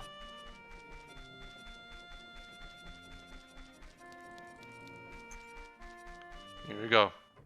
What is the reward for golden Skulltulas? You get this guy back to normal, this old guy, the father of these 5 kids. Since you've destroyed 100 spiders of the curse on me has been broken! Thank you, here's a token of my appreciation. Please take it. You get money. Called it. Well, be careful not to get cursed again. That's it. Except not really. This guy looks like a discount mask salesman. Discount mask salesman. You go back into the house, and he repeats his dialogue, which means he gives you back 200 rupees. That's your reward for getting all 100 golden Skulltulas. Each time you enter the house, he gives you 200 rupees. So Wow. Effectively, you have infinite money now. The problem is, money doesn't really have much purpose in this game to begin with. I got all this extra stuff, these blue potions and these arrows and whatever, to show that, oh, well, technically, yeah, you can make use of this money, but I could have gone to the final dungeon without those things and still be there with a hand tied behind my back, so... Hold on, was this intentional? What I'm trying to say is that getting 100 golden Skulltulas, finding all of them, is not worth it. It is not worth it at all, especially for how troublesome some of them are to find. Is it a glitch or is it actually something mean? I don't know. It seems like it's a glitch for him to just repeat his dialogue every time you re-enter the Yeah. place. But if the intention was for you to only get 200 rupees, that would have been ultra lame.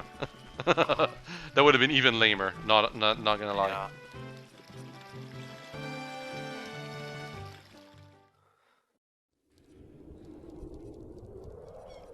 Like, I don't know how the hell Nintendo would think that would be a good idea. Because the reward before that was a piece of heart, which is something you really want to get, like, the maximum amount of health. That's what you think, right? Even then, how himself said that having 20 hearts is too much.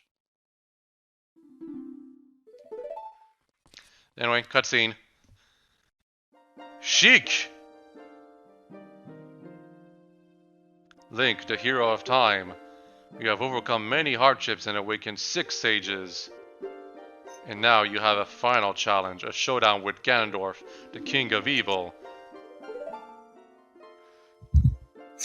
King of Dorias. Before that, I have things I want to tell only to you. Please listen. Another unknown legend of the Triforce, that is completely true, passed down by the Shadow Folk, the Sheikahs. This stupid cutscene again. I mentioned this in the part 1, but this cutscene about the legend of the Triforce and the gods and whatever, it is ultra lame to have to keep watching it over and over. All tell, no show. They're trying to establish Zelda lore here, but they completely, like, they don't outright contradict it, but most of it is dismissed by Skyward Sword, which is made in the past of this game. Yeah. This is also a bit contradictory compared to A Link to the Past. Because A Link to the Past, Ganondorf, or rather Ganon, gets his hand on the Triforce and turns the world of light or whatever into the dark world or something like that. And here it's trying to like say that this is what's going to happen if someone gets the complete Triforce. I thought it was Smash Bros. For a second because, you know, what a plate. But if that one's heart is not in balance, the Triforce will separate into 3 parts: power, wisdom, and courage. So right here, this contradicts what happens in A Link to the Past. Ganon gets the full Triforce in A Link to the Past, but he's all about power, isn't he? Here in Ocarina of Time, they're like saying, oh, well, if the Triforce gets touched by someone whose heart is not in balance, well, they only get 1 piece of the Triforce, which means they have to find the other 2 parts. I guess They tried to rectify this in the timeline, saying that the A Link to the Past timeline is the fallen timeline where Ganondorf gets all the pieces of Triforce by defeating Link and Zelda or whatever. But that's complete nonsense that they tried to retroactively make the whole game timeline fit into itself. Just didn't make much sense. Anyway, 7 years ago, Gandalf, the King of Thieves, used the door to open in the Temple of Time to enter the Sacred Realm. That turns into the Dark World and Link to the Past. But when he laid his hands on the Triforce, the prophecy came true. The Triforce separated into 3 parts. Only the Triforce of Power remained in Gandalf's hand. The evil Triforce. The strength of the Triforce of Power enabled him to become a mighty, evil king. Well, it's also because you guys didn't do anything to stop him.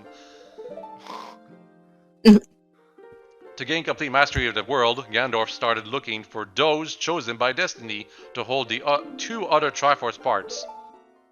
Gandalf hasn't been doing anything since he conquered Hyrule Castle. He's just relaxing. Like I said in the storytelling earlier, no NPCs talk to each other in this game. And because of that, it feels very informed for Sheik right here to tell us, oh, Gandalf has been doing all these things. Well, it's all, they only say he's been doing these things. We haven't been shown that he's been doing these things. Oh, by the way, Sheik is Zelda. Surprise, surprise. Plot twist.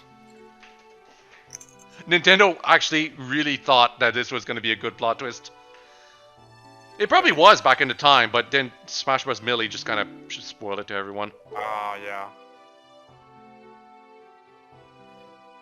The game also pretends Sheik is a man, which caused even more confusion to some people who were following the story a bit too closely. Anyway, we're gonna do another flashback right here. Oh yeah, cutscenes.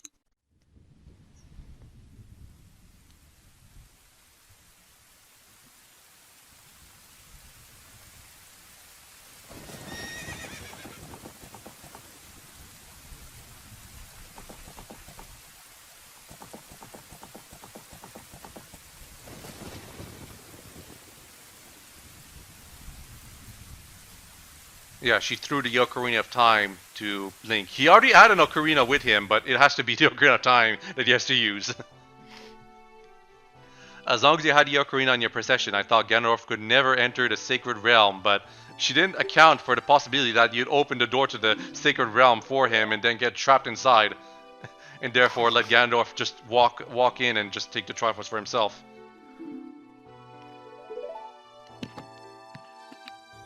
She's done with that.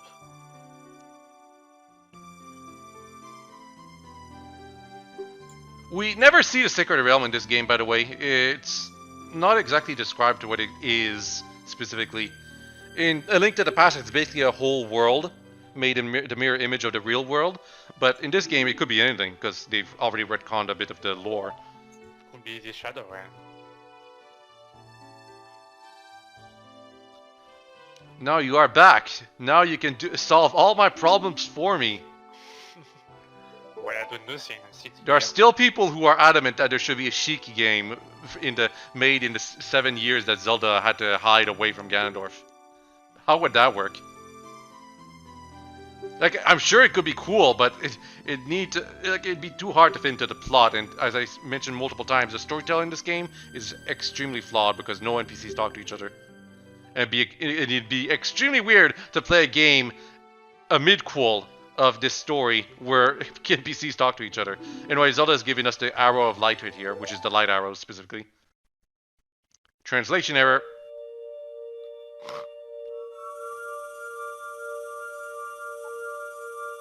I shouldn't transition error recommend back in the day. The light arrows cost 4 magic instead of 2 magic compared to the other arrows, so they're more expensive to use. Unfortunately, they're not very fun. I don't think they deal even more damage than the fire and ice arrow. Anyway, right after giving the item that we need to defeat Ganon, Ganon just suddenly pops up gets some freaking powers out of his ass right here. What timing?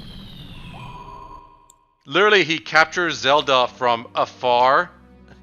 And it's only now that she revealed herself that he figures out that he needs to capture her. Now, why he doesn't do that to Link too, no idea.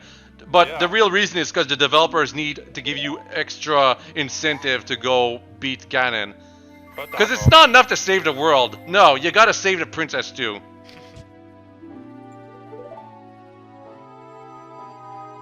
None of this would have happened if you just kept. None of this would have happened if Zelda just kept her Sheik disguise. You're right. She could have just given the Arrow of Light as Sheik and then told Link, I'll reveal the truth after we're done. Also, Ganon specifically gets, like, he implies he gets the power of the Chakras of Wisdom, but he doesn't get anything like that.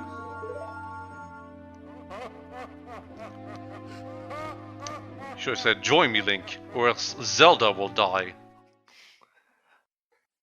Hold up, no, that's different. And now I'm trying to talk to Saria right here, because I want to see what she has to say. It's not very interesting. Join me, Link, or else I will smash you. Yeah, they say they're channeling their power through me.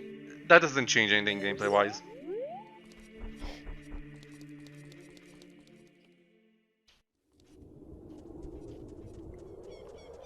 Alright, literally only 1 hour left. The last hour is literally just me doing the final dungeon and getting the last upgrade.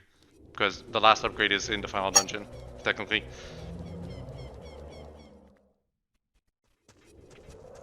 Last Ganon's hour castle. remaining. Oh yeah. Queen, man. Oh yeah.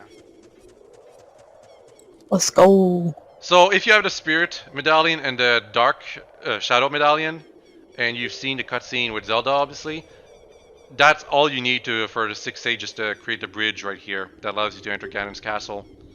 The game doesn't bother checking the Forest, Fire, or Water Medallion. Oh. So if you sequence break to get those 2 medallions, you don't need to get the other 3. Now, here's the thing, you can also just use bombs to jump you all the way to the entrance too, so you don't even need the bridge, so whatever. I can imagine the speedrun or the NTA stuff.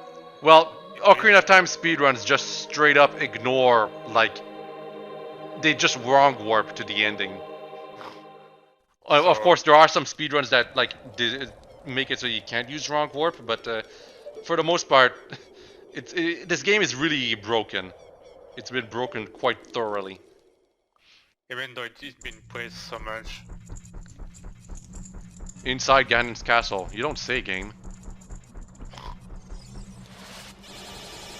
Yeah, you can just ignore those 2 things. Ganon's castle is not that big. I thought both had the same statue that split fireballs by almost 3. We got these 6 rooms around the dungeon. Well, actually it's 7 rooms because there's a light version. But we gotta do all 7 things to be able to enter the center tower, which is where Ganon resides. So every time Ganon wants to get out of his castle, he's got to disable all these barriers.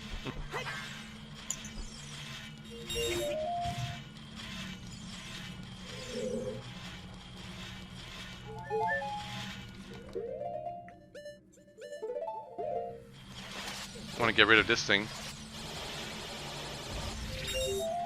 Annoyingly enough, when you hit this thing with a bomb from behind, it only stuns it, doesn't actually defeat it. You have to hit it in the eye with the bomb explosion to actually hurt.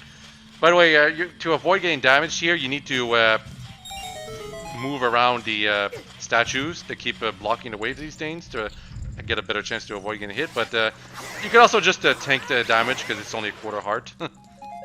Not that big of a deal. And here, right here, this is one of the few instances where you need to use the spin attack to actually hit a switch on the other side. Oh. And you need a bomb chew to hit the switch all the way over there. If you don't know that, just go. And the game just gives you a bomb chew right here to tell you, hey, you're gonna need bomb chews.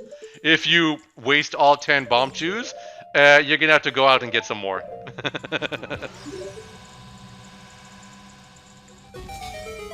This is the only time you ever have to use a bomb chew to hit a switch. How do you know that you had it? You just spin attack. You just do. The game does give you a hint in one of the stone statues, but you could also, I think the big Goron sword might be long enough to actually hit it. Also here we have to use fire arrows. Not ice arrows, fire arrows. Ice arrows you never have to use. Well, this game sounds very unbalanced.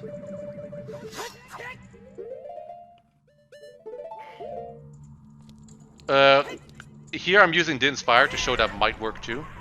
But Din's Fire is more expensive to use. And no, it didn't work. It doesn't reach. So that was a waste. Try to use it just to flex her. Well, I always figured Din's Fire's animation was cooler. Alas, that's what I want to see. And now we basically just guess to see which sun we have to reflect light onto. And each time you get a wrong one, Wallmaster is spawned. Oh, You lost somebody. Circus. They were just watching. circus. Gotta go. Sorry, I gotta do something. Also, it's laggy since I'm in my room. Yeah, the stream is a little laggy in terms of footage because I've got like 4 windows up right now. Anyway, the hours of light, you gotta use them to break these seals or something like that. I always thought these things looked weird. Again, of course.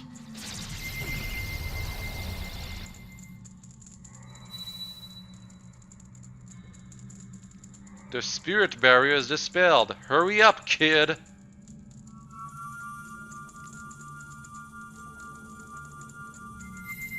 You know what, Naburu, we gotta talk seriously. You mentioned something about me becoming a handsome man, but you still call me a kid? That is very suspicious behavior. Ooh. Oof.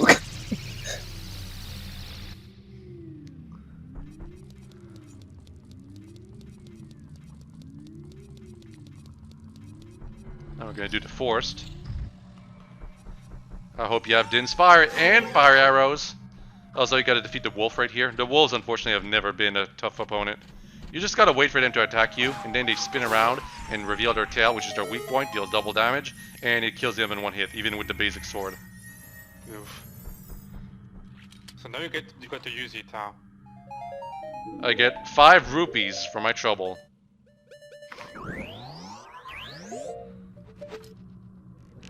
So first you gotta light up that thing up there, and then you switch to Din's Fire to light up all the other ones.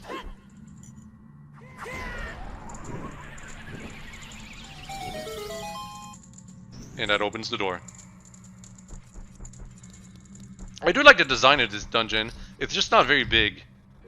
It's like a bunch of mini challenges, and they're very reminiscent of each area to some extent, while also making you use more of your things overall. Wow. Carpenters, huh? Ganon was ahead of his time already. Song of Time, which is used to make blocks appear counterintuitively. Nothing to do with time travel or anything like that. And here I almost screwed up. Thankfully, the game is pretty generous for the grab range. Very brawl-like.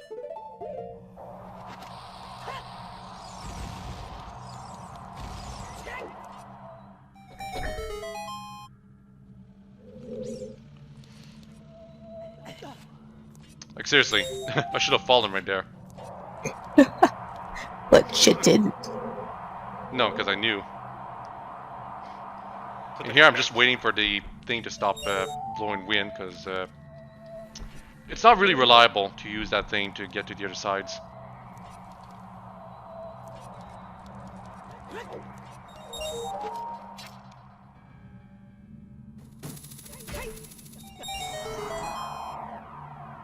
And now we can go to the door there.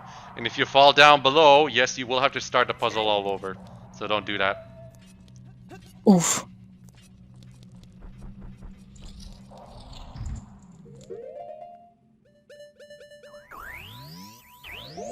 Light arrow, load the thing up.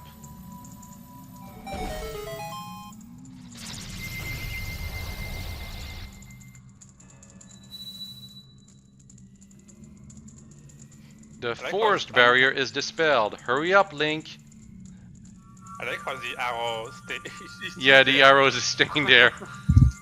Because when an arrow hits something, it gets produced as a it shows up in the game a little bit to show that it ricochets it off whatever it hit, but time freezes when the cutscene plays, so you can still see the arrow. And they forgot to hide it, so whoops. F. Water medallion place, but they decided to make it all based on ice cavern layout. They realized they didn't want to make us go underwater. Again. Too much water.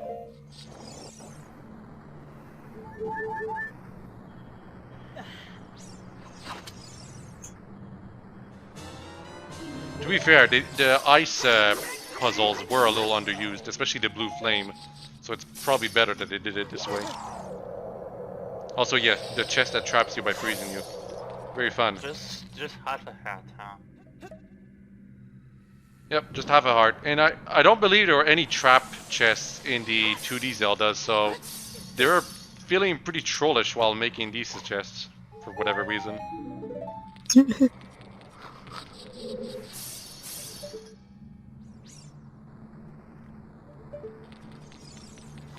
I have to defeat this enemy right here.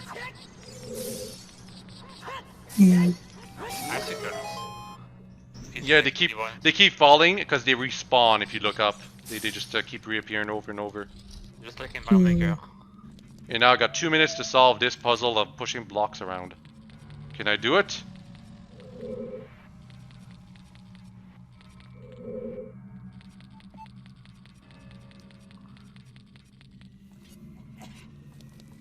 Apparently not. I just gave up. Was an attempt. It's actually because I need a blue flame.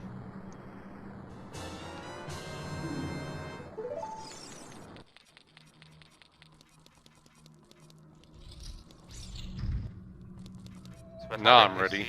What happens if the timer runs out? You just die instantly. Oh, Game over. sounds fun. It's the same, it's the same as drowning, because as drowning doesn't care how much health you have left, it just instantly kills you. And if you're in a volcano or superheated area, it also just instantly burns you away. Oh my god, of course, game over is just a slap on the wrist in this game. It just means you start back at the start of the dungeon. It reminds me about Galaxy where you would lose your weight against your clone, you just die like that of, I don't know, despair or something. Feels dumb.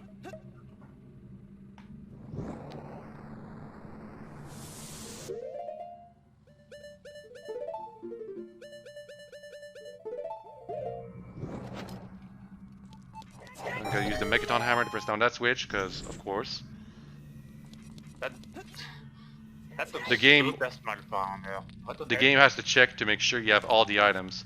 No surprises to what strategy the speedrunners use to avoid having to do everything here. They just clip right through the barrier. Of course. Or, you know, assuming they're not warping past it. There's the arrow again. Waiting for chest. Water barrier is dispelled. Hurry up! Wow. Ruto considers us to be her husband, and yet she just says hurry up. No mention of any pet names or anything like that. No wonder Link never settled with her. I mentioned this in the first video, but it's implied because of Twilight Princess that Link settles with Malon. Because of the farming background that Link has in the Twilight Princess. I mean, not even with Zelda. No, Link never gets with Zelda, except a Link Adventure of Link, I guess. Oh, really? And Adventure of Link is like at the end of the timeline, never progressed past that, so Nintendo doesn't give a crap about making that ship happen anymore.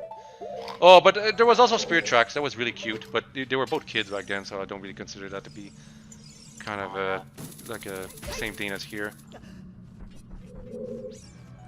I don't know, I never played any Zelda games, I just watched some of them being played. So, right here, I'm using the lens of truth to kind of like show, oh, is there a passage somewhere here? There isn't. What you're supposed to do is use the fire arrow to light this up. And I was not supposed to hookshot to it. The developers probably forgot you can hookshot things like that. Rip. You're supposed to hit it from here. Wow, you can see anything with the fire effect. Yeah, and imagine this on a CRTV with brightness down, even harder to see. No.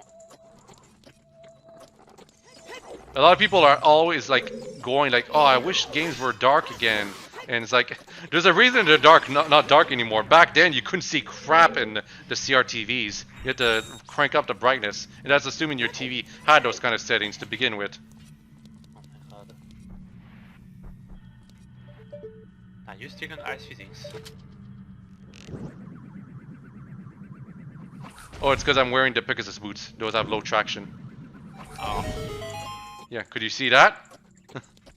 Yeah, you float like And that. even if you do hit it, you might not even realize where you're supposed to go. I fell again. And that means I start all over. Because of the boots. Yep. With great power comes great responsibility.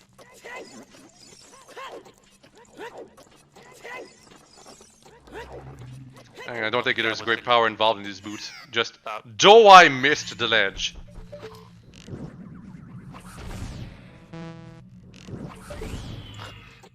Little noise when you miss, like...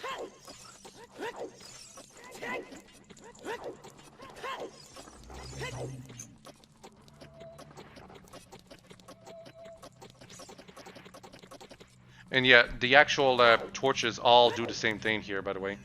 And wow, I missed again. Probably should have edited the footage here, but it kind of shows how easy it is to screw up and have to do everything over in these games. Speedrunners make it seem so easy and like you waste no time, but I always want to showcase what happens when you screw up and you got to do everything again. You have people wonder, why do you get frustrated this part? Well, it's because you have to, every time you screw up very easily, you have to redo everything. That's why. You know, you press that switch, that big chest appears, and then you can climb up back to it by just doing this. And what's inside the chest? You will skip our voices. Our commands, I guess. It's the silver gauntlets, except they're gold now. And for some reason, that makes me able to lift stuff that's even heavier. And you got them this late, huh? I'm not even bothering doing the puzzle things anymore. I'm just using the boots to walk all the way to the other side. And here I don't even have to do it because I just can just hook shot to this thing. Oh my god. Easy. Even with that speedrunning, you can still cheese it.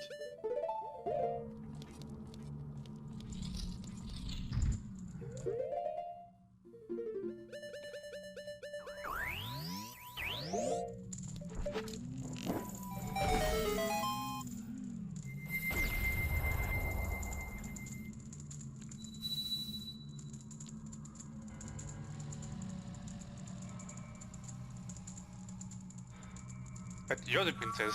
Oh, it's in path, not she, folks.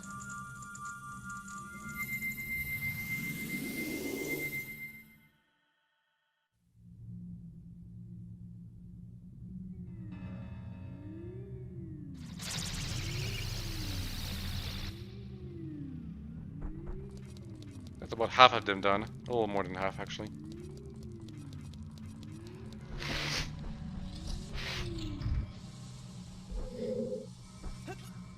Oh, fireballs. That thing crumbles when you stand on them, any of them really, but if you equip the Pegasus boots, it actually doesn't crumble at all because you're light as a feather when you have those boots on.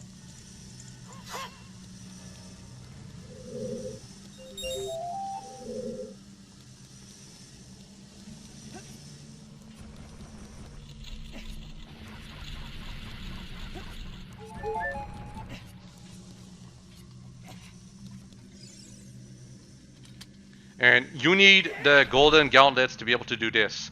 If you get into this chamber without the gauntlets, you won't be able to do this and not be able to complete the chamber. Kinda lame. That was. Because it gives you access to this silver rupee. It also puts a platform over there for you to be able to get the other silver rupee, but that one you can get if you're good with this, the Pegasus boots. Or hover boots, I should say. I should probably go now, since it's getting pretty late. No problem. I was barely there, so... Oh well. You have made your mark on the video, no worries. Yes. I assume the last hour will still be... There will be other videos like this in the future. I'm thinking of doing a movie thing where we react to things. Like, I don't know if any of you have watched it before, but I'm thinking of reacting to Squid Games on the Discord channel. Oh. I'm not really interested. Because I have not watched it yet. I've been spoiled about a couple things, but I've not watched the series yet. And my sisters keep telling me to watch it, so we can watch it all on the Discord if some of you haven't watched it yet or just want to watch it again. Hurry up, See, brother! I've never seen it. Cool. So basically, you'd be able to watch it for free and not have to get. I mean, I could watch it. I have a thing that has it on it, but like, I just haven't gotten to it. Well, apparently it's really good. So. So I've heard. Yeah, it's just been memes everywhere. Well, that's what happens when anything is popular these days. Yep. True. Yeah. See you guys on the flip side. See ya. Alright, later, Spip. Game streams or whatever. Let's see. Bye. Yeah. Farewell. Now we're doing the light medallion place. Now this is interesting because we've never had a light dungeon. So when players get here, they really don't know what to expect in terms of puzzles. Well, it turns out there's lots of lens of truth involved. Or at least that's what the designers were expecting. In traps, of course.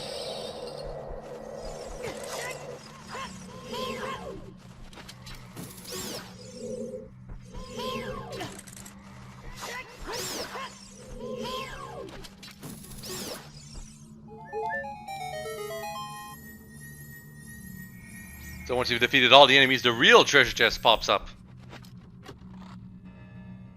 Small key.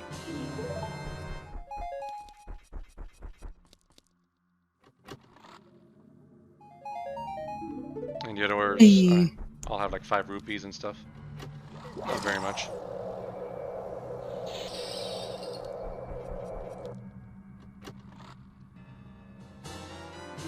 Bundle of arrows.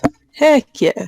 In Breath of the Wild, that would be extremely useful. Unfortunately, this is Ocarina of Time, not as necessary. I wish arrows were easier to get in Breath of the Wild. I hate when you get like a certain amount. Last time we have to play Zelda's Lullaby right here. Hey. Like I mentioned before, the game often asks that you play the song or any song to do something, open up a passage, make a cube appear, something like that. Well, as I mentioned, it's just not very conducive to gameplay because you're just stopping and doing something and then watching something happen. It doesn't happen in the game.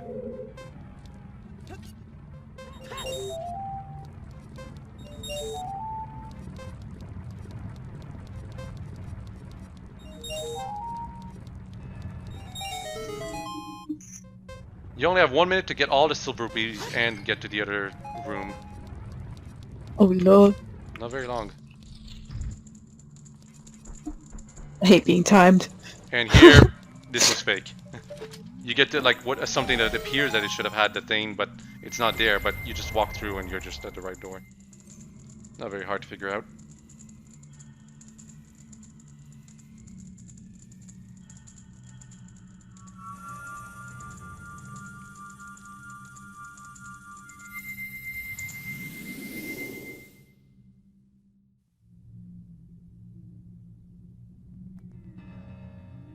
And I believe that was the last barrier.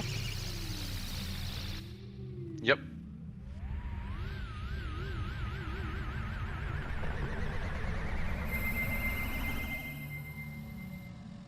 Now I can go to the center.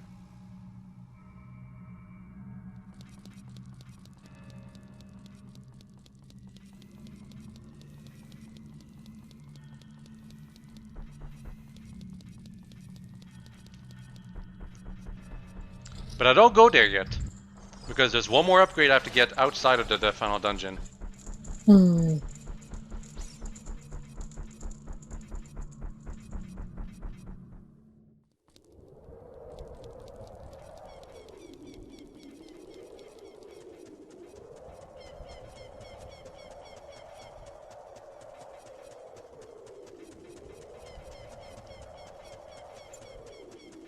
All the way past here.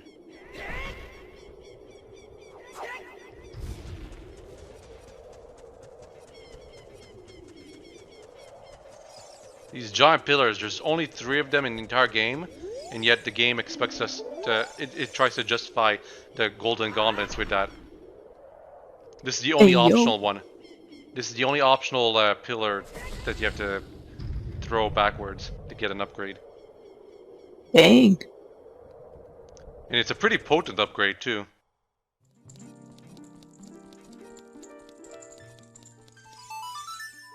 Like, I can sort of get why they would do this, but these sort of uber powerful upgrades really should be better hidden. Because that's what makes them so rewarding to find. But here it's not very difficult to find, because it's the same spot where there was a great fairy in the child timeline. So of course you'd check out over here. And you'd see the giant pillar, and then when you finally got the upgrade to be able to move them around, you'd immediately go back here to get the upgrade. Great Fairy of Courage. Going to enhance my defensive power. Essentially, I get double health.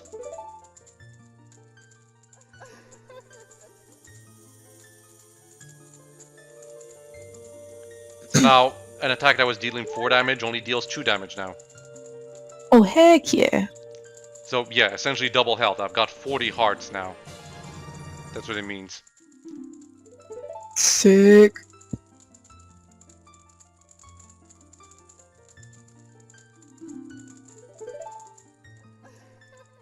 So that's an extremely powerful upgrade we just got here.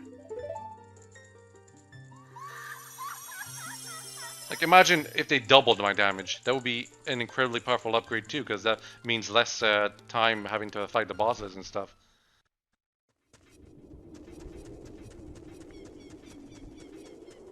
Just a flat double damage to everything. Or flat damage reduced by half to everything here. Easy to understand, of course, but this is why this game is not particularly remembered for its combat.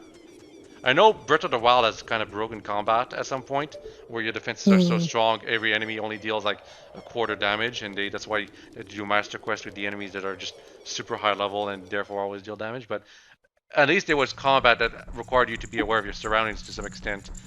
In Ocarina of Time, it's just completely brain dead. If you Z-target an enemy, only that enemy you have to focus on to deal with. The other enemies will like purposely try to ignore you because of that. I think the keys are the only enemies that avoid doing that, maybe. I like the chaos of being able to take on multiple enemies at once. Even then. But in case, we're at the end of the game, and it's not like other Zelda games did this any better in terms of combat. They were just starting here. First 3D Zelda. Lots of rough kinks they had to fix here and there. But yeah, you see I'm Z-targeting this Zalfos. The other one wasn't doing anything to me. Because that's how it works. If you just watching this homie die. they just watch you fight until you're done. And I'm using the big Goron sword here because it's basically double damage. Nice.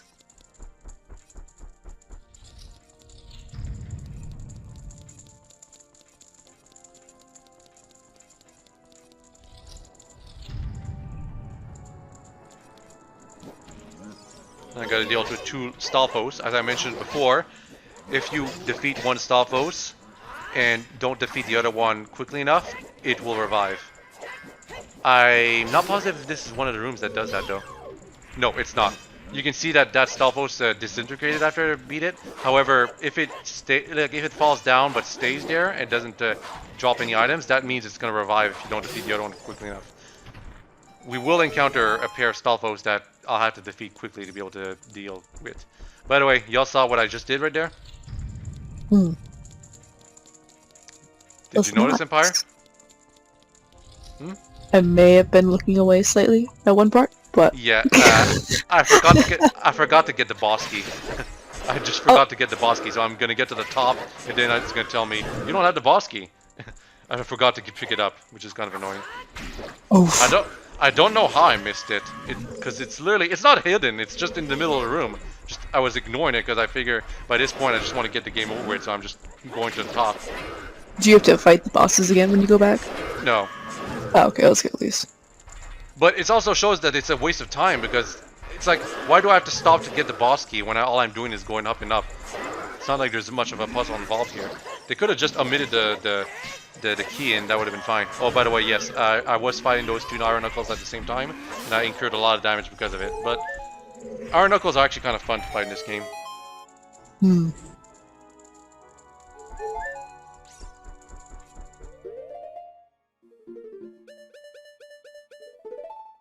I'm actually gonna consume a potion here. Or was about to. I just considered it, didn't do it. I always like keeping the hook shot / long shot on the left C button and the Ocarina on the right C button. And whatever item I need on the bottom. Anyway, right here. You need a special key to open this door. Whoops. Got the key. Now you gotta run down the stairs again. Ain't gonna forget leg day. Actually, one time when I was at work, I climbed up the set of stairs really quickly, and my legs were absolutely killing me for weeks on end after doing that. Okay. Not a good idea. Do not try to climb up. Do not try to climb up like 5 stories worth of stairs all at once, because it's gonna actually ruin your legs. True. Although, I run upstairs, like skip steps, run up them. If you do it slowly and take your time, it'll be fine. But if you try to rush it and do it multiple times during the day or something like that, that's when it screws you over. Yeah, I don't do it multiple times a day. No. What? I always do that in parking garages when I have to park.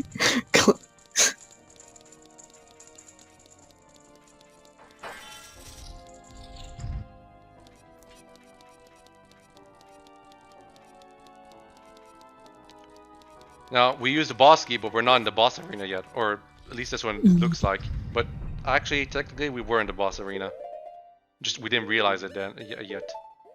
And I used the Master Sword during this fight. The Big Round Sword, you can use it because it deals double damage and it's useful in that sense. But Master Sword is more thematically appropriate, you know, for the story.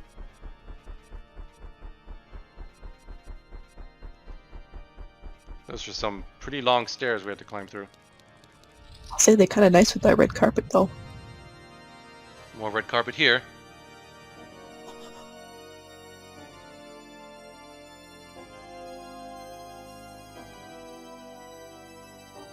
And Zelda has been stuck up here the entire time. So you could have been doing a bunch of side quests while she was stuck up here waiting for you to rescue her. Travel back through time, all that kind of stuff. She got to be serenaded by Ganon, though. Triforce of Wisdom.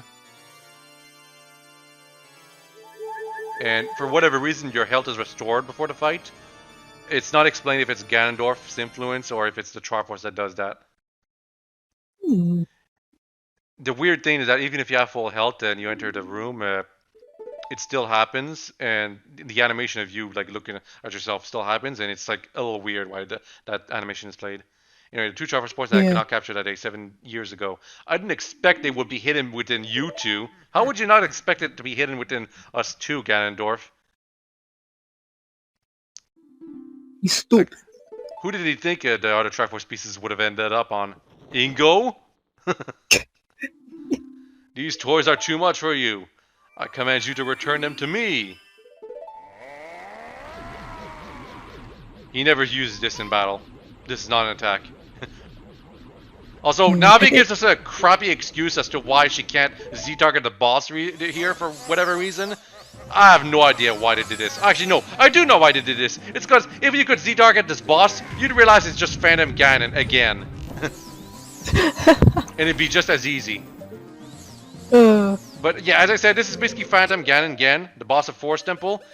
Just now you have to the extra step of using the arrows of light to actually properly stun him.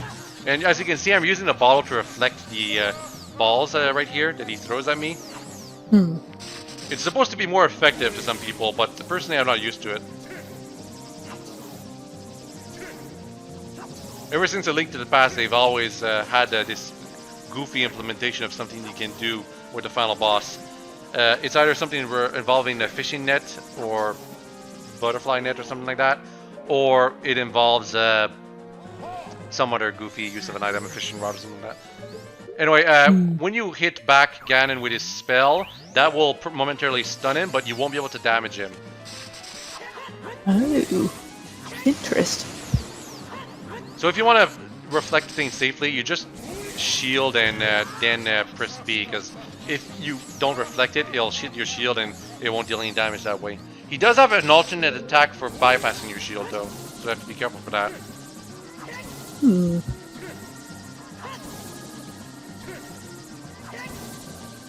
It's like volleyball. Basically, gotta play tennis with the final boss. And I missed the timing right here. It does deal it does deal quite a bit of damage to screw up. 3 hearts normally. It deals 1.5 heart because I have the upgrade, but yeah, the timing can be rough, especially if you're not used to it.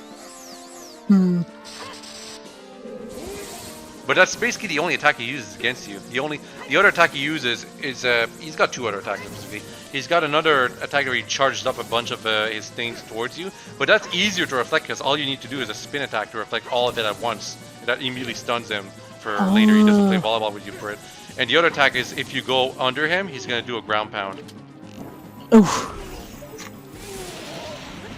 Anyway, probably stunned him, you approach him, and then you start attacking him. And now we can target him because he's vulnerable. I only got 2 hits on him right here, not very many. Better than none.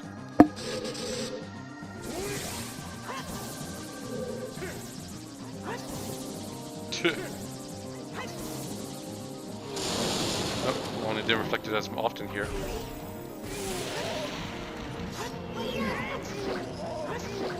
If you're good with your sword swings, you can actually perma-stun Ganondorf right here until he's dead.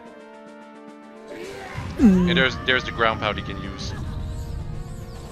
And that sends you all the way to the bottom here, which is where we were before we climbed that last set of stairs. That's why the boss key was before this door, because this is part of the boss arena.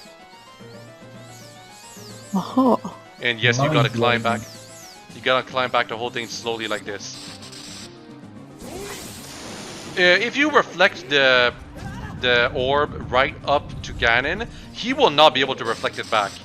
In fact, how many times Ganon reflects back the orb like this one right here that I'm reflecting depends on how close you are to him.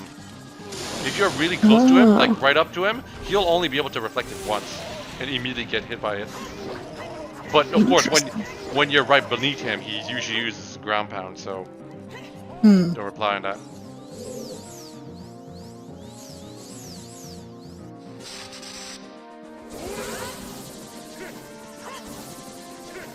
If you use the jump attack, it actually reflects the thing faster, by the way. Same thing with the spin attack.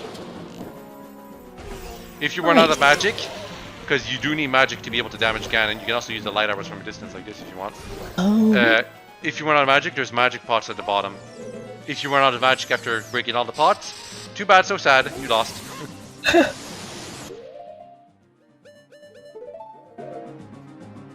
This is why having blue potions on hand helps a lot. If you run out of arrows, there's also arrows in the pots in the bottom too.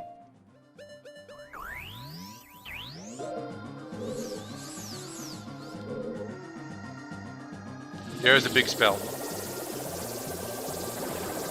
But as I said, spin attack reflects everything. And that easily stuns him. And then you can deal lots of damage to him. If you do get hit by the big spell attack, I think it deals like 5 hearts of damage if you get hit by everything. Or maybe just 3 hearts like the normal spell. I'm not positive.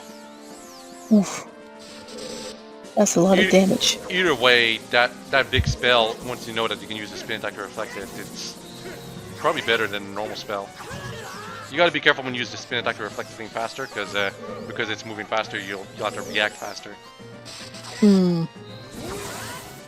Yeah, see? Because I'm right close to him, he didn't even reflect it once. And that's it.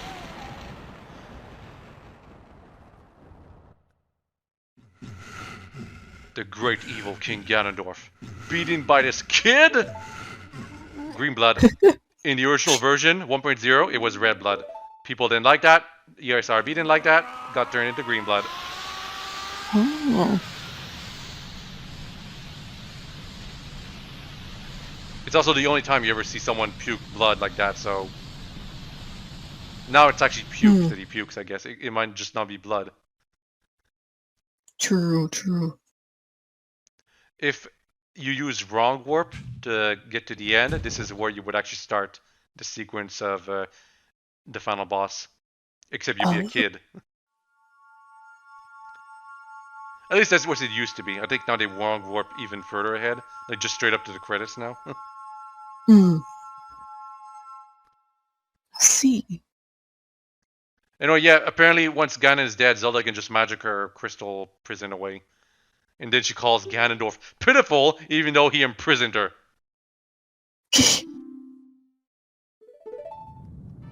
She was actually about to monologue him. To say, what a pitiful guy, he could not control the power, and then the castle has fallen down. It's like, yeah, forget this, Zelda. Well, nope. Of course we know. His last breath, Ganondorf is trying to crush us in the ruins of the tower. Also, for some reason, the camera still keeps his corpse in view. I wonder why. You can actually go to it to check it out if you want. It's actually not... There's no collision on it, I believe. You just walk right through it. That's so weird. It's something hard to notice, but Ganondorf's has a child timeline model and an adult timeline model. His adult timeline model has longer hair. It's hard to notice though, because you only get to see him in scenes in the child timeline. You know, you need Zelda to open these doors. You can't just jump off of the tower, even though fall damage would only dictate that you would incur 1 heart of damage. Because she needs your help to guide her down the tower.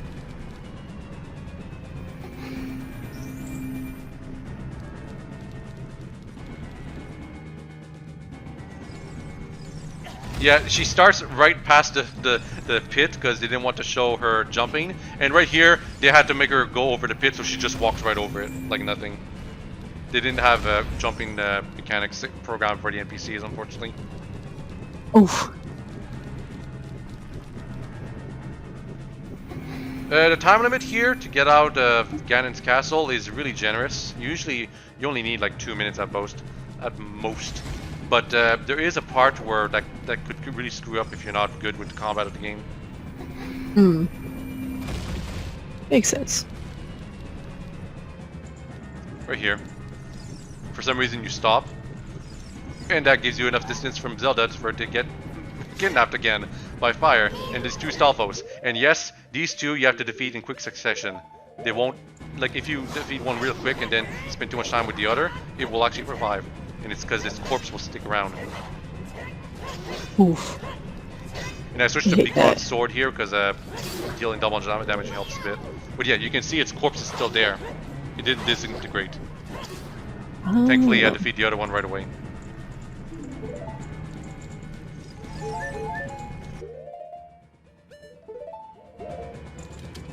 Back to Master Sword.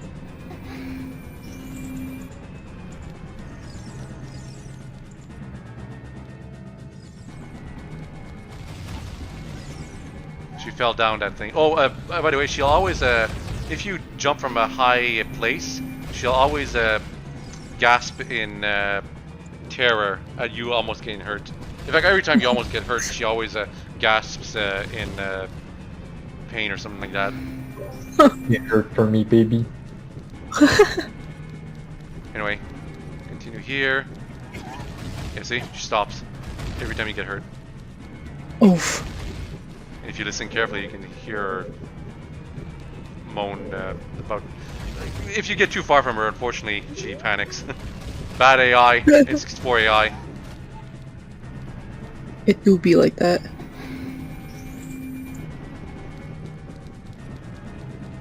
And the last gotcha moment from the developers right here. The re-dead. He traps you in place. Imagine you have 10 seconds left. This is like one of the last doors, and the re-dead freezes you before you can get to it. The worst. It's not the last door. You still have all of this to go through, so you need like 20 seconds. Yeah. But yeah, 3 minutes is plenty of time. And I think if you get a game over here, you just start back at the top with the timer back at 3 minutes. So if you're willing to try again, it's not that big of a deal. It's good at least. And if not, well, gotta fight Ganondorf again. And when we get to see this animation of the castle crumbling, it's a lot smaller on the outside than the inside. Not gonna lie. Right? It's like a TARDIS. Also, just FYI, Link and Zelda are just standing right outside the entrance while the whole thing is falling down. If this was a real, actual building in real life falling down that close to them, they would have died for sure. Oh, easily, but swept from away. From all the dust going straight up to their faces. You're right. Either that or Zelda has like Naryu's love up or something like that. I guess I could consider that. True, true. Yeah, see all these shockwaves happening? Link and Zelda are right up to that castle while those shockwaves are happening. They should have been sent flying. But nope, they watched the whole thing unfold. It's over. It's finally over. Famous last words. Link, I'm sorry I was useless in the battle before. Well, guess what, Navi? This is your chance to make up for it.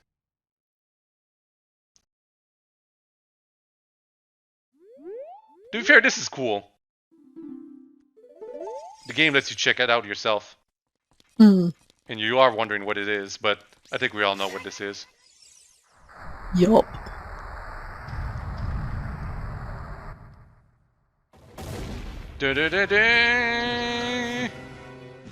It's Ganondorf. He ain't dead yet, because he's got the Triforce of Power.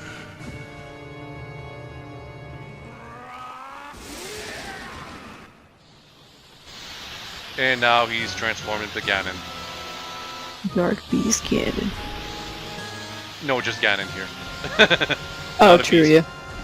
You right, you right. It is not explained why Ganondorf turns into a pig beast in this game. Because Ganon came before Ganondorf. So it's just they didn't bother put into the lore why he turns into a pig beast like that. But everyone wanted this back then, a 3D Ganon fight, and Nintendo happily obliged. He's got 2 giant blades. They deal 4 hearts of damage per hit. 2 hearts because I've got big defenses here. He's not as big as he looks, but the whole area is extremely dark with lightning going all over the place. So it looks really epic for a final boss battle. But gameplay-wise, it is extremely lame. Look, I'm not even moving, and he couldn't even hit me while swinging his swords. And you can use the light arrows to stun him at any point in the fight, which completely trivializes avoiding his attacks. And even if you don't have light arrows, you can use duckiness to temporarily stun him too. And here I backflipped over his swing, so... Again, his sword strikes just aren't very good. If you don't have any ways to stun him, then you can... Well, you always have a way to stun him because the hook shot works, I believe. But if for whatever reason you don't want to use auxiliary weapons to stun him, you can always just roll under his legs to go get right to his tail, which is where you hurt him. Oh. So Navi says, "Oh, I'm sorry I couldn't have you help before," and now she allows us, like, you can Z-target Ganon whenever we want, but she still doesn't know what his weak point is. She just says, "I have no idea what his weak point is." Obviously, I'm using Goron's sword right here because normally you wouldn't have access to the Master Sword when you start this fight. You're supposed to use whatever weapon you have at your disposal. The developers expect you to use the Megaton hammer if you don't have the Goron sword for whatever reason. Oh. And unfortunat't, Megaton hammer doesn't deal much damage. Oh, I got hit right here. 3 hearts of damage.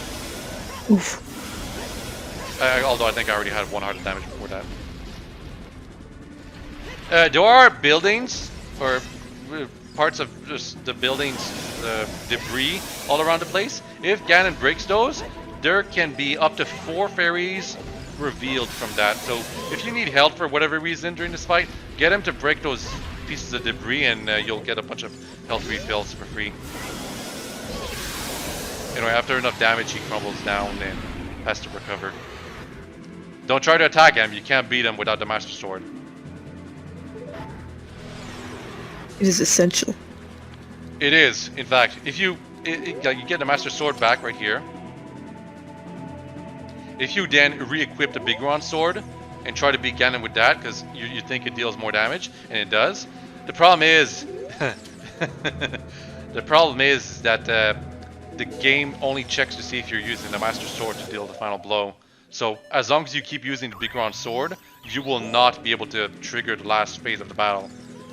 Because you don't know how much damage you're dealing to the fight. Also, while Ganon was trying to get back up right there, I attacked him. That was kind of cheap of me.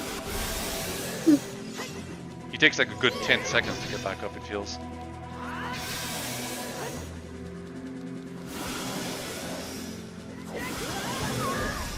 And every time you get hurt, Zelda screams. I was to say, she's screaming again.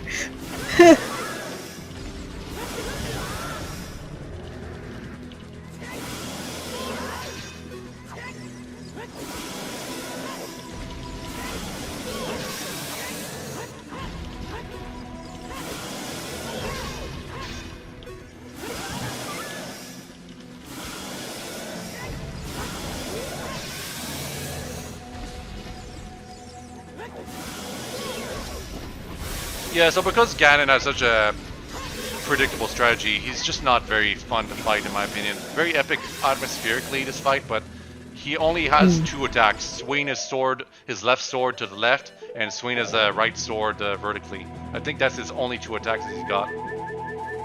Yeah.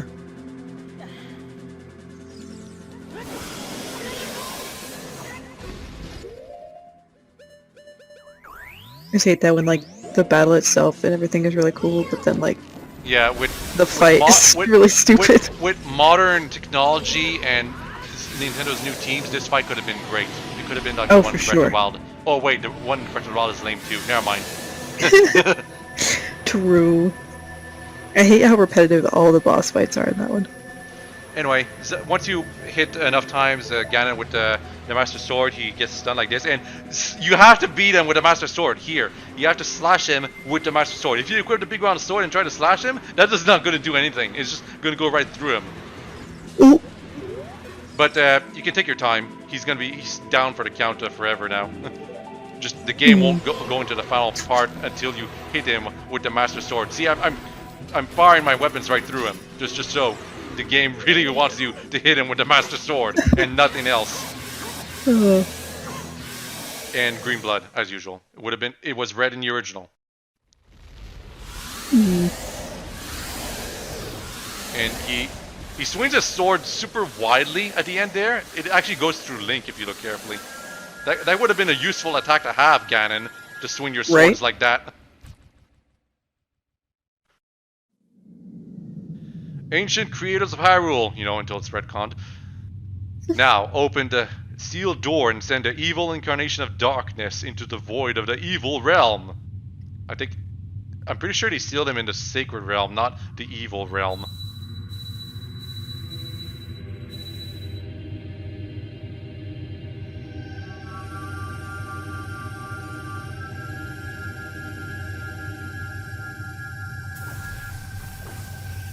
And it's like a black hole except it's white.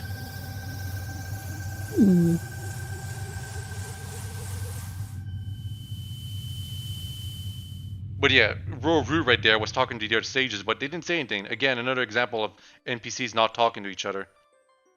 Just referring to each other. They just exist. You! Curse you, Zelda! Curse you, sages! Curse you, butthole! I mean Link! It's whatever your name is, he'll say it at the end there. And that became a meme back then. Back before memes were memes. Anyway, someday when the seal is broken, that is when I will exterminate your descendants! Both Wind Waker and Twilight Princess show the result of Ganondorf getting freed. Although it's really just Wind Waker where it continues from the timeline where Ganondorf is sealed like this. In Twilight Princess, he basically just gets imprisoned before he even gets the Triforce. But he gets freed anyway and gets the Triforce of Power anyway, so it's whatever. Just happened to work is up. so messed up. And now we get Link and Zelda in the skies, floating midair, and talking to each other, having a heart-to-heart or something like that.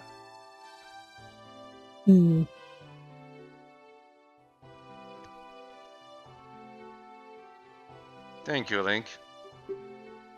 Thanks to you, Ganondorf has been sealed inside the evil realm. I'm pretty sure it's supposed to be sacred realm here, not evil realm. Why would you seal him in a place where where he'd be at home? Anyway, all the tragedy that has befallen Hyrule was my doing. It's my fault, my responsibility. I was so young, I could not comprehend the consequences of trying to control the sacred realm. I dragged you into it too. This is good, she's taking responsibility. Now it is time for me to make up for my mistakes. Now she's gonna make up for it. By screwing up the timeline forevermore. She's literally what she's doing right here, what she's going to be doing, it's going to split the timeline and cause all the discussions the fandom has done since the Ocarina of Time's release about how there's 2 timelines, and then Nintendo was like, no, there's 3 timelines. One where Link and Zelda failed. You didn't account for that, did you, nerds?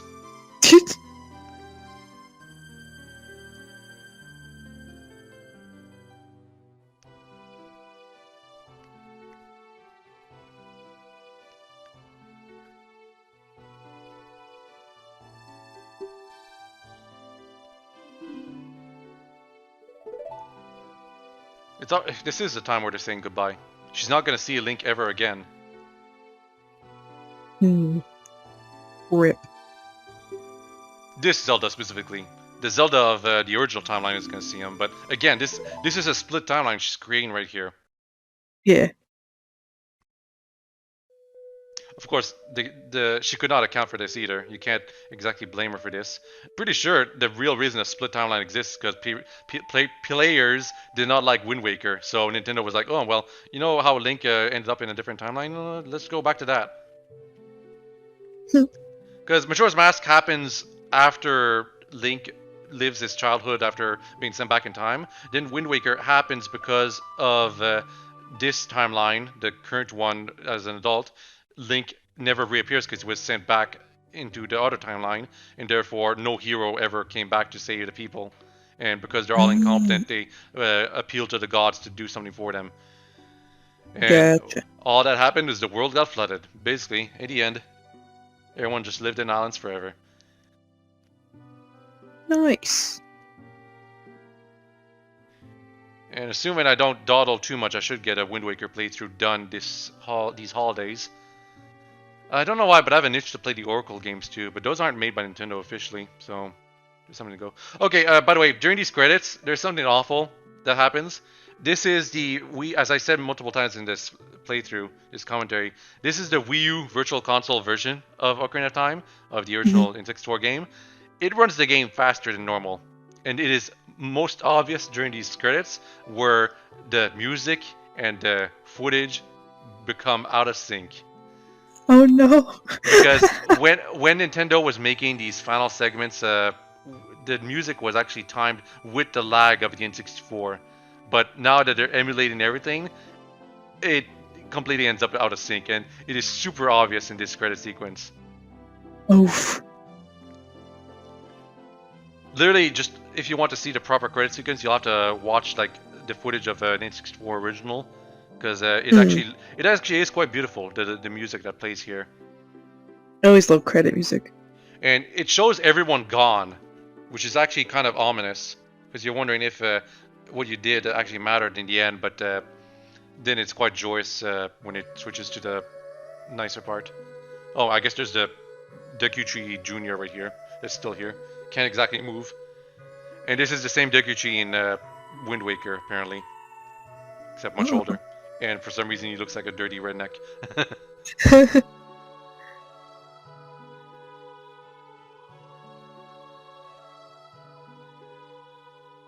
Mocap. They were using mocap even back then. Which makes sense. That final scene with Link and Zelda, the movement was really subtle. As subtle as it can be in N64 anyway. Yeah. Epona running alone across Hyrule Field. That never happens.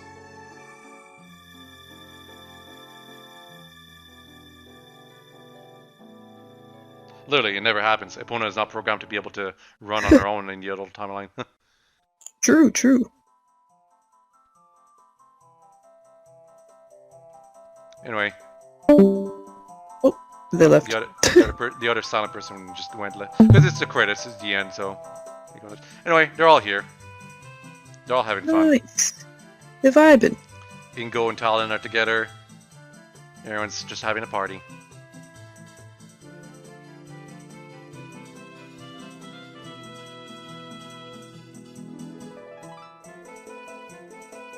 Running Man, I think that's what it was. All the shopkeepers right there. Well, most of them anyway. Malin, Epona, and all the carpenters. There's actually way more carpenters here than normal. However, listen to the music. You see Malin singing right now? That should have been when it was that should have been when the camera was focusing on her, but it's way after that part. So yeah, everything is out of sync. Everything is way out of sync already. It's hilarious. Here the music is supposed to be solemn, but it's completely skipping through everything. Because these two are like trying to have. This is such a weird duo, Mido and King Zora.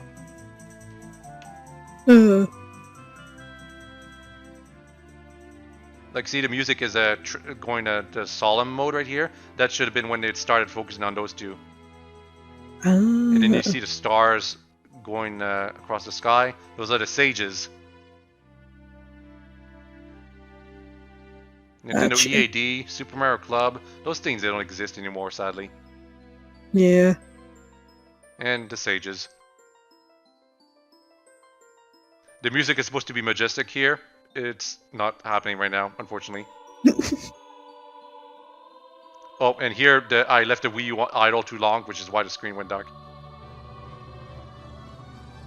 Oop. Right there, that should have been when the sages started appearing. Instead, it's the end. Huh.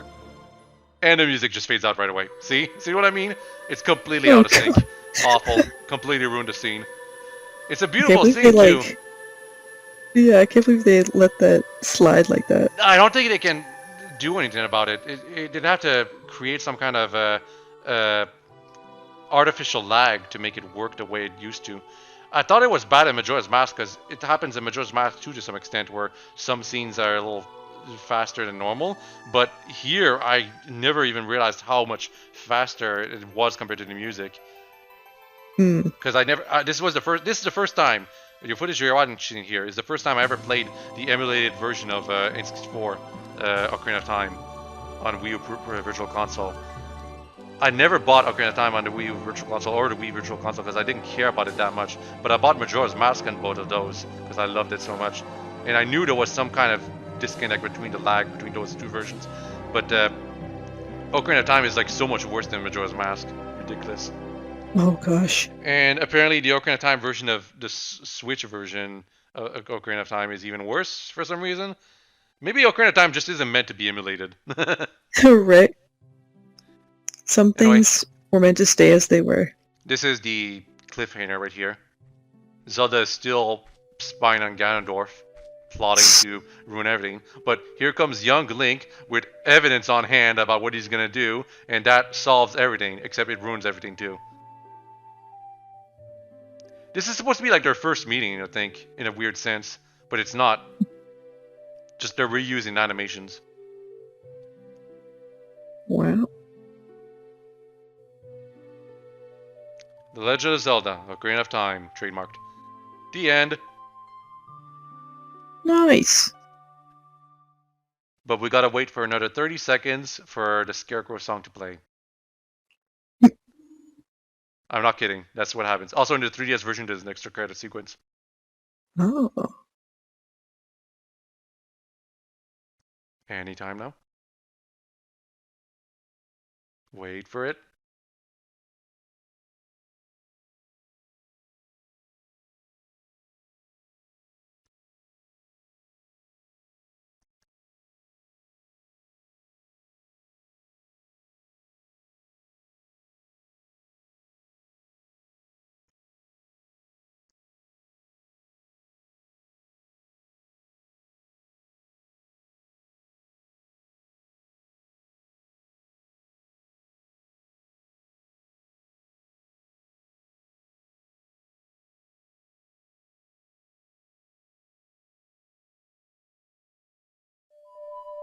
There we go.